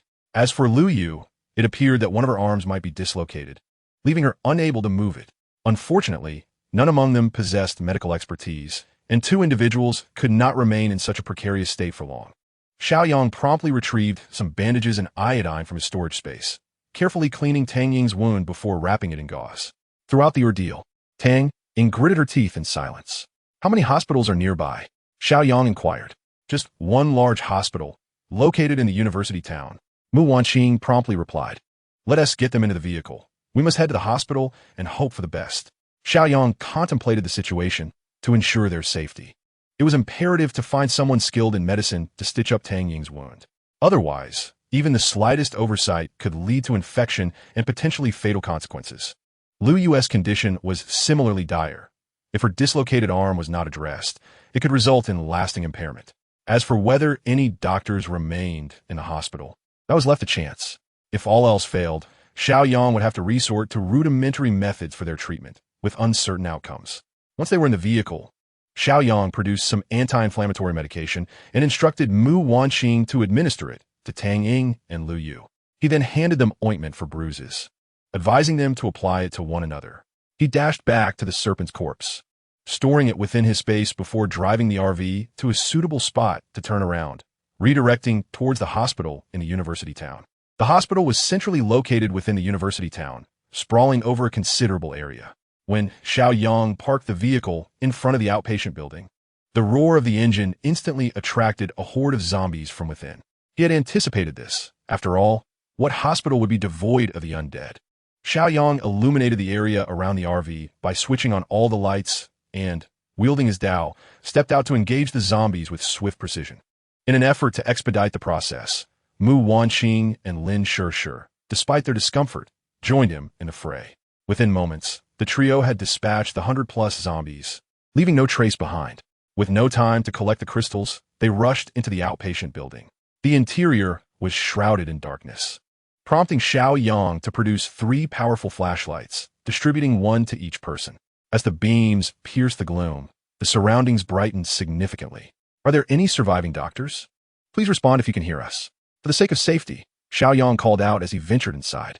This way, he could maximize the chances of attracting the zombies lurking within the building while also alerting any surviving humans. However, after thoroughly inspecting all the outpatient floors, he found no survivors, only a few scattered zombies. Were they all dead, or had they managed to escape? Undeterred, Xiao Yang decided to check the inpatient building, refusing to believe that an entire hospital could lack a single living doctor. Upon reaching the entrance of the inpatient building, he discovered that the door was locked from the inside. What was going on? Had it been locked prior, or were there survivors who had secured themselves inside? With little time to ponder, he instructed Mu Wanqing and Li Shishir to remain vigilant behind him and began to pound on the glass door with force. After a considerable time of banging, aside from attracting a few zombies outside, there was no other reaction. Strangely, no zombies emerged from within the inpatient building. Just as Xiao Yang was about to give up and head toward another ward, four figures suddenly appeared behind the glass door. Shining his flashlight, he saw four men, each wielding a fire axe. A wave of joy surged through Xiao Yang. The presence of survivors indicated that there was still hope for the existence of living doctors. "What are you doing?" one of the men inside asked, his voice tinged with caution. "Are there any surviving doctors here? We have injured that need treatment." Xiao Yang urgently inquired. "Were you bitten by a zombie?" The question instantly heightened the tension within the room. "No. Is there a doctor or not?" Xiao Yang's impatience began to surface. "There is, but not here," the leader replied through the crack in the door. "Where? Can you tell us?" "I have a friend who needs immediate care," Xiao Yang exclaimed, excitement bubbling within him. The confirmation of a doctor meant safety for Tang Ying and Lu Yu. It seemed he had made the right choice. In a pharmacy on the first basement level of the office building. But don't get your hopes up too soon. Without electricity, they won't accept patients at night, the leader warned, noticing Xiao Yang's gleeful expression. Xiao Yang smiled. They might lack power, but he had a source of electricity. "Thank you." He expressed his gratitude and promptly led Mu Wanqing and Lin Shishir towards the hospital office building. Upon entering the office building, they found the staircase leading to the basement level blocked by iron bars and locked from within. Without hesitation, Xiao Yang began to knock and call out, "Doctor, is there a doctor here?" After numerous knocks, an impatient voice finally responded from below. "Who is that fool? Don't you know it's forbidden to disturb at night? Go away." The voice was present, yet the owner remained unseen, seemingly unwilling to come up and explain. "We have injured that need treatment. Can you let us in?" Xiao Yang endeavored to maintain a courteous tone, as he was indeed seeking assistance. "Are you unable to comprehend our words? It is dark now. How shall we proceed? Let us return tomorrow," he expressed, somewhat irritably. "No, the situation is urgent. Immediate treatment is imperative. Darkness is no deterrent. I possess a flashlight." With that, Xiao Yang brandished his flashlight, shaking it slightly. Chapter 60, A Lion's Demands. Upon noticing the beam of light from Xiao Yang's flashlight, the individuals below fell silent. After a brief moment, three men ascended the stairs. Clad in military overcoats and wielding axes, they approached the railing and scrutinized Xiao Yang and his companions. The tallest among them, a scruffy-faced man, spoke first. "Which of you three is injured?" "It is not one of us. The injured party is in the vehicle," Xiao Yang replied. "Was a zombie bite?" the man inquired. "Absolutely not," Xiao Yang answered decisively. The man, with a fierce glare, cautioned, "Do not lie. If it turns out to be a zombie bite, do not blame us for our ruthlessness." He raised his axe and lightly tapped it against his own head, implying that should the truth be revealed, they would not hesitate to execute the injured. "I am not lying," Xiao Yang insisted. The man continued, "Understand that we do not provide free treatment here, do you?" Xiao Yang nodded, acknowledging that he had not expected altruism from strangers. "I understand. Just let me know what you require." Seeing Xiao Yang's willingness to cooperate, the man nodded approvingly. "What we need will depend on the condition of your injured. However, you must surrender these 3 flashlights to us, agreed?" Xiao Yang, unconcerned about relinquishing the flashlights, of which he had plenty in his space, readily acquiesced. "Very well, no problem." Delighted by Xiao Yang's prompt agreement, the man responded, "Excellent. Go fetch your injured party." Without further ado, Xiao Yang led Mu Wanqing and Lin Shishir back to the RV, driving it directly to the office building's entrance, where the 3 men awaited them. Upon seeing Xiao Yang's large off-road RV, their eyes lit up. "Boss, what a massive vehicle. It appears to be an RV," one remarked quietly. "Indeed, and the lights are on inside," another added. "Just imagine if we had such a vehicle. It would significantly ease our travels," the third mused. The leader's interest was piqued. A heavy-duty RV of such stature would offer protection against zombies. It could even crush them upon impact. With this, his strength would undoubtedly increase. Observing Xiao Yang and his companions disembarking from the vehicle, he formulated a plan. Xiao Yang entrusted Xiao Lu to watch over the vehicle while he carried Tang Ying down. Mu Wanqing and Lin Shishir assisted Lu Yu, following closely behind. As they approached the entrance, the man suddenly halted them, stating, "Weapons are not permitted inside. Please hand over your knives, and we shall return them to you upon your departure." Upon hearing this, Mu Wanqing and Lin Shishir frowned in unison. Xiao Yang chuckled softly, disregarding the man's command, and turned to Mu Wanqing and Lin Shishir, saying, "If they do not allow us to carry knives, let us simply return them to the vehicle." Hand them over? That's a fanciful notion. Acknowledging his words, Mu Wanqing and Lin Shishir passed their knives to Xiao Lu in the car. The three men, noticing that Xiao Yang did not comply with their instructions, felt a surge of irritation. However, since Xiao Yang and his companions were indeed unarmed, they could not voice their displeasure, merely casting a resentful glare at him as they reluctantly led Xiao Yang and his party down to the basement pharmacy. "You stay here and keep watch." At the foot of the stairs, the leader signaled to one of his companions, who promptly remained behind. The remaining two escorted Xiao Yang and his group directly to the pharmacy. The pharmacy was spacious, with the beam of a flashlight barely reaching the walls. In one corner, a brazier was ablaze, and beside it stood a table adorned with several bottles of white liquor and an assortment of cups. Clearly, the trio had been indulging in drink prior to Xiao Yang's arrival. Yet, with such an abundance of cups, one might wonder why only three men were present. Brought to the side of the brazier, the leader called out to someone behind a row of shelves, "Come out, Dr. Yi, your clients are here." Xiao Yang was taken aback, finding the phrasing reminiscent of a brothel. However, his surprise quickly transformed into intrigue upon seeing Dr. Yi emerge, a strikingly beautiful young woman. Her long hair was stylishly arranged in a bun atop her head, enhancing her already delicate and captivating features. Dr. Yi assessed Xiao Yang, then glanced at Tang Ying on his back and Lu Yu behind him, before inquiring with a stoic expression, "Where are the injuries?" "There is a wound on her back, and the one behind has a dislocated arm," Xiao Yang replied candidly. Upon hearing this, Dr. Yi frowned and instructed, "First, carry the one on your back inside, so I can examine her." With that, she stepped into the makeshift medical room constructed behind the shelves. Xiao Yang hurriedly followed her inside, discovering a rudimentary infirmary. Dr. Yi directed him to lay Tang Ying face down on a bed, then took Xiao Yang's flashlight to remove the bandage from her back and inspect the wound. Suddenly, she furrowed her brow and remarked, "The injury is too deep, and given the limited medical resources, it is unnecessary to attempt a rescue." At this, Xiao Yang felt a rush of indignation and confusion. "What do you mean it's unnecessary to save her? You haven't even attempted to help," he exclaimed, his frustration boiling over as he raised his voice at Dr. Yi. Mu Wanqing and Lin Shishir, upon hearing Xiao Yang's furious shout, hurriedly assisted Ru Yu inside to investigate. The two men promptly followed suit. "Dr. Yi, if there's a chance to save him, we must take it, right?" the leading man suddenly inquired. Upon hearing his voice, a flicker of disdain crossed Dr. Yi's eyes. Nevertheless, she nodded in agreement, stating, "It is worth a try." The man, seeing her response, instantly smiled and proclaimed, "Exactly. It's worth a shot. However, given the severity of the injury, the compensation must be substantial. Am I correct, Dr. Yi?" Dr. Yi, responding coldly, affirmed with a simple yes. Xiao Yang glanced at Dr. Yi and then at the man, declaring, "The compensation is not an issue. I will pay whatever it takes to save my friend." Surprised by Xiao Yang's words, Dr. Yi looked at him with astonishment. The man clapped his hands and exclaimed, "Excellent. A man of loyalty. Thus, let Dr. Yi do her utmost to treat your friend. As for your gratitude, in addition to these 3 flashlights, you must also gift us that heavy-duty off-road vehicle." At this proclamation, Xiao Yang and Mu Wanqing were momentarily taken aback. What the heck? That's an outrageous demand. Isn't this just exploiting the situation? You certainly have the audacity to ask for a vehicle in return for treating a wound. Lin Shishir retorted indignantly. The man, hearing this, laughed derisively and replied, "Ha!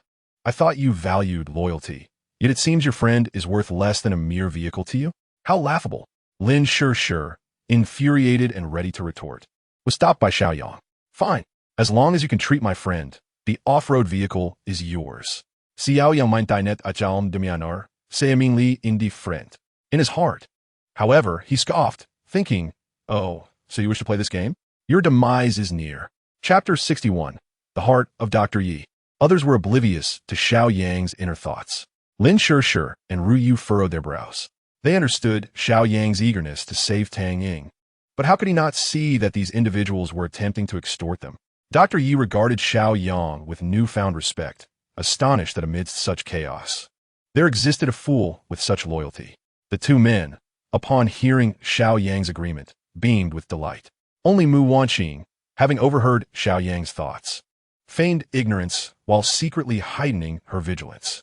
All right, I'm about to commence surgery on the injured. Please, all of you, step outside. Also, where are my assistants? Summon them to assist. Dr. Yi began to usher them out. With no other option, Xiao Yang and the others complied and exited. The leading man, laughing heartily, called out to the dark corner, "Hey, those in the small room, stop dawdling and hurry up and bring the nurses to work." Not long after the man had called out, the sound of a door creaking open reverberated from the other side.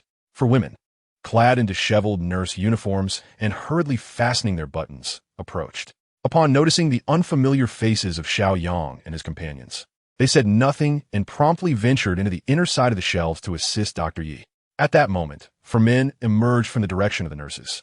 Each of them donned military coats, fastening their belts as they approached. "Boss, it's already nighttime. Why are we still taking on work?" One of the men remarked, casting a glance at Xiao Yang. This friend is willing to offer a heavy-duty off-road RV as a reward to rescue his companion, and I was moved by his loyalty, which is why I made an exception, the leading man explained with a cheerful demeanor. Upon hearing this, the other 4 men turned their gazes toward Xiao Yang and his group. When their eyes fell upon Mu Wanqing and Lin Shishir, they were momentarily taken aback. How stunningly beautiful! Despite having just endured a life-and-death battle, which rendered them somewhat disheveled, their radiant beauty remained undeniable. "Wow, so many lovely ladies have arrived," exclaimed the foremost man, his eyes sparkling as he eagerly approached Mu Wanqing and the others, completely disregarding Xiao Yang. Seeing that he was ignored, he remained unperturbed and called out to the 3 men behind him, "You lot, hurry up and bring out our delicious food and drinks." Quickly, upon hearing this, the 3 men hurried off. Moments later, they returned, each carrying an assortment of snacks, including biscuits, bread, and beverages, filling the table to the brim. "Come, ladies. You must be hungry. Please, sit down and help yourselves. If there's not enough, we have plenty more." The man plopped down on a stool, gesturing grandly, his face alight with pride, as if he believed Mu Wanqing and her companions would surely succumb to the allure of such delicacies. However, much to his surprise, Mu Wanqing and Lin Shishir merely cast him a disdainful glance, choosing to ignore him entirely. He felt a twinge of awkwardness, but did not grow angry. He understood. The more beautiful the woman, the more reserved she is, with high standards. Perhaps this doesn't meet their expectations? No matter. You 3, go fetch the best items we have. Quickly, the 3 men, upon hearing this command, scurried off once more. Soon, they returned, each laden with an array of goods, which they placed upon the table. Xiao Yang observed the impressive spread. There were sausages, spicy strips, packaged chicken legs, duck wings, and even half a bottle of red wine. He was somewhat taken aback, realizing that this group possessed a rather bountiful supply. "Come, ladies, it has been a while since you've tasted meat, hasn't it? Please indulge yourselves. And after you've eaten, enjoy a glass of red wine. What a delightful experience that would be. This bottle of red wine has been savored by us for 7 days, and we have yet to deplete its contents." "You are indeed fortunate," chuckled the man, his words imbued with an air of significance, as if presenting these items conferred great prestige upon Mu Wanqing and her companions. However, upon glancing at the offerings on the table, Mu Wanqing and her friends merely scoffed and turned away without a second glance. This reaction genuinely vexed the man. Could such treasures fail to capture your interest? These were his prized possessions. How could these women be so unappreciative? Had they recently indulged in extravagant feasts, or were they simply foolish from hunger? His irritation mounted, and he slammed the table, exclaiming, "How ungrateful! I'm only displaying these out of respect for your beauty. Do not act aloof in my domain." Lin Shishir could no longer tolerate the man's arrogance, and was about to retort when suddenly, the voice of Dr. Yi resonated from within. "Quiet outside. Friends of the injured may enter." Upon hearing Dr. Yi, the man huffed and ceased his verbal barrage, instead casting furtive glances at the group. Xiao Yang smirked. If not for his hopes of Dr. Yi saving Tang Ying, this man would have already met his end. Yet, whether it was sooner or later was merely a matter of time. Today, all of them were destined to perish. Xiao Yang stepped into the infirmary nestled among the shelves, followed closely by Mu Wanqing. "Given the circumstances, I can only disinfect and stitch your friend's wounds for now. Whether she can endure will depend upon her fate. Dr. Yi declared, gesturing toward the unconscious Tang Ying, who lay on the bed, her back freshly bandaged. Xiao Yang's worry deepened as he regarded Tang Ying. Her survival remained uncertain, as inferred from Dr. Ye's words. At that moment, Mu Wanqing leaned closer to Xiao Yang and whispered in his ear, Dr. Yi possesses a method to heal Tang Ying, but it seems she harbors some unspoken dilemma. I can't hear her thoughts. Xiao Yang froze, pondering the implications of her words. If Dr. Yi had a cure, why conceal it? Who is she wary of? Let me examine your other injured friend. Dr. Yi interrupted Xiao Yang's musings. Temporarily setting aside his doubts, he guided Dr. Yi to Lu Yu. Dr. Yi assessed Lu Yu's arm meticulously, gripping her shoulder with one hand and her arm with the other. With a sudden, forceful motion, a crack echoed as Lu Yu's dislocated arm was set back into place. There, your friend's arm is restored. With a few days of rest, she will be fine. Dr. Yi remarked nonchalantly, as if it were merely a trivial inconvenience. However, upon noticing the temporal energy coursing through Lu Yu's exposed arm, she was momentarily taken aback. Over 119 years of temporal energy. How had these individuals achieved such a feat? No wonder they placed such immense importance on this woman. She may indeed be the strongest among them. However, she is injured. Otherwise, with her prowess, she might have been able to rescue me.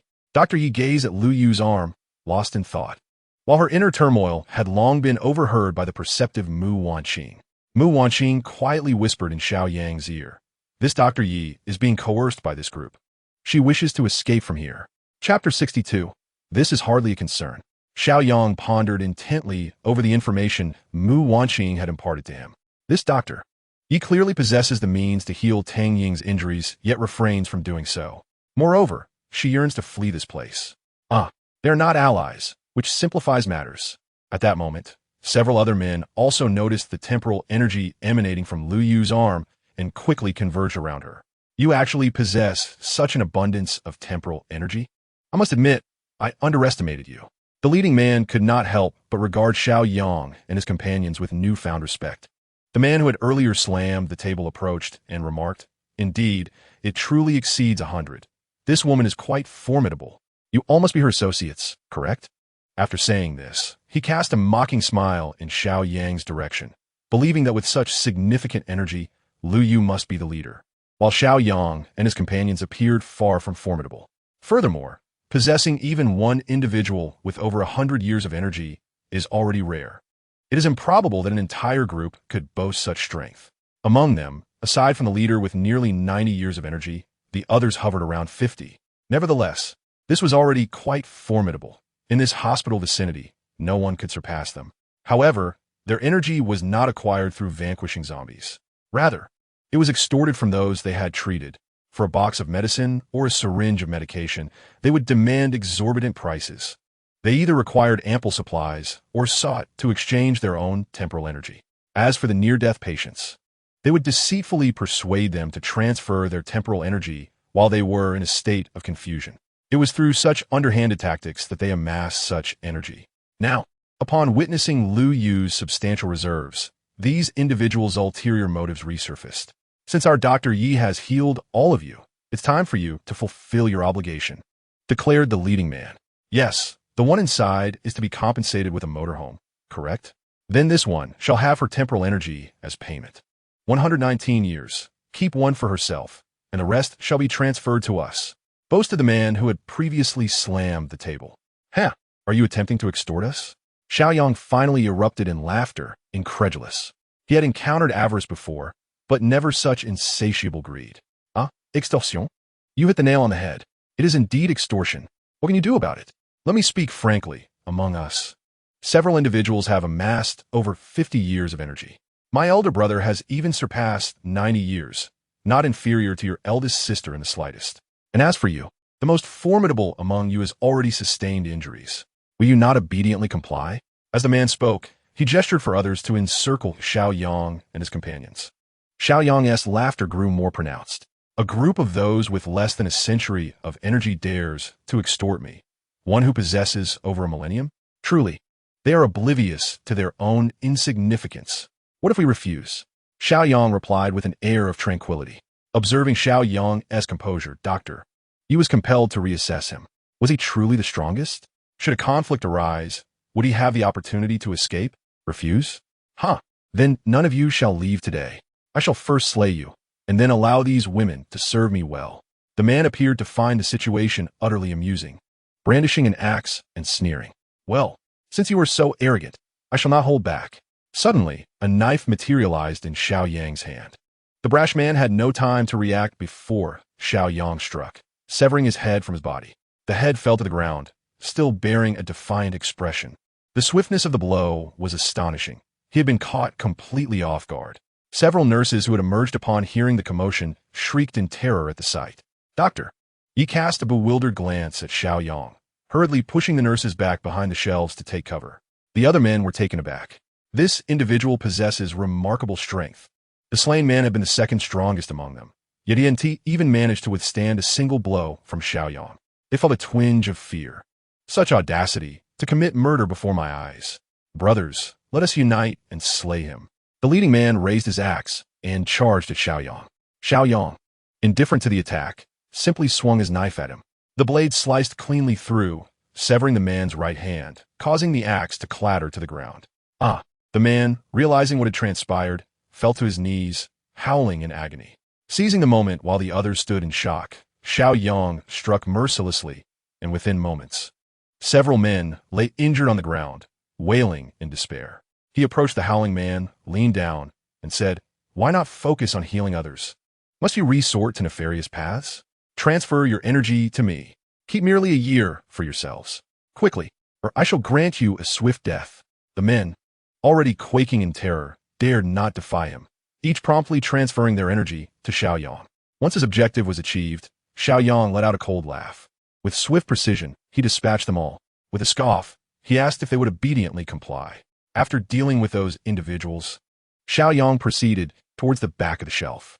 The four nurses, upon seeing him enter with a knife, were instantly terrified and cried out in panic. Dr. Yi, however, maintained her composure. Upon spotting Xiao Yang, she hurriedly explained, "We are not in cahoots with them. We are also being coerced." Xiao Yang paid little heed to her words.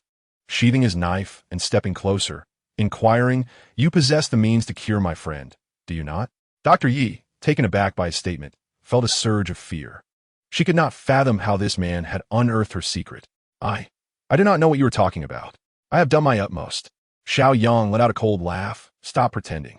Do you believe we are unaware of anything? Listen closely. If you can restore my friend's health, I can assure your safe departure from this place.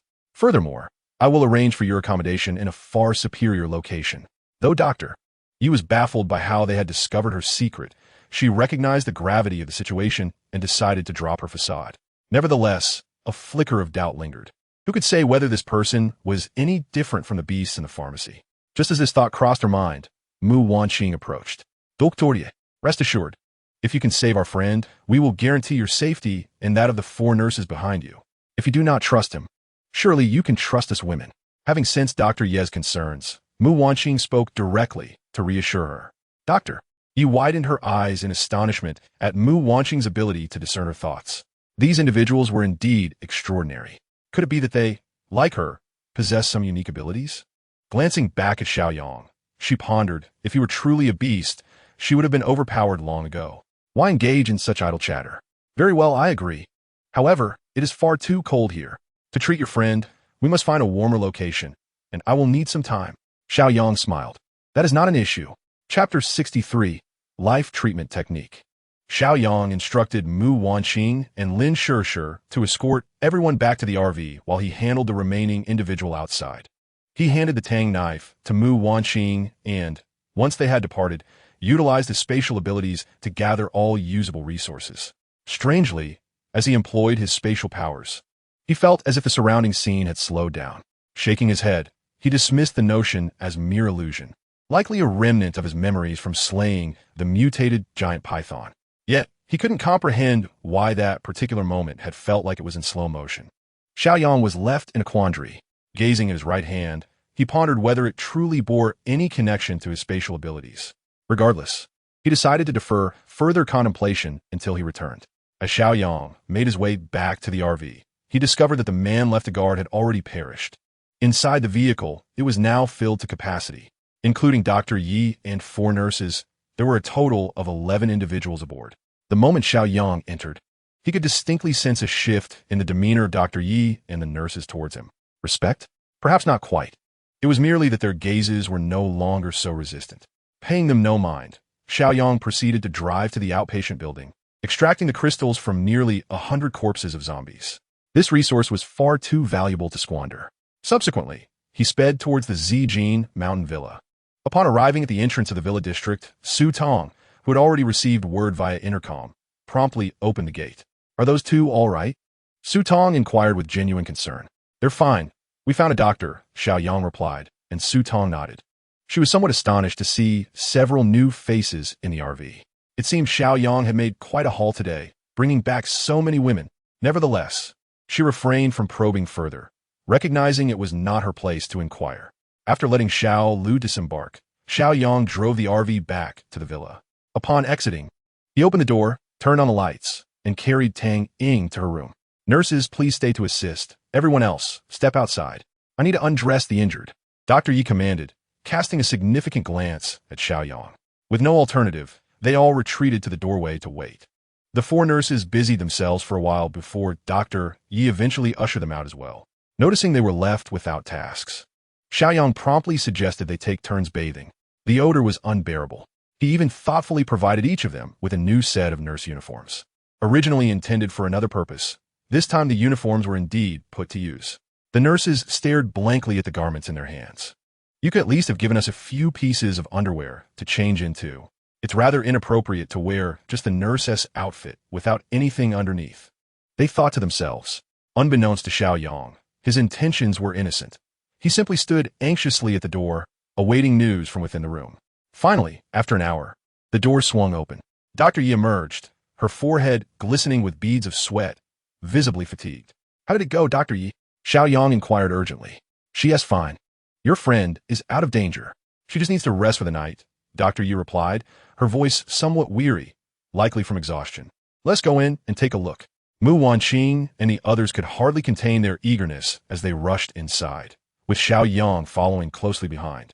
Eager to see for himself, Ying lay on the bed, enveloped in a quilt that left only her smooth shoulders exposed. "Doctor, will such a long scar leave a deep mark?" Sister Tang, Ying exclaimed, her voice filled with concern. Lin Sure, while asking, lifted the quilt from Tang Ying's back and gasped in astonishment, covering her mouth.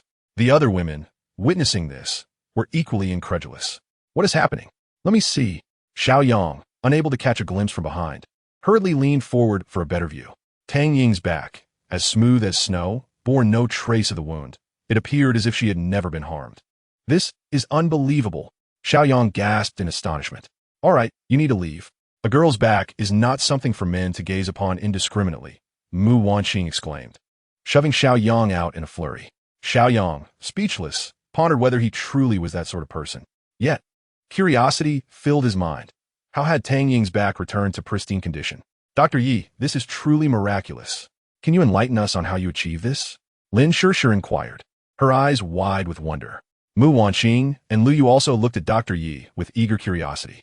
After a moment's hesitation, Dr. Yi decided to share her secret. Aware that in the presence of such excitement, she could harbor no secrets. Having witnessed their reactions in the pharmacy, she realized it would be better to be forthright and leave a favorable impression. "Actually, I possess a unique ability. A few days ago, I discovered that my hands can heal wounds." Upon uttering these words, the astonished expressions of the women deepened. Is there truly such an extraordinary power? They turned to Xiao Yang, who beamed with delight, yet showed no signs of surprise. "Healing technique," he exclaimed. Dr. Yi and the others looked at him with confusion. "Is that what it's called?" She sought clarification. While she understood the ability's effects, she was unaware of its name. However, Xiao Yang appeared to possess knowledge on the matter. "Yes, it's called healing technique. Dr. Yi, you are remarkable," Xiao Yang praised, internally elated. He felt as though he had stumbled upon a treasure. In a post-apocalyptic world, those who awakened such healing abilities were affectionately referred to as nurturers by survivors. A team fortunate enough to have such an individual would be treated with the utmost reverence. In dire circumstances, where minor ailments were prevalent, the presence of a nurturer rendered such troubles insignificant. Moreover, those with advanced healing techniques could swiftly restore team members during battles, greatly enhancing their combat effectiveness and survival rates. Xiao Yang regarded Dr. Yi with the fervor of a treasure hunter, his gaze intense, causing her to feel a touch of unease. You seem quite knowledgeable about my ability? Dr. Yi tightened her collar and stepped closer to Mu Wanqing. Xiao Yang noticed her subtle gesture and offered an awkward smile, realizing he had perhaps been overly enthusiastic. Ahem. It's not that I am particularly knowledgeable, just slightly more informed than you all. This life healing technique is truly remarkable. It can completely heal wounds. Lin Shishir gazed at Dr. Yi with admiration. Dr. Yi smiled, but refrained from responding, yet her face clearly reflected a sense of pride. Xiao Yang perceived the situation and thought it unwise to let her pride swell unchecked. He needed to temper her enthusiasm. While the life healing technique was indeed powerful in treating injuries, he interjected, pausing for effect. The moment he uttered the word, "But Dr." Yi and the others turned their curiosity towards him, eager to hear his thoughts. Chapter 64. The Joining of Yiling. But it lacks resilience. Possessing such extraordinary abilities confines you to a supporting role. Without a formidable team for protection, any attack could result in dire consequences. The others nodded in agreement, acknowledging the truth in his words. Dr. Ye's earlier pride faded into a hint of disappointment. Indeed, if she could not safeguard her own life, how could she hope to save others? Therefore, Dr. Yi, it is imperative that you seek a powerful team to join in order to better protect yourself and enhance the value of your life healing technique. What do you think, Dr. Yi? Dr. Yi solemnly nodded, recognizing the merit in Xiao Yang's words. However, where could she find such a formidable team? As this thought crossed her mind, she glanced at Xiao Yang, who was looking at her with a warm smile. Could it be that he was subtly inviting her to join them? They do seem quite strong, and with so many female members, it would indeed be a favorable choice. At the very least, she would not have to contend with a pack of men constantly vying for her attention.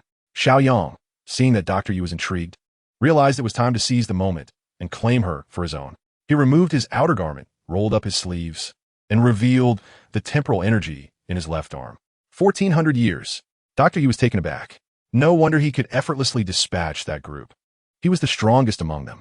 The others possessed energies of over 100 years as well. So if you choose to join us, we can not only ensure your safety, but also empower you further.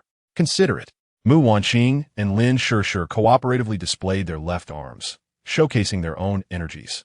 Oh, by the way, I almost forgot to mention, joining us means you won't have to worry about resources. We have ample supplies to sustain everyone. Moreover, as you've seen, the villa is equipped with heating and running water, ensuring utmost comfort. Xiao Yang added. Dr. Yi was undeniably tempted. From any perspective, the conditions faced by Xiao Yang and his companions are impeccable. In the midst of this weather and calamity, this place stands as a near-perfect sanctuary. However, Dr. Yi harbored one lingering concern. Given the formidable strength of this group, why did anyone sustain such severe injuries? Just as this thought crossed her mind, Mu Wanqing approached and stood before her. Dr. Yi, the reason for our injuries today is that we encountered a mutated giant python. The strength of this aberration has surpassed the realms of human understanding. It would not be an exaggeration to state that this mutated giant python could effortlessly annihilate a team of 500. Dr. Yi was utterly astonished by Mu Wanqing's words. She was not only reminded of Mu Wanqing's ability to hear her thoughts, but was also taken aback by their prowess. At that moment, for nurses had finished showering and changed into fresh uniforms, approaching them. Upon seeing them, Xiao Yang noted that, despite their attire, the 4 nurses appeared quite charming. However, he discerned that none of them seemed to be wearing undergarments, donning only the nurse's outfit on the outside. How intriguing. Doctorier. It's such a delight that we can take hot showers here. You should hurry and wash up too. We will keep an eye on things. One of the nurses cheerfully remarked to Dr. Yi. Her eyes lit up at the mention of a hot shower, as it had been quite some time since she had bathed. Moreover, after expending considerable energy and effort to treat Tang Ying's back injury, she was drenched in sweat and felt quite uncomfortable. She cast a tentative glance at Xiao Yang. With a knowing smile, he suggested, "Why don't you take a shower first, Dr. Yi? You can ponder things while you're at it. Come back to me with your answer afterward." All right. After Dr. Yi departed, the 4 nurses entered Tang Ying's room to keep vigil. Xiao Yang suddenly thought that if these 4 nurses were willing to stay, having them assist regularly would be quite advantageous. They were considerate, caring, and possessed nursing skills, although they may not have been as striking as Mu Wanxing and her companions. They were still quite pleasant to behold. Noticing the time, he asked Mu Wanxing to deliver a set of pajamas to Dr. Yi. Before long, Dr. Yi emerged, clad in her new sleepwear, standing before Xiao Yang. His eyes brightened. He could not deny that Dr. Yi's appearance was truly impeccable. She exuded a mature and composed demeanor, likely a reflection of her profession. Her figure was equally commendable, perfectly aligning with Xiao Yang's aesthetic standards. Dr. Yi approached Xiao Yang earnestly and declared, "I have made my decision. I wish to join you." During her shower, she had profoundly realized the importance of a sanctuary. The living conditions here bore little difference from those before the onset of catastrophe. The temperature is pleasant, with access to both electricity and water, allowing for hot showers. What is crucial is that the host here possesses remarkable strength and does not appear to be malevolent. What reason could I have to refuse such an invitation? How splendid. Welcome, Dr. Yi. Henceforth, we shall be like family. Xiao Yang smiled as he extended his hand to shake Dr. Yi's. You can simply call me Yiling. Yiling? What a delightful name. Very well, Yiling. Oh, by the way, allow me to introduce myself. I am Xiao Yang. This is Mu Wanxing. This is Lin Shi. And this is Lu Yu. The one lying on the bed is Tang Ying. Upon hearing Xiao Yang's introductions, the girls greeted Yiling warmly. Everyone was elated at Yiling's arrival. With Yiling's life-healing abilities, we need not fear injuries in the future. Can we stay too? The four nurses asked Xiao Yang with hopeful expressions. Certainly, Xiao Yang nodded. Upon hearing this, the four nurses could barely contain their excitement. However, I must make it clear, coming here is not for mere enjoyment. I do not accommodate idlers. You will temporarily handle certain household chores and miscellaneous tasks. Furthermore, you must take turns accompanying me on combat missions to enhance your abilities. Otherwise, I will have to ask you to leave. Xiao Yang earnestly cautioned them. The four nurses exchanged glances, feeling a sense of trepidation towards the zombies. Yet, they understood that if they did not grow stronger, they would be eliminated by this world. Even a formidable team like Xiao Yang's could suffer injuries. Without capability, no one would support them unconditionally. Having come to this realization, the four nodded in agreement. Very well. There are not many rooms left. You four will temporarily stay in the nanny's quarters on the second basement level. Yiling will reside in the room next to ours on the third floor, Xiao Yang instructed. Understood. Naturally, they complied with their host's arrangements. Once everything was settled, Xiao Yang relaxed, only to feel an ache throughout his body. Today had been perilously intense. He had nearly been slain by that mutated giant python. Despite his body being fortified with over 1,000 years of energy, he certainly bore numerous bruises, rendering every movement uncomfortable. Suddenly, his gaze fell upon Yiling's hands, and an idea sparked. Yiling, could you use your life-healing technique to give me a full-body massage and alleviate my bruising? Chapter 65. What do you take me for? What? A massage using life-healing techniques? A powerful ability capable of completely healing wounds, and Xiao Yang actually requests it for a massage? Yiling looked at Xiao Yang incredulously, wondering if he was jesting. What is it, Dr. Yi? I truly am in pain all over. You can verify it. As Xiao Yang noticed Yiling lost in thought, fearing she might misinterpret his intentions, he hastily removed his upper garment. His bronzed skin and well-proportioned physique exuded a wild masculine charm. Yiling's heart raced at the sight. Although she was a doctor accustomed to seeing shirtless patients, she had never encountered someone with Xiao Yang's complexion and physique before. Coupled with his strikingly handsome and resolute face, she deemed him the most perfect man she had ever laid eyes upon. The four female nurses, witnessing this, couldn't help but display starry-eyed admiration in their eyes. Xiao Yang had become their idol, sparking an impulse within them to embrace him. At that moment, Mu Wanxing approached with a concerned expression, meticulously examining Xiao Yang. Indeed, you have quite a few bruises. Yiling, why don't you give Xiao Yang a massage? We all depend on him. Mu Wanxing implored Yiling with a hint of sympathy for Xiao Yang. Given Mu Wanxing's suggestion, it would be rather unreasonable for Yiling to decline. Besides, as a newcomer, she felt compelled to contribute in some manner. Clearly, Xiao Yang was the backbone of the team, and serving him was only fitting. Very well. I happen to have some knowledge of traditional Chinese therapeutic techniques. I shall administer a treatment. Upon Yiling's agreement, Xiao Yang's spirit soared. All right, I'll wash up first. Then I'll call you to my room. He instructed Yiling before turning to Mu Wanxing. You all should wash up and change your clothes as well. After Yi Ling massages me, we can all enjoy a late-night snack together. All right. With the arrangements in place, Xiao Yang hurriedly dashed to his bedroom. After freshening up, he donned a pair of shorts and called for Yi Ling from downstairs before obediently lying on the bed, awaiting her arrival. Before long, the sound of the door opening reached Xiao Yang's ears. Ah, how could you were so little? Yi Ling chastised, her face flushing slightly upon seeing Xiao Yang in only shorts. When Xiao Yang looked up, he noticed that Yi Ling was avoiding his gaze, unable to meet his eyes. Please don't shout. Anyone unaware might think I've mistreated you. Seeing Yi Ling still somewhat embarrassed, Xiao Yang reassured her. Hurry up. Just treat me as a patient and don't focus too much on my attire. Who is paying attention to your clothing? Yi Ling retorted. But then she reflected that Xiao Yang was merely a patient. There was no reason for a doctor to feel shy in front of a patient. With that thought, she relaxed. She approached the bedside, nudged Xiao Yang slightly toward the edge, adjusted her position, and gently placed her hands on his shoulder. It's cool. This is the initial sensation that Xiao Yang's skin imparts to Yi Ling's hand. However, it is quite comfortable. As for Xiao Yang, he finds it warm and quite soothing. He can perceive the softness and delicacy of Yi Ling's hand. To say that it feels pleasant even without a massage would be an understatement.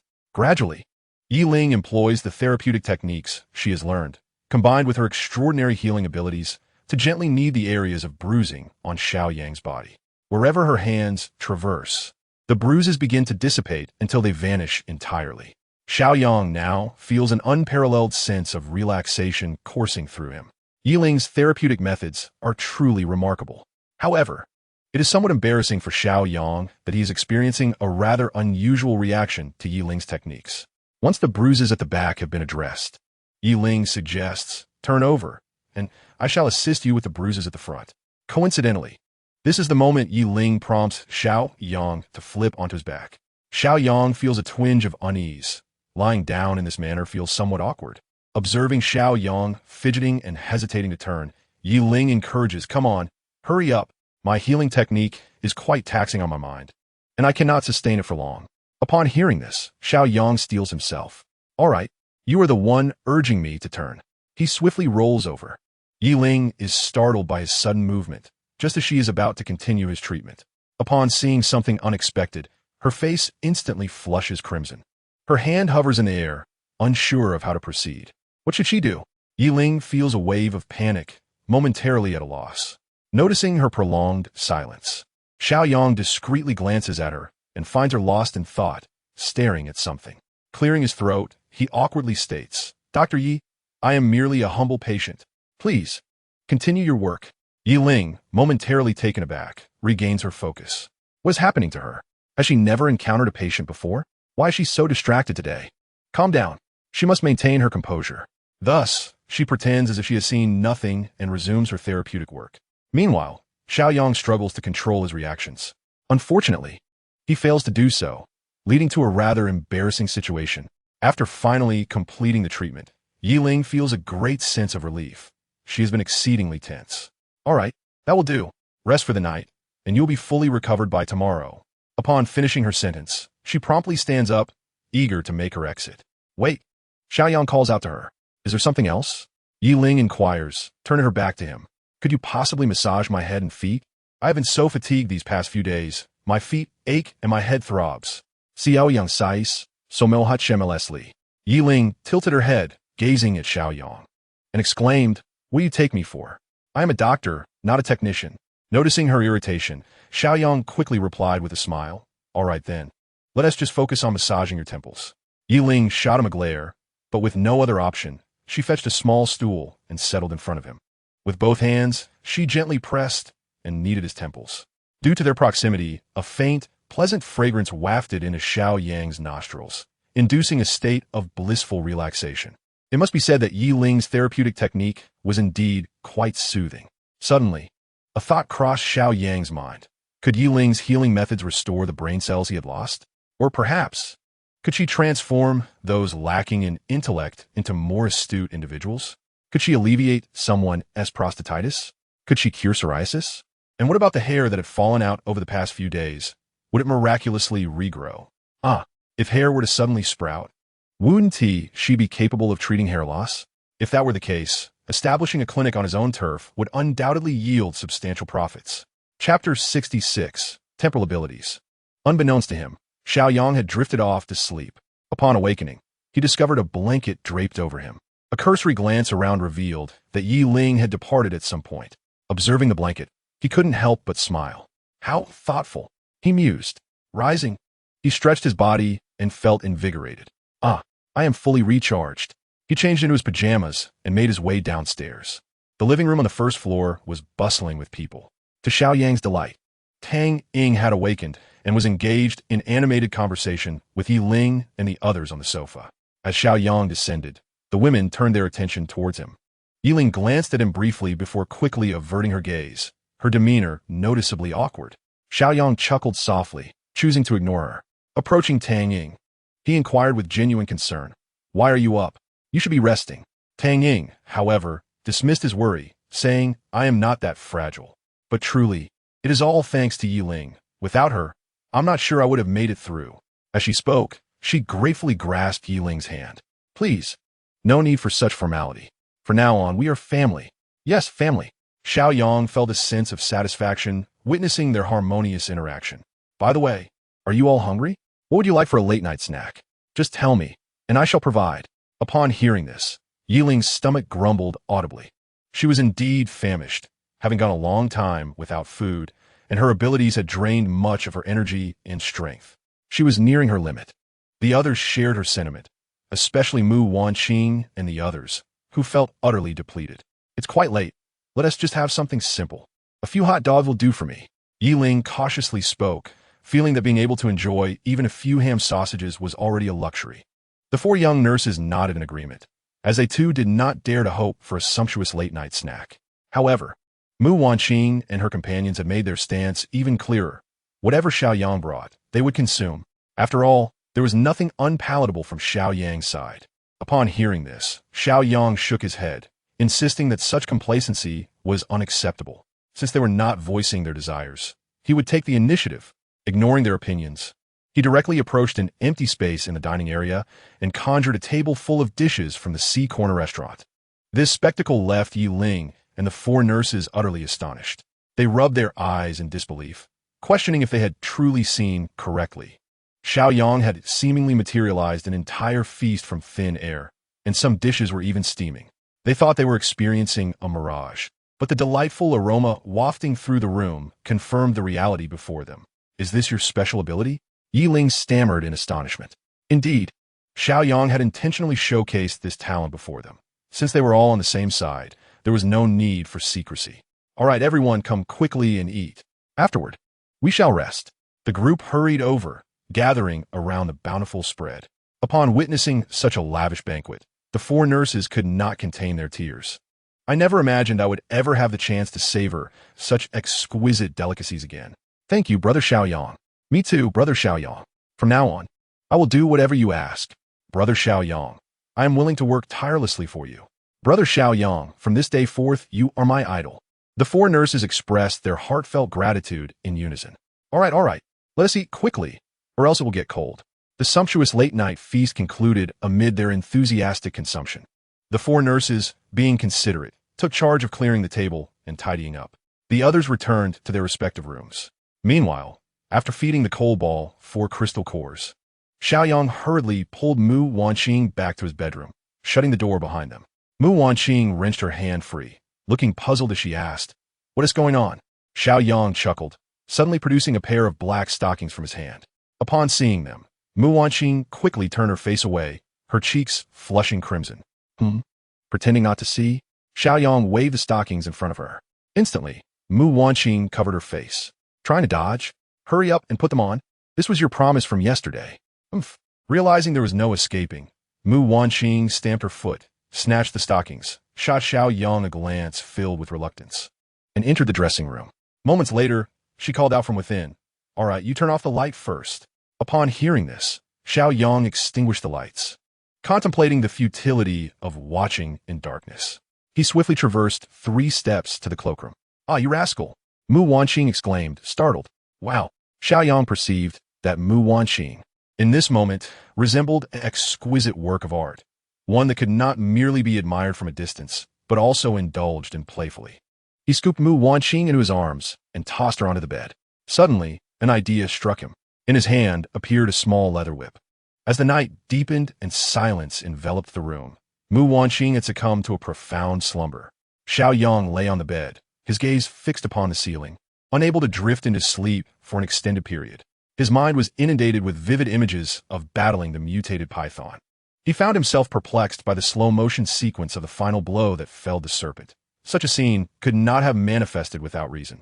If it were to be elucidated, it must be intrinsically linked to his spatial abilities.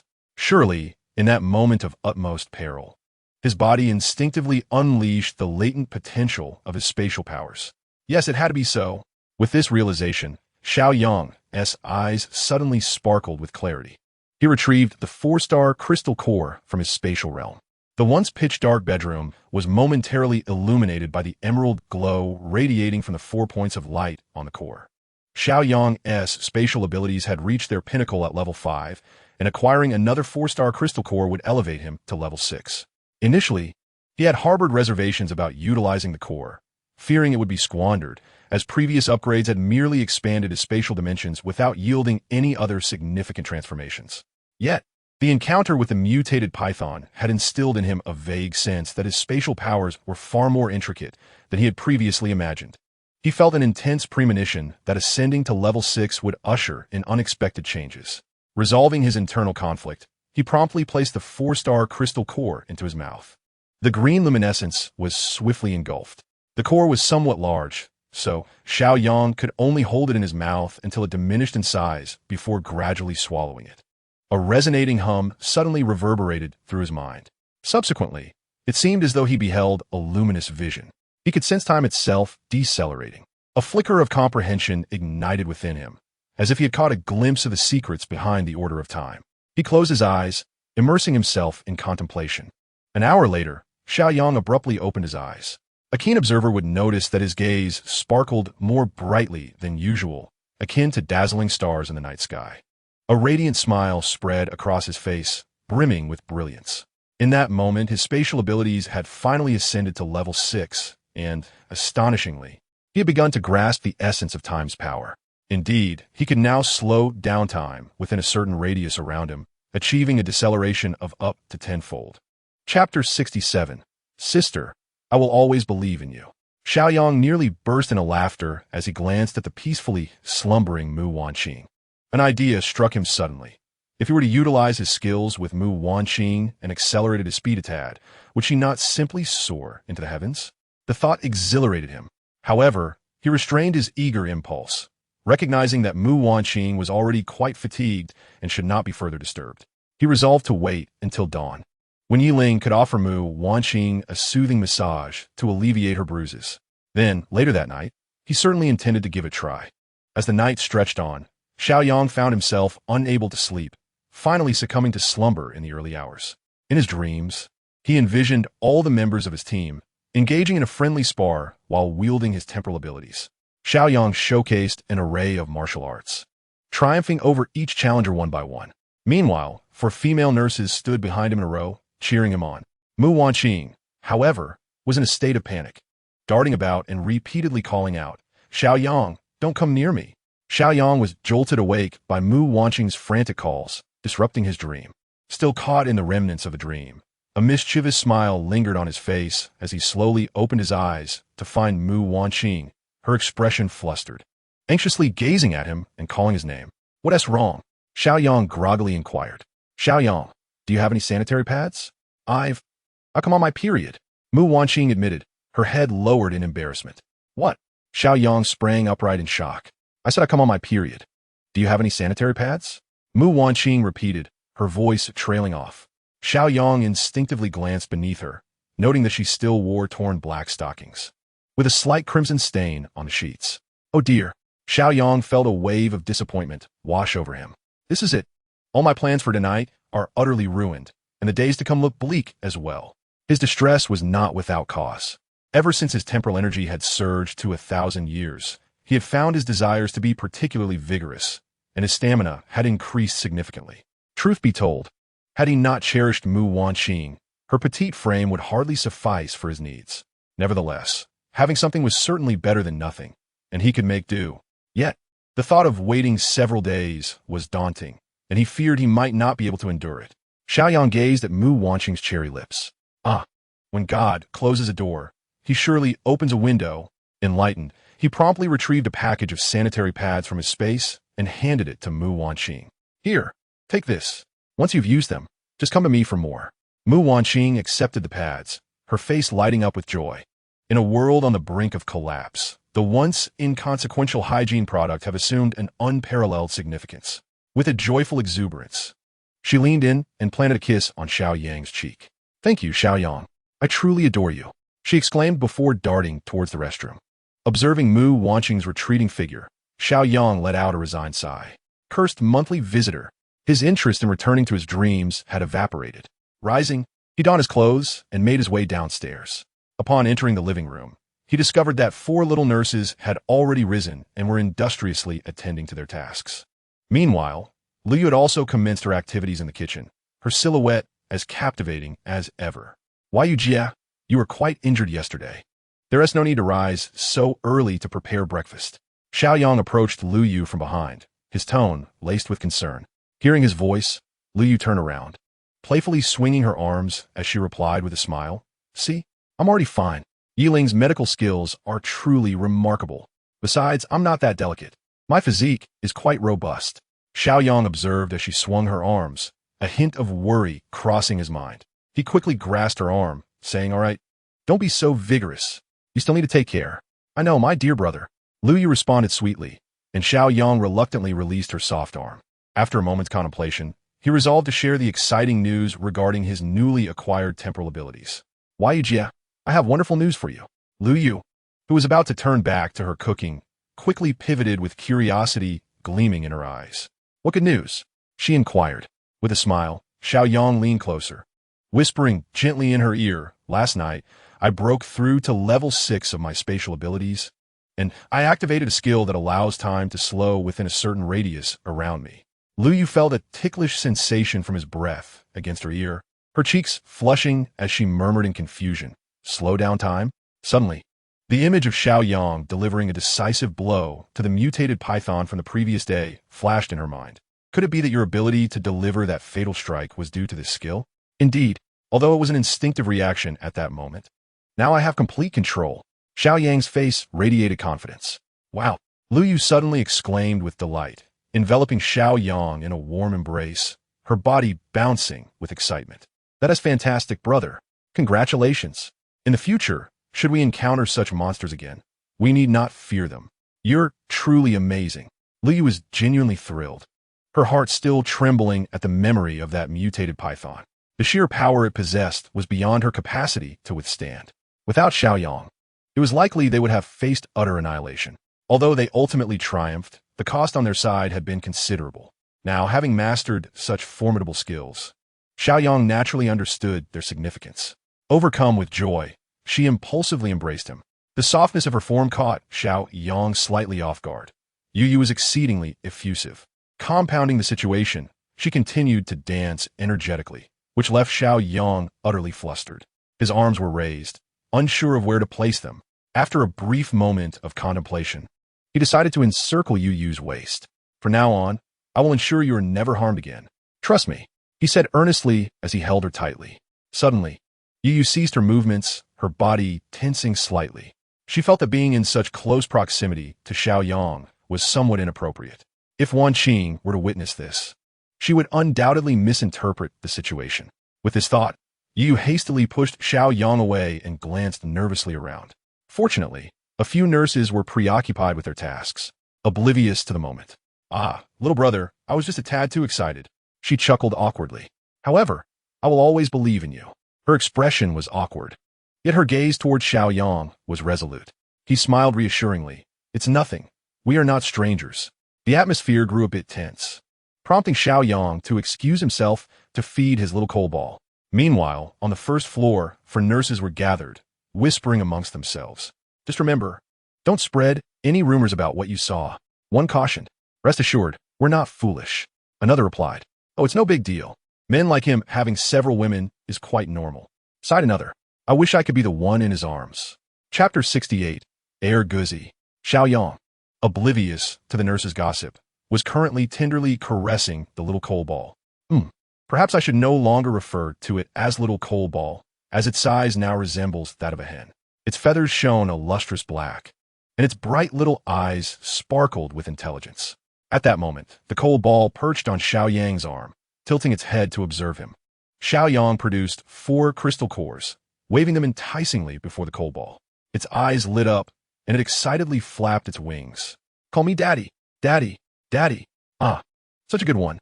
Xiao Yang rewarded it with a crystal core. "Now say welcome." The coal ball tilted its head thoughtfully before responding, "Welcome."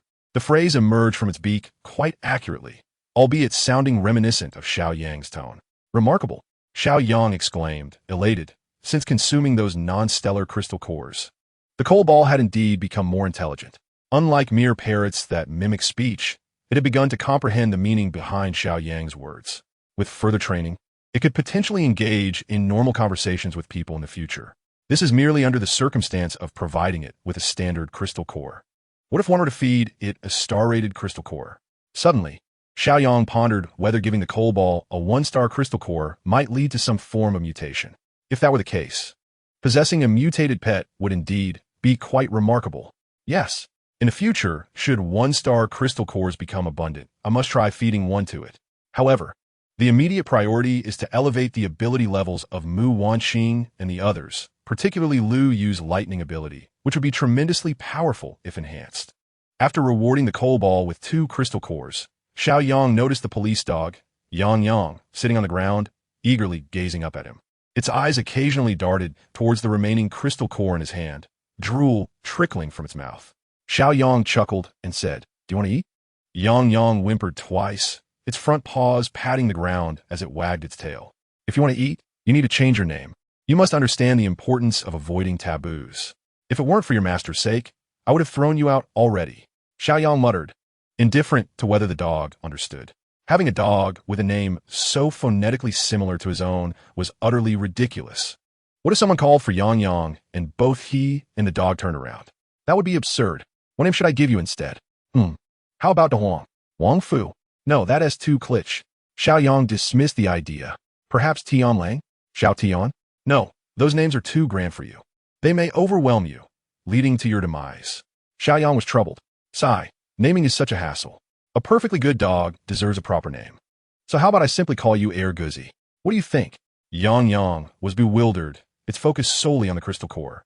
Xiao Yang shook the crystal core in his hand, lifting into the air, and said, "Come, Air Guzi, stand up." Yang hesitated, declaring, "I'm not called Air Guzi." However, upon seeing the crystal core, it obediently stood up. "Good, Air Guzi, lie down." Although Yang did not understand why Xiao Yang insisted on calling it Air Guzi, it complied for the sake of the crystal core. Xiao Yang was quite pleased. Indeed, no matter how much a dog gnaws on bones, it never grows a backbone. At this rate, it wouldn't be long before the dog would accept Air Guzi as its own name. Xiao Yang rewarded the crystal core to Yang. "From now on, you shall have a new beginning. Your life as Air Guzi commences." Air Guzi excitedly swallowed the crystal core in one gulp. Upon witnessing Air Guzi consume a crystal core, the coal ball immediately grew displeased. The coal ball exclaimed, "You're stealing my food. Just wait. I won't let you off easily." The coal ball let out a couple of cries and flew behind Air Guzi, using its long beak to nip at Air Guzi's tail. Air Guzi was no match for the coal ball and yelped in distress. At that moment, Mu Wanxing and several others descended the stairs from upstairs. Once Ryu had prepared breakfast, everyone gathered around the table, filling it to the brim. Observing that most had finished their meals, Xiao Yang spoke up. "Let's convene a meeting." The women promptly set down their bowls and chopsticks, obediently sitting up and directing their attention towards him. Xiao Yang first gestured towards the 4 nurses. "From now on, you 4 will be divided into 2 groups, taking turns accompanying us for training. Those who remain behind will take care of the house and attend to various chores.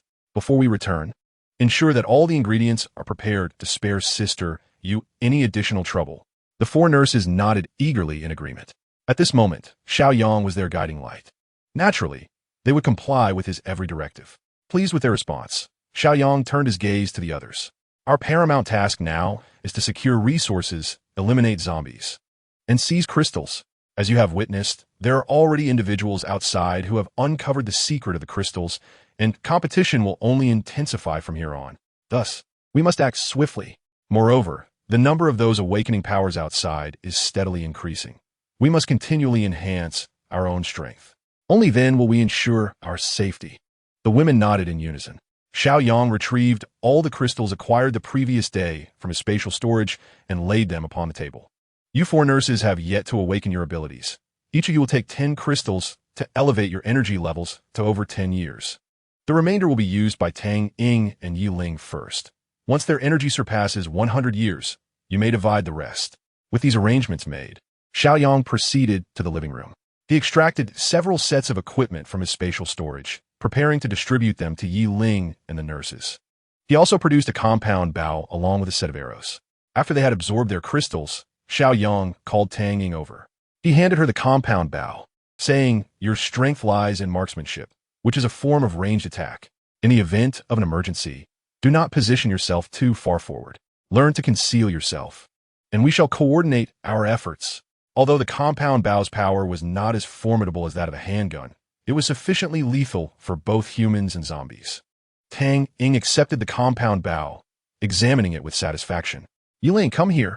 Xiao Yang beckoned to Yi Ling and continued from now on. "You will lead 2 nurses alongside Tang Ying. Practice with her frequently. Without even speaking, your combat strength will be formidable, as long as you can protect yourselves." "Understood." Yi Ling nodded in agreement. "I also have a Brabus off-road vehicle in my spatial storage. From now on, you will drive this when we venture out, following closely behind me. Adapt to circumstances as they arise." "Very well."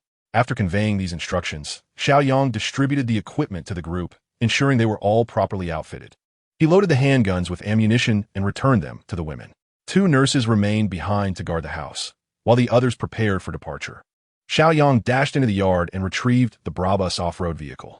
Subsequently, the group split into 2, setting out into the world beyond. Upon arriving at the guardhouse, Su Tong joined them. Let us proceed towards the university town.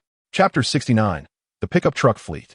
Xiao Yang drove at a leisurely pace, with Tang Ying following closely behind, maintaining a distance of 200 meters. After conferring with Mu Wanqing and Lin Shishir, Xiao Yang resolved to head to Haiqing Art College, the institution attended by the 2 young women.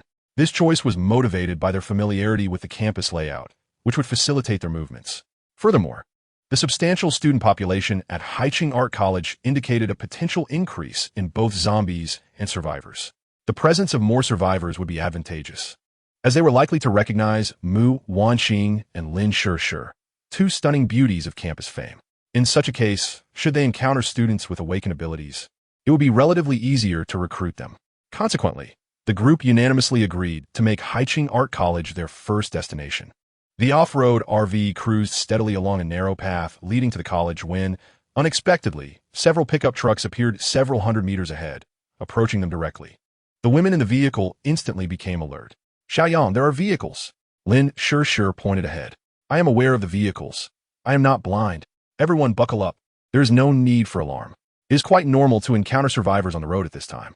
As long as we maintain our own course without interfering with one another, we should be safe.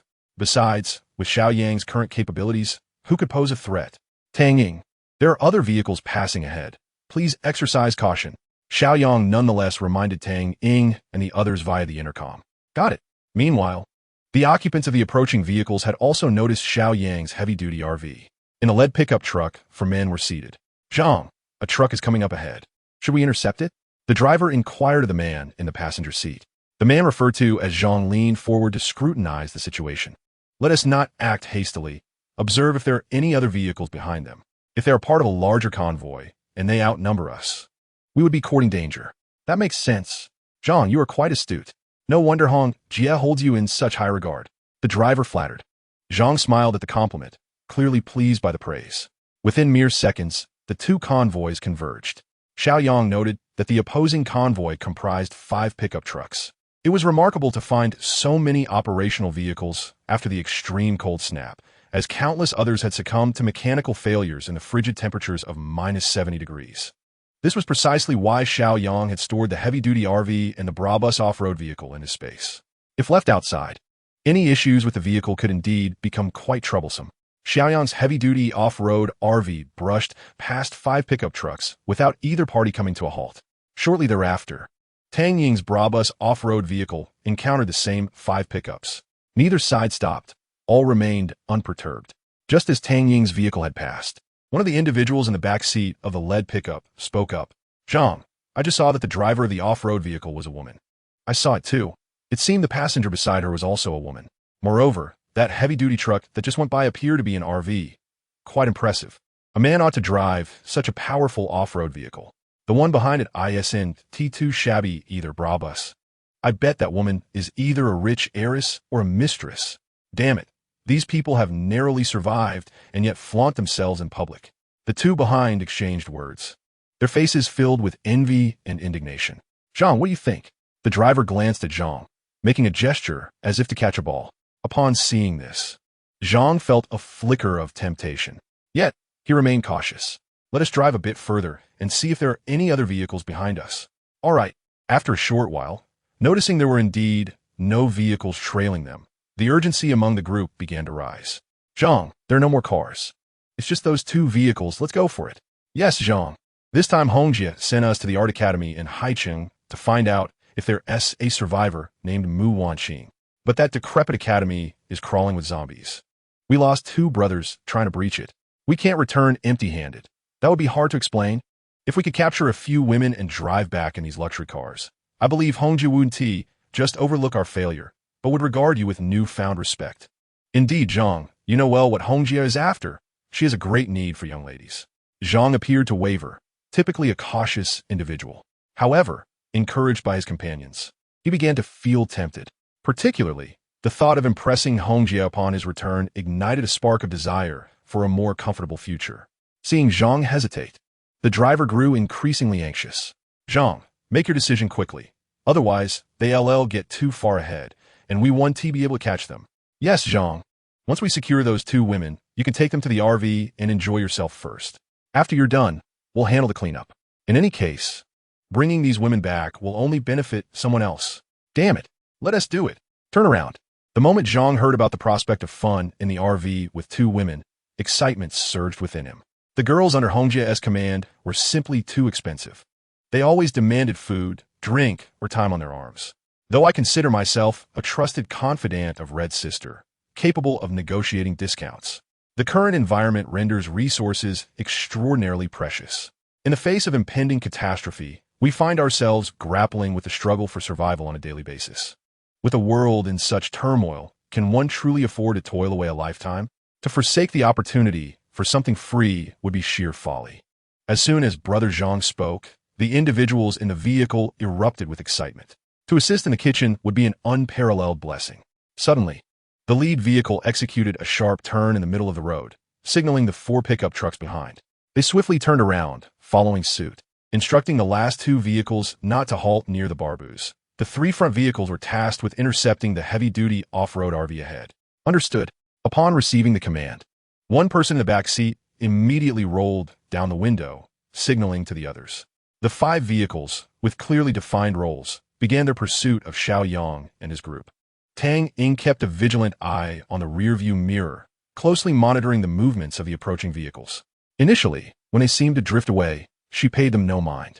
However, she soon realized that the pickup trucks were turning around to chase them down. Without delay, she grabbed the walkie-talkie to contact Xiao Yang. "Xiao Yang, those pickup trucks have turned around and are coming after us. What should we do?" Xiao Yang replied with a cold smile. "When heaven offers you a path, you refuse to tread it. When hell has no door, you insist on entering.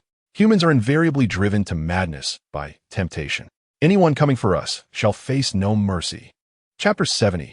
How did you arrive so swiftly? Received.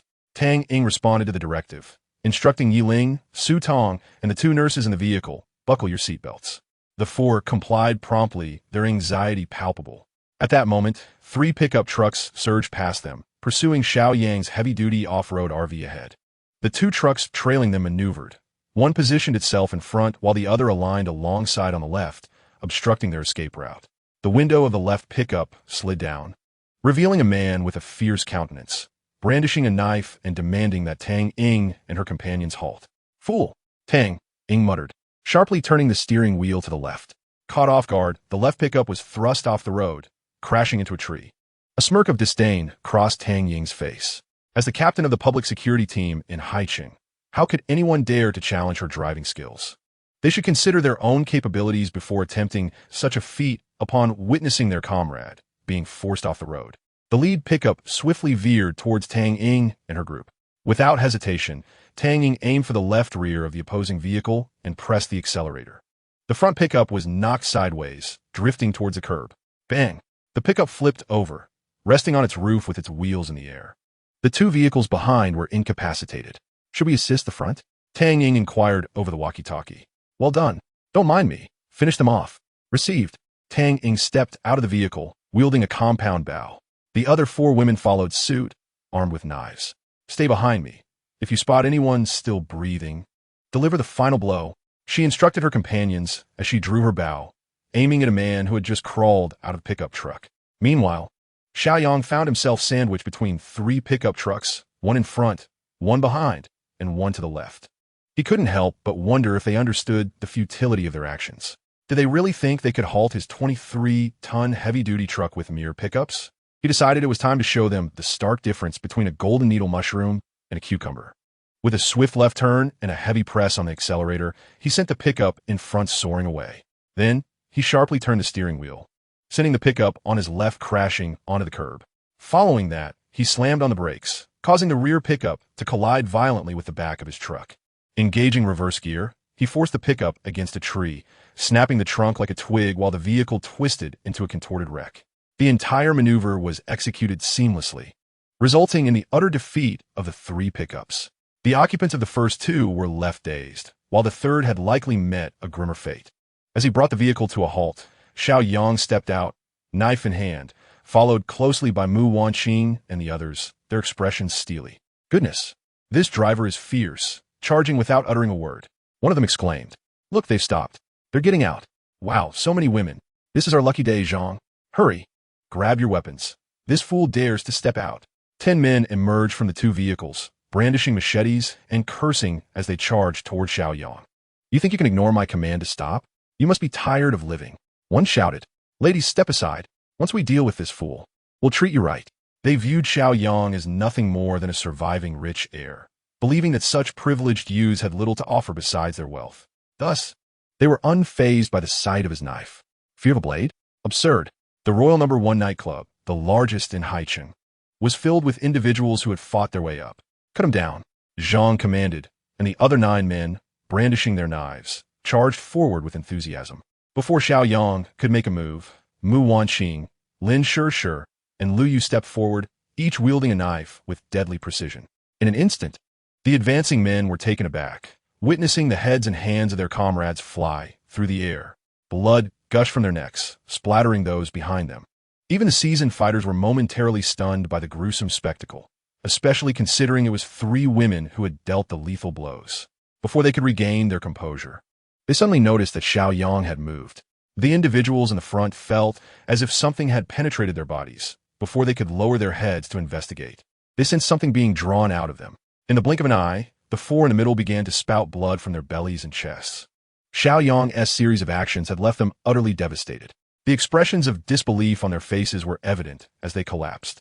The remaining 2, witnessing this horrifying scene, were utterly terrified and swiftly turned to flee towards the pickup truck at the front. Encountering a formidable adversary, it would be foolish not to run. Whoosh! 2 arrows sliced through the air, striking the back of the heads of the 2 fleeing individuals. With a couple of muffled grunts, they fell into the snow. Xiao Yang glanced towards the direction from which the arrows had come. Realizing that Tang Ying had dealt with the situation behind them and had freed her hands to shoot 2 arrows, he nodded in approval. Turning back, he spotted the last remaining straggler nearing the pickup truck. Thinking of escaping? How naive. Xiao Yang suddenly activated his time-slowing skill, enveloping that individual within its range. Upon estimation, the radius of the skill's coverage ranged between 30 to 100 meters. At this moment, the fleeing man was merely 30 meters away, and his movements appeared to be in slow motion. Meanwhile, Tang Ying, over 100 meters away, moved with complete freedom, unaffected by the skill. This provided Xiao Yang with a clearer understanding of his ability, allowing him to utilize it more effectively in the future. He drew his knife and slowly approached the last man. Although his walk took only 20 seconds, to the man, it felt like merely 2 seconds had passed. As the man caught sight of Xiao Yang, his expression gradually shifted from confusion to panic and finally to terror. Xiao Yang raised his knife, pointing the blade at the man's chest, and then retracted the skill. With a thrust, the man's forward motion did not cease. He impaled himself upon the blade. In disbelief, he glanced down at the hilt protruding from his chest, then looked up at the smiling Xiao Yang. "Why?" he managed to utter as his last words. "Because you brought this upon yourself," Xiao Yang replied, hands open in a gesture of indifference. It was uncertain whether the man heard him, but as Xiao Yang finished speaking, he fell lifelessly to the ground, eyes wide open. Xiao Yang withdrew the knife from the man's chest and returned. Mu Wanqing and Lin Shishir stared at him in astonishment, their expressions exaggerated. "How did you suddenly run over there? I didn't even see it," Mu Wanqing asked incredulously. "Yes, how could you be so fast?" Lin Shishir pressed. Only Lu Yu looked at Xiao Yang with a slight smile, her eyes brimming with pride. Chapter 71. The photograph of Mu Guang. "Oh, I almost forgot to mention that my spatial abilities have reached level 6, and I have mastered the skill of time dilation. Do not hold me in such high regard," Xiao Yang said with a playful grin. "Wow, you truly are impressive," Lin Shishir exclaimed, her face alight with surprise as she playfully punched Xiao Yang's chest with her delicate little fists. Xiao Yang brushed her hand away, saying, "Remove your tiny paws. Stop being so hands-on with me." Lin Shishir pouted, tugging at Mu Wanqing's hand and complaining, "Look at you, man. Praise him, and he gets all cocky." Mu Wanqing chuckled lightly, retorting at Xiao Yang, "Indeed, you are quite full of yourself. My Shishir is referred to as the goddess of Xiao at school. I can't even count how many boys plead daily for her to treat them. And yet, you remain ungrateful. Truly a fool. Don't you agree, Shishir?" "Absolutely," Lin Shishir declared proudly, casting a disdainful glance at Xiao Yang. Xiao Yang feigned indifference, teasing, "I've seen people play the Xiao, and they are typically serene and demure. Why are you so vivacious and lively?" "I simply enjoy it," Lin Shishir retorted, her cheeks flushed with embarrassment, unsure of how to counter his remarks. At that moment, Tang Ying drove up in a car. She stepped out and approached Mu Wanqing, pulling out a photograph from her pocket. "Guess what I've discovered?" "What is it?" "A photograph?" Mu Wanqing inquired, perplexed. Xiao Yang leaned in closer, eager to see what treasure Tang Ying had found to flaunt. Tang Ying slowly turned the photograph around, revealing its front to Mu Wanqing. Upon seeing the image, Mu Wanqing suddenly grew excited and snatched the photograph into her hands. To her astonishment, the photograph was a cherished picture of her and her brother, Mu Guang. Tears welled up in her eyes as she gently stroked Mu Guang's face in the photograph. Crying out, "Brother!" Xiao Yang was taken aback, bewildered by the sudden turn of events. He gently took the photograph from Mu Wanqing's grasp, bringing it closer to examine. Meanwhile, Lin Shishir and Lu Yu also leaned in, their faces filled with curiosity. The photograph depicted a smiling moment between the brother and sister, Mu Wanqing and Mu Guang. Lin Shishir, astonished, remarked, "Wanqing, how could they possess a photo of you and your brother?" I don't know. My brother has always kept this photograph in his wallet," Mu Wanqing replied, her voice trembling. "Where did you find this photograph?" Xiao Yang asked, furrowing his brows as he looked at Tang Ying. Tang Ying pointed behind her, saying, "I found it on one of the people back there." Both Xiao Yang and Mu Wanqing froze, exchanging a glance filled with concern. Xiao Yang felt a wave of frustration. Could the individuals in the 2 pickup trucks behind them possibly be Mu Guang? Tang Ying did not know Mu Guang. What if? The thought made his head spin, and he hurriedly dashed towards the 2 pickup trucks. Mu Wanqing soon regained her composure and anxiously followed behind Xiao Yang. At that moment, Xiao Yang's mind was a tumultuous whirlwind, flooded with countless images. What if Mu Guang was among them, and had been slain by Tang Ying? How would he cope with such a reality? Although Mu Guang did not strike him as the type to engage in such actions, human hearts are capricious. Perhaps Mu Guang was merely coerced or lacked autonomy in the matter. One could only hope that was not the case. Xiao Yang and Mu Wanqing hastened their way to the overturned pickup truck that Tang Ying had crashed into, meticulously examining the scene. Surrounding the first vehicle were several corpses, each bearing a fatal wound to the forehead, evidently struck down by a single arrow. Mu Wanqing, her heart heavy with trepidation, scrutinized each one. Fortunately, none resembled her brother, Mu Guang. Subsequently, they rushed to the second vehicle, where, after a thorough inspection, they found no sign of Mu Guang either. A sigh of relief escaped their lips. However, they realized that they had yet to inspect the vehicle that had been crushed by the rear of Xiao Yang's car. With renewed urgency, Xiao Yang led Mu Wanqing back to examine it closely.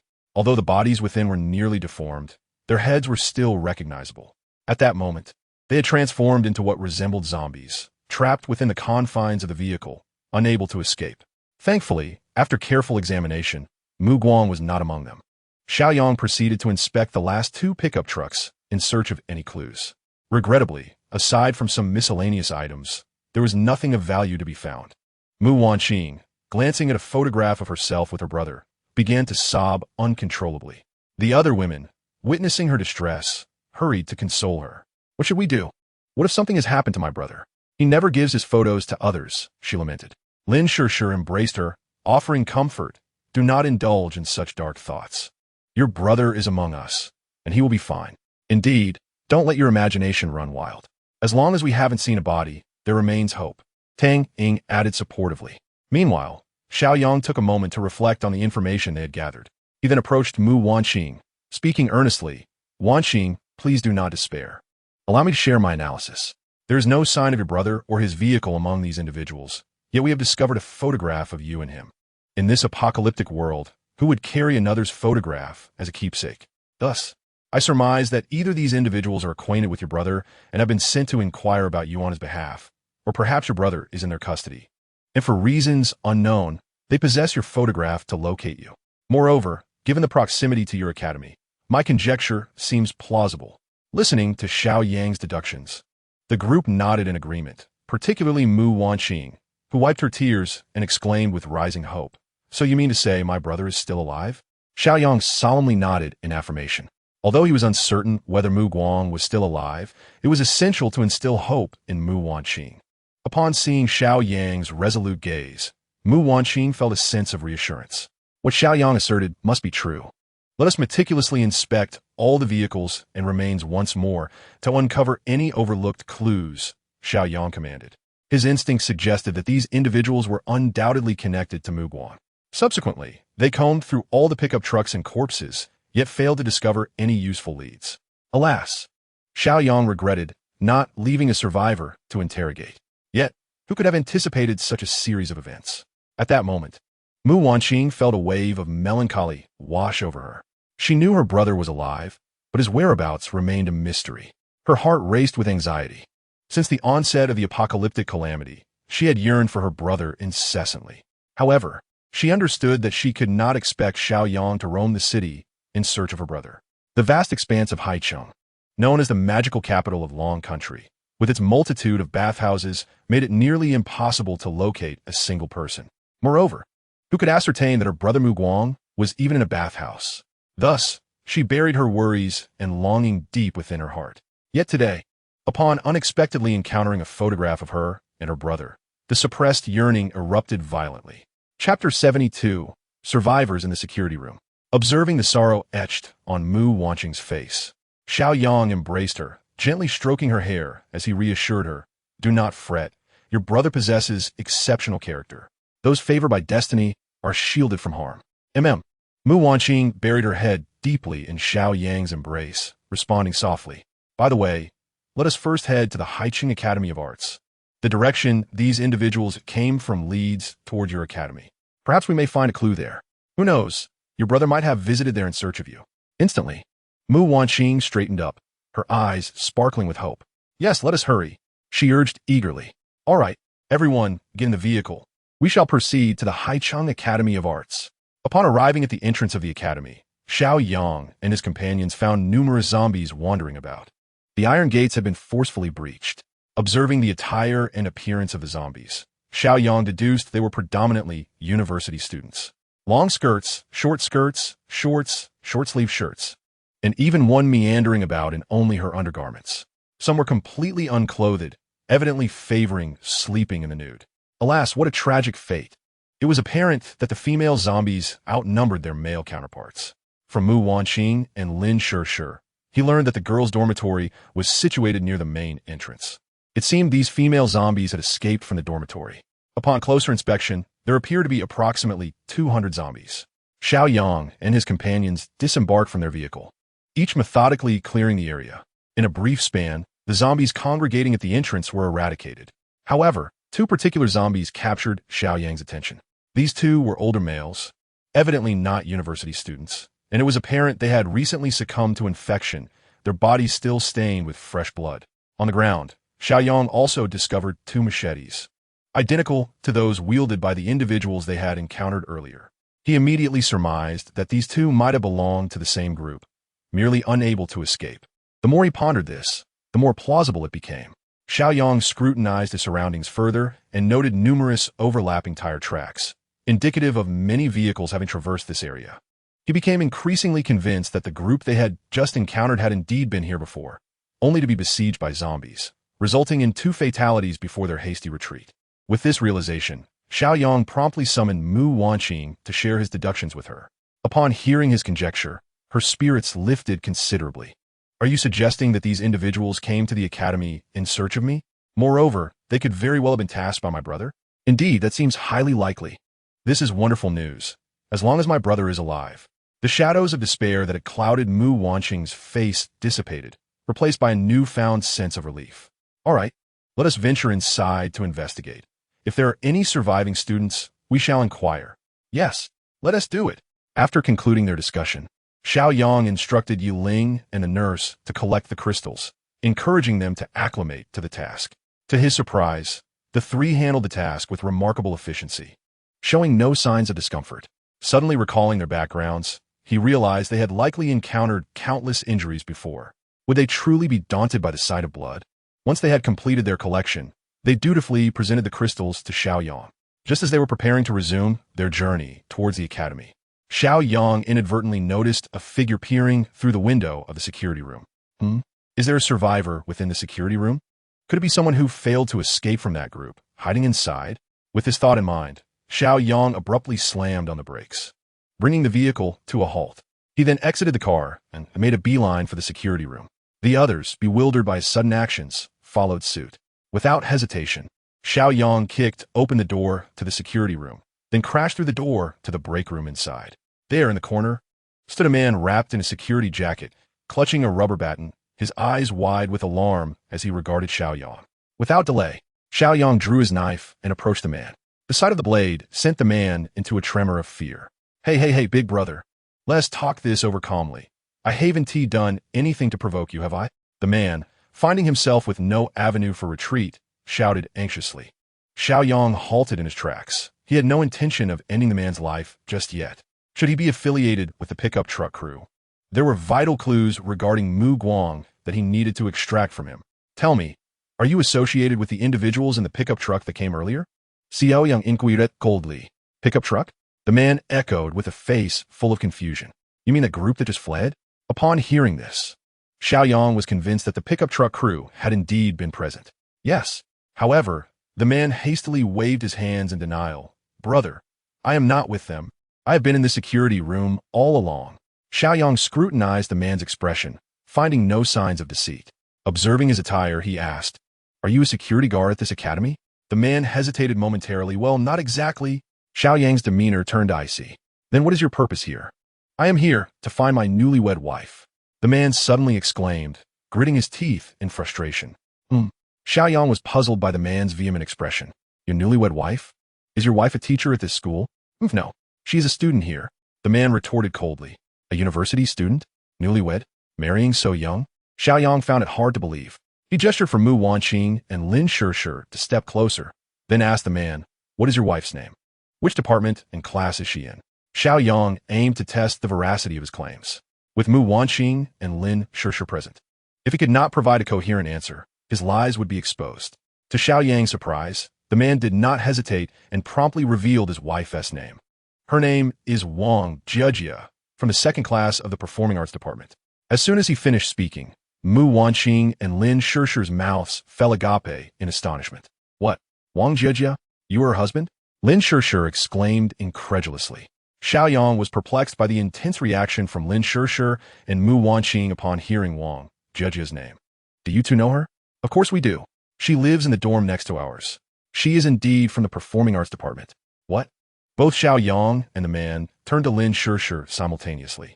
However, we hadn't heard that she was married. She has dated several boyfriends in our college. Upon hearing this, the man's expression soured instantly. Several? Damn, that wretched woman. He squatted on the ground, cradling his head and raking his fingers through his hair in distress.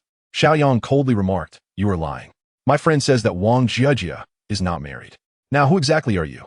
The man seemed to be significantly affected, no longer anxious in response to Xiao Yang's reprimand. He steadied his emotions and sat down heavily on the ground. "My name is Chen Bo, and Wang Jiajia is indeed my newlywed wife. We have been married for almost 10 months. Chapter 73. The Brave Warrior Charging for Love. Xiao Yang glanced at Mu Wanxing, who immediately understood and employed her ability to eavesdrop on Chen Bo's thoughts. Subsequently, she nodded at Xiao Yang, indicating that Chen Bo spoke the truth. "Since you were here to find Wang Jiajia, how did you end up in the security room?" Xiao Yang inquired. However, this question stirred Chen Bo's emotions once more. "Damn it, just thinking about it makes me furious. I stumbled across a short video shared by Jiajia's friend on social media, where she appeared to be intimately close with another man. To confront her face-to-face, I pedaled my bicycle for 3 days and nights to reach this place." Xiao Yang, Mu Wanqing, and Lin Shirshir were taken aback.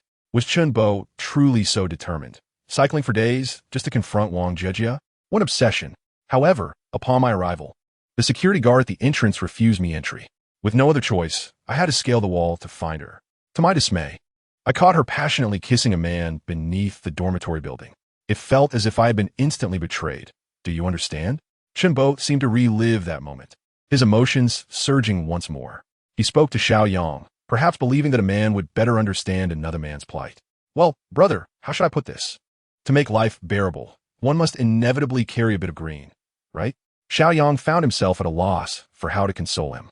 After all, he too had once been the one to betray others before the apocalypse. Yet upon hearing this, Chen Bo became even more distraught.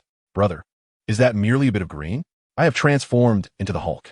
I toil tirelessly to earn a living, leaving only 300 yuan each month for my expenses while using the rest to support her education and daily needs. I work overtime and take on side jobs just to afford her gifts on every occasion. Yet, my sacrifices have resulted in such betrayal."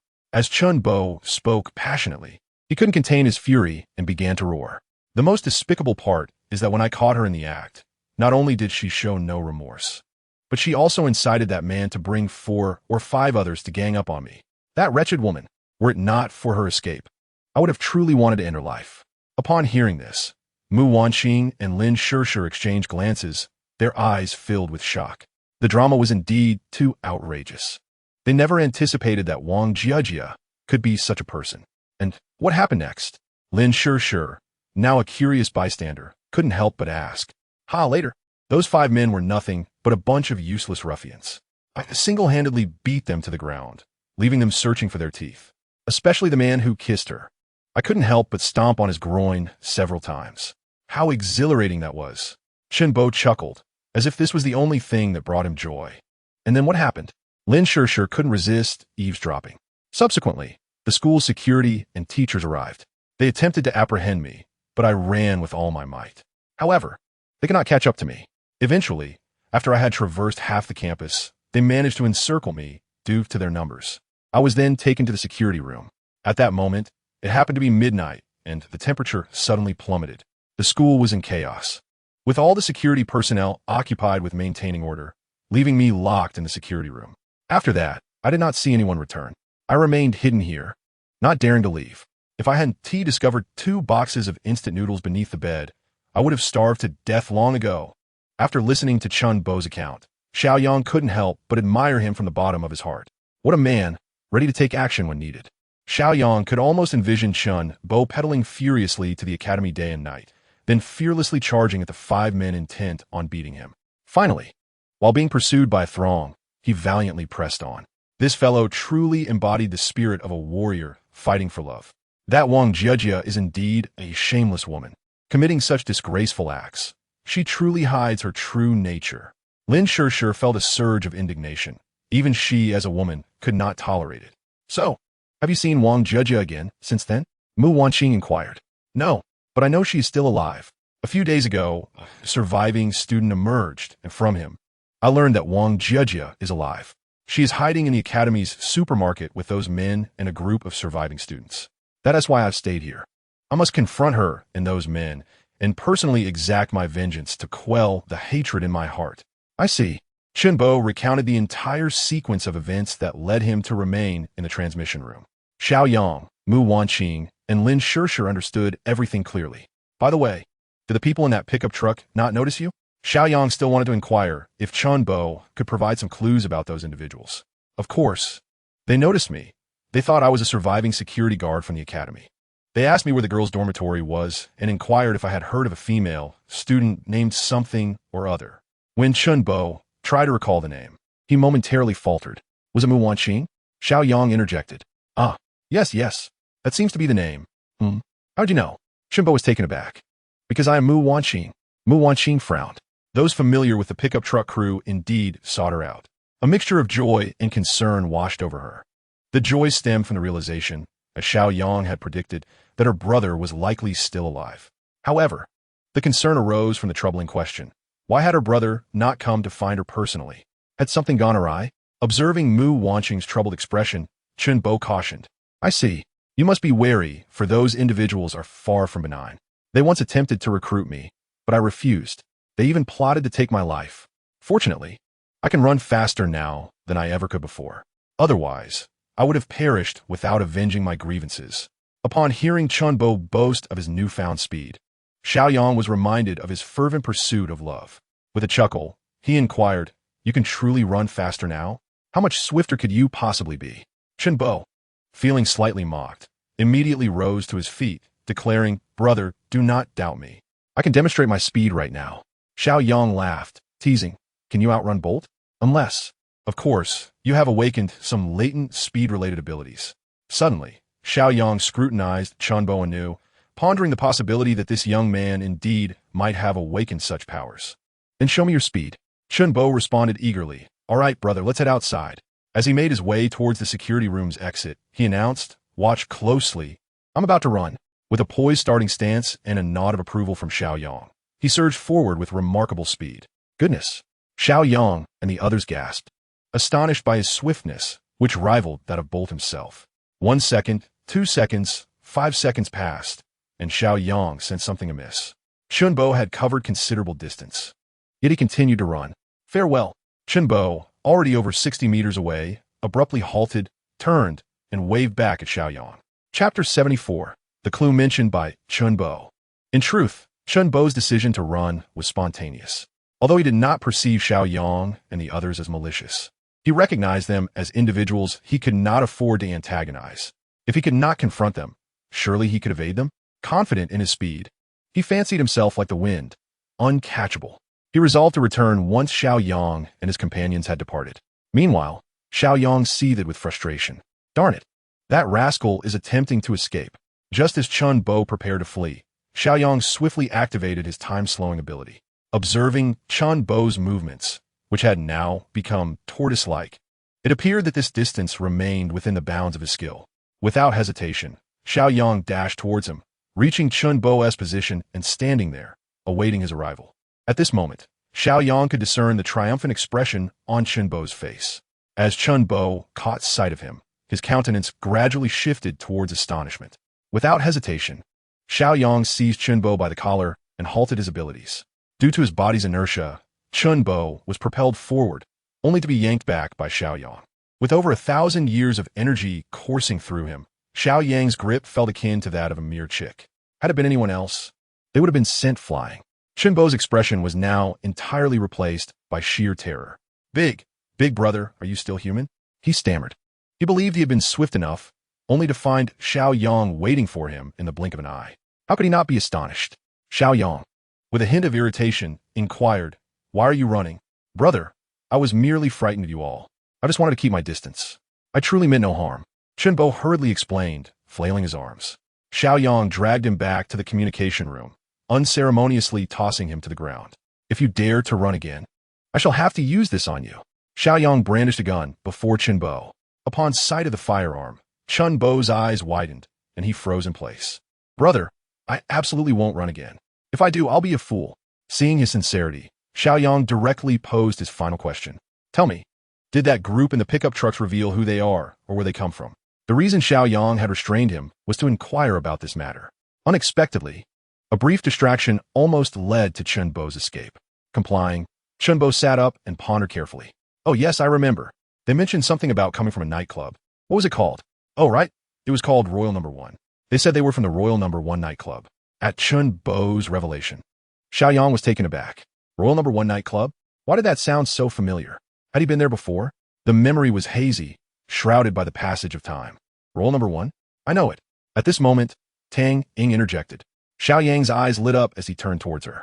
Indeed, in the entire city of Hai, what entertainment venue could escape Tang Ying's knowledge? Mu Wanqing anxiously glanced at Tang Ying, aware that her brother, Mu Guang, could very well be there. Where is it? In the city center, a bit of distance from here. Upon hearing Tang Ying's response, Mu Wanqing was immediately filled with excitement. Can we rush there now? She asked, looking at Xiao Yang with urgency. Xiao Yang did not respond immediately. He deliberated carefully. After a moment, he made a decisive choice. Wanqing, we now know the possible location of your brother. However, the situation there remains uncertain. Since we have arrived at your academy today, let's first clear the zombies within the premises and gather more crystals to enhance our strength. Upon our return this evening, we can devise a thorough plan for tomorrow.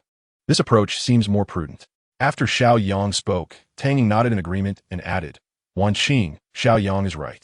The Royal Number 1 in Haicheng is formidable. The headquarters alone employs thousands, and its reputation is notorious. We have faced numerous obstructions from the forces behind it whenever we attempted to investigate.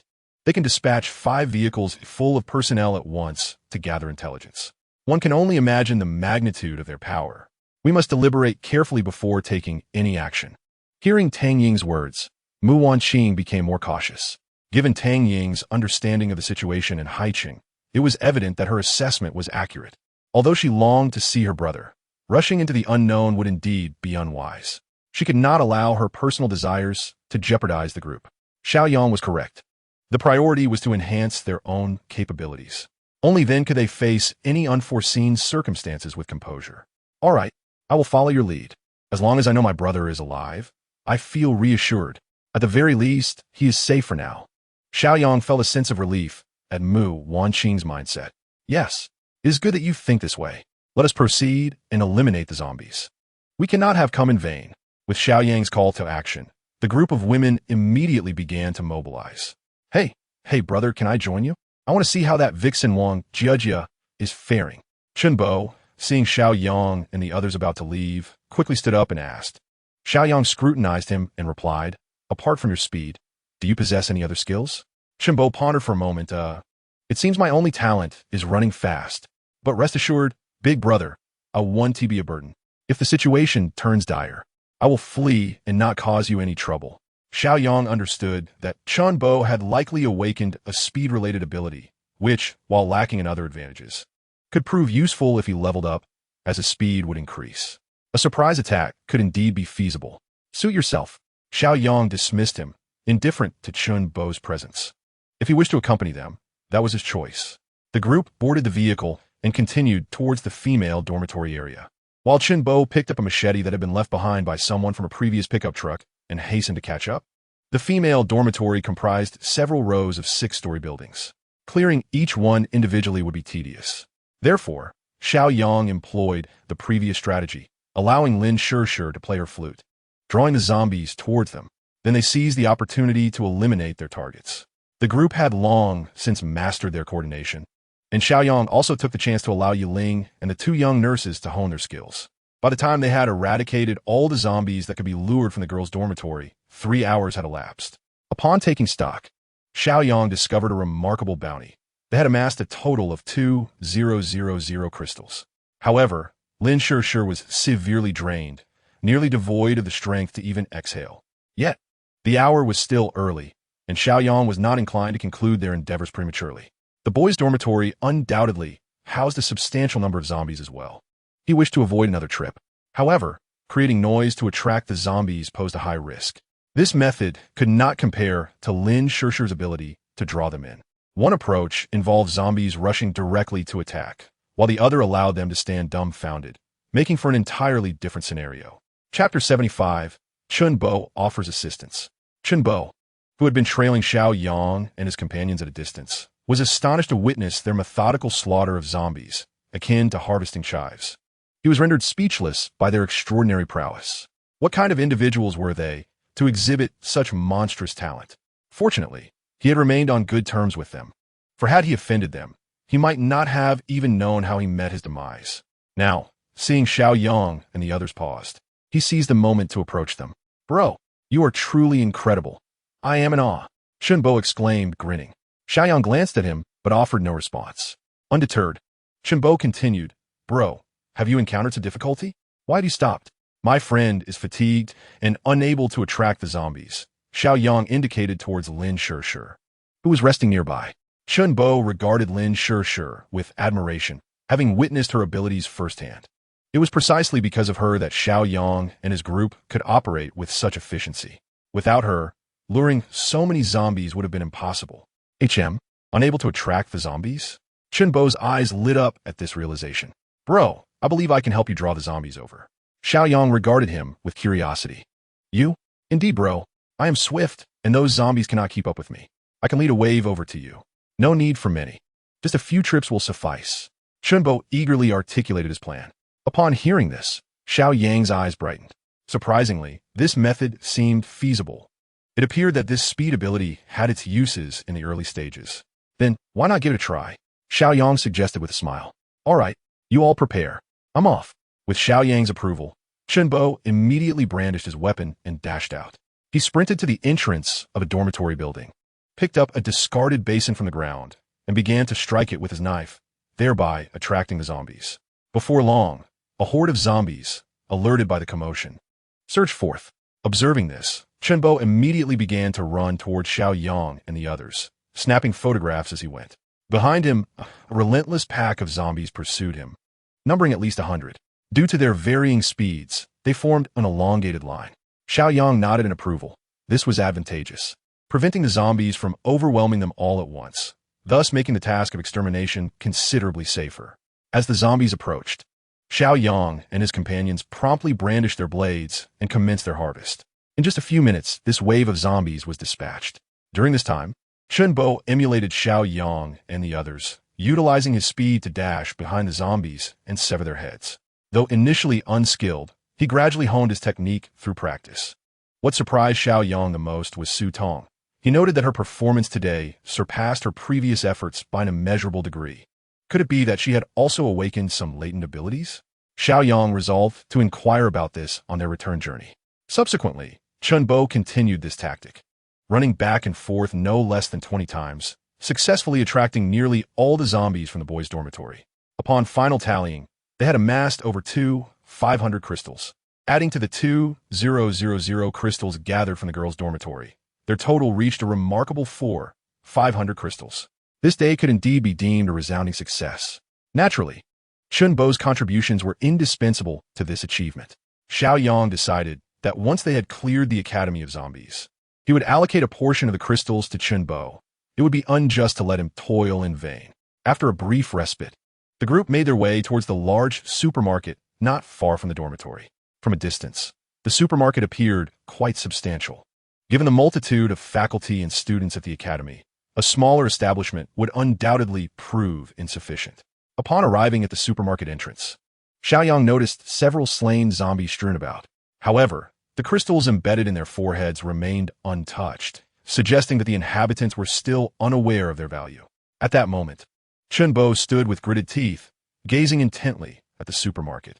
He knew that his wife, Wang Jiajia, was likely inside. Today, he intended to confront her and bring closure to their tumultuous history. Inside an office within the academy's supermarket, an iron basin filled with burning wood sat on the floor. Although the room was not particularly warm, it maintained a tolerable temperature. At this time, Wang Jiajia reclined on the sofa, panting heavily. Surrounding her were 5 men, all smoking and wearing expressions of indulgence. Should Chunbo witness this scene, he would certainly recognize these men.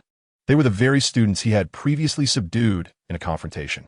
Among them, the man with whom Wang Jiajia had been unfaithful turned to the others with a grin, saying, "See, I treat you well, sharing everything with you." The 4 men immediately responded with eager enthusiasm, "Absolutely. Brother Qing is formidable. This is truly delightful. A few individuals flattered the young man, who relished every moment. Young master, there are still many female students in this supermarket. When will you gather them all? One eagerly inquired. Why the rush? Patience is key. We must ensure they willingly come to us. The young man replied nonchalantly, a lascivious grin on his face. Wang Qing, you truly lack shame. How would you treat me this way? At that moment, Wang Jiajia, reclining on the sofa in disarray, spoke with indignation. Wang Qing glanced at her, scoffing, humph, don't act all innocent after having taken advantage of me. With so many attending to you, shouldn't you feel grateful? You really think highly of yourself. It's because of you that I still feel pain from that night when Chunbo assaulted me. Wang Qing's anger flared at the memory of being beaten by Chunbo, especially since Wang Jiajia had never disclosed her marriage to him. When her husband confronted him, she had the audacity to claim it was merely her ex-boyfriend. You were playing both sides, and now I'll make sure you're juggling five.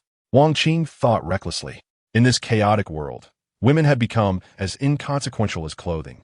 They were merely tools to solidify camaraderie among men. Without strength, one could not survive. This supermarket gathered no fewer than 100 students, including several teachers. In this environment of constant competition and intrigue, one could only establish a foothold through numbers. Wang Jiajia was left speechless, unable to retort. She adjusted her attire and sat upright, regret washing over her as she realized she had betrayed a man of such low character. She recalled Chun Bo's kindness. Yet she had still wronged him. But what could regret accomplish? In this world, she still needed the support of these men. Without them, her fate would undoubtedly be dire. Moreover, Wang Qing seemed to possess some peculiar abilities. Without him, she would not be residing in this office, which was the finest room in the supermarket. Oh well, the plight of women is inherently tragic. As long as I survive, that is all that matters. As for her husband, Chun Bo, she mused. Perhaps he has long since passed. Chapter 76. Why did you betray me? Knock, knock, knock. Suddenly, there was a knock at the door. Wang Qing and his companions hastily adjusted their trousers and opened the door. Young master, a crowd is gathered outside the supermarket.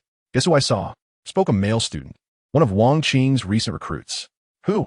Intrigued by his mysterious demeanor, Wang Qing leaned in closer. The campus belle, Mu Wanqing, and the music department's goddess, Lin Shishir. Upon hearing this, Wang Qing and the others were instantly taken aback. Is it true that two of the three beauties from our academy are still alive? Wang Qing exclaimed incredulously. Indeed, they're just outside. And guess whom else I spotted? The male student remarked, casting a glance at Wang Jiajia, who was seated on the sofa. Who? Don't keep me in suspense. Just tell me. Your husband, the one who fought with you all that time ago. The moment those words left his lips, Wang Jiajia sprang up from the sofa. What did you say? Chunbo is still alive? Her voice trembled with disbelief. She could hardly fathom that her husband was still among the living. Furthermore, he had come to the supermarket. Deep down, she dreaded facing Chunbo. Perhaps out of guilt, or perhaps because she had never truly valued him. In any case, she wished to avoid him at all costs. If he were dead, that would be for the best. Damn it, that brat is still alive. Let us go. I'll make sure he pays for what happened last time. I was careless, and he gave us a thorough beating. This time, I shall reclaim my honor. Wang Qing seethed with rage. Then, glancing at Wang Jiajia, he added, no, I won't kill him just yet. I want to capture him first, and then toy with his wife right before his eyes. I want him to wish he were dead. Just thinking about it is exhilarating. Wang Qing laughed lewdly, while Wang Jiajia frowned at his words. Let's go meet them. Wang Qing was indifferent to Wang Jiajia's feelings. In his eyes, she was merely an object of amusement. Once Wang Qing and his companions departed, Wang Jiajia hesitated for a moment, but ultimately decided to follow them out. As Xiao Yang and the others arrived at the supermarket entrance, several survivors inside had already spotted them. Upon seeing Mu Wanqing and Lin Shishir, someone opened the door from within. My heavens! Mu Wanqing, Lin Shishir, you both are still alive. A student exclaimed in astonishment. Wow, two of the three goddesses from the academy have appeared at once. If Teacher Jiang were still alive, the trio would be complete. Look behind, there are a few more beauties. Incredible. Those three are just as stunning as our academy's goddesses. Who is that handsome guy in front? Absolutely charming. Hey, isn't that the guy who got caught by the security guard that night? Yes, alive and back. Wang Jiajia happened to be there, and a thrilling spectacle was about to unfold. A large crowd of students, both male and female, gathered inside, whispering amongst themselves. Make way.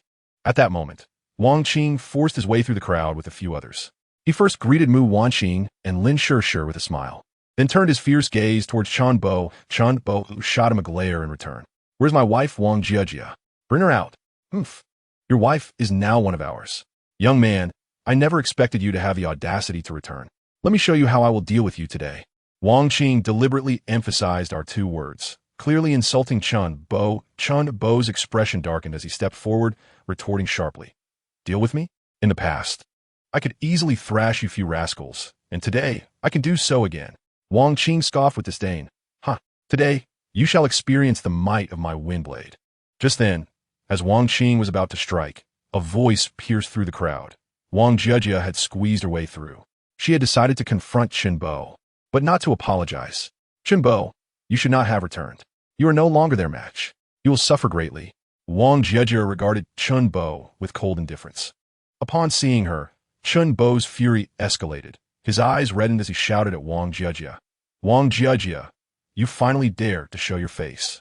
I want to ask you, what have I done wrong that led you to stray?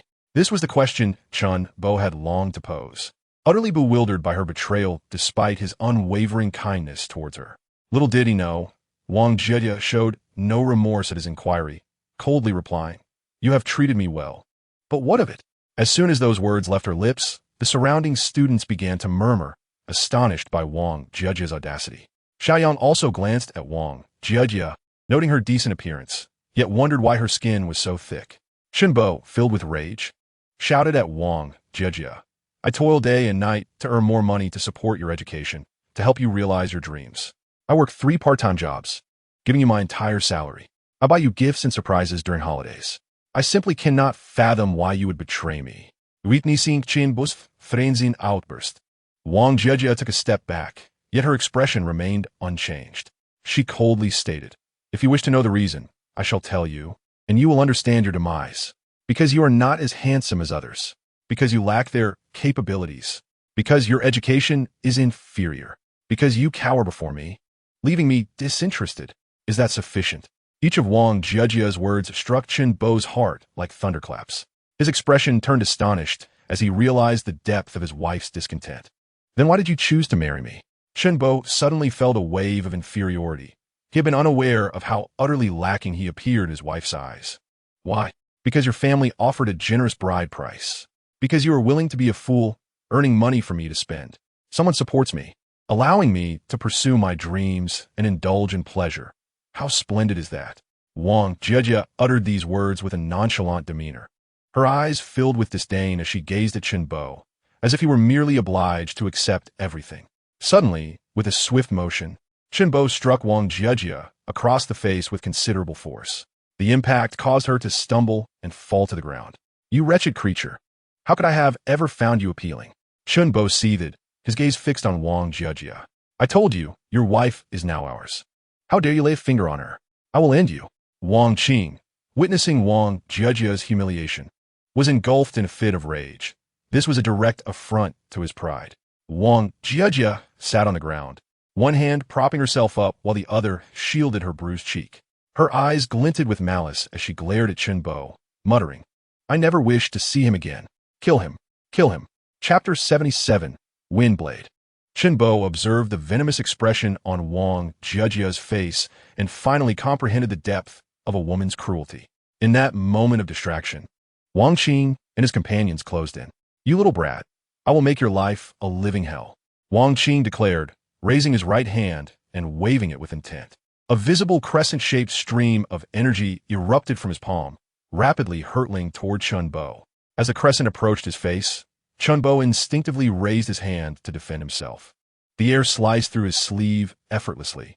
A piercing pain shot through him as his weapon clattered to the ground. He staggered backward, glancing at his arm, where blood gushed from a wound deep enough to expose bone. Xiao Yang frowned the scene before him, astonished to discover that Wang Qing had awakened his abilities, specifically, a magical power known as Windblade. This ability could condense air into a blade-like form, allowing for remote attacks on chosen targets. The higher the level, the greater the distance, speed, and sharpness of the attack. It seemed that Wang Qing's Windblade was only at level 1, Otherwise, his arm would have been severed. The onlookers, having witnessed Wang Qing's prowess, now regarded him with a newfound apprehension. Some among them had seen him wield his powers before. He was the one who had dispatched the zombies at the entrance. Yet, it was evident that Wang Qing's control over his abilities had become increasingly adept. He had already established dominance in the supermarket, and should he continue to develop, none would stand a chance against him. The entire establishment would inevitably become his domain. Wang Jia, seated on the ground and fixated on Chen Bo, erupted into laughter upon witnessing his injury. "Huh, I told you, you would meet a gruesome end. Yet you refuse to believe me. This time, you have truly witnessed the depths of depravity. Unfortunately, it is too late." Wang Jiajia's words instantly attracted many disdainful gazes. This woman is utterly shameless. Not only does she refuse to acknowledge her own wrongdoing, but she also seeks to condemn her husband to his demise. It is truly an eye-opener. Meanwhile, Wang Qing, seeing Chen Bo wounded, smugly remarked, "Brat, surrender quietly, and I might leave you with a complete corpse. Moreover, I can ensure that before your demise, you will witness some exceptionally stimulating scenes. Ha ha." The mere thought of tormenting Wang Jia in front of Chen Bo filled Wang Qing with exhilaration. At that moment, Chen Bo, having bound his wound and enduring the pain, retorted, "I was careless earlier and fell for your trick. This is far from over. It remains uncertain who will meet their end. Ha ha, how stubborn you are. Even when death looms, I shall sever your legs and see what prowess you possess." Wang Qing laughed heartily, his expression revealing a menacing gleam. He raised his hand, launching a blade of wind towards Chen Bo's thigh. However, Chen Bo was prepared and swiftly evaded, the wind blade soaring past and striking a small tree, which was instantly severed. Seeing his initial strike fail, Wang Qing pursued relentlessly, continuing to unleash wind blades at Chen Bo. Yet, he underestimated Chen Bo's speed. Each wind blade narrowly missed him as he skillfully dodged. Observing this, Wang Qing's team members began to encircle Chen Bo, hoping to overpower him through sheer numbers. Thus, a game of cat and mouse unfolded before the crowd. However, even as they grew weary and nearly out of breath, they could not capture Chen Bo. At this point, Chen Bo, having lost a significant amount of blood and exhausted from the chase, was close to running out of strength. Both sides remained a standoff, unable to overpower the other. "Kill him. Hurry and kill him. Why have you stopped?" Wang Jia, seeing that Wang Qing and the others hesitated, anxiously stood up and shouted at them. "Wang Jia, I can't believe you could be so vicious. He is your husband." At that moment, Lin Shishir could no longer hold her tongue and scolded. Upon hearing this, Wang Jia shot a glare at Lin Shishir and retorted, "What business is it of yours? Who do you think you are? You'd best not meddle, or once I deal with Chen Bo, I'll have Wang Qing and the others take care of you." Unable to endure Wang Jiajia's demeanor any longer, Mu Wanqing tugged at Xiao Yang's sleeve and said, "Xiao Yang, should we assist Chen Bo? Wang Jia and her group are too despicable. Besides, Chen Bo helped us by luring the zombies this afternoon." Xiao Yang nodded at Mu Wanqing's words. Although he had little interest in the conflicts between others, deep down, he felt aligned with Chen Bo, especially upon witnessing Wang Qing and his group relentlessly assaulting him. Such a group of worthless individuals. Not one possesses the courage of Chen Bo. With this thought, he strode directly to Chen Bo's side, producing 20 crystals and placing them before him. Observing the astonished expression on Chen Bo's face, Xiao Yang casually remarked, "Here, these are rightfully yours. Take note of the digits inscribed on these crystals and remember them." He then clenched the crystals in his left hand, quietly reciting the sequence of numbers. "Hasten your pace." Though Chen Bo was uncertain of the purpose behind this action, he recognized that Xiao Yang was assisting him. Without further contemplation, he seized a crystal and followed Xiao Yang's instructions. An influx of energy surged through him, and he sensed a subtle transformation within his body. He quickly absorbed another crystal, and the changes became increasingly pronounced. He felt his physical constitution fortifying. Stealing a glance at Xiao Yang, who remained impassive, Chen Bo refrained from asking further questions and accelerated his absorption of the remaining crystals. "Yiling, come here." Noticing the wound on Chen Bo's right hand, Xiao Yang summoned Yiling to tend to his injury. Upon her arrival, Yiling complied, pulling back Chen Bo's sleeve to expose his arm, then placing her hand over the wound. Meanwhile, Wang Qing and his companions, witnessing Xiao Yang standing alongside Chen Bo, were consumed by indignation. How dare anyone openly align with Chen Bo? It was a direct affront to them. Yet, their exhaustion forced them to stifle their anger. He resolved that once he dealt with Chen Bo, he would have the leisure to confront this unfamiliar man. It was evident to him that Xiao Yang was allied with Mu Wanqing and her group.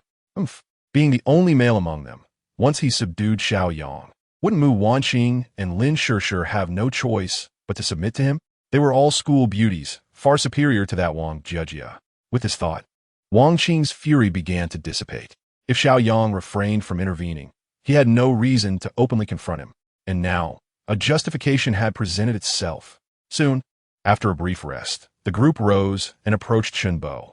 Meanwhile, Chen Bo had just finished absorbing the final crystal. His astonishment rendered him speechless.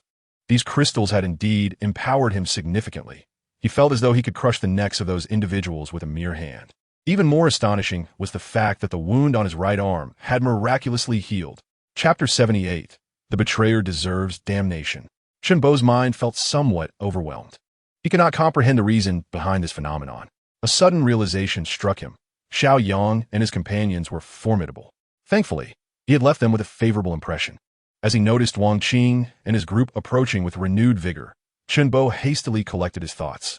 Now, he is imbued with strength and has grown more confident. Those uninvolved in this matter swiftly retreat, for they shall not blame my wind blades for their lack of foresight. Wang Qing scolded Xiao Yang vehemently. Xiao Yang paid him no heed, instead handing the Tang Dao to Chen Bo brother. Personal grievances must be resolved by oneself. I can assist you no further. He patted Chen Bo's shoulder and turned, leading Yiling back. Gratefulness swelled within Chen Bo as he grasped the heavy Tang Dao.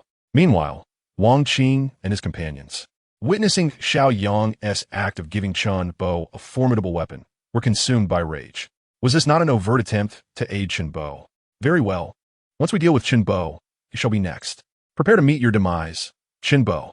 Wang Qing resolved to leave no survivors, determined to conclude matters swiftly. A wind blade was unleashed, aimed directly at Chen Bo's face. With a cold smirk, Chen Bo sidestepped effortlessly. Wang Qing and his group were astonished. Why did it seem as if Chen Bo had grown stronger? It is time to settle this. Chen Bo sneered, his body suddenly accelerating. He maximized his speed, reaching the back of one of his opponents before they could react. Raising the Tang Dao, he struck without hesitation. The blade sliced cleanly, severing a head. This startled Wang Qing and the others. Such swiftness, such sharpness. Tension gripped them as they huddled together to confront Chen Bo's onslaught. The onlooking students were utterly dumbfounded.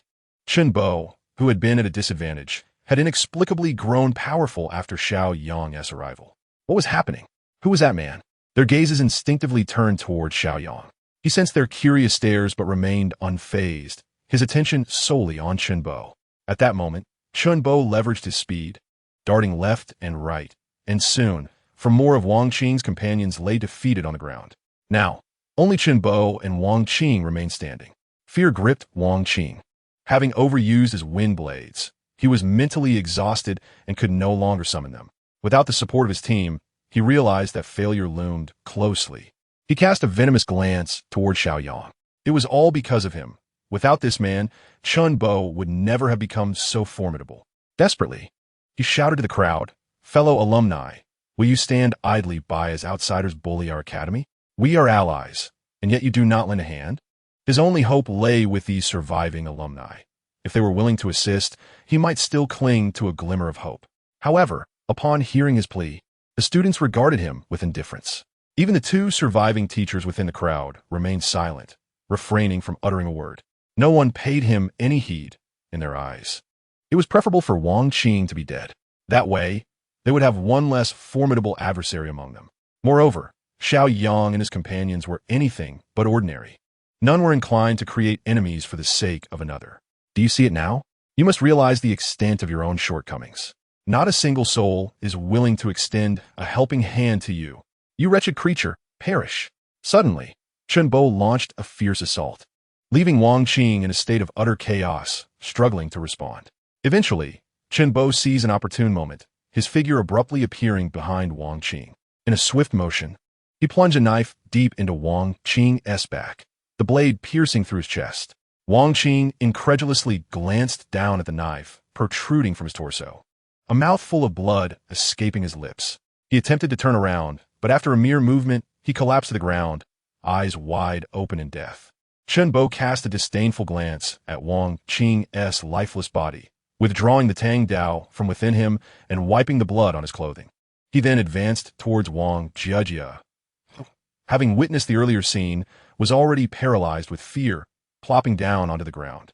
As she saw Chen Bo approaching with a knife, her whole body trembled with terror. She could hardly fathom that Chen Bo had become so formidable. Regret consumed her.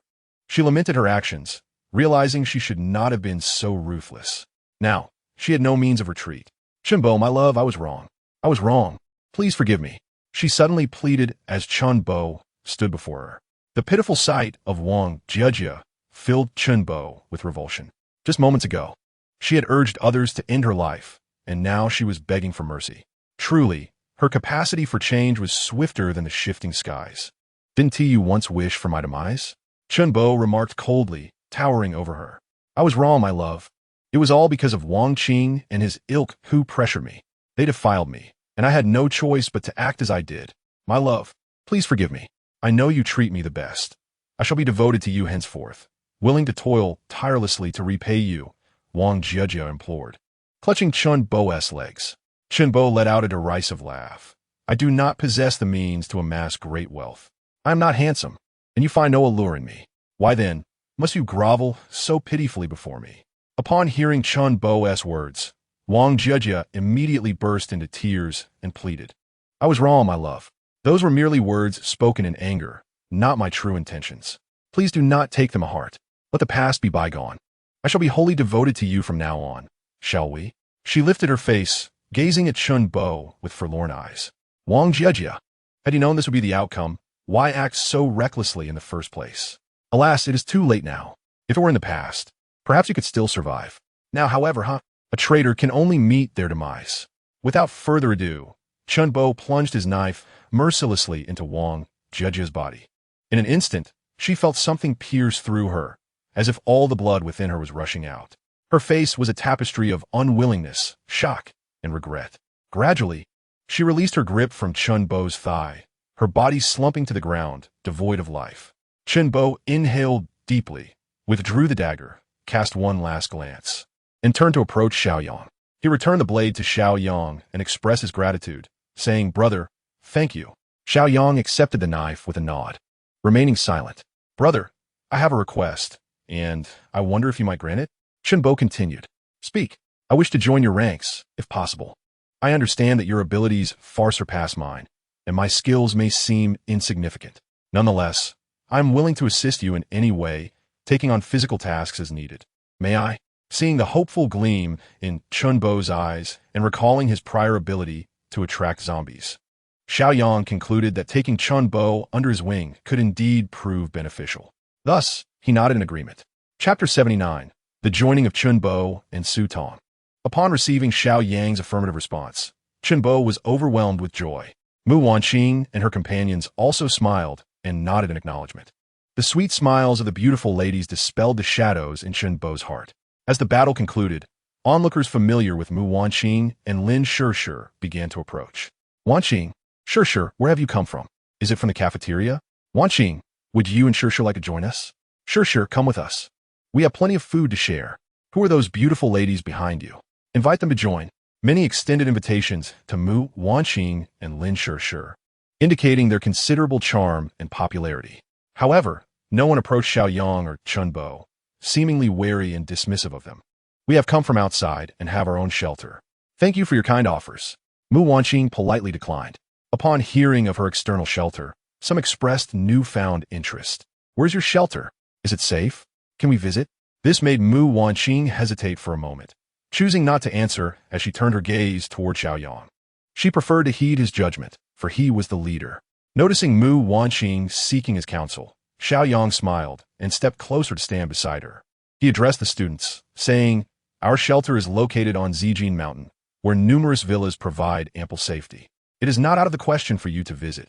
However, some students were elated at the prospect of going, but upon hearing Xiao Yang's hesitant, they realized that it would not be a simple matter. It appeared there were conditions attached. Noticing that many were eagerly awaiting the continuation of his statement, Xiao Yang proceeded. However, only those who have awakened their extraordinary abilities and are willing to join us will be eligible to go. As soon as these words left his mouth, the crowd exchanged glances, understanding that the extraordinary abilities Xiao Yang referred to were akin to the wind blade technique exhibited by Wang Qing. This was quite a high threshold. Among the students present, few had awakened such powers. Moreover, those who had awakened abilities like Wang Qing's would hardly be inclined to subordinate themselves to others. A stir rippled through the crowd, but it quickly subsided. Xiao Yang, seeing no one stepping forward to join, was not surprised. He hadn't expected anyone to willingly align with him so swiftly. Well then, for all who have awakened their abilities, the doors of the Zijin Mountain Villa will always be open to you. He did not wish to prolong the conversation any further. After finishing his statement, he turned to Mu Wanxing and the others, declaring, "Let us go. It's getting late, and there are still numerous wandering zombies around the academy that we need to clear out." On Xiao Yang departed, the surviving college students in the supermarket began to murmur among themselves. Who is that man? He seems to have a strong influence over Mu Wanxing and Lin Shishir. I wonder if they have both fallen under his sway? Enough of their affairs, now that Wang Qing and his group have perished. We must devise a way to seize the small area he occupied. Yes, let's hurry back. It seemed they were all thinking along the same lines as they surged toward the supermarket. Before long, sounds of a scuffle echoed within. Meanwhile, Xiao Yang and his companions had arrived at the academy's playground, where a horde of college student zombies roamed, at least 3,000 of them. With Lin Shishir having recuperated and with Chun Bo's assistance, they executed their plan once more, managing to clear the zombies from the playground before nightfall.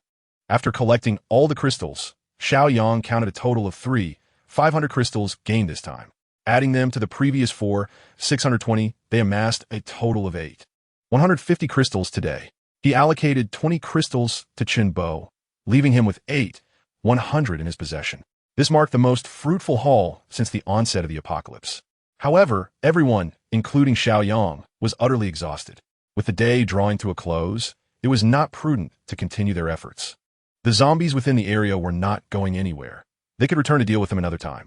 Thus, Xiao Yang signaled for everyone to start the journey back to the villa. He instructed Chun Bo to accompany Tang Ying in the Brabus, while he called Su Tong to the off-road vehicle. Along the way, Xiao Yang inquired about Su Tong's well-being, as he had noticed her commendable performance that day. "Su Tong, have you awakened your extraordinary abilities?"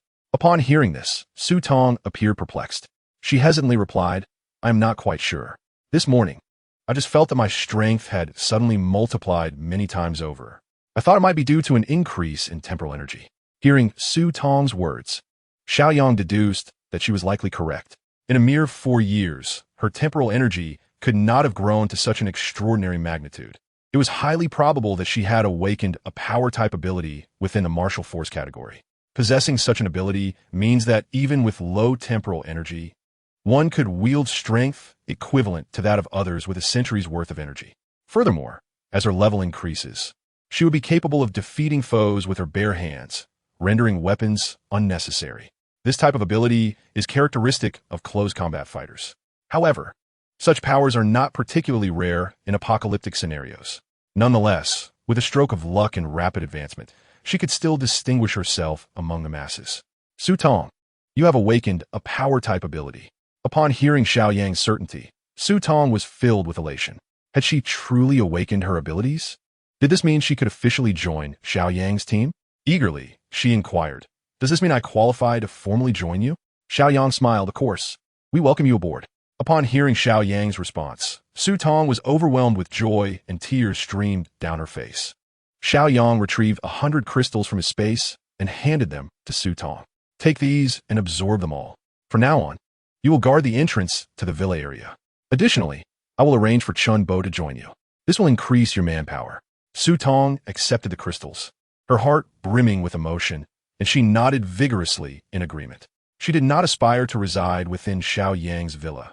Gaining his recognition was enough for her, and she was willing to protect the entrance diligently. "Su Tong, congratulations on awakening your abilities."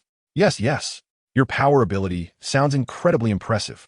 The girls chimed in one after another to congratulate Su Tong, filling her heart with delight. The two vehicles made their way toward the Zijinchen villa. Upon reaching the entrance of the villa area, everyone disembarked. Xiao Yang took out the prepared sleeping bags, solar panels, portable batteries, a stove, a bag of charcoal, food, drink, supplies, and weapons, placing them all in the guardhouse. Chen Bo, you, and Su Tong will be responsible for guarding the entrance. If there are any issues, just use the walkie-talkie to call me. Chen Bo unconditionally complied with Xiao Yang's arrangements, nodding in agreement. After ensuring everything was in order, Xiao Yang drove back to the villa. Chapter 80, what a delight! Upon returning to the villa, the group changed into comfortable attire and sank into the sofa, too exhausted to move. Two young nurses promptly served tea and water to everyone while organizing the clothes that had been changed. Xiao Yang instructed them to retrieve a substantial amount of food from the storage room to share among the group, urging them to first satisfy their hunger. Following this, he laid out all the crystals he had acquired that day, filling the ground with them, approximately 8,000 in total. Wanqing, Shi, Yojia, Tangying, Yiling. Each of you shall take 400 and absorb them. Witnessing Xiao Yang's generosity, even Tang Ying and Yiling were astonished.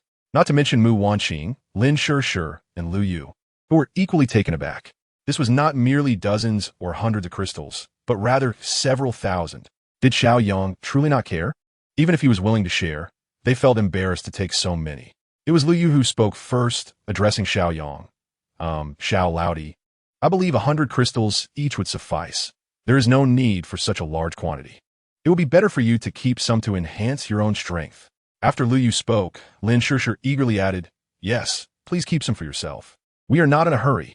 Tang Ying also shyly remarked, you just gave us some this morning. I truly feel embarrassed to ask for more. I have just arrived, and I certainly wouldn't dare to take so much, haha. Yiling quickly waved her hand at Xiao Yang in agreement. Seeing their humility, Xiao Yang felt a deep appreciation. Their lack of greed was commendable.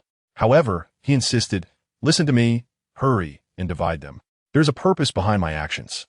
The women turned to him with curious expressions. Xiao Yang cleared his throat and explained solemnly, today, we learned of Wanqing's brother's whereabouts. Therefore, I have decided to investigate Royal No. 1 nightclub tomorrow. Upon hearing her brother mentioned, Mu Wanqing's eyes sparkled with hope. Xiao Yang glanced at her and continued, however, we do not yet understand the situation there. From our encounter with the truck convoy today, it appears there will be many people on that side. Thus, for safety's sake, it is best for you to elevate your energy levels to at least 500. This way, your physical attributes will reach a new height, allowing you to protect yourselves in case of danger. I am doing this for your own good. Do you understand? After hearing Xiao Yang's words, the women fell silent. They realized the depth of his concern. He was never stingy when it came to their safety. They were deeply touched and grateful to have met him, feeling proud to be part of such a team. Upon learning that Xiao Yang had made these arrangements to help her find her brother, Mu Guang, her eyes brimmed with tears of gratitude. She discovered that her affection for Xiao Yang was growing stronger. Xiao Yang, thank you, Mu Wanqing said as she sat beside him, burying her head in his embrace, her voice trembling with emotion. We are family. There is no need for formality. We are a community. Your brother is our brother. We are inseparable. Xiao Yang gently caressed her head and said, all right, everyone, let us hasten. With so many crystals, it will take a considerable time to absorb them all. Upon hearing Xiao Yang's words, the others ceased their hesitations and promptly took their respective shares. They then returned to their rooms, focusing intently on absorbing the temporal energy. Meanwhile, Xiao Yang settled in the living room, methodically absorbing the remaining 6,000 crystals. It was quite a mental endeavor. Halfway through, he felt a throbbing headache. Noticing the two young nurses lingering nearby, gazing at him with rapt attention, Xiao Yang beckoned them over. Do you two know how to massage? The nurses nodded eagerly. One of you, please massage my feet, and the other my head. I do like to see how skilled you are. Delighted by Xiao Yang's request, the nurses were thrilled at the opportunity to serve him. Thus, Xiao Yang reclined on the sofa, being attended to by the two nurses while simultaneously absorbing the crystals, reveling in the experience. Remarkably, their techniques were quite commendable. Although not entirely professional, they were adequate. Indeed, once one is comfortable, efficiency in tasks increases remarkably. When Mu Wanqing and the others finished absorbing their 400 crystals each, Xiao Yang had also completed his absorption of the 6,000 crystals. When Mu Wanqing descended the stairs and observed Xiao Yang being pampered by the nurses, she felt no discontent. She believed that such treatment was well-deserved. It was akin to ancient times, where every household had its maidservants. With these two nurses attending to him, it saved her energy. Apart from a few nurses, everyone's physical constitution underwent a remarkable enhancement. Particularly for the 5 women, they experienced unprecedented changes. This was a qualitative leap. Their bodily strength was now sufficient to withstand blades and axes without fear, and they no longer feared the grasp or bite of ordinary zombies. Moreover, they subtly noticed that their figures had undergone slight transformations. How to describe it? They had become more curvaceous. Their skin had also become fairer and smoother, much to the delight of the women. Was this not far superior to practicing yoga? To possess a perfect figure and complexion is a lifelong pursuit for every beauty-loving woman. This realization instilled in them a greater sense of confidence and pride. With over 500 years of temporal energy, their mental states flourished, each radiating vitality and brilliance. Lu Yu, in particular, was so elated that she hurried to the kitchen to prepare a sumptuous dinner for everyone. Observing the graceful figures moving about the living room, laughter and joy echoed among the women. At this moment, Xiao Yang felt a profound sense of satisfaction. Dismissing the 2 young nurses, he retrieved 4 crystal cores, his last 4. Upon seeing the crystal cores in Xiao Yang's hand, the lethargic little coal ball hanging on the rod suddenly brightened up. "Daddy, Daddy!" it exclaimed excitedly, fluttering over to perch on Xiao Yang's arm. With a smile, Xiao Yang gently stroked its feathers and remarked, "I see you. You're simply a creature whose father is defined by crystal cores." He offered one of the crystal cores to the coal ball. At that moment, Guzi caught sight of the scene and scampered over to Xiao Yang's feet. Noticing that Xiao Yang was ignoring him, he barked twice in protest. He wished to call Xiao Yang daddy like the coal ball, but he did not know how. When Xiao Yang continued to disregard him, he stood up, extended his front paws, and began to scratch Xiao Yang. "Hey, Yang Yang, how rude!" Tang Ying suddenly interjected, scolding the dog.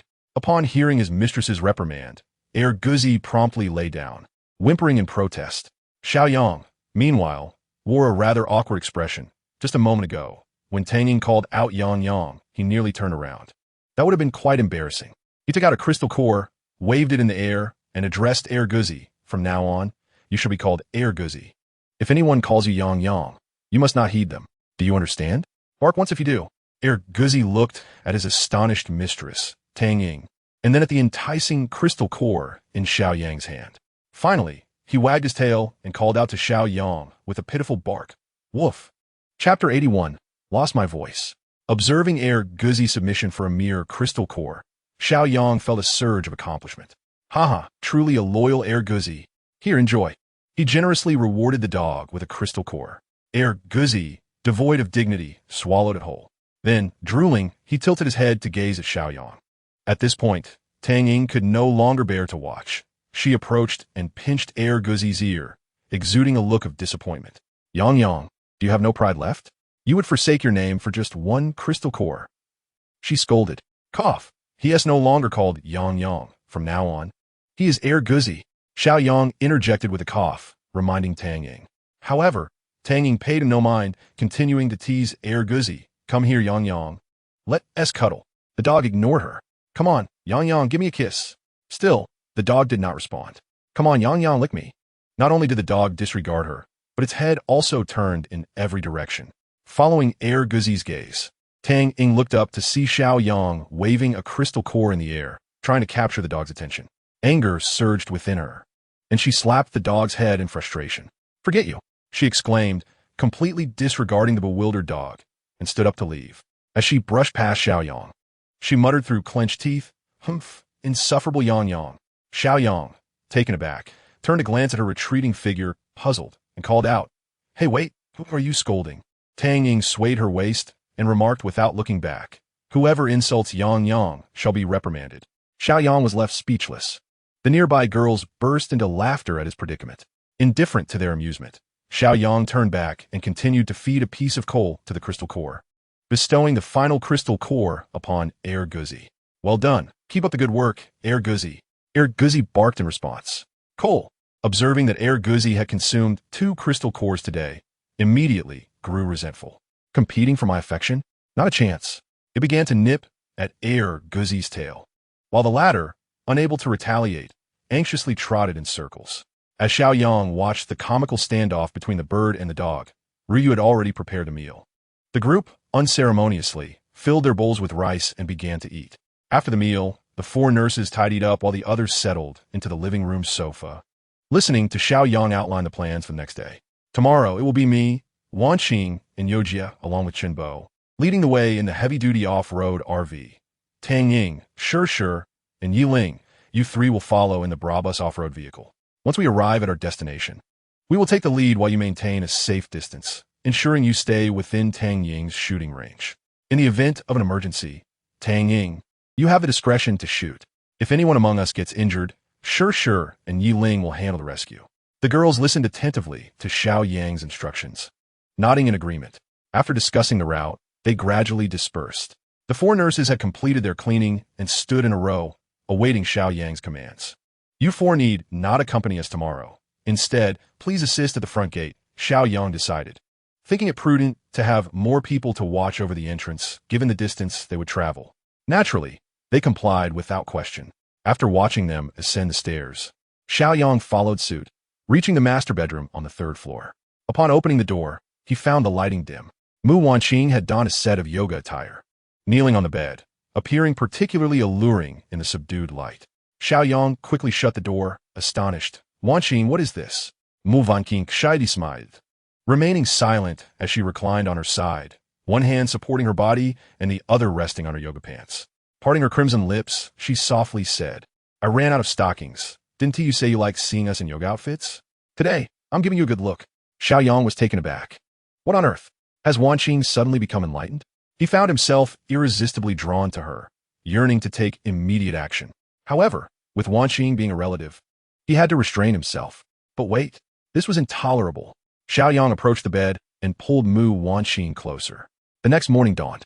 The crowd had risen early. Having enjoyed 2 peaceful nights, everyone had slept soundly. But where was Wanqing? Lin Sure, noticing only Xiao Yang had come down, inquired with curiosity. Xiao Yang chuckled, oh, she's brushing her teeth.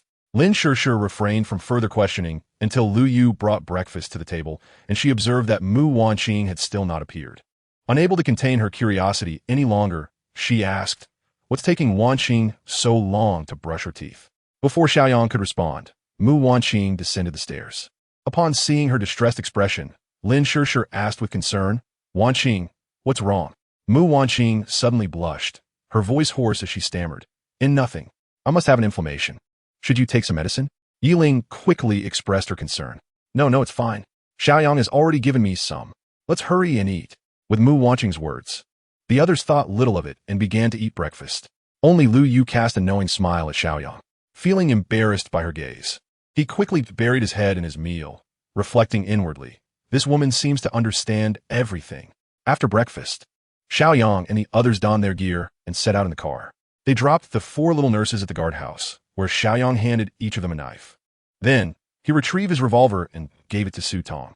Take care of the place. If anyone approaches with ill intent, keep this for self-defense. Su Tong accepted the handgun and nodded firmly at Xiao Yang. Rest assured, as long as I have breath in me, I won't let anyone step through this door. Good. Xiao Yang patted her shoulder, then joined Chunbo in the car as they drove down the mountain.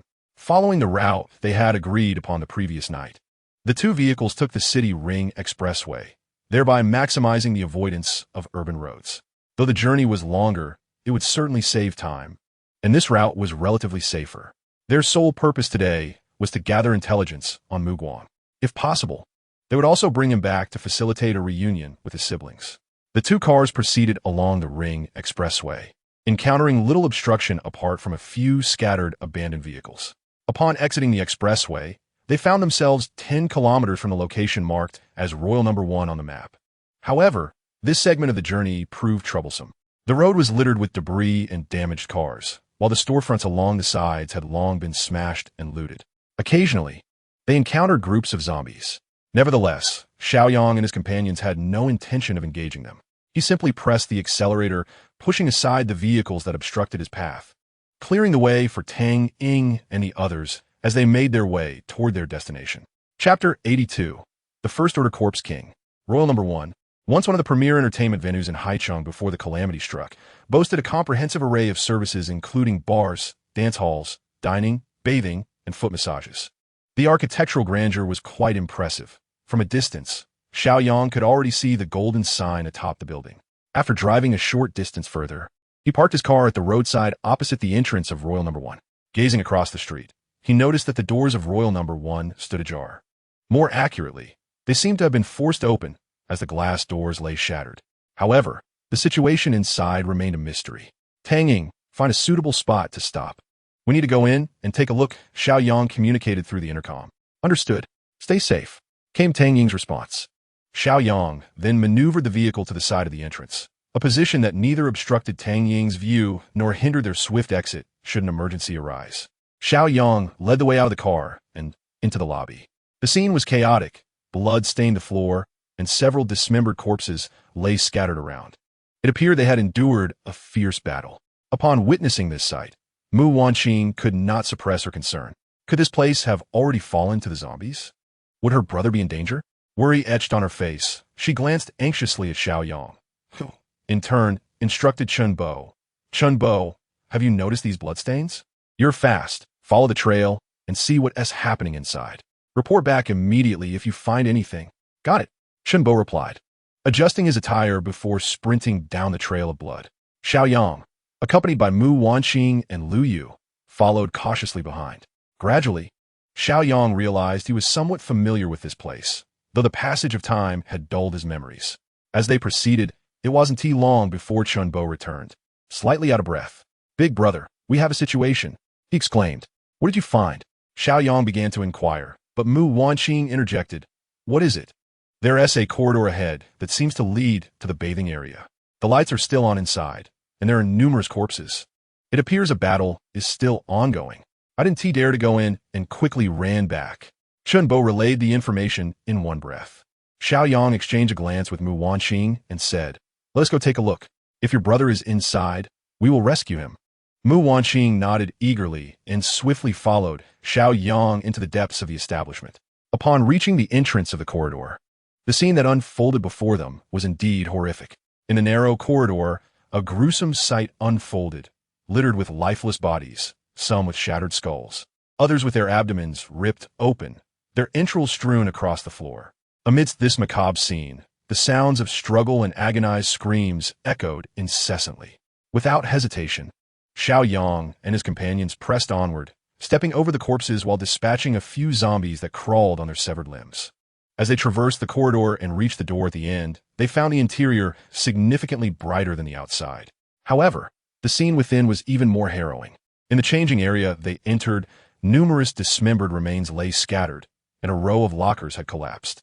Venturing further, they entered the hall where the bathing area was located, which was also strewn with corpses, indicating that the previous battle had been exceptionally fierce. Meanwhile, shouts of combat continued to resonate from the upper floors. Aware of the urgency, Xiao Yang and his group hastened to the second floor. Upon arrival on the second floor, which housed the foot massage area, the devastation was not as severe as on the first floor. Yet, Xiao Yang noted a greater number of deceased women. Moreover, a few women in their immediate vicinity had just transformed into zombies, suggesting they had recently perished. Chun Bo and Lu Yu stepped forward decisively to eliminate them. After confirming the absence of zombies and survivors, they followed the sounds to the third floor. The third floor revealed a lengthy corridor lined with small private rooms on either side. The sounds of conflict emanated from the corridor's end. Along the way, they encountered numerous female corpses, some barely clinging to life. Paying them no heed, they quickly reached the corridor's terminus, only to discover a grand hall. In the center of this hall, several men were engaged in a fierce struggle against two larger zombies. Not far behind them, a woman clad in red stood watch, her demeanor cautious as she observed the skirmish. Behind her, a group of women huddled together, trembling in fear. Xiao Yang diverted his gaze from the women, focusing instead on the ongoing battle. Upon closer inspection, he realized that not all the combatants were human. 6 survivors were confronting the 2 zombies. These zombies were noticeably larger, with a reddish hue to their skin, and exhibited agility surpassing that of ordinary zombies. To Xiao Yang's and the others' astonishment, one of the zombies displayed supernatural abilities. They witnessed it raise a hand and cleave a nearby man in half. In that moment, Xiao Yang exclaimed, "Zombie King," while the others were perplexed. Xiao Yang understood all too well. The term Zombie King referred to a survivor who, upon death after awakening supernatural powers and accumulating over a century's worth of energy. Transformed into such a being. The higher the level of their powers and the greater the energy they gathered, the more formidable the zombie king became. Some of these higher-tier zombie kings could even retain a fragment of their intellect, exhibiting mobility that made them particularly challenging to confront. Thus, when confronted with foes, Xiao Yang endeavored to decapitate or strike at their heads, leaving no opportunity for them to transform into corpse kings. In battles between two individuals of comparable strength, if one perishes and rises as a corpse king, the survivor encounters significant peril. Xiao Yang had previously witnessed corpse kings of up to the 5th rank. Their might was such that crushing Xiao Yang would be as effortless as squashing an ant. The rank of a corpse king could be discerned by the size and color of these undead beings. 1st rank red, 2nd rank orange, 3rd rank yellow, 4th rank green, 5th rank blue, 6th rank indigo, and 7th rank violet. The two before him were evidently 1st rank corpse kings. Xiao Yang, my brother. He is still alive. While Xiao Yang reminisced about corpse kings, Mu Wanxing excitedly tugged at his garment, pointing towards a group of individuals. Hastily, Xiao Yang turned to look, and among them, one person's form suddenly enlarged, the hat he wore unable to contain his head, falling to the ground. Consequently, they were able to clearly discern his visage. Upon closer inspection, he bore a striking resemblance to Mu Guang, albeit his face and physique were now doubled in size, resembling a small giant. Is that a giant's ability? Xiao Yang marveled, astonished that Mu Guang had awakened such powers. Impressive. His brother-in-law. The moment Mu Guang unleashed his giant ability, the previously dominant 1st rank corpse kings found themselves at a distinct disadvantage. However, it appeared that a conclusive outcome would not be reached in the immediate future. Xiao Yang, what has happened to my brother? We must assist him. Mu Wanxing exclaimed, a mix of astonishment and concern in her voice. Chapter 83, Sibling Reunion. As Mu Wanxing spoke, another corpse king activated its powers, suddenly launching a punch at a man.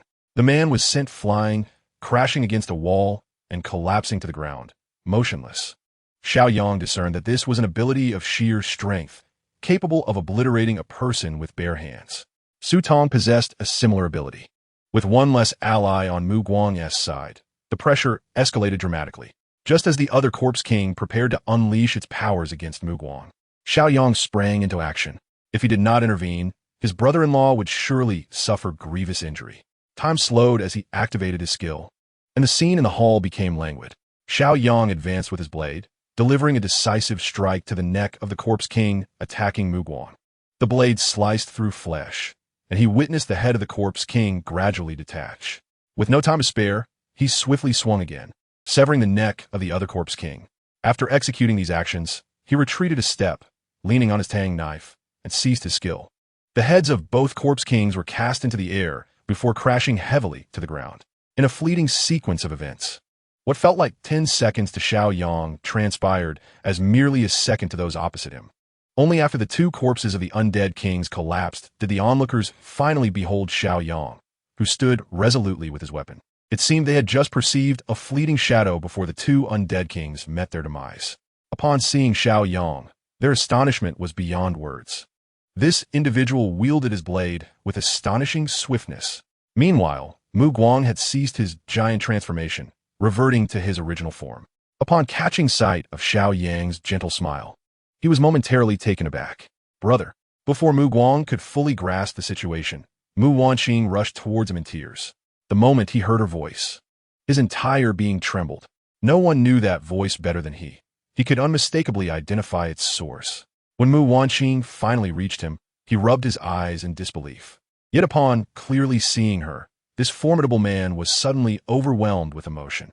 He stepped forward and embraced Mu Wanxing tightly, tears of joy streaming down his face. Sister, you are alive. How wonderful. Mu Wanxing clung to Mu Guang, sobbing, Brother, I thought I would never see you again. Hearing her words, Mu Guang was instantly filled with regret, tears flowing as he lamented, It is all my fault for not searching for you sooner. I should have done better. With that, the siblings once again wept in each other's arms. Xiao Yang observed the heartfelt reunion of the siblings, his heart swelling with emotion. They were indeed fortunate. In the wake of calamity, countless souls worldwide faced daily separations of life and death. Many who parted ways would never reunite. At that moment, Lu Yu and Chunbo approached. Habitually, they unsheathed their blades and extracted the crystals from the foreheads of the two undead kings, presenting them to Xiao Yang, before stepping aside to quietly observe the siblings. Lu Yu, moved by the poignant scene, discreetly wiped away her tears. The three companions remaining by Mu Guang's side, upon realizing Xiao Yang was with Mu Guang's sister, relaxed their vigilance and hurried to check on their comrade who had been flung aside by the undead king. Meanwhile, the woman in red behind them began to comfort the group of women huddled in the corner, once the danger had subsided. As Mu Guang and Mu Wanqing finally calmed their emotions, Mu Guang turned to Xiao Yang and quickly approached him, extending his hand to grasp Xiao Yang's. "Mr. Xiao, it is a pleasure to see you again. I must express my gratitude. Had it not been for the supplies you provided me that night, I would likely have perished long ago." Xiao Yang recalled that he had indeed given the siblings each a package containing winter coats, stab-proof vests, and military knives. However, Mu Wanqing had not utilized hers. Mu Guang had benefited from it, making Xiao Yang's efforts worthwhile. "Brother, the reason I survived is also due to Xiao Yang taking me in. Otherwise, I would have met the same fate," Mu Wanqing added with heartfelt sentiment. To his astonishment, Mu Guang was even more taken aback upon hearing this. The two siblings, having encountered Xiao Yang, were saved by him from peril, a truly immense kindness. Overwhelmed with gratitude, Mu Guang suddenly bent his knees, intending to kneel in thanks to Xiao Yang. Alarmed, Xiao Yang quickly lifted him up, exclaiming, "No. It would be quite awkward if my brother-in-law were to kneel. Brother, please do not be so formal.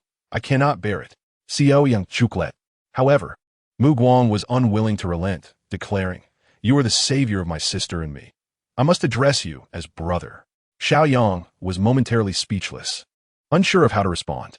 At that moment, Mu Wanqing tugged at Mu Guang's hand and shyly remarked, "Brother, well, it is actually not incorrect for Xiao Yang to call you brother." Yet, Mu Guang disagreed with his sister's words, insisting, "Wanqing, we must not be disrespectful to our benefactor."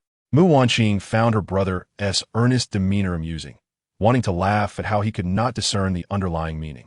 Resolving to convey her feelings through action, she wrapped her arm around Xiao Yang's, resting her head on his shoulder.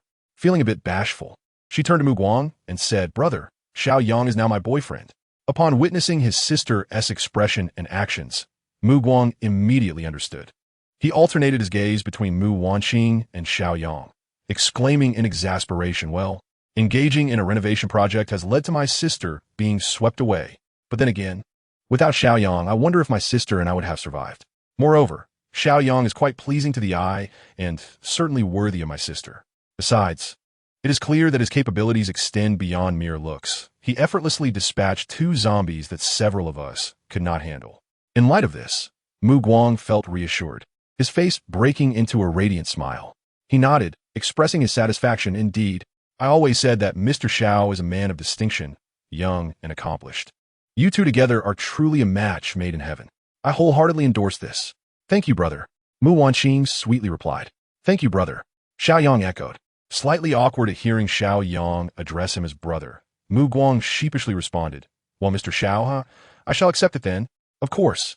Both Xiao Yang and Mu Guang shared a smile, feeling their relationship had grown significantly closer. At that moment, the woman in red, having calmed the group of women behind Mu Guang, approached them. She first glanced at Xiao Yang's group before her gaze settled on Mu Wanqing. Her eyes filled with admiration. "Guang, is this your sister? She resembles a fairy," the woman praised with a smile. Xiao Yang regarded the enchanting woman in red, recognizing her beauty was comparable to that of Lu Yu. However, in terms of temperament, she slightly surpasses Lu Yu. The aura surrounding the woman in red is imbued with a distinct sense of the martial world, clearly embodying the role of a formidable leader. Chapter 84. Perfect for a cozy nook. Most importantly, on such a frigid day, she is clad in nothing but a red robe. Doesn't she feel cold? Moreover, what did she just call Mu Guang? Guang? Their relationship sounds rather intriguing. Mu Wanqing, gazing at the woman in red, curiously inquired of Mu Guang, "Brother, who is this?" Mu Guang, regaining his composure, promptly introduced her. "Oh, let me introduce you. This is Liang Hong, the head of Royal Number 1. You could just call her Sister Hong. She is also somewhat of a lifesaver for me." As Mu Guang introduced Liang Hong to Mu Wanqing, upon hearing that she was her brother's benefactor, Mu Wanqing hurriedly expressed her gratitude, Sister Hong. Thank you. Liang Hong warmly stepped forward, grasping Mu Wanqing's hand with familiarity. Oh, there's no need to be so formal. Your brother has helped me quite a bit as well. After saying this, Liang Hong turned her gaze toward Xiao Yang. Lu Yu and Chun Bo, smiling and nodding as a form of greeting. Xiao Yang responded with a smile in return. Sister Hong, Xiao Lu is on the verge of transformation. At that moment, a man shouted towards Liang Hong from a distance, near the wall where the previously struck man had fallen. Liang Hong's brow furrowed slightly upon hearing this, and she offered a polite smile to Xiao Yang and the others before turning to investigate. Given the proximity, Xiao Yang clearly observed Liang Hong approach and examine a man on the ground. Then, witnessing the corpse beginning to twitch, she shook her head. Subsequently, she extended her right hand and firmly grasped the man's neck. Suddenly, flames flickered in Liang Hong's hand, and the man's head was instantaneously charred. A wisp of smoke rose as the recently transformed corpse met its final demise. Mu Wanqing and Lu Yu were astonished by this spectacle. Xiao Yang, too, comprehended why Liang Hong could withstand the cold despite her scan attire. She had awakened a fire-based supernatural ability. Individuals possessing such powers have an abundance of warmth within their bodies, rendering them impervious to the chill. Contemplating this, Xiao Yang cast a thoughtful glance at Mu Guang. Goodness. He had previously remarked to Mu Wanqing that someone might keep Mu Guang warm, assuring her not to worry. Could this truly be coming to fruition? A supernatural being like Liang Hong would undoubtedly be perfect for providing warmth. Additionally, recalling Mu Guang's giant ability, Xiao Yang mused, if Mu Guang were to enlarge himself and share a bed with Liang Hong, it would be a quintessential case of Beauty and the Beast. The thought of that scene sent a thrill through him. By the way, how did you find your way here? Just as Xiao Yang was lost in his vivid imagination, Mu Guang directed his question towards him and Mu Wanqing. Upon hearing this, Mu Wanqing was momentarily taken aback. How should one articulate this? Surely, one cannot speak the truth. Xiao Yang, fearing that Mu Wanqing might inadvertently reveal something, quickly interjected. Ah, it is like this. Chenbo is at the security office of the Haiqing Art Academy. He heard it from the people in the pickup truck team. Thus, we deemed it quite possible that you were involved and came to investigate. Indeed, here you are. As he spoke, Xiao Yang exchanged a knowing glance with Chenbo. Although Chenbo was unaware of Xiao Yang's involvement in the downfall of the pickup truck team, he was astute enough to sense that something was amiss. He promptly nodded with a smile, affirming, yes, those individuals inquired about Mu Wanqing's name. Mu Guang nodded, understanding now. At that moment, Liang Hong happened to approach, and, upon overhearing the conversation, inquired, have you encountered those individuals since then? I sent them to assist Guang in locating Wanqing. Yet today has arrived, and not a single one has returned. Mu Wanqing felt a twinge of guilt, while Xiao Yang remained composed and replied, never seen them. At Xiao Yang's response, a glimmer of regret flickered in Liang Hong's eyes. The individuals dispatched had been loyal subordinates for many years, although they may not have been particularly formidable. Their loyalty was unwavering. Their sudden disappearance stirred concern within her. However, perhaps their absence was a blessing in disguise. Had they returned yesterday, given their capabilities, they might have succumbed to the zombie onslaught. By the way, Mr. Xiao, what are your villa? Mu Guang suddenly recalled the apocalypse refuge he had transformed for Xiao Yang. He grew increasingly curious about this individual, who seemed to possess foreknowledge of the impending calamity. Surely, it must be mere coincidence, right? Oh, we are currently residing in that villa. The entire villa area has been cleared and has become our territory. Upon hearing Xiao Yang's declaration, Mu Guang glanced at his sister. Her complexion was radiant, clearly unscathed by hardship, unlike the weary women behind her. It seemed that Wanqing's association with Xiao Yang was indeed the optimal choice. At the very least, his sister had not suffered indignities.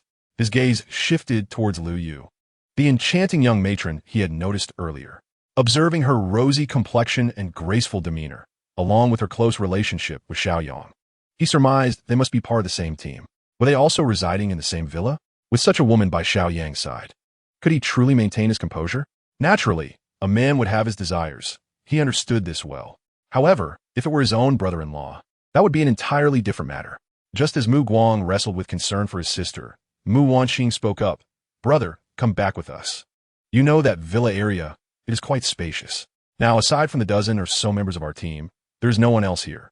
From this moment on, We shall remain together forever and never part again. Upon hearing Mu Wanqing's words, Mu Guang glanced at Xiao Yang. Noticing Xiao Yang smiling and nodding at him, he felt a flicker of emotion. However, he did not make an immediate decision.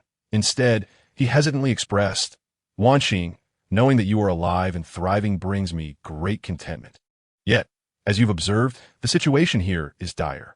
Over 200 individuals have dwindled to so few. At this point, he turned to glance at Liang Hong and continued. Moreover, Sister Hong has saved me. I cannot abandon her here. She still requires my assistance. After saying this, he turned to Xiao Yang and remarked, with President Xiao looking after you, I feel reassured. Once I have resolved matters here, I shall come and find you. After all, I know the way. Xiao Yang discerned that Mu Guang was reluctant to leave Liang Hong behind. He did not wish to be a man devoid of gratitude. Upon hearing this, Mu Wanqing's expression faltered, and her eyes glistened with unshed tears. Hihi Guang, Wanqing is so eager for your return. Why not accompany her back? Otherwise, we could all simply move to that villa district. This way, you would face no dilemma. Mu Guang, astonished by Liang Hong's suggestion, responded, Liang Hong, what are you saying? Look at what has become of this place. Everything that could be destroyed has been, and we are left with just ourselves. If more zombies come, we shall not withstand it. He added, perhaps we should all relocate to Wanqing's place. Liang Hong, at this juncture, cast a meaningful glance at Xiao Yang and said, indeed, we do not know if this handsome gentleman would be willing to accept us. Chapter 85, Collaboration. Observing Liang Hong's beaming face as she sought his opinion, Xiao Yang regarded her with a thoughtful gaze. This woman possesses considerable insight. Seeing her proposition, he felt it necessary to accommodate Mu Guang. I can accept you all. However, we shall only provide for Brother Guang. I cannot be responsible for your people. Xiao Yang surveyed the 20 or so men and women behind Liang Hong, believing it prudent to clarify expectations beforehand. He had no obligation to sustain them all. Liang Hong, recognizing Xiao Yang's forthrightness, did not display the slightest displeasure. She continued to smile. I am delighted that you can accept us. How can we possibly impose on you? In truth, we still have some supplies left. Upon hearing this, Xiao Yang nodded. It is those with self-awareness who do not provoke disdain. Furthermore, once we arrive there, I hope everyone adheres to the rules. We shall not interfere with your lives. However, I hope you will consider the greater good of the villa district in all your endeavors. Xiao Yang had concluded that it would be unrealistic to integrate these individuals directly into his team. Moreover, entry into one's own team is not something that can be casually decided. This collaborative relationship is indeed the most favorable choice. As for safety, he harbored little concern. Firstly, with Mu Guang present, he would not idly watch as anyone threatened his sister. Secondly, the strength of these individuals was something Xiao Yang regarded with disdain. They were likely on par with Su Tong and Chun Bo, and even Mu Wanqing might struggle against them. Thus, his worries were unfounded. Upon hearing Xiao Yang's request, Liang Hong smiled and nodded, affirming her understanding of the rules, with the other party amicably agreeing to all his demands. Xiao Yang felt there was no need for further discourse. Liang Hong was evidently a shrewd woman, and no superfluous words were necessary. By the way, to convey our sincerity, I must share some news with you, Liang Hong said mysteriously.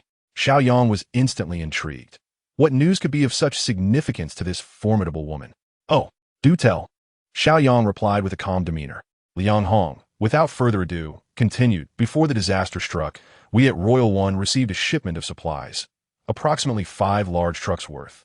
However, following the calamity, those vehicles and their cargo have remained stranded at the transit station. I dispatched someone yesterday to investigate, and indeed, the 5 trucks are still there. Furthermore, there are another 5 trucks parked alongside them, presumably also carrying goods, though I am unaware of their contents.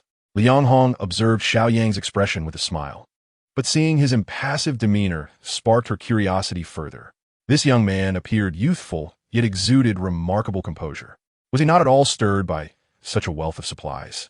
Inwardly, Xiao Yang felt a surge of excitement, though he maintained a stoic facade. He understood that Liang Hong had not yet concluded her tale. The presence of such supplies, left unclaimed, undoubtedly hinted at underlying issues. Noticing Xiao Yang's silence, Liang Hong felt compelled to elaborate further. However, those who returned reported that the transit station is teeming with zombies. Additionally, there are some peculiar creatures within. They dared not venture further, so they returned. At this revelation, A glimmer of intrigue sparkled in Xiao Yang's eyes. Peculiar creatures? Could there be mutated animals present? This notion enthralled him. So long as they were not of the 5-star variety, Xiao Yang felt equipped to handle them. The 4-star mutated giant python he had slain previously posed little challenge to him now. As for 5-star mutations, while he was capable of defeating them, his weaponry left much to be desired. Ordinary knives and firearms were utterly ineffective against such formidable foes. Only weapons crafted by goblins would suffice. Alternatively, one could utilize an attack with an ability of level 5 or above. Although Xiao Yang possesses a 6th-level spatial ability, he has yet to activate any offensive skills, which is indeed lamentable. Nevertheless, he harbors a sense of anticipation. Once his spatial ability ascends to the 7th level, he is certain that additional skills will be unlocked. However, to achieve this 7th level, he requires either a single 7-star crystal core, 10 6-star crystal cores, or 100 5-star crystal cores. Alas, the 5-star cores are out of the question. In a vast city like Haicheng, it is improbable to encounter such a multitude of 5-star mutated beings. At present, his most pressing objective is to incessantly vanquish zombies to obtain crystals, thereby allowing his temporal energy to surpass the 1,000,000-year mark. At that juncture, his physical constitution would be fortified enough to confront 7-star mutated entities. As for whether he could defeat them, that would depend on the weaponry at his disposal. Contemplating weapons, Xiao Yang felt a headache coming on. Unique weaponry necessitates crafting by goblins, creatures that emerge from the spiritual energy of the earth after the apocalypse. Such materials are exceedingly rare, especially in coastal metropolises like Haicheng, where sourcing them seems a formidable challenge. Never mind, he resolved. He would take it one step at a time. Regaining his focus, Xiao Yang turned to Liang Hong and inquired, "What were you about to say?" Liang Hong, noticing Xiao Yang's newfound interest, smiled and replied, "I believe your strength is quite formidable. If we were to collaborate, we should be able to procure those supplies. In return, I propose a division of resources, 70 for you and 30 for me, as a gesture of goodwill. What do you think? Sound good?" Xiao Yang readily agreed, which took Liang Hong by surprise. Just then, his walkie-talkie crackled to life. "Xiao Yang, what is your status in there?" Tang Ying's voice emanated from the device, revealing her concern after observing their prolonged silence. "It's all fine. We'll be out shortly." Xiao Yang reassured her and then addressed Mu Guang and Liang Hong. "Let us hasten our pace. It is prudent to act swiftly." Liang Hong was taken aback by the walkie-talkie in Xiao Yang's hand, realizing not only did he possess one, but that there were also individuals outside awaiting their return. This individual was indeed quite cautious. Originally, Liang Hong and her companions had walkie-talkies as well, but after the chaos of battle, they had long since lost track of them. "All right, we still have some supplies to gather. Let us meet at the entrance." "Very well."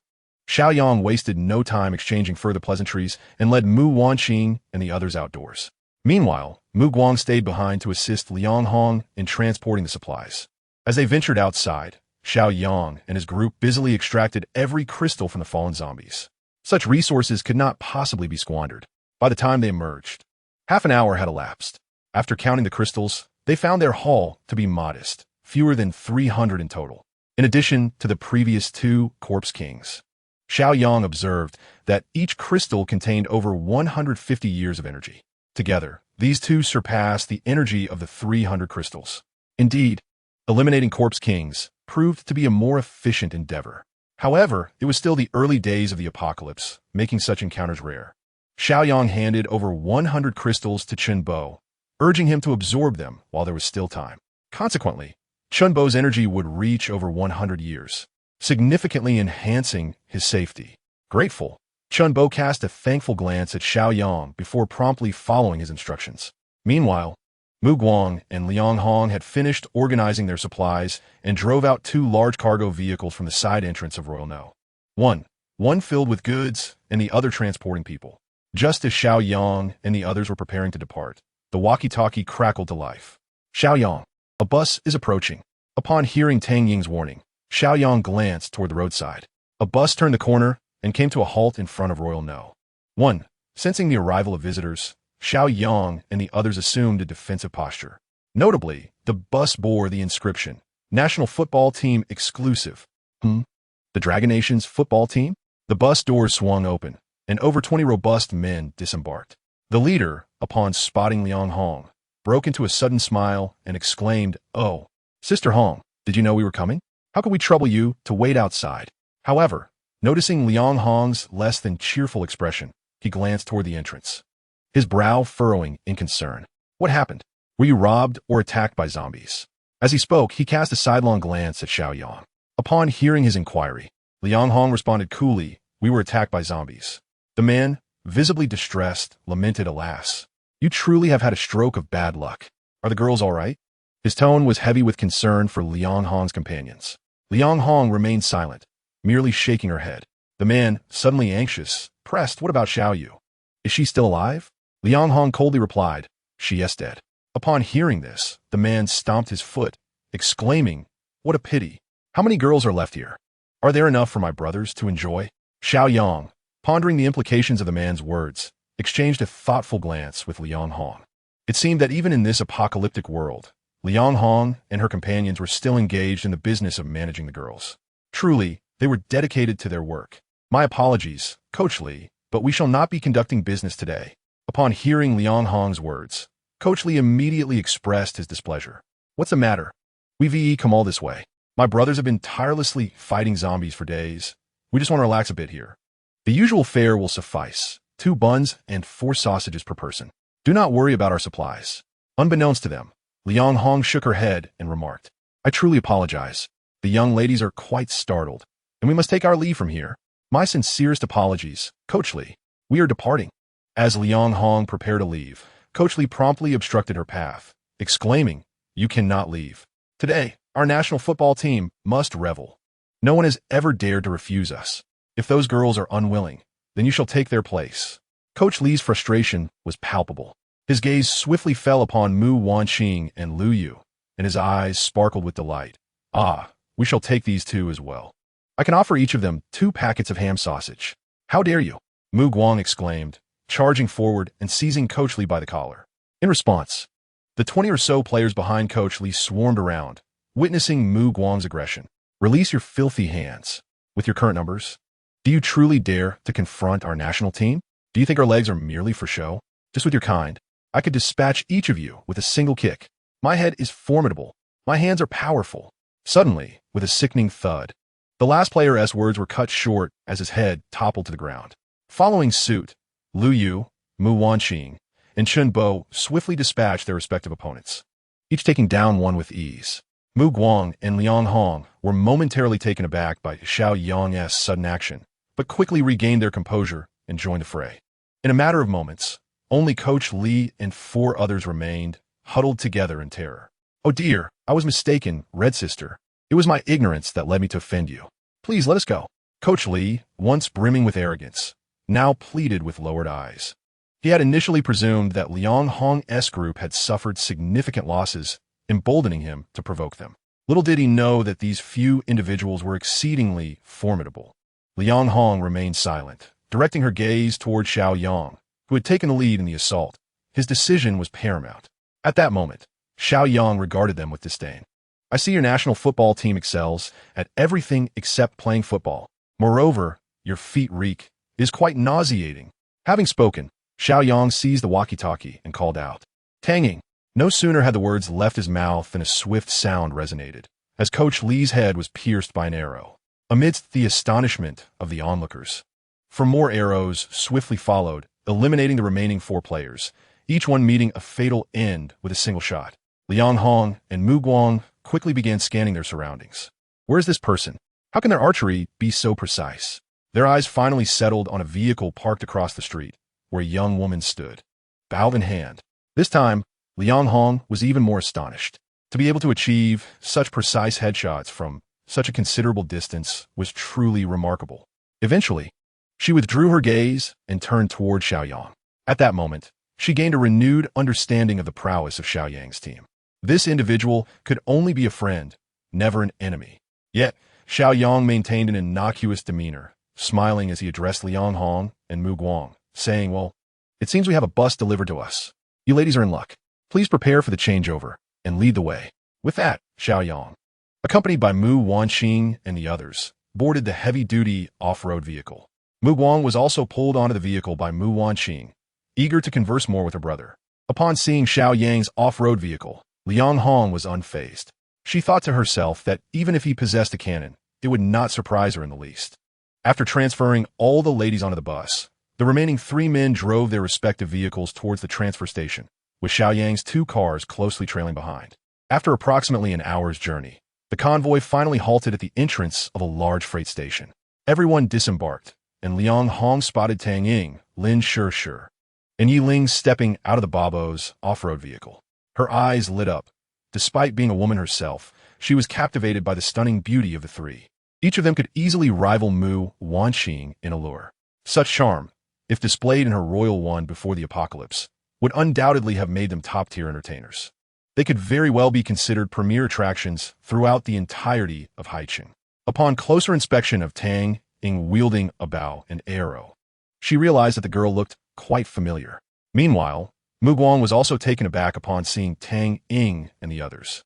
He observed Xiao Yang with a thoughtful expression, pondering the presence of so many beautiful women in his team. Would his sister's position be secure? Wasn't he that Lin Shi, his sister's close friend? At that moment, Lin Shi spotted Mu Guang as well. She hurriedly approached him, her face alight with joy, exclaiming, "Mu Guang, I'm so glad to see you again." Mu Guang quickly responded with a smile, Shi, it's wonderful to see that both you and Wanxing are well." Xiao Yang refrained from mingling with them, suddenly finding a pair of binoculars in his hand. He ascended to the 2nd level of the heavy-duty off-road vehicle to meticulously survey the situation at the freight station. Chapter 87. The mutants at the freight station. The freight transfer station covered an area roughly equivalent to 10 football fields. Essentially, it was a vast open space with a colossal warehouse constructed at its center. The warehouse doors stood wide open, revealing numerous trucks parked just outside.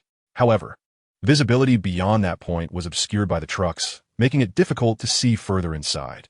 Surrounding the warehouse, a small horde of zombies wandered aimlessly, numbering only around 1,000.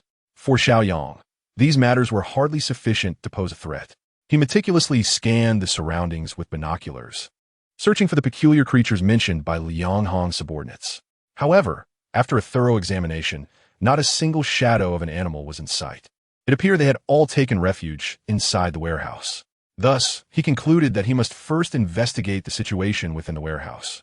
Just as Xiao Yang lowered his binoculars and prepared to disembark from the vehicle, a sudden roar erupted from within the warehouse. Moments later, a flurry of animals burst forth. Hastily, Xiao Yang raised his binoculars once more. To his astonishment, he beheld a troop of large monkeys, baring their teeth and vociferously directing their calls towards the interior of the warehouse. Some of the monkeys clutched packaged snacks in their hands. Were they raiding for food? Adjusting the magnification on his binoculars, Xiao Yang scrutinized the monkeys closely. He was amazed to discover that 2 of the monkeys were 1-star mutants, while 10 possessed a 2-star mutation. The largest among them, presumably the alpha of the troop, was a remarkable 3-star mutant. Incredible! He had stumbled upon a troop of mutated monkeys.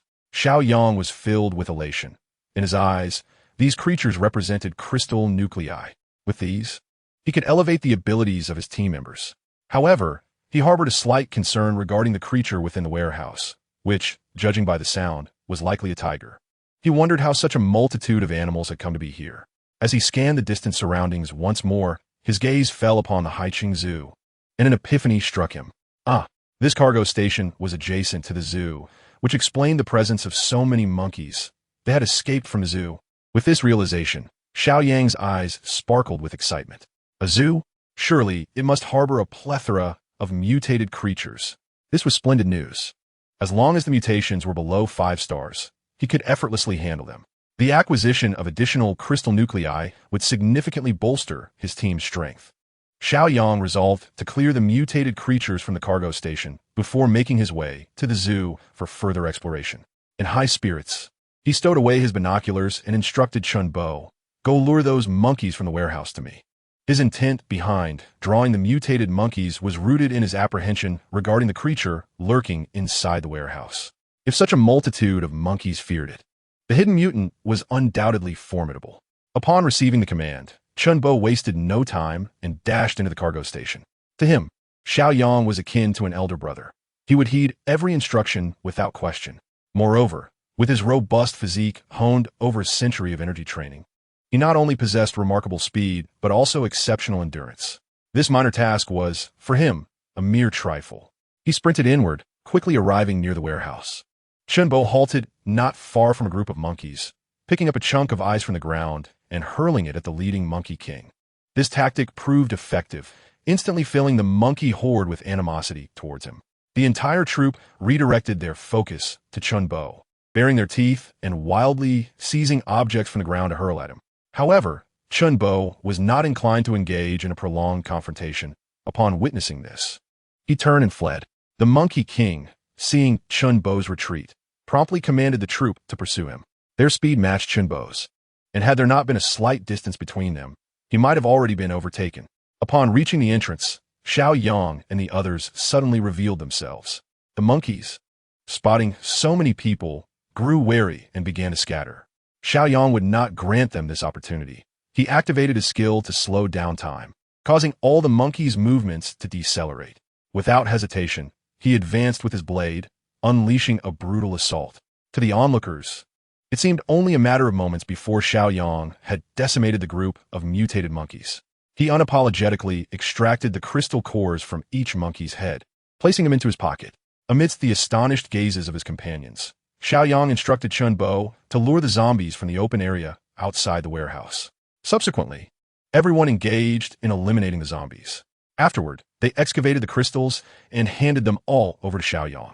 Even Liang Hong's group did not withhold any crystals, surrendering them as well. Xiao Yang, somewhat surprised, remarked, "You could have kept these for yourselves." Yet, Liang Hong smiled and replied, "We agreed to take only 30% of the supplies. The rest belongs to you."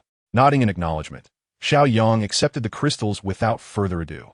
He then directed everyone to disperse and proceed toward the central warehouse. Upon reaching a distance of 30 meters from the warehouse entrance, Xiao Yang signaled for everyone to halt. He called out to Lin Shishir, "Shishir, play your flute and see if you can attract the mutated beings inside." "All right." Lin Shishir complied readily, bringing the flute to her lips. The enchanting melody resonated, and upon closer inspection, it was the tune of two tigers. Indeed, after just a brief moment of playing, roars echoed from within the warehouse. Shortly thereafter, two massive tigers appeared at the entrance. With keen eyes, Xiao Yang observed the glimmering stars upon their foreheads, two 3-star mutated tigers. However, these mutated tigers did not appear to be entranced by Lin Shishir's music. Upon seeing the throng of people outside, their eyes gleamed with excitement, as if they had not tasted flesh in a long time. Yet, they underestimated the strength of these humans.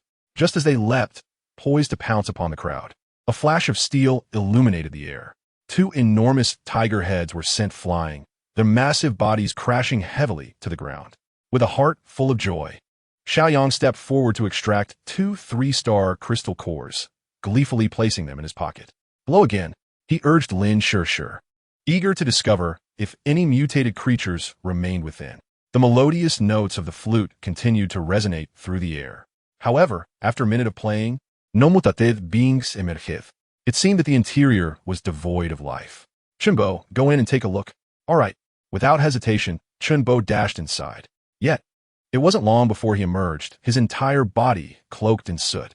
"My goodness, brother, there's a fire-breathing peacock in there.